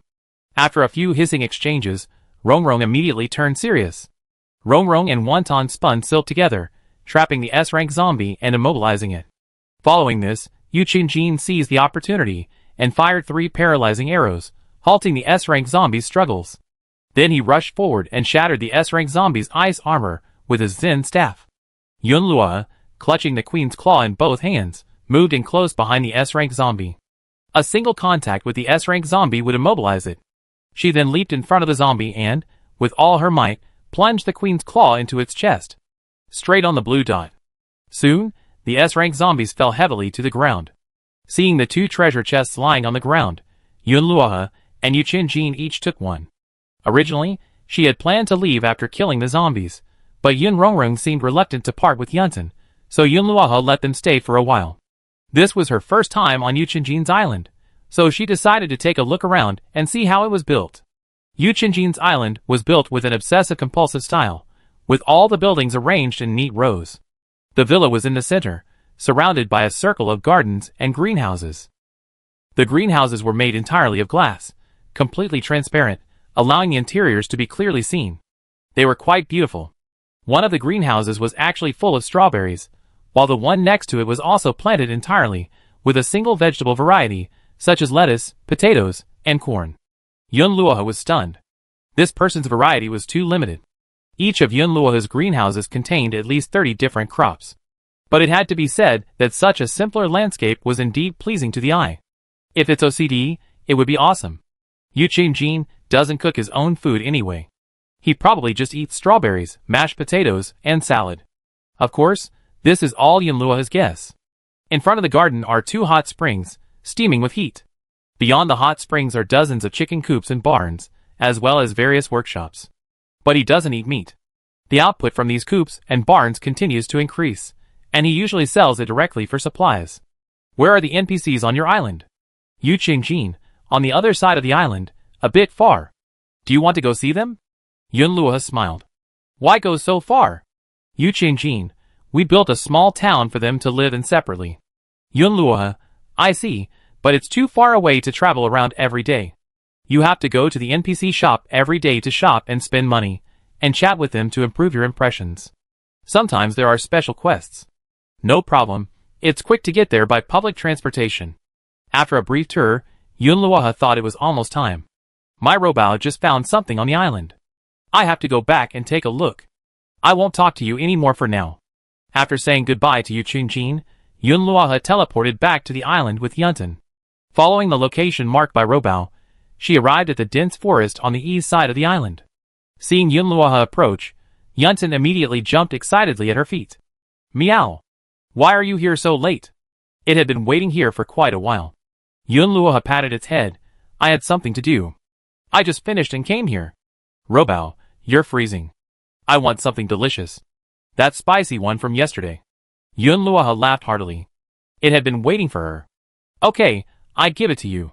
Only 2 were open yesterday, but if she wanted them, she could buy them at the trading center. Robao found 2 pieces of parchment. Taking them out, he saw a random skill book and an island map. Yunluoha had no use for the random skill book, so he had to sell it. However, the map of Ice-T Island was useful, he would explore it someday. After everything was ready, Yunluoha returned to the villa, took out an ancient whistle, and blew softly. The whistle sounded melodious, and a moment later, a golden portal appeared out of thin air in the courtyard. The next second, Master Su walked out. This was Master Su's first visit to Xianyan Island. Yunluoha had already made preparations. She had recently obtained complete intelligence on Master Su from the Tianji Pavilion. At this point in the game, every NPC had detailed information. Players could find out their likes and dislikes. So Yunluoha had prepared several gifts in advance: rare ores, weapon blueprints, and Master Su's favorite meats. Yunluoha took Master Su on a half-hour tour of the island, and even took him to her forging studio. After chatting for a while, she presented the gifts she had prepared. Master Su was naturally delighted, and his favorability rating began to rise. And then, as the intelligence had described, he asked about the weapons Yunluoha had forged. Yunluoha immediately took out the Queen's Claw. Please help me see if there are any areas that need improvement. Master Su picked up the claw knife, carefully examining the blade's curvature and the fusion of the materials. His fingers caressed the handle, a look of admiration in his eyes. Purple mithril has an extremely high melting point. You've been able to perfectly blend it with frost-textured steel, while also ensuring the blade's sharpness. Your control of the temperature has reached the top level of a 4th-level blacksmith. Furthermore, the golden spider silk wrapping on the handle is not only beautiful but also feels wonderful. The details are very well made. Master Su changed the subject. However, there is a small problem. The quenching time of the blade could be shortened by a few tens of seconds. This would enhance the toughness of the purple mithril. Perhaps it's due to my lack of experience. Indeed, Yunluoha had forged too few high-level weapons. Those machetes and arrows he had made before didn't even count as forged weapons. Yunluoha humbly asked many questions. You have a real talent for blacksmithing. I come by occasionally to check on your progress and bring you some rare materials. Work hard, and you be a top blacksmith in no time. Hearing Master Su's words, Yunluoha breathed a sigh of relief. Normally, getting Master Su to say this on his first visit would be a major success. Today's favorability score had increased by 20, which was quite impressive. It was already 3 o'clock in the afternoon. Yunluoha decided not to look for a fishing spot yet. Instead, she opened the treasure chest from killing S-level zombies to see what goodies it had.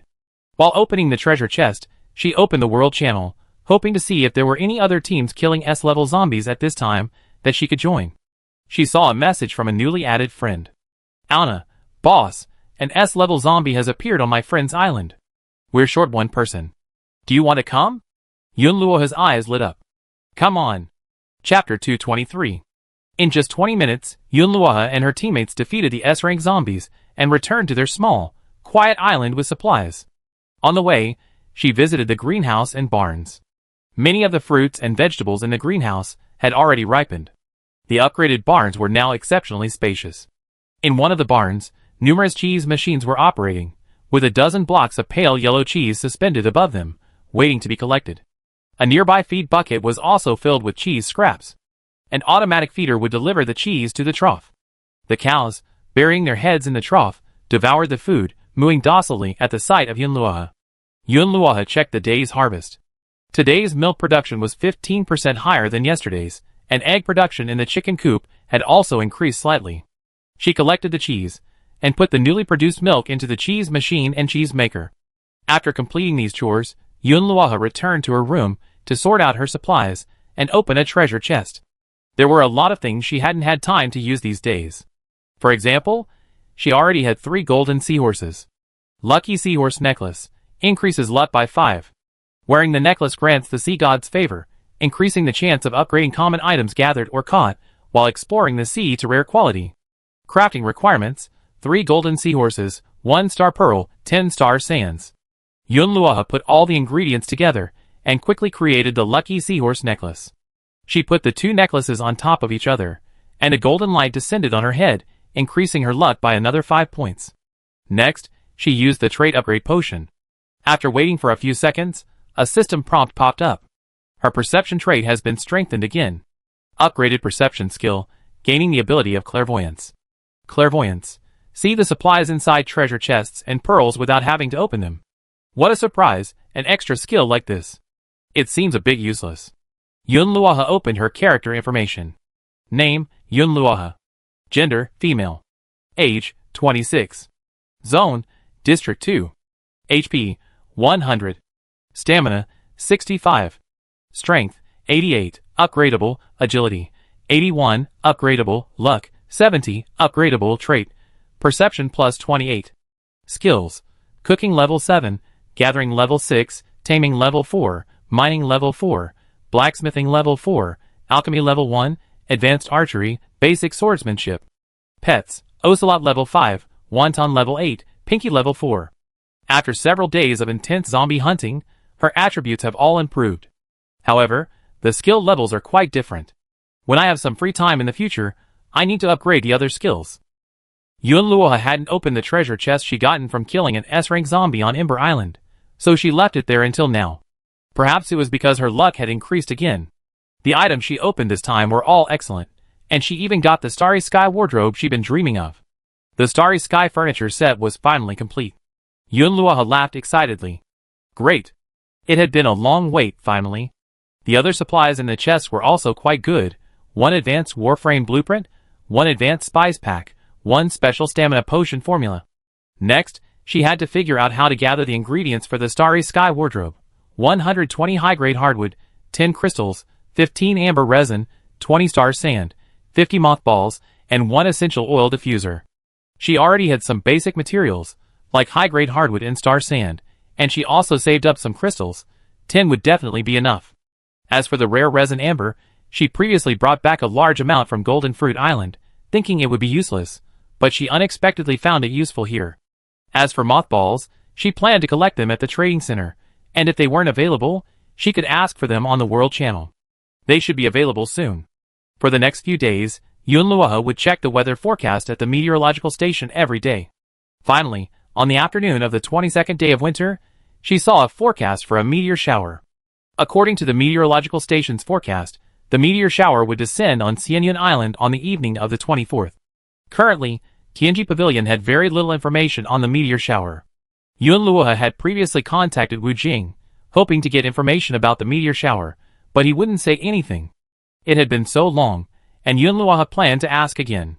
After all, the meteor shower was about to arrive, and Yunluohe had to prepare in advance to maximize her benefits. For example, she could prepare some tools for collecting supplies. Or, in case any dangerous objects might fall during the meteor shower, she could improve her building's defenses to prevent them. Yunluohe found some high-end equipment and golden dishes from her supplies, and gave them to Du Ruantian first. She asked her to help gather information. They were in the same association, so having Du Ruantian ask was better than having her do it herself. Besides, letting Du Ruantian know the information was a favor. She had been very helpful in helping her with any supplies she had needed before. As expected, this time, Du Ruantian brought her good news.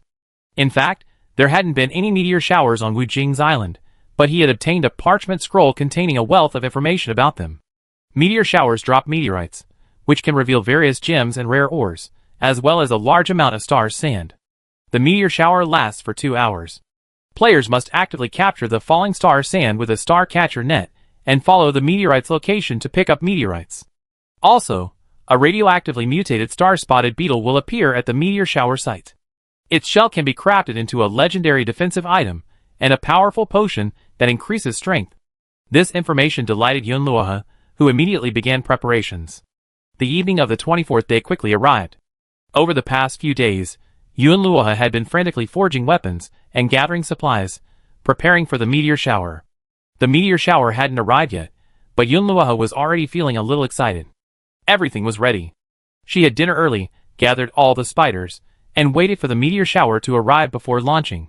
The sky was remarkably clear today, and there had been no wind since daytime. Although the temperature had remained low, it was noticeably different from usual. Yunluohe and Siqi both stood on the villa's rooftop, watching.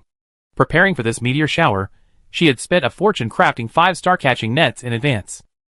First, she traded a large amount of building materials for the blueprints from a player, then expended a large amount of golden spider silk and star sand to create the nets. As the sky gradually darkened, night finally arrived. The sky was dotted with stars, seemingly brighter than ever before. As the two eagerly waited, the first meteor streaked across the sky, followed by a second, a third. Soon, thousands of meteors streaked across the sky like golden raindrops, trailing long trails of light. This was the magnificent meteor shower. It's finally here. Yunluohe's heartbeat quickened. Siqi, so beautiful. This was the first time for both of them to witness such a spectacular sight. Along with the meteor shower came countless star sands, slowly drifting down like golden snowflakes. The glittering star sands drifted through the air, impossible to grasp with bare hands. They required a star-catching net. She herself wielded the enormous star-catching net, slicing through the air to intercept the falling star sands. The star-catching net seemed to have a special attraction for the star sands, and soon the net was covered with shimmering golden sands.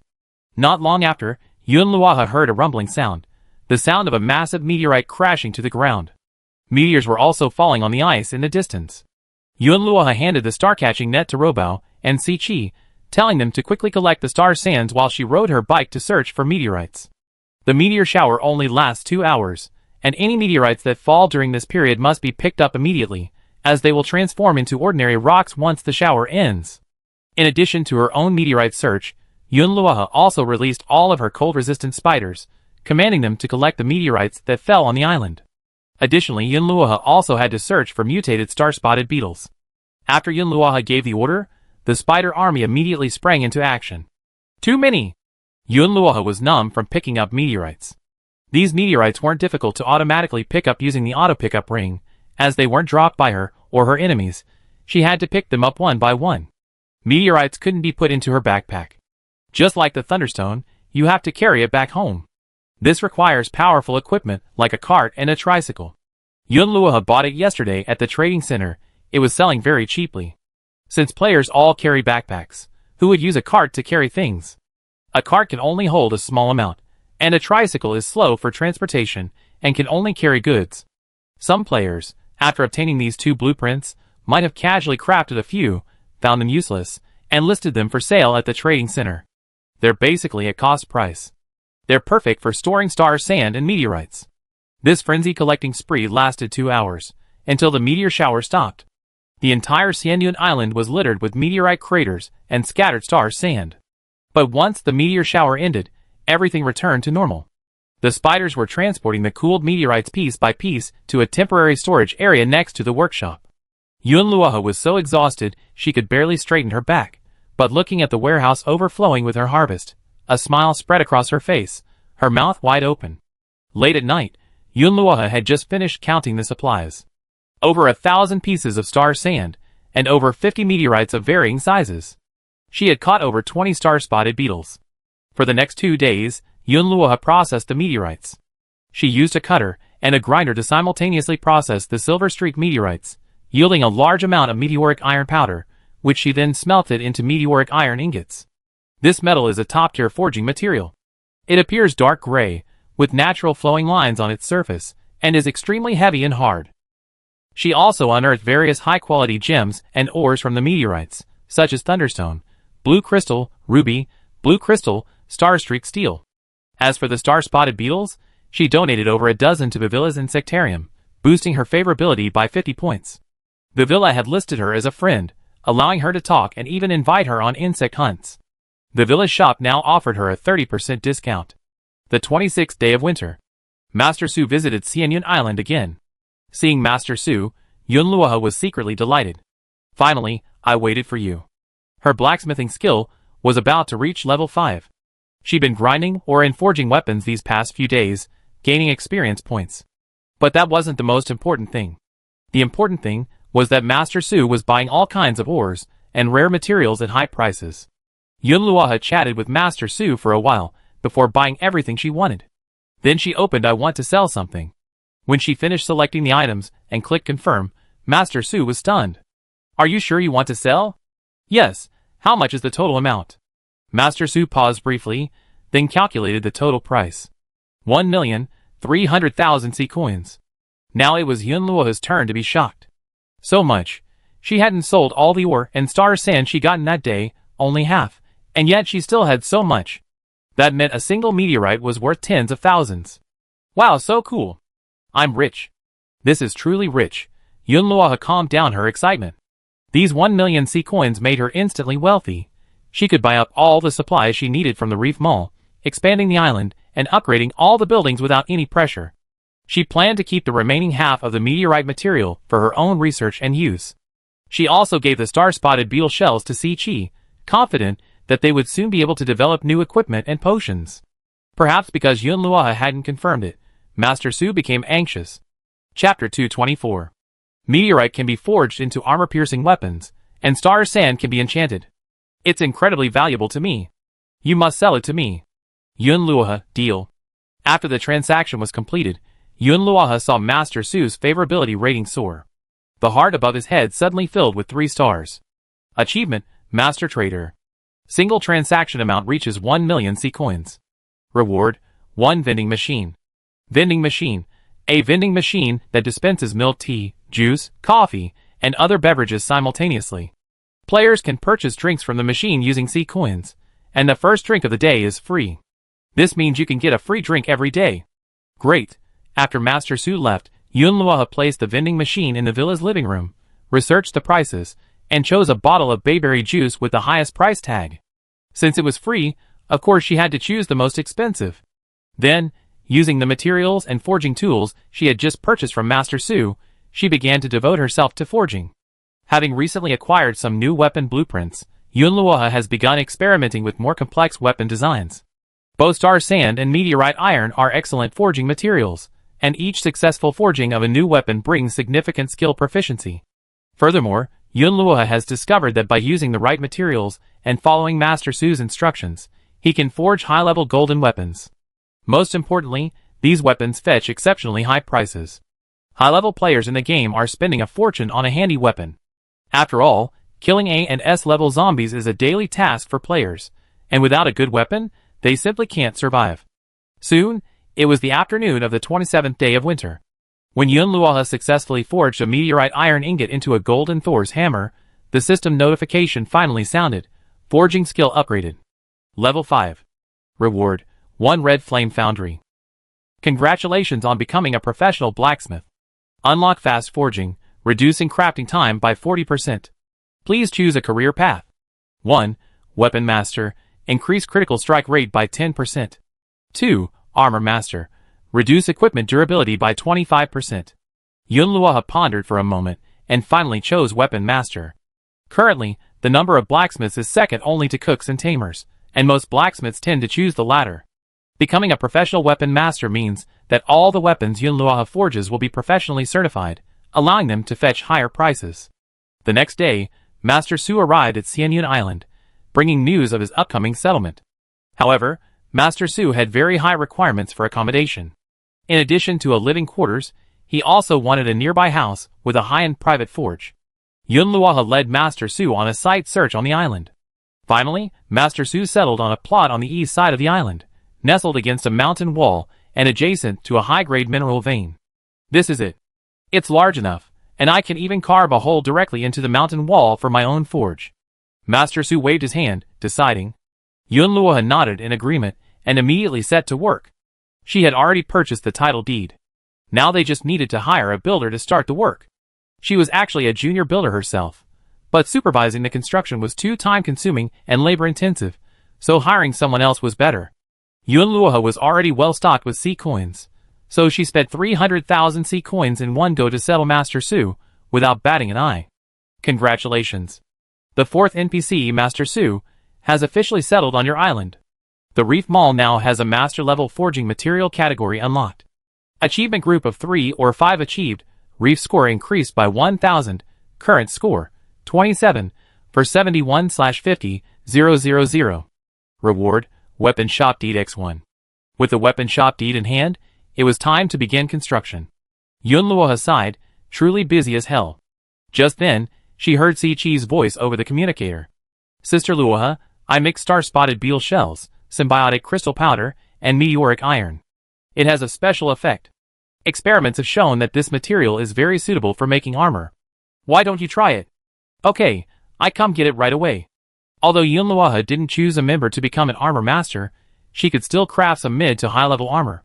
If all else fails, she can give the materials to other armor masters for help.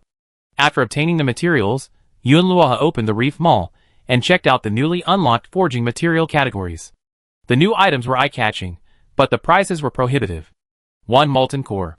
Description: harvested from the fiery core deep underground, this is the core material for crafting legendary fire weapons. Price: 85,000 C coins per piece, limited to 1 piece per week. 2 Titan Steel Ingot.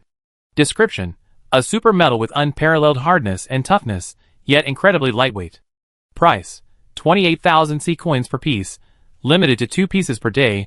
3 Enchanted Rune Stone, random. Description: a rune stone imbued with varying magical powers. It can be used to enchant weapons, granting random traits such as lifesteal, tearing, and toughness. Price: 15,000 C coins/piece, limited to 1 per day, for Dragon Blood Quenching Agent. Description: this quenching agent, brewed with fire dragon blood, grants special effects to weapons, has a deterrent effect on lower-level creatures, and significantly increases weapon durability. Price: 60,000 C coins/portion, limited to 1 per week. This is truly high-end. To be honest, Yunluohe couldn't bear to buy these materials. She wasn't sure if she'd be able to use them well. Although her blacksmithing skill was already level 5, she felt it was still far from enough to use these materials. She needed to reach level 7 or even 8 before even considering using such high-end materials. Yunluohe continued to scroll, finding some more cost-effective materials, meaning materials she could use at a lower price. Yunluohe's finger slid across the Reef Mall interface, her eyes glancing over the pricey Molten Core and Dragon Blood Quenching Agent, before finally settling on a few materials with outstanding value. 1 Star Pattern Alloy Ingot, made by smelting star sand and ordinary fine steel, suitable for crafting mid to high-level transitional weapons. Price: 8,000 C coins/piece. 2 Hardened Resin, a special resin extracted from deep-sea giant trees. When mixed with animal hides, it significantly increases armor toughness. Price: 5,200 C coins/can. 3 Primary Enchanting Dust, made from ground scraps of enchanted runestones, it adds basic attributes. Price: 4,000/G. Although these materials offer significantly lower effectiveness, they are inexpensive and suitable for practice, avoiding the waste of higher-level materials. First, buy 20 Star Pattern Alloy Ingots, 10 cans of hardened resin, and 5G of Primary Enchanting Dust. Yunluohe placed the order without hesitation. The total cost was only over 100,000 C coins, a figure well within his budget.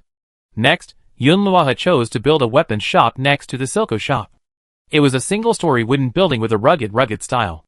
A massive stone sword statue stood at the entrance, and a sign reading Weapons Shop hung on the door.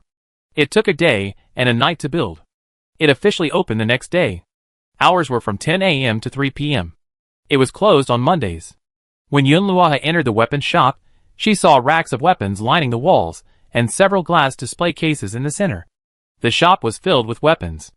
Master Su stood behind the counter, a sign in front of him reading, buying all kinds of materials and weapons at high prices. She exchanged a few words with Master Su before opening the product list. 1 Frostmarked Armor-Piercing Arrow, set of 20, effect, deals bonus damage to ice-armored units, with a slight slowing effect on impact. Price: 6,000 C coins/set. 2 Scorching Battle Axe, excellent, effect, attacks deal fire damage, effective against cold-fearing creatures. Price: 12,000 C coins. 3 Queen's Claw Blades, common, effect, Attacks have a chance to paralyze the target and increase critical hit chance against immobilized targets. Price: 45,000 C coins.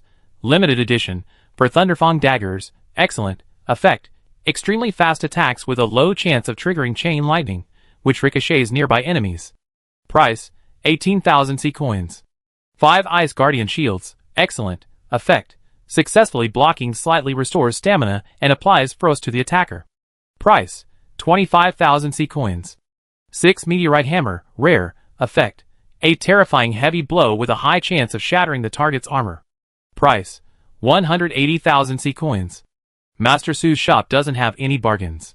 Yunluo looked around, but didn't see anything she wanted to buy. Her Queen's Claw was high quality, better than the one sold in Master Su's shop. The other weapons were useless to her. The only worthwhile item was the meteorite hammer, but Yunluo had forged a hammer made of meteorite herself, so after looking around, she had no desire to buy anything. But she could help others with their purchases. So she sent the list of items to her friends group. Master Su's weapon shop. If anyone wants anything, I can help you get it. Although Yang Mian also had a weapons shop on his island. But as everyone knows, NPC shops have different items every day, with random items being refreshed. They even sell items based on the player's progress. For example, Yunluo crafted the Queen's Claw, so the weapon shop had a standard quality claw. Yang Mian crafted the Bat King twin blades, so his shop also had similar items. After Yunluo's message was sent, Mu Zitong asked her to help buy 2 Ice Guardian shields for his parents. One never has too much of this kind of armor. But Yuemian requested a meteorite hammer. This item is limited edition and perfect for dealing with S-rank zombies, but only one can be purchased. Yunluo wasn't buying it herself, so she could use up her quota. At this time, Yang Mian sent Yunluo a private message. You can earn money by purchasing items on behalf of the weapon shop. My daily quota is completely sold out. I created a group for purchasing items from the weapon shop, and many players come to me for help. If you need some rare materials or are short of C coins, you can join the group. Yunluo smiled. There really are people in the game who specialize in purchasing goods on behalf of others. She had thought before that the supplies in every NPC's shop could actually be purchased and resold to other players. Nowadays, many players' islands have very few shops, so the demand is still quite high. Islands like Yunluo's, which have already attracted 4 NPCs, are even rarer. But she had no plans to join Yang Mian's small group. Mainly, she didn't have time for reselling. She had more important things to do right now. There were plenty of profitable jobs. The supplies and C coins earned by the Mutual Aid Association and the Tianji Pavilion were a considerable sum every day. She no longer needed to focus her time and energy on making money. She had just posted to the group, simply to help her friends buy something. And there was another key NPC. Leah. She hadn't visited her island, presumably because her alchemy skill was too low. Besides, she had a suspicion that there might be an NPC with the beast taming skill, but there was no information about it. Therefore, her top priority was to upgrade her alchemy skills as quickly as possible. That was easy. Her island had an abundance of medicinal herbs, and Chi was a top-tier alchemist. She only needed to learn from her and level up in a matter of days. The countdown to winter was approaching. Islands whose island score had not yet reached 15,000 would be merged. Islands with a reef score of 30,000 would be eligible to merge with 2 unupgraded islands to form a super island. The last 2 days of winter were lucky days, and the disasters were escalating. Players, please be prepared. Just as Yunluo was about to take a break, the system's voice rang out. Once again, it sounded the alarm for the players. Chapter 225. If the islands are being merged, then wouldn't all our previous efforts be in vain, making things easier for others? After this announcement, players angrily criticized the game system. Then what was the point of all the hard work I put into infrastructure? If I'd known there were going to be mergers, I might as well have just slept all day. Look at it another way. This game is all about survival of the fittest. If your island's rating reached 30,000, and you could still annex other islands, you wouldn't be saying that. Who can reach 30,000? I'm only a little over 5,000 right now. How many people in the entire zone can reach 30,000? I'm asking. Yunluo opened her island information. Reef level, level 9. Area, 200 square kilometers. Rating, 2,800 points. Upgrade requirements, reef rating of 30,000 and a permanent population of 3 people. Yunluo's island rating hasn't reached 30,000 yet, but she still has 2 days. A mere 3,000 points is a small matter for her.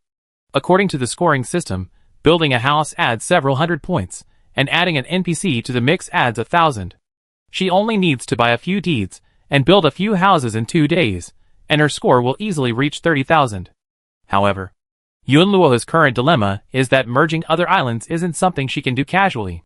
Just like accepting residents before, her island's development and growth has been a difficult endeavor, requiring considerable effort. She also needs to carefully select the island she merges with. Thinking of the possibility of becoming a super large island in the future, Yunluo began to formulate a blueprint. Perhaps she could build the island like a city. Given this, the island's architectural layout needed careful planning. After visiting Yuqinjin's island and seeing how neatly organized it was, Yunluo had considered redesigning Xianyun Island's architecture. This was her chance. She immediately took action. Yunluo first opened the Reef Mall and bought 5 land deeds. Her account balance suddenly dropped by 500,000 C coins. But Yunluo didn't feel bad. Instead, she was filled with enthusiasm. She then hired 3 architects to oversee the renovations. Today was too late. Work would resume tomorrow. In the remaining time, Yunluo opened the island map's building management, took a screenshot of the existing building layout, then drew a rough map on paper and carefully planned each area. The NPC residences were currently difficult to move, so she planned to create a residential town centered around the villas, then consolidate all the shops into a commercial street. As for the workshops, they would be placed in the industrial manufacturing area. The greenhouses, orchards, and botanical gardens were all moved to the open hillside.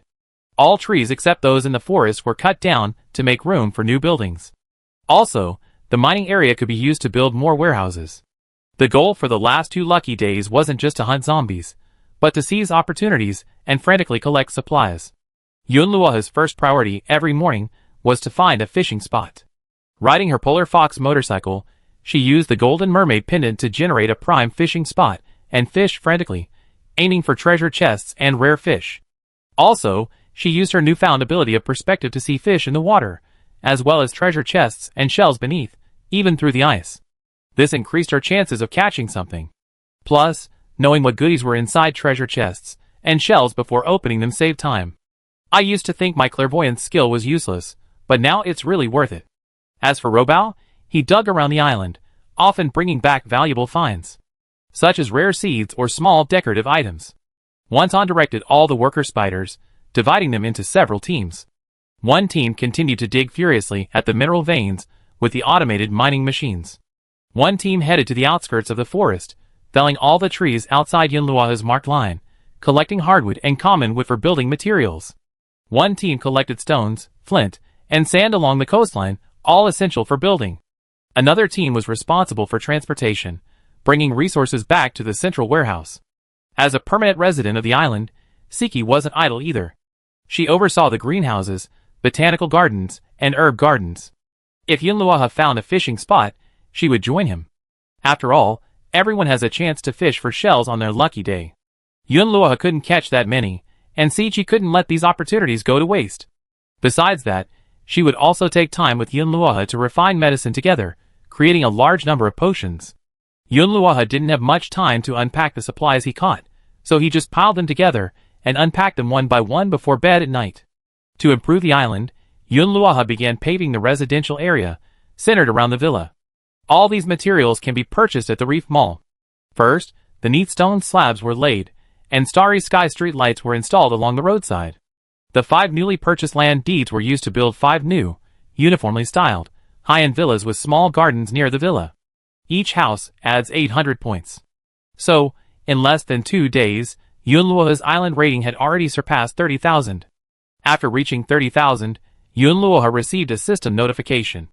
The reef was successfully upgraded, unlocking the advanced island construction category in the Reef Mall. Congratulations to the players who made it into the top 10 of the region and upgraded their reef to level 10.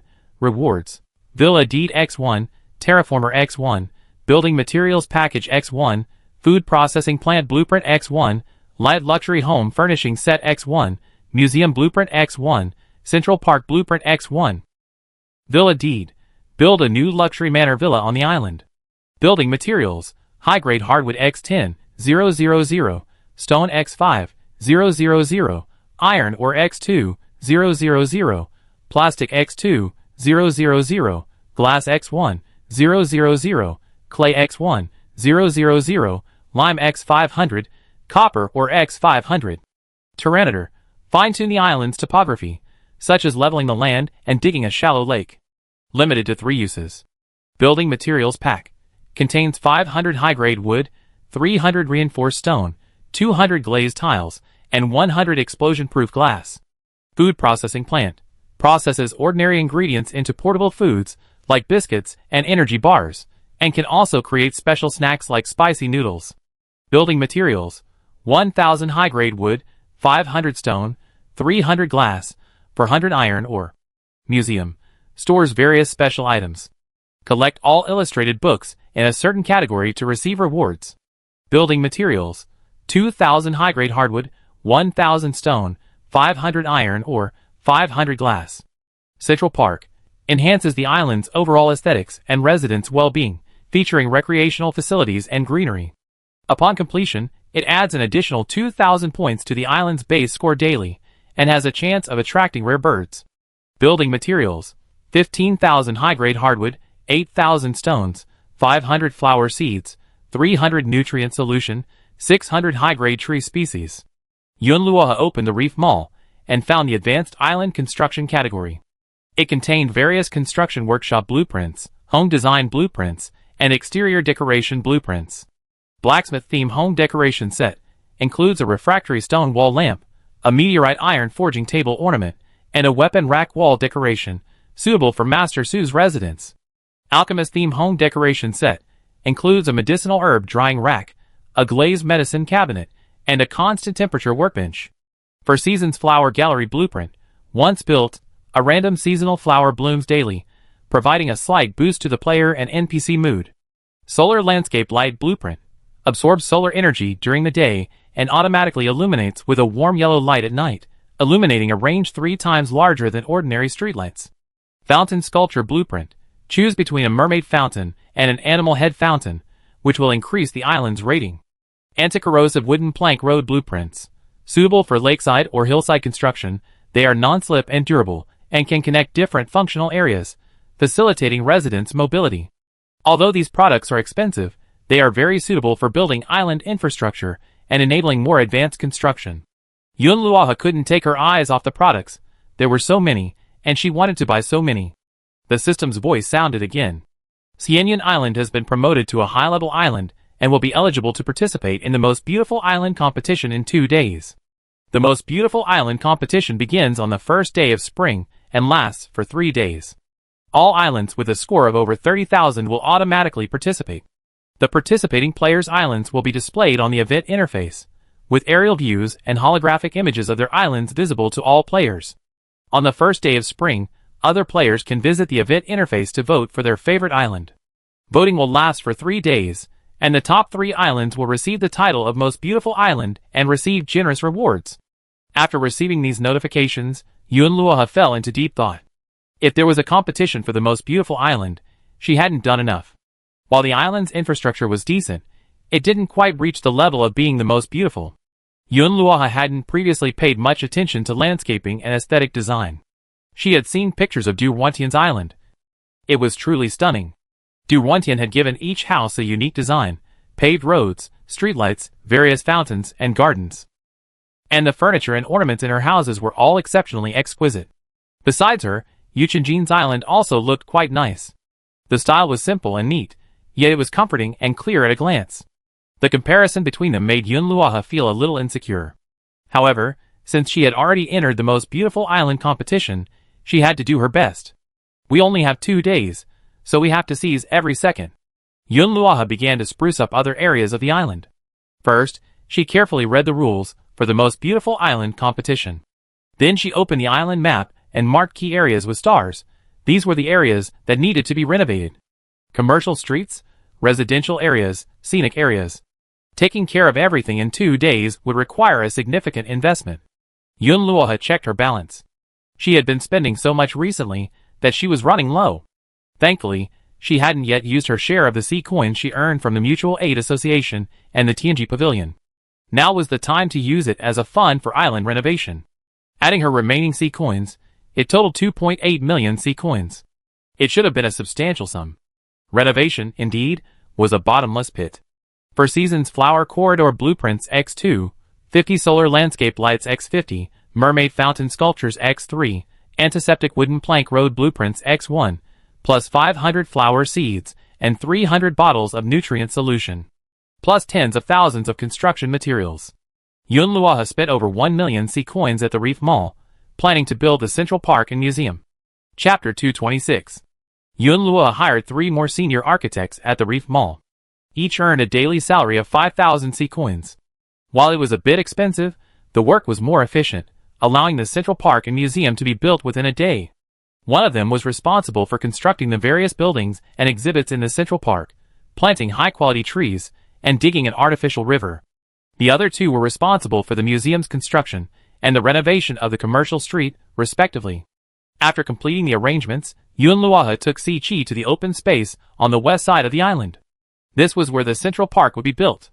She would use the terraformer to dig a shallow lake, then lay lawns and install a mermaid fountain. When she pressed the terraformer's button, she saw the ground slowly sinking, just as she had designed. It took another half day to fill the lake with water. By dusk, the foundation of the museum had been poured. The architect was directing the spider workers to carry stones and high-quality hardwoods, preparing to build the walls. Yunluoha conveniently ordered several NPC home decoration sets from the Reef Mall. Since he wanted to enhance the island's aesthetics, the NPC residences couldn't be left out. Upgrading the NPC's house would not only improve their favorability, but also increase their rating. On the last day of winter, Yunluoha began developing the commercial pedestrian street. A road was built along the pier, leading directly to the commercial street. Silco's shop, the weapon shop, the villa's insect house, and the newly built candy workshop were all clustered on either side of a newly planned main street. A flower bed was built in the center of the street, planted with seasonal plants, benches, and several recently collected vending machines. She then relocated the tofu workshop, winery, mill, and other buildings to a remote corner of the island. She also relocated the greenhouse, the marvelous botanical garden, the poultry house, the livestock shed, and the orchard to the sunny, fertile southern slope. She then painstakingly used a tamping machine to create a vast garden. 2 outdoor hot springs, one large and one small, were placed next to the garden. A pavilion and barbecue grill were then built nearby. By then, the high-quality trees in the Central Park had been planted, workers were laying the lawn, and the main structure of the mermaid fountain by the lake had been installed. Before sunset, Yunluoha and the spiders laid the cobblestone path through the Central Park. Each store on the commercial street had a variety of seasonal potted plants placed outside its entrance. Wooden fences were added to the villas in the residential area, and dozens of ornamental fish were even released into the artificial lake. Seeing the final result, Yunluoha nodded with satisfaction. It was finally done. Only a few hours remained until the end of winter. Yunluoha had barely slept for the past 2 days, relying on stamina potions to keep her going until she finished transforming the entire island. She sorted through her supplies, opened all the treasure chests, and even took a chance on the trash can raffle. Afterward, Yunluoha breathed a sigh of relief. Finally, I can get some sleep. She stood by the window, looking out, thinking, tomorrow is spring again. This first year in the game has been truly fulfilling and enriching. Spring arrives, and everything revives. Second era, spring first day. Temperature, 21 degrees. Weather, cloudy turning sunny. The spring breeze was warm and gentle. After the snow melted, the sea ice finally melted. With the arrival of the spring breeze, the ground turned green again, and the air became fresh. Although spring brought acid rain and mutated fish, for players who had experienced the disasters of spring, summer, autumn, and winter, these spring disasters were child's play and could be easily dealt with. But the second year's challenge for players went beyond simply coping with disasters. Survival was no longer the challenge was to live better, to move from survival to life. Yunluoha slept until 8:30, the longest she slept in a while. Upon waking, she was greeted by several system notifications. Islands with a rating of 15,000 or more will be uploaded to the merge selection area. Island owners with a rating of over 30,000 can select 2 islands to merge based on their ranking in the rankings. On the first day of spring, the most beautiful island competition officially began. Players were invited to upload holographic images and aerial views of their islands to the competition interface, and other players could vote for their favorite islands. With the start of the new year, New players have entered the game to survive on the reefs. New players have a 3-day novice protection period. After 3 days, they can choose an island to apply for admission or randomly draw a deserted island to become the island owner. At that time, new players' applications to join the island will require the island owner's approval. This notification was so informative that it was beyond Yun Luaha's expectations. More new players are coming. If many new people apply to join her island, will she agree or refuse? In fact, the island is indeed short of manpower at this point. She is already overwhelmed with many things, and the spiders can't do everything for her. Now, she was like running a large company. It was already well on its way, and hiring was inevitable. New players face the same choice: start their own business and become an island owner, or join a company for a stable, less risky, and less strategic job. Yun Luaha first uploaded the island holographic image and bird's eye view to the competition interface, then found the islands available for merging. There were currently thousands of islands available for merging. Yun Luaha was currently ranked first in the rankings. The second-place finisher was only a little over 200 points behind him, a close race. However, as the top-ranked player, Yun Luaha could be the first to select 2 islands. She had to carefully select them. First, Xianyun Island had sufficient basic resources, but it needed more unique resources or scenic areas. Rare mineral veins would be even better. Wetlands and forests, suitable for a wider range of animals, and birds were also high on her list of priorities. Furthermore, she had to choose an island with relatively flat terrain that could be directly merged with existing islands. Islands with vastly different terrain, or islands consisting entirely of mountains, deserts, rift valleys, or deep pits, would not work. This would result in a significant waste of space and a flawless integration, making them appear to be on separate levels. Players will have 1 day to consider their choices. From 10 to 12 o'clock tomorrow, the first round of selections will begin. At that time, players will begin selecting according to their leaderboard rankings, starting with her. Each player will only have 5 minutes to select. After 12 o'clock, the remaining islands will depend on their speed. Whoever grabs it first gets it. Yun Luaha didn't have to fight for it, but she had to make a decision quickly before tomorrow. Of the thousands of islands, she could only choose 2. Each of these islands possessed unique raw resources and potential.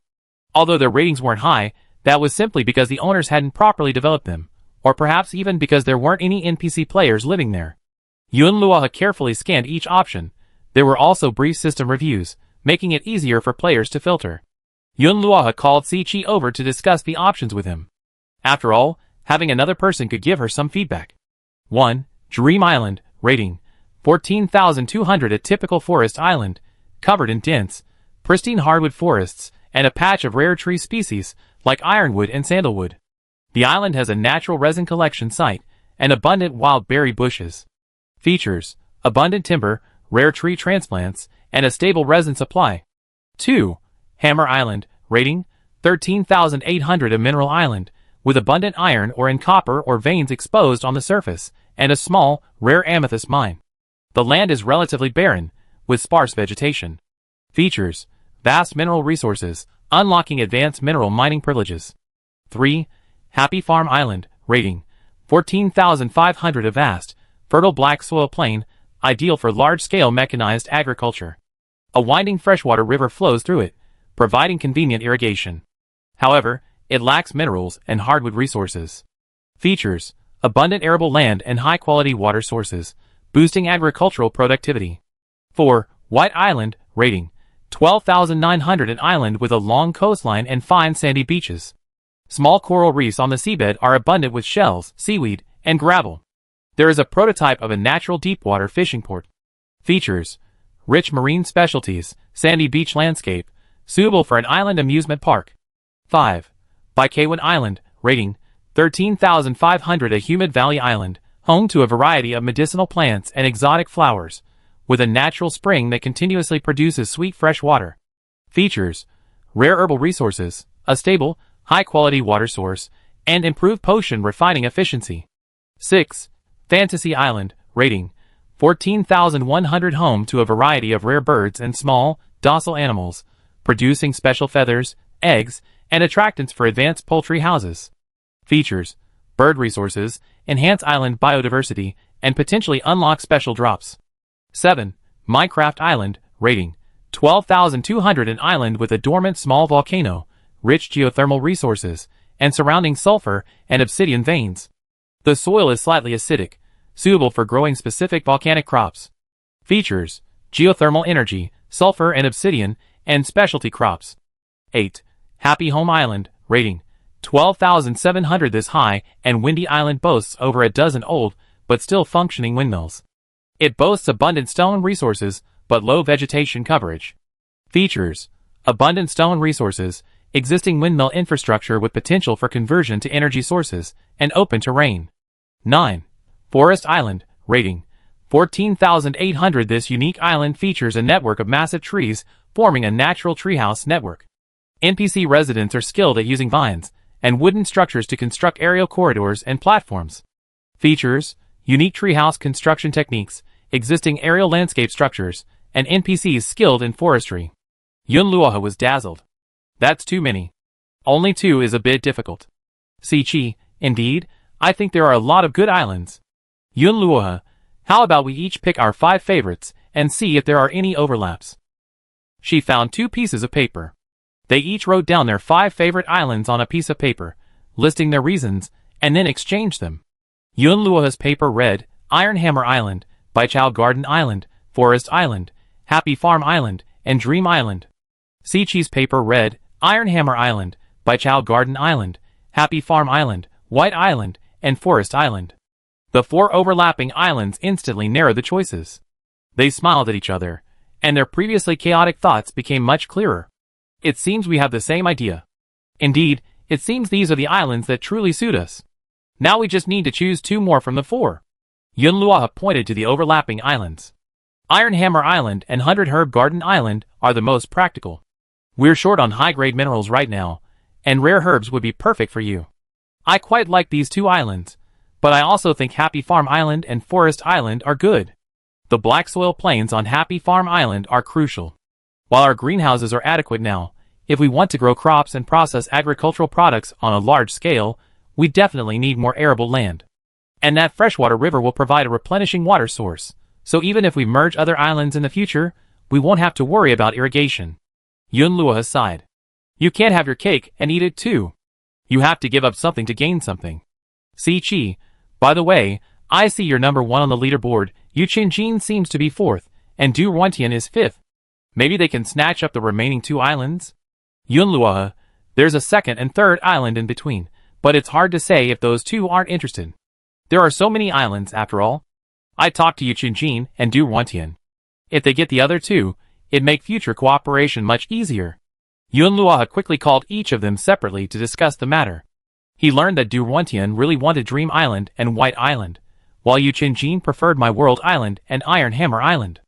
Yunluohe hesitated for a moment before finally deciding on Baikaiwan Island and Happy Farm Island. He was proficient in cooking, and Siqi was proficient in alchemy, so these 2 islands were perfect for him. As for Iron Hammer Island, although its minerals were valuable and useful, he had no choice but to give it up. If Yu Qingjin could secure Iron Hammer Island, that would be the best. He could simply trade any minerals he needed with him in the future. Yunluohe carefully studied the topographic maps of Happy Farm Island and Baikaiwan Island, discovering that both islands were relatively flat, with a similar elevation difference to Xianyan Island. After merging, they would only require simple repairs to connect. Iron Hammer Island, however, because of its abundance of ore, had many mountains and rugged terrain. It's decided. These 2 islands. The next morning at 9:50, Yunluohe opened the island merging selection screen. On the game forums, many players had already compiled a list of the top 10 islands to merge, with the 2 islands Yunluohe wanted at the top. The World Channel was also buzzing with discussions about the merger. Currently, new players could only post in the newbie chat, and could not see the entire zone chat. The World Channel was filled with veteran players. At 10 o'clock, the selection channel opened promptly. Yunluohe clicked on the Happy Farm Island and Baichao Garden Island options without hesitation. A prompt popped up. Congratulations, player Yunluohe, you have successfully selected Happy Farm Island and Baichao Garden Island.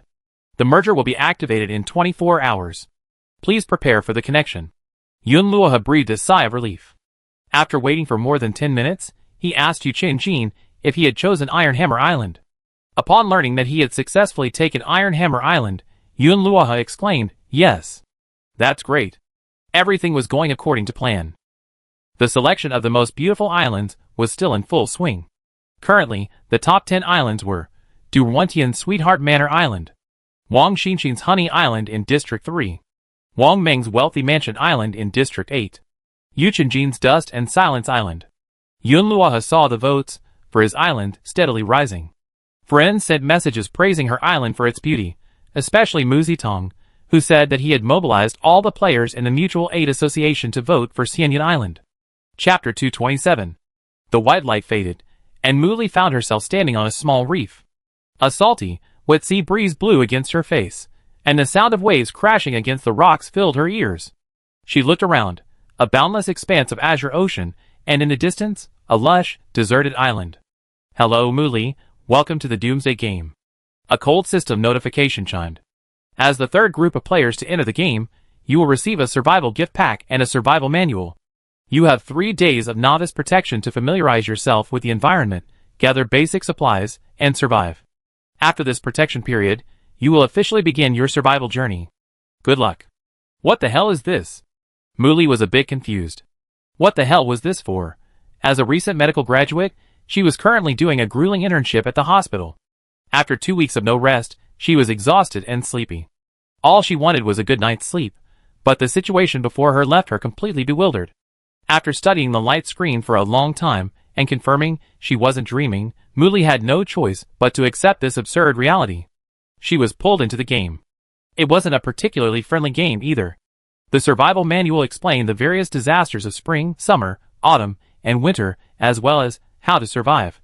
There was a newbie chat area on the screen, where various newbie players were actively speaking and sharing their discoveries. For the next 3 days, Muli, like the other newbies, kept collecting shells, acquiring supplies, trading supplies, and obtaining enough food and water to survive. Soon, the newbie protection period would end. The newbie protection period was about to end. Tomorrow morning, players would officially enter the main zone. All new players must make their final choice within 1 hour before the end of the protection period. A. Apply to join an existing premium island, subject to island owner approval. B. Obtain a random deserted island and develop it independently. Become an island owner. Beneath the announcement, there's a flashing portal. Click to view.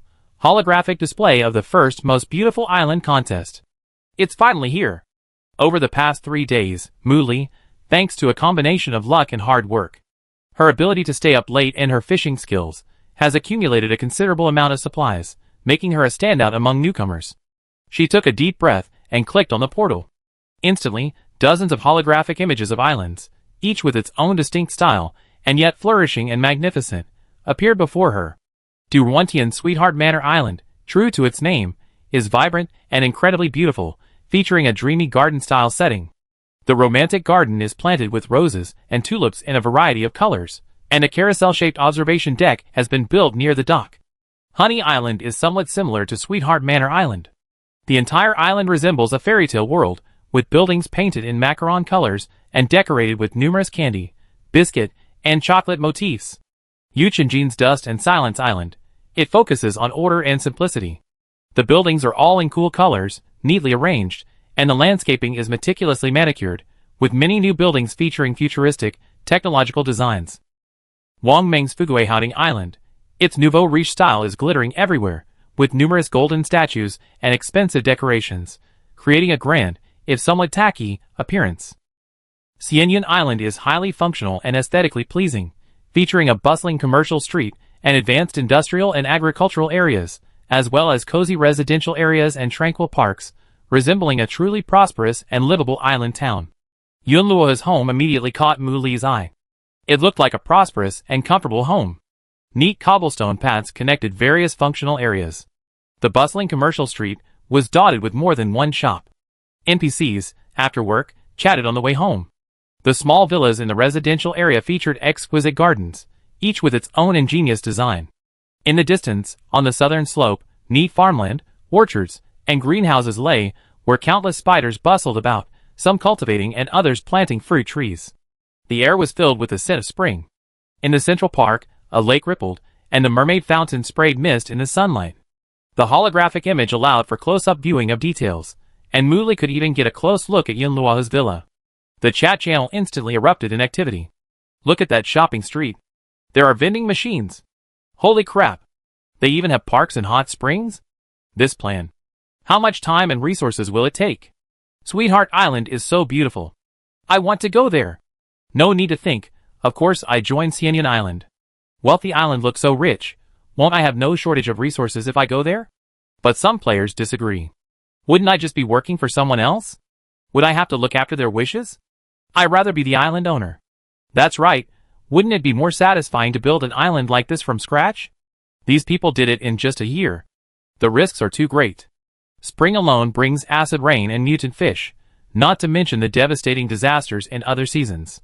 Choosing a means safety, stability, and a high starting point, but it also means you might lose some autonomy, have to abide by island rules, and even risk being exiled by the island owner. Choosing B means freedom and endless possibilities.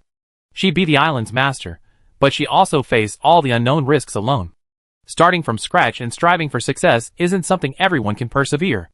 Muli pondered for a long time, looking at the vibrant hologram of Cianyan Island.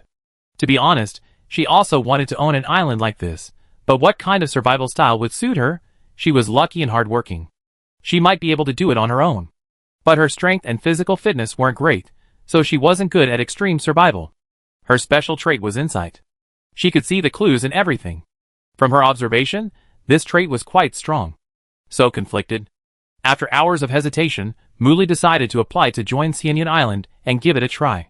Who would want to survive on a deserted island if they could live a good life? So Muli brought up the application interface, typed Cianyan Island into the search bar, found it, and carefully filled out the application information. Applying to join the island, Cianyan Island. Applicant, Muli. Self-introduction, Luck 88, low strength, trait, insight, identifies the clues for each item, and can make the right choices accordingly. She eloquently wrote a self-introduction of over 200 words. After checking everything, Muli clicked submit. She breathed a sigh of relief, her heart filled with anticipation, yet also a hint of trepidation. She wasn't sure if Yunluaha would accept her. After all, an island like hers would surely attract a significant number of new players. Since yesterday, comments under the Cianyan Island image have been flooding. Both the regional and world channels are filled with exclamations. Go check out Yunluaha's island in Area 2. It's so livable. I really want to live there. Wow. What a plan. What a beautiful look. There's even a commercial street and a park. I voted. This is the kind of infrastructure game I want to play. No wonder it's called Cianyan Island. Life here is so comfortable. Vote, vote. I'd be doing my eyes a disservice if I didn't. This is truly the most beautiful island. As the voting was in full swing, the countdown to merging islands entered its final 2 hours. The two owners of Happy Farm Island and Baikaiwan Island would also move to Yunluaha's island to settle down. Although they already had homes on their original islands, Yunluaha still discussed with them in advance whether they wanted to build new houses. The owner of Happy Farm Island was Tu Ming. In the real world, he was a programmer who loved playing farming games. As luck would have it, he actually fulfilled his dream in the game and owned an island. However, he was so absorbed in farming, spending his days researching fertilizer production and increasing animal productivity, that he neglected island construction. As a result, his rating was very low, forcing him to merge with other islands. But after learning that Yunluaha had been chosen as the person from Happy Farm Island, his mood brightened, and he actually felt happy. When Yunluaha was discussing the merger with him, he proposed that he would be responsible for the entire island's farming and animal husbandry. Island Master Yun, since the merger has been finalized, I have a request. After the merger, can all the farmland, pastures, and forestry on the island be handed over to me? Give me sufficient resources and authority, and I guarantee that the production of grain, vegetables, fruits, meat, eggs, and milk will double, and the quality will be guaranteed. That's no problem, but our island's planting area and livestock population are too large. I have the island's worker spiders assist you, and later recruit some new players to help you. What do you think? Tu Ming was delighted to hear Yunluaha's words. Great. Yunluaha hadn't expected an island owner willing to focus on farming to help her. It was truly the best of both worlds. The owner of Baikaiwan Island was Xiaonuanyuan. In the real world, Xiaonuanyuan was a pet shop owner. She was a bit introverted and socially anxious, and loved animals. In the game, she was also a high-level pet trainer. The main medicinal herbs on her Baikaiwan Island were used to make potions to enhance pets' potential, but she was more focused on pet training and collecting more pets, so her work was part of island construction. She had no objection to the merger. As long as she and her pets had a comfortable environment, she was satisfied. Besides, not being an island owner gave her more time to do what she wanted. Before, she was always distracted by all the work and collecting supplies, which was too tiring. Now that she could merge with Yunluo's island, she and her pets would surely have a better life. I need a piece of land to build a pet park. I have over 20 pets now, and there will probably be more in the future. No problem. I see you're a senior pet trainer. If you need me, I help you collect pets. The nightingale I gave Mu Zitong earlier seems to have found a companion, and is pregnant. She soon have babies. Mu Zitong had already promised her too. Yunluo was worried about who would take care of the pets, but now with Xiao Nianyuan, her worries were gone. At 8 p.m., the system popped up a notification to start the merger. Yunluo stood on the watchtower, watching two islands suddenly drift in the distance. Happy Farm Island and Baikaiwan Island slowly approached Xianyuan Island. Her emotions were mixed, but mostly joy. With a violent tremor, the terrain of the three islands began to merge. The black soil plains of Happy Farm Island merged with the farmland south of the greenhouse. The spring water from Baikaiwan Island flowed through the newly dug waterway into the farmland, forming a long, winding river. The system seamlessly merged the three islands, so seamless that it looked like they had been spliced together, blending seamlessly into the terrain. After the merger was complete, a new notification popped up. Xianyuan Island had successfully merged with Happy Farm Island and Baikaiwan Island, expanding the island's area to 800 square kilometers and increasing its score to 42,000. Rewards included 1 advanced planter blueprint, 1 automatic irrigation system blueprint, and 100 rare herb seeds. Chapter 228. Then, Yunluo saw two people appear on the beach. They were Tu Ming and Xiao Nianyuan. Yunluo and Si Chi went forward to greet them. She had prepared a welcoming banquet and planned to share a feast with them. Tu Ming looked to be in his early 30s, with thin hair, bright eyes, and a well-tanned appearance. He looked very strong. Xiao Nianyuan was a very beautiful woman with dimples when she smiled. The dining area was in the villa's courtyard, and Yunluo arranged for everyone to have a barbecue. The table was filled with a variety of grilled meats, sausages, fruit, seafood, and even fruit wine and snacks. As Yunluo grilled the food, she invited everyone to help themselves. Tu Ming's eyes lit up after taking a sip of the fruit wine. This wine is amazing. Much better than the sour fruit wine I brewed before. Island Master Yun, I go check out the farmland to the south tomorrow. Let's plant the spring wheat first. The mention of farming filled him with energy, and he even spoke more than usual. Xiao Nianyuan held her pet. A snow-white rabbit with blue eyes, a mutant breed. I'd like to find a place on the island to set up a dedicated pet play area tomorrow. Is that okay? Yunluo nodded. There's an open grassland to the north. We were planning to build a pasture, but it's perfect for pets right now. The worker spiders will help you build a pet shelter to keep it warm and safe. The atmosphere at the table was harmonious. Everyone had many ideas about the island's future plans, and they shared them all for discussion. Yunluo also discussed their future responsibilities. Starting tomorrow, Tu Ming will be fully responsible for the farm and all cultivated land in the newly merged black soil plain. He will also oversee production in the orchard and greenhouse. Yunluo will assign some of the spider workers to his command. He will later recruit new players to help manage agricultural matters. Xiao Nianyuan will be responsible for the care of all the pets she brings with her, as well as the training and breeding of all animals on the island. She will select a plot of land to establish her own pet ranch. Si Chi will also be asked to work with her on researching potions to stimulate pet potential and pet snacks. She will also be responsible for some of the breeding and cultivation work in the spider house. Si Chi will continue to focus on medicinal plant management and special material research, as she does now. With more people, she can establish a research institute and manage more people to help her refine potions. Yunluo, once the new player protection period is over, a large number of new players will apply to join the island. When the candidates are selected, you all can come together and vote for whoever you want. On the evening of the third day, a notification popped up indicating the end of voting. Yunluo clicked on the results screen and saw that Xianyuan Island had won first place in the most beautiful island competition, overwhelmingly surpassing all other islands. Congratulations to Xianyuan Island for winning first place in the most beautiful island competition. Rewards: 1 advanced building blueprint pack, includes Sky Garden and Water Restaurant blueprints, 3 rare animal attraction cards, 200,000 sea coins, 1 special NPC invitation, plus 10 favorability points for all island NPCs. Advanced Building Blueprint Pack. Includes Sky Garden and Water Restaurant blueprints. Rare Animal Attraction Card. Use this to attract a random, high-level rare animal to the island. You can only use 1 per season. Special NPC invitation. Invite a hidden NPC to the island. The NPC's class is random. At this moment, a system notification sounded in the novice zone. Announcement. The novice protection period is about to end.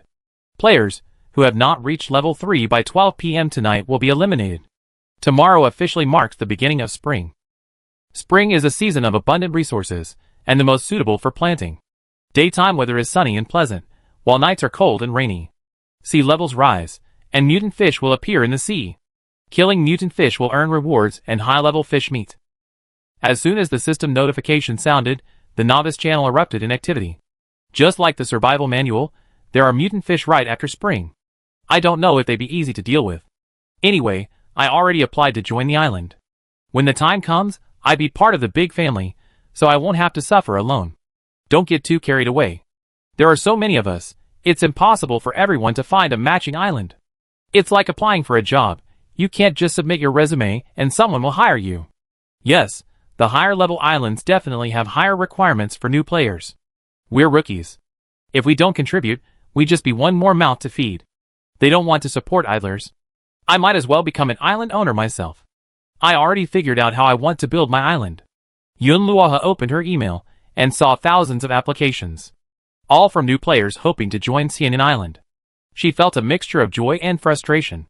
The large number of people showed everyone's appreciation for Xianyan Island, but she couldn't possibly accept so many players. Selecting a small number of outstanding players from thousands of people was no easy task. It looked like she wouldn't be able to sleep tonight. She called Si Chi, Tu Ming, and Xiao Nuanyuan via the communicator.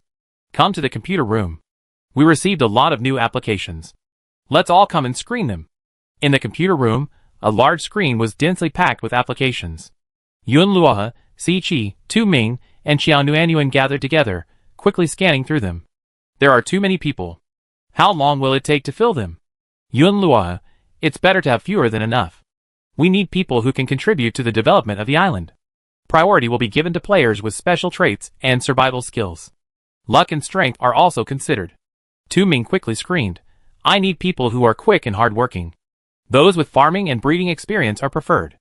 As he spoke, he quickly marked several applications. Xiao Nuanyuan whispered, the pet ranch needs someone with meticulous attention and patience, preferably someone who loves animals themselves. This girl's affinity for animals makes her a good fit. Si Chi, on the other hand, focused on finding someone with a foundation in alchemy or strong logical thinking, suitable for research. I think this person's skill is precision manipulation, making them suitable for the research institute. Yun Luoha, on the other hand, took a more holistic approach. She needed someone with management potential or rare traits. She quickly noticed Mu Li's application. This person's qualities are unique. They're needed in many areas. The four of them discussed for nearly 2 hours, comprehensively considering the island's current shortcomings, future plans, and team diversity. Finally, they narrowed down the applications from over 1,000 to 50.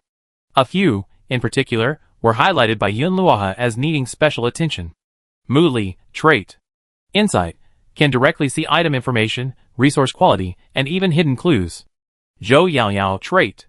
Plant Whisper, can subtly sense the status of plants, including water shortages, illness, and the need for fertilizer, and can slightly accelerate seedling growth. Artemisia Argy, trait. Precision calculation, skilled in resource planning and logistics optimization, instinctively finding the most efficient allocation plan. Bai Shao, trait. Dexterity, crafts faster and of higher quality, with a chance of creating top-quality items with additional attributes. Zhao Yi, trait. Crisis warning, has a vague intuition about impending dangers such as disasters and bosses. Wu Gua, trait. Social expert, easier to improve favorability with NPCs and other players, making it easier to receive discounts when trading. Tan Xiaoyun, trait. Delicious temptation, when cooking food, there's a chance to grant it a temporary buff, such as a cheerful mood or accelerated stamina recovery. Finally, Yun Luoha randomly selected a few applications from players with higher luck. After all, the island still needed a few lucky players to salvage shells and open chests. The next morning arrived. When the selected new players received the system notification, they could hardly believe their eyes, and excitedly shared their joy in the chat room. I got it! Xianyan Island sent me an offer. Ah! Me too! Joining the island of my dreams is so great. The rejected players, however, had different reactions. Oh, I got rejected. What next? Me too. The big guys don't look down on ordinary people like us with no special skills. Forget it, it's better to rely on myself than on others. I be the island owner myself. Maybe next year my island will even make the list. Yes. I do it myself. I don't believe I can't survive. At the appointed time, 55 white lights appeared on the beach of Xianyan Island. The new players looked around curiously and nervously. The beach was white and beautiful. Several yachts and boats were docked at the dock not far away. In the distance, tall coconut trees and various beautiful buildings could be seen. Yunluohe appeared before them on a motorcycle. Welcome everyone to Xianyan Island. Yunluohe's voice was clear and gentle. I am the island owner, Yunluohe. From today on, you are all members of Xianyan Island. The new players fell silent and listened attentively. Xianyan Island isn't a place for all you can eat, no give all kind of life, Yunluohe continued. It requires the combined efforts of every resident to maintain its prosperity and development. Next, we assign you preliminary jobs and housing based on the specialties you submitted in your applications and the island's needs. To better manage the island, we have a comprehensive contribution point system.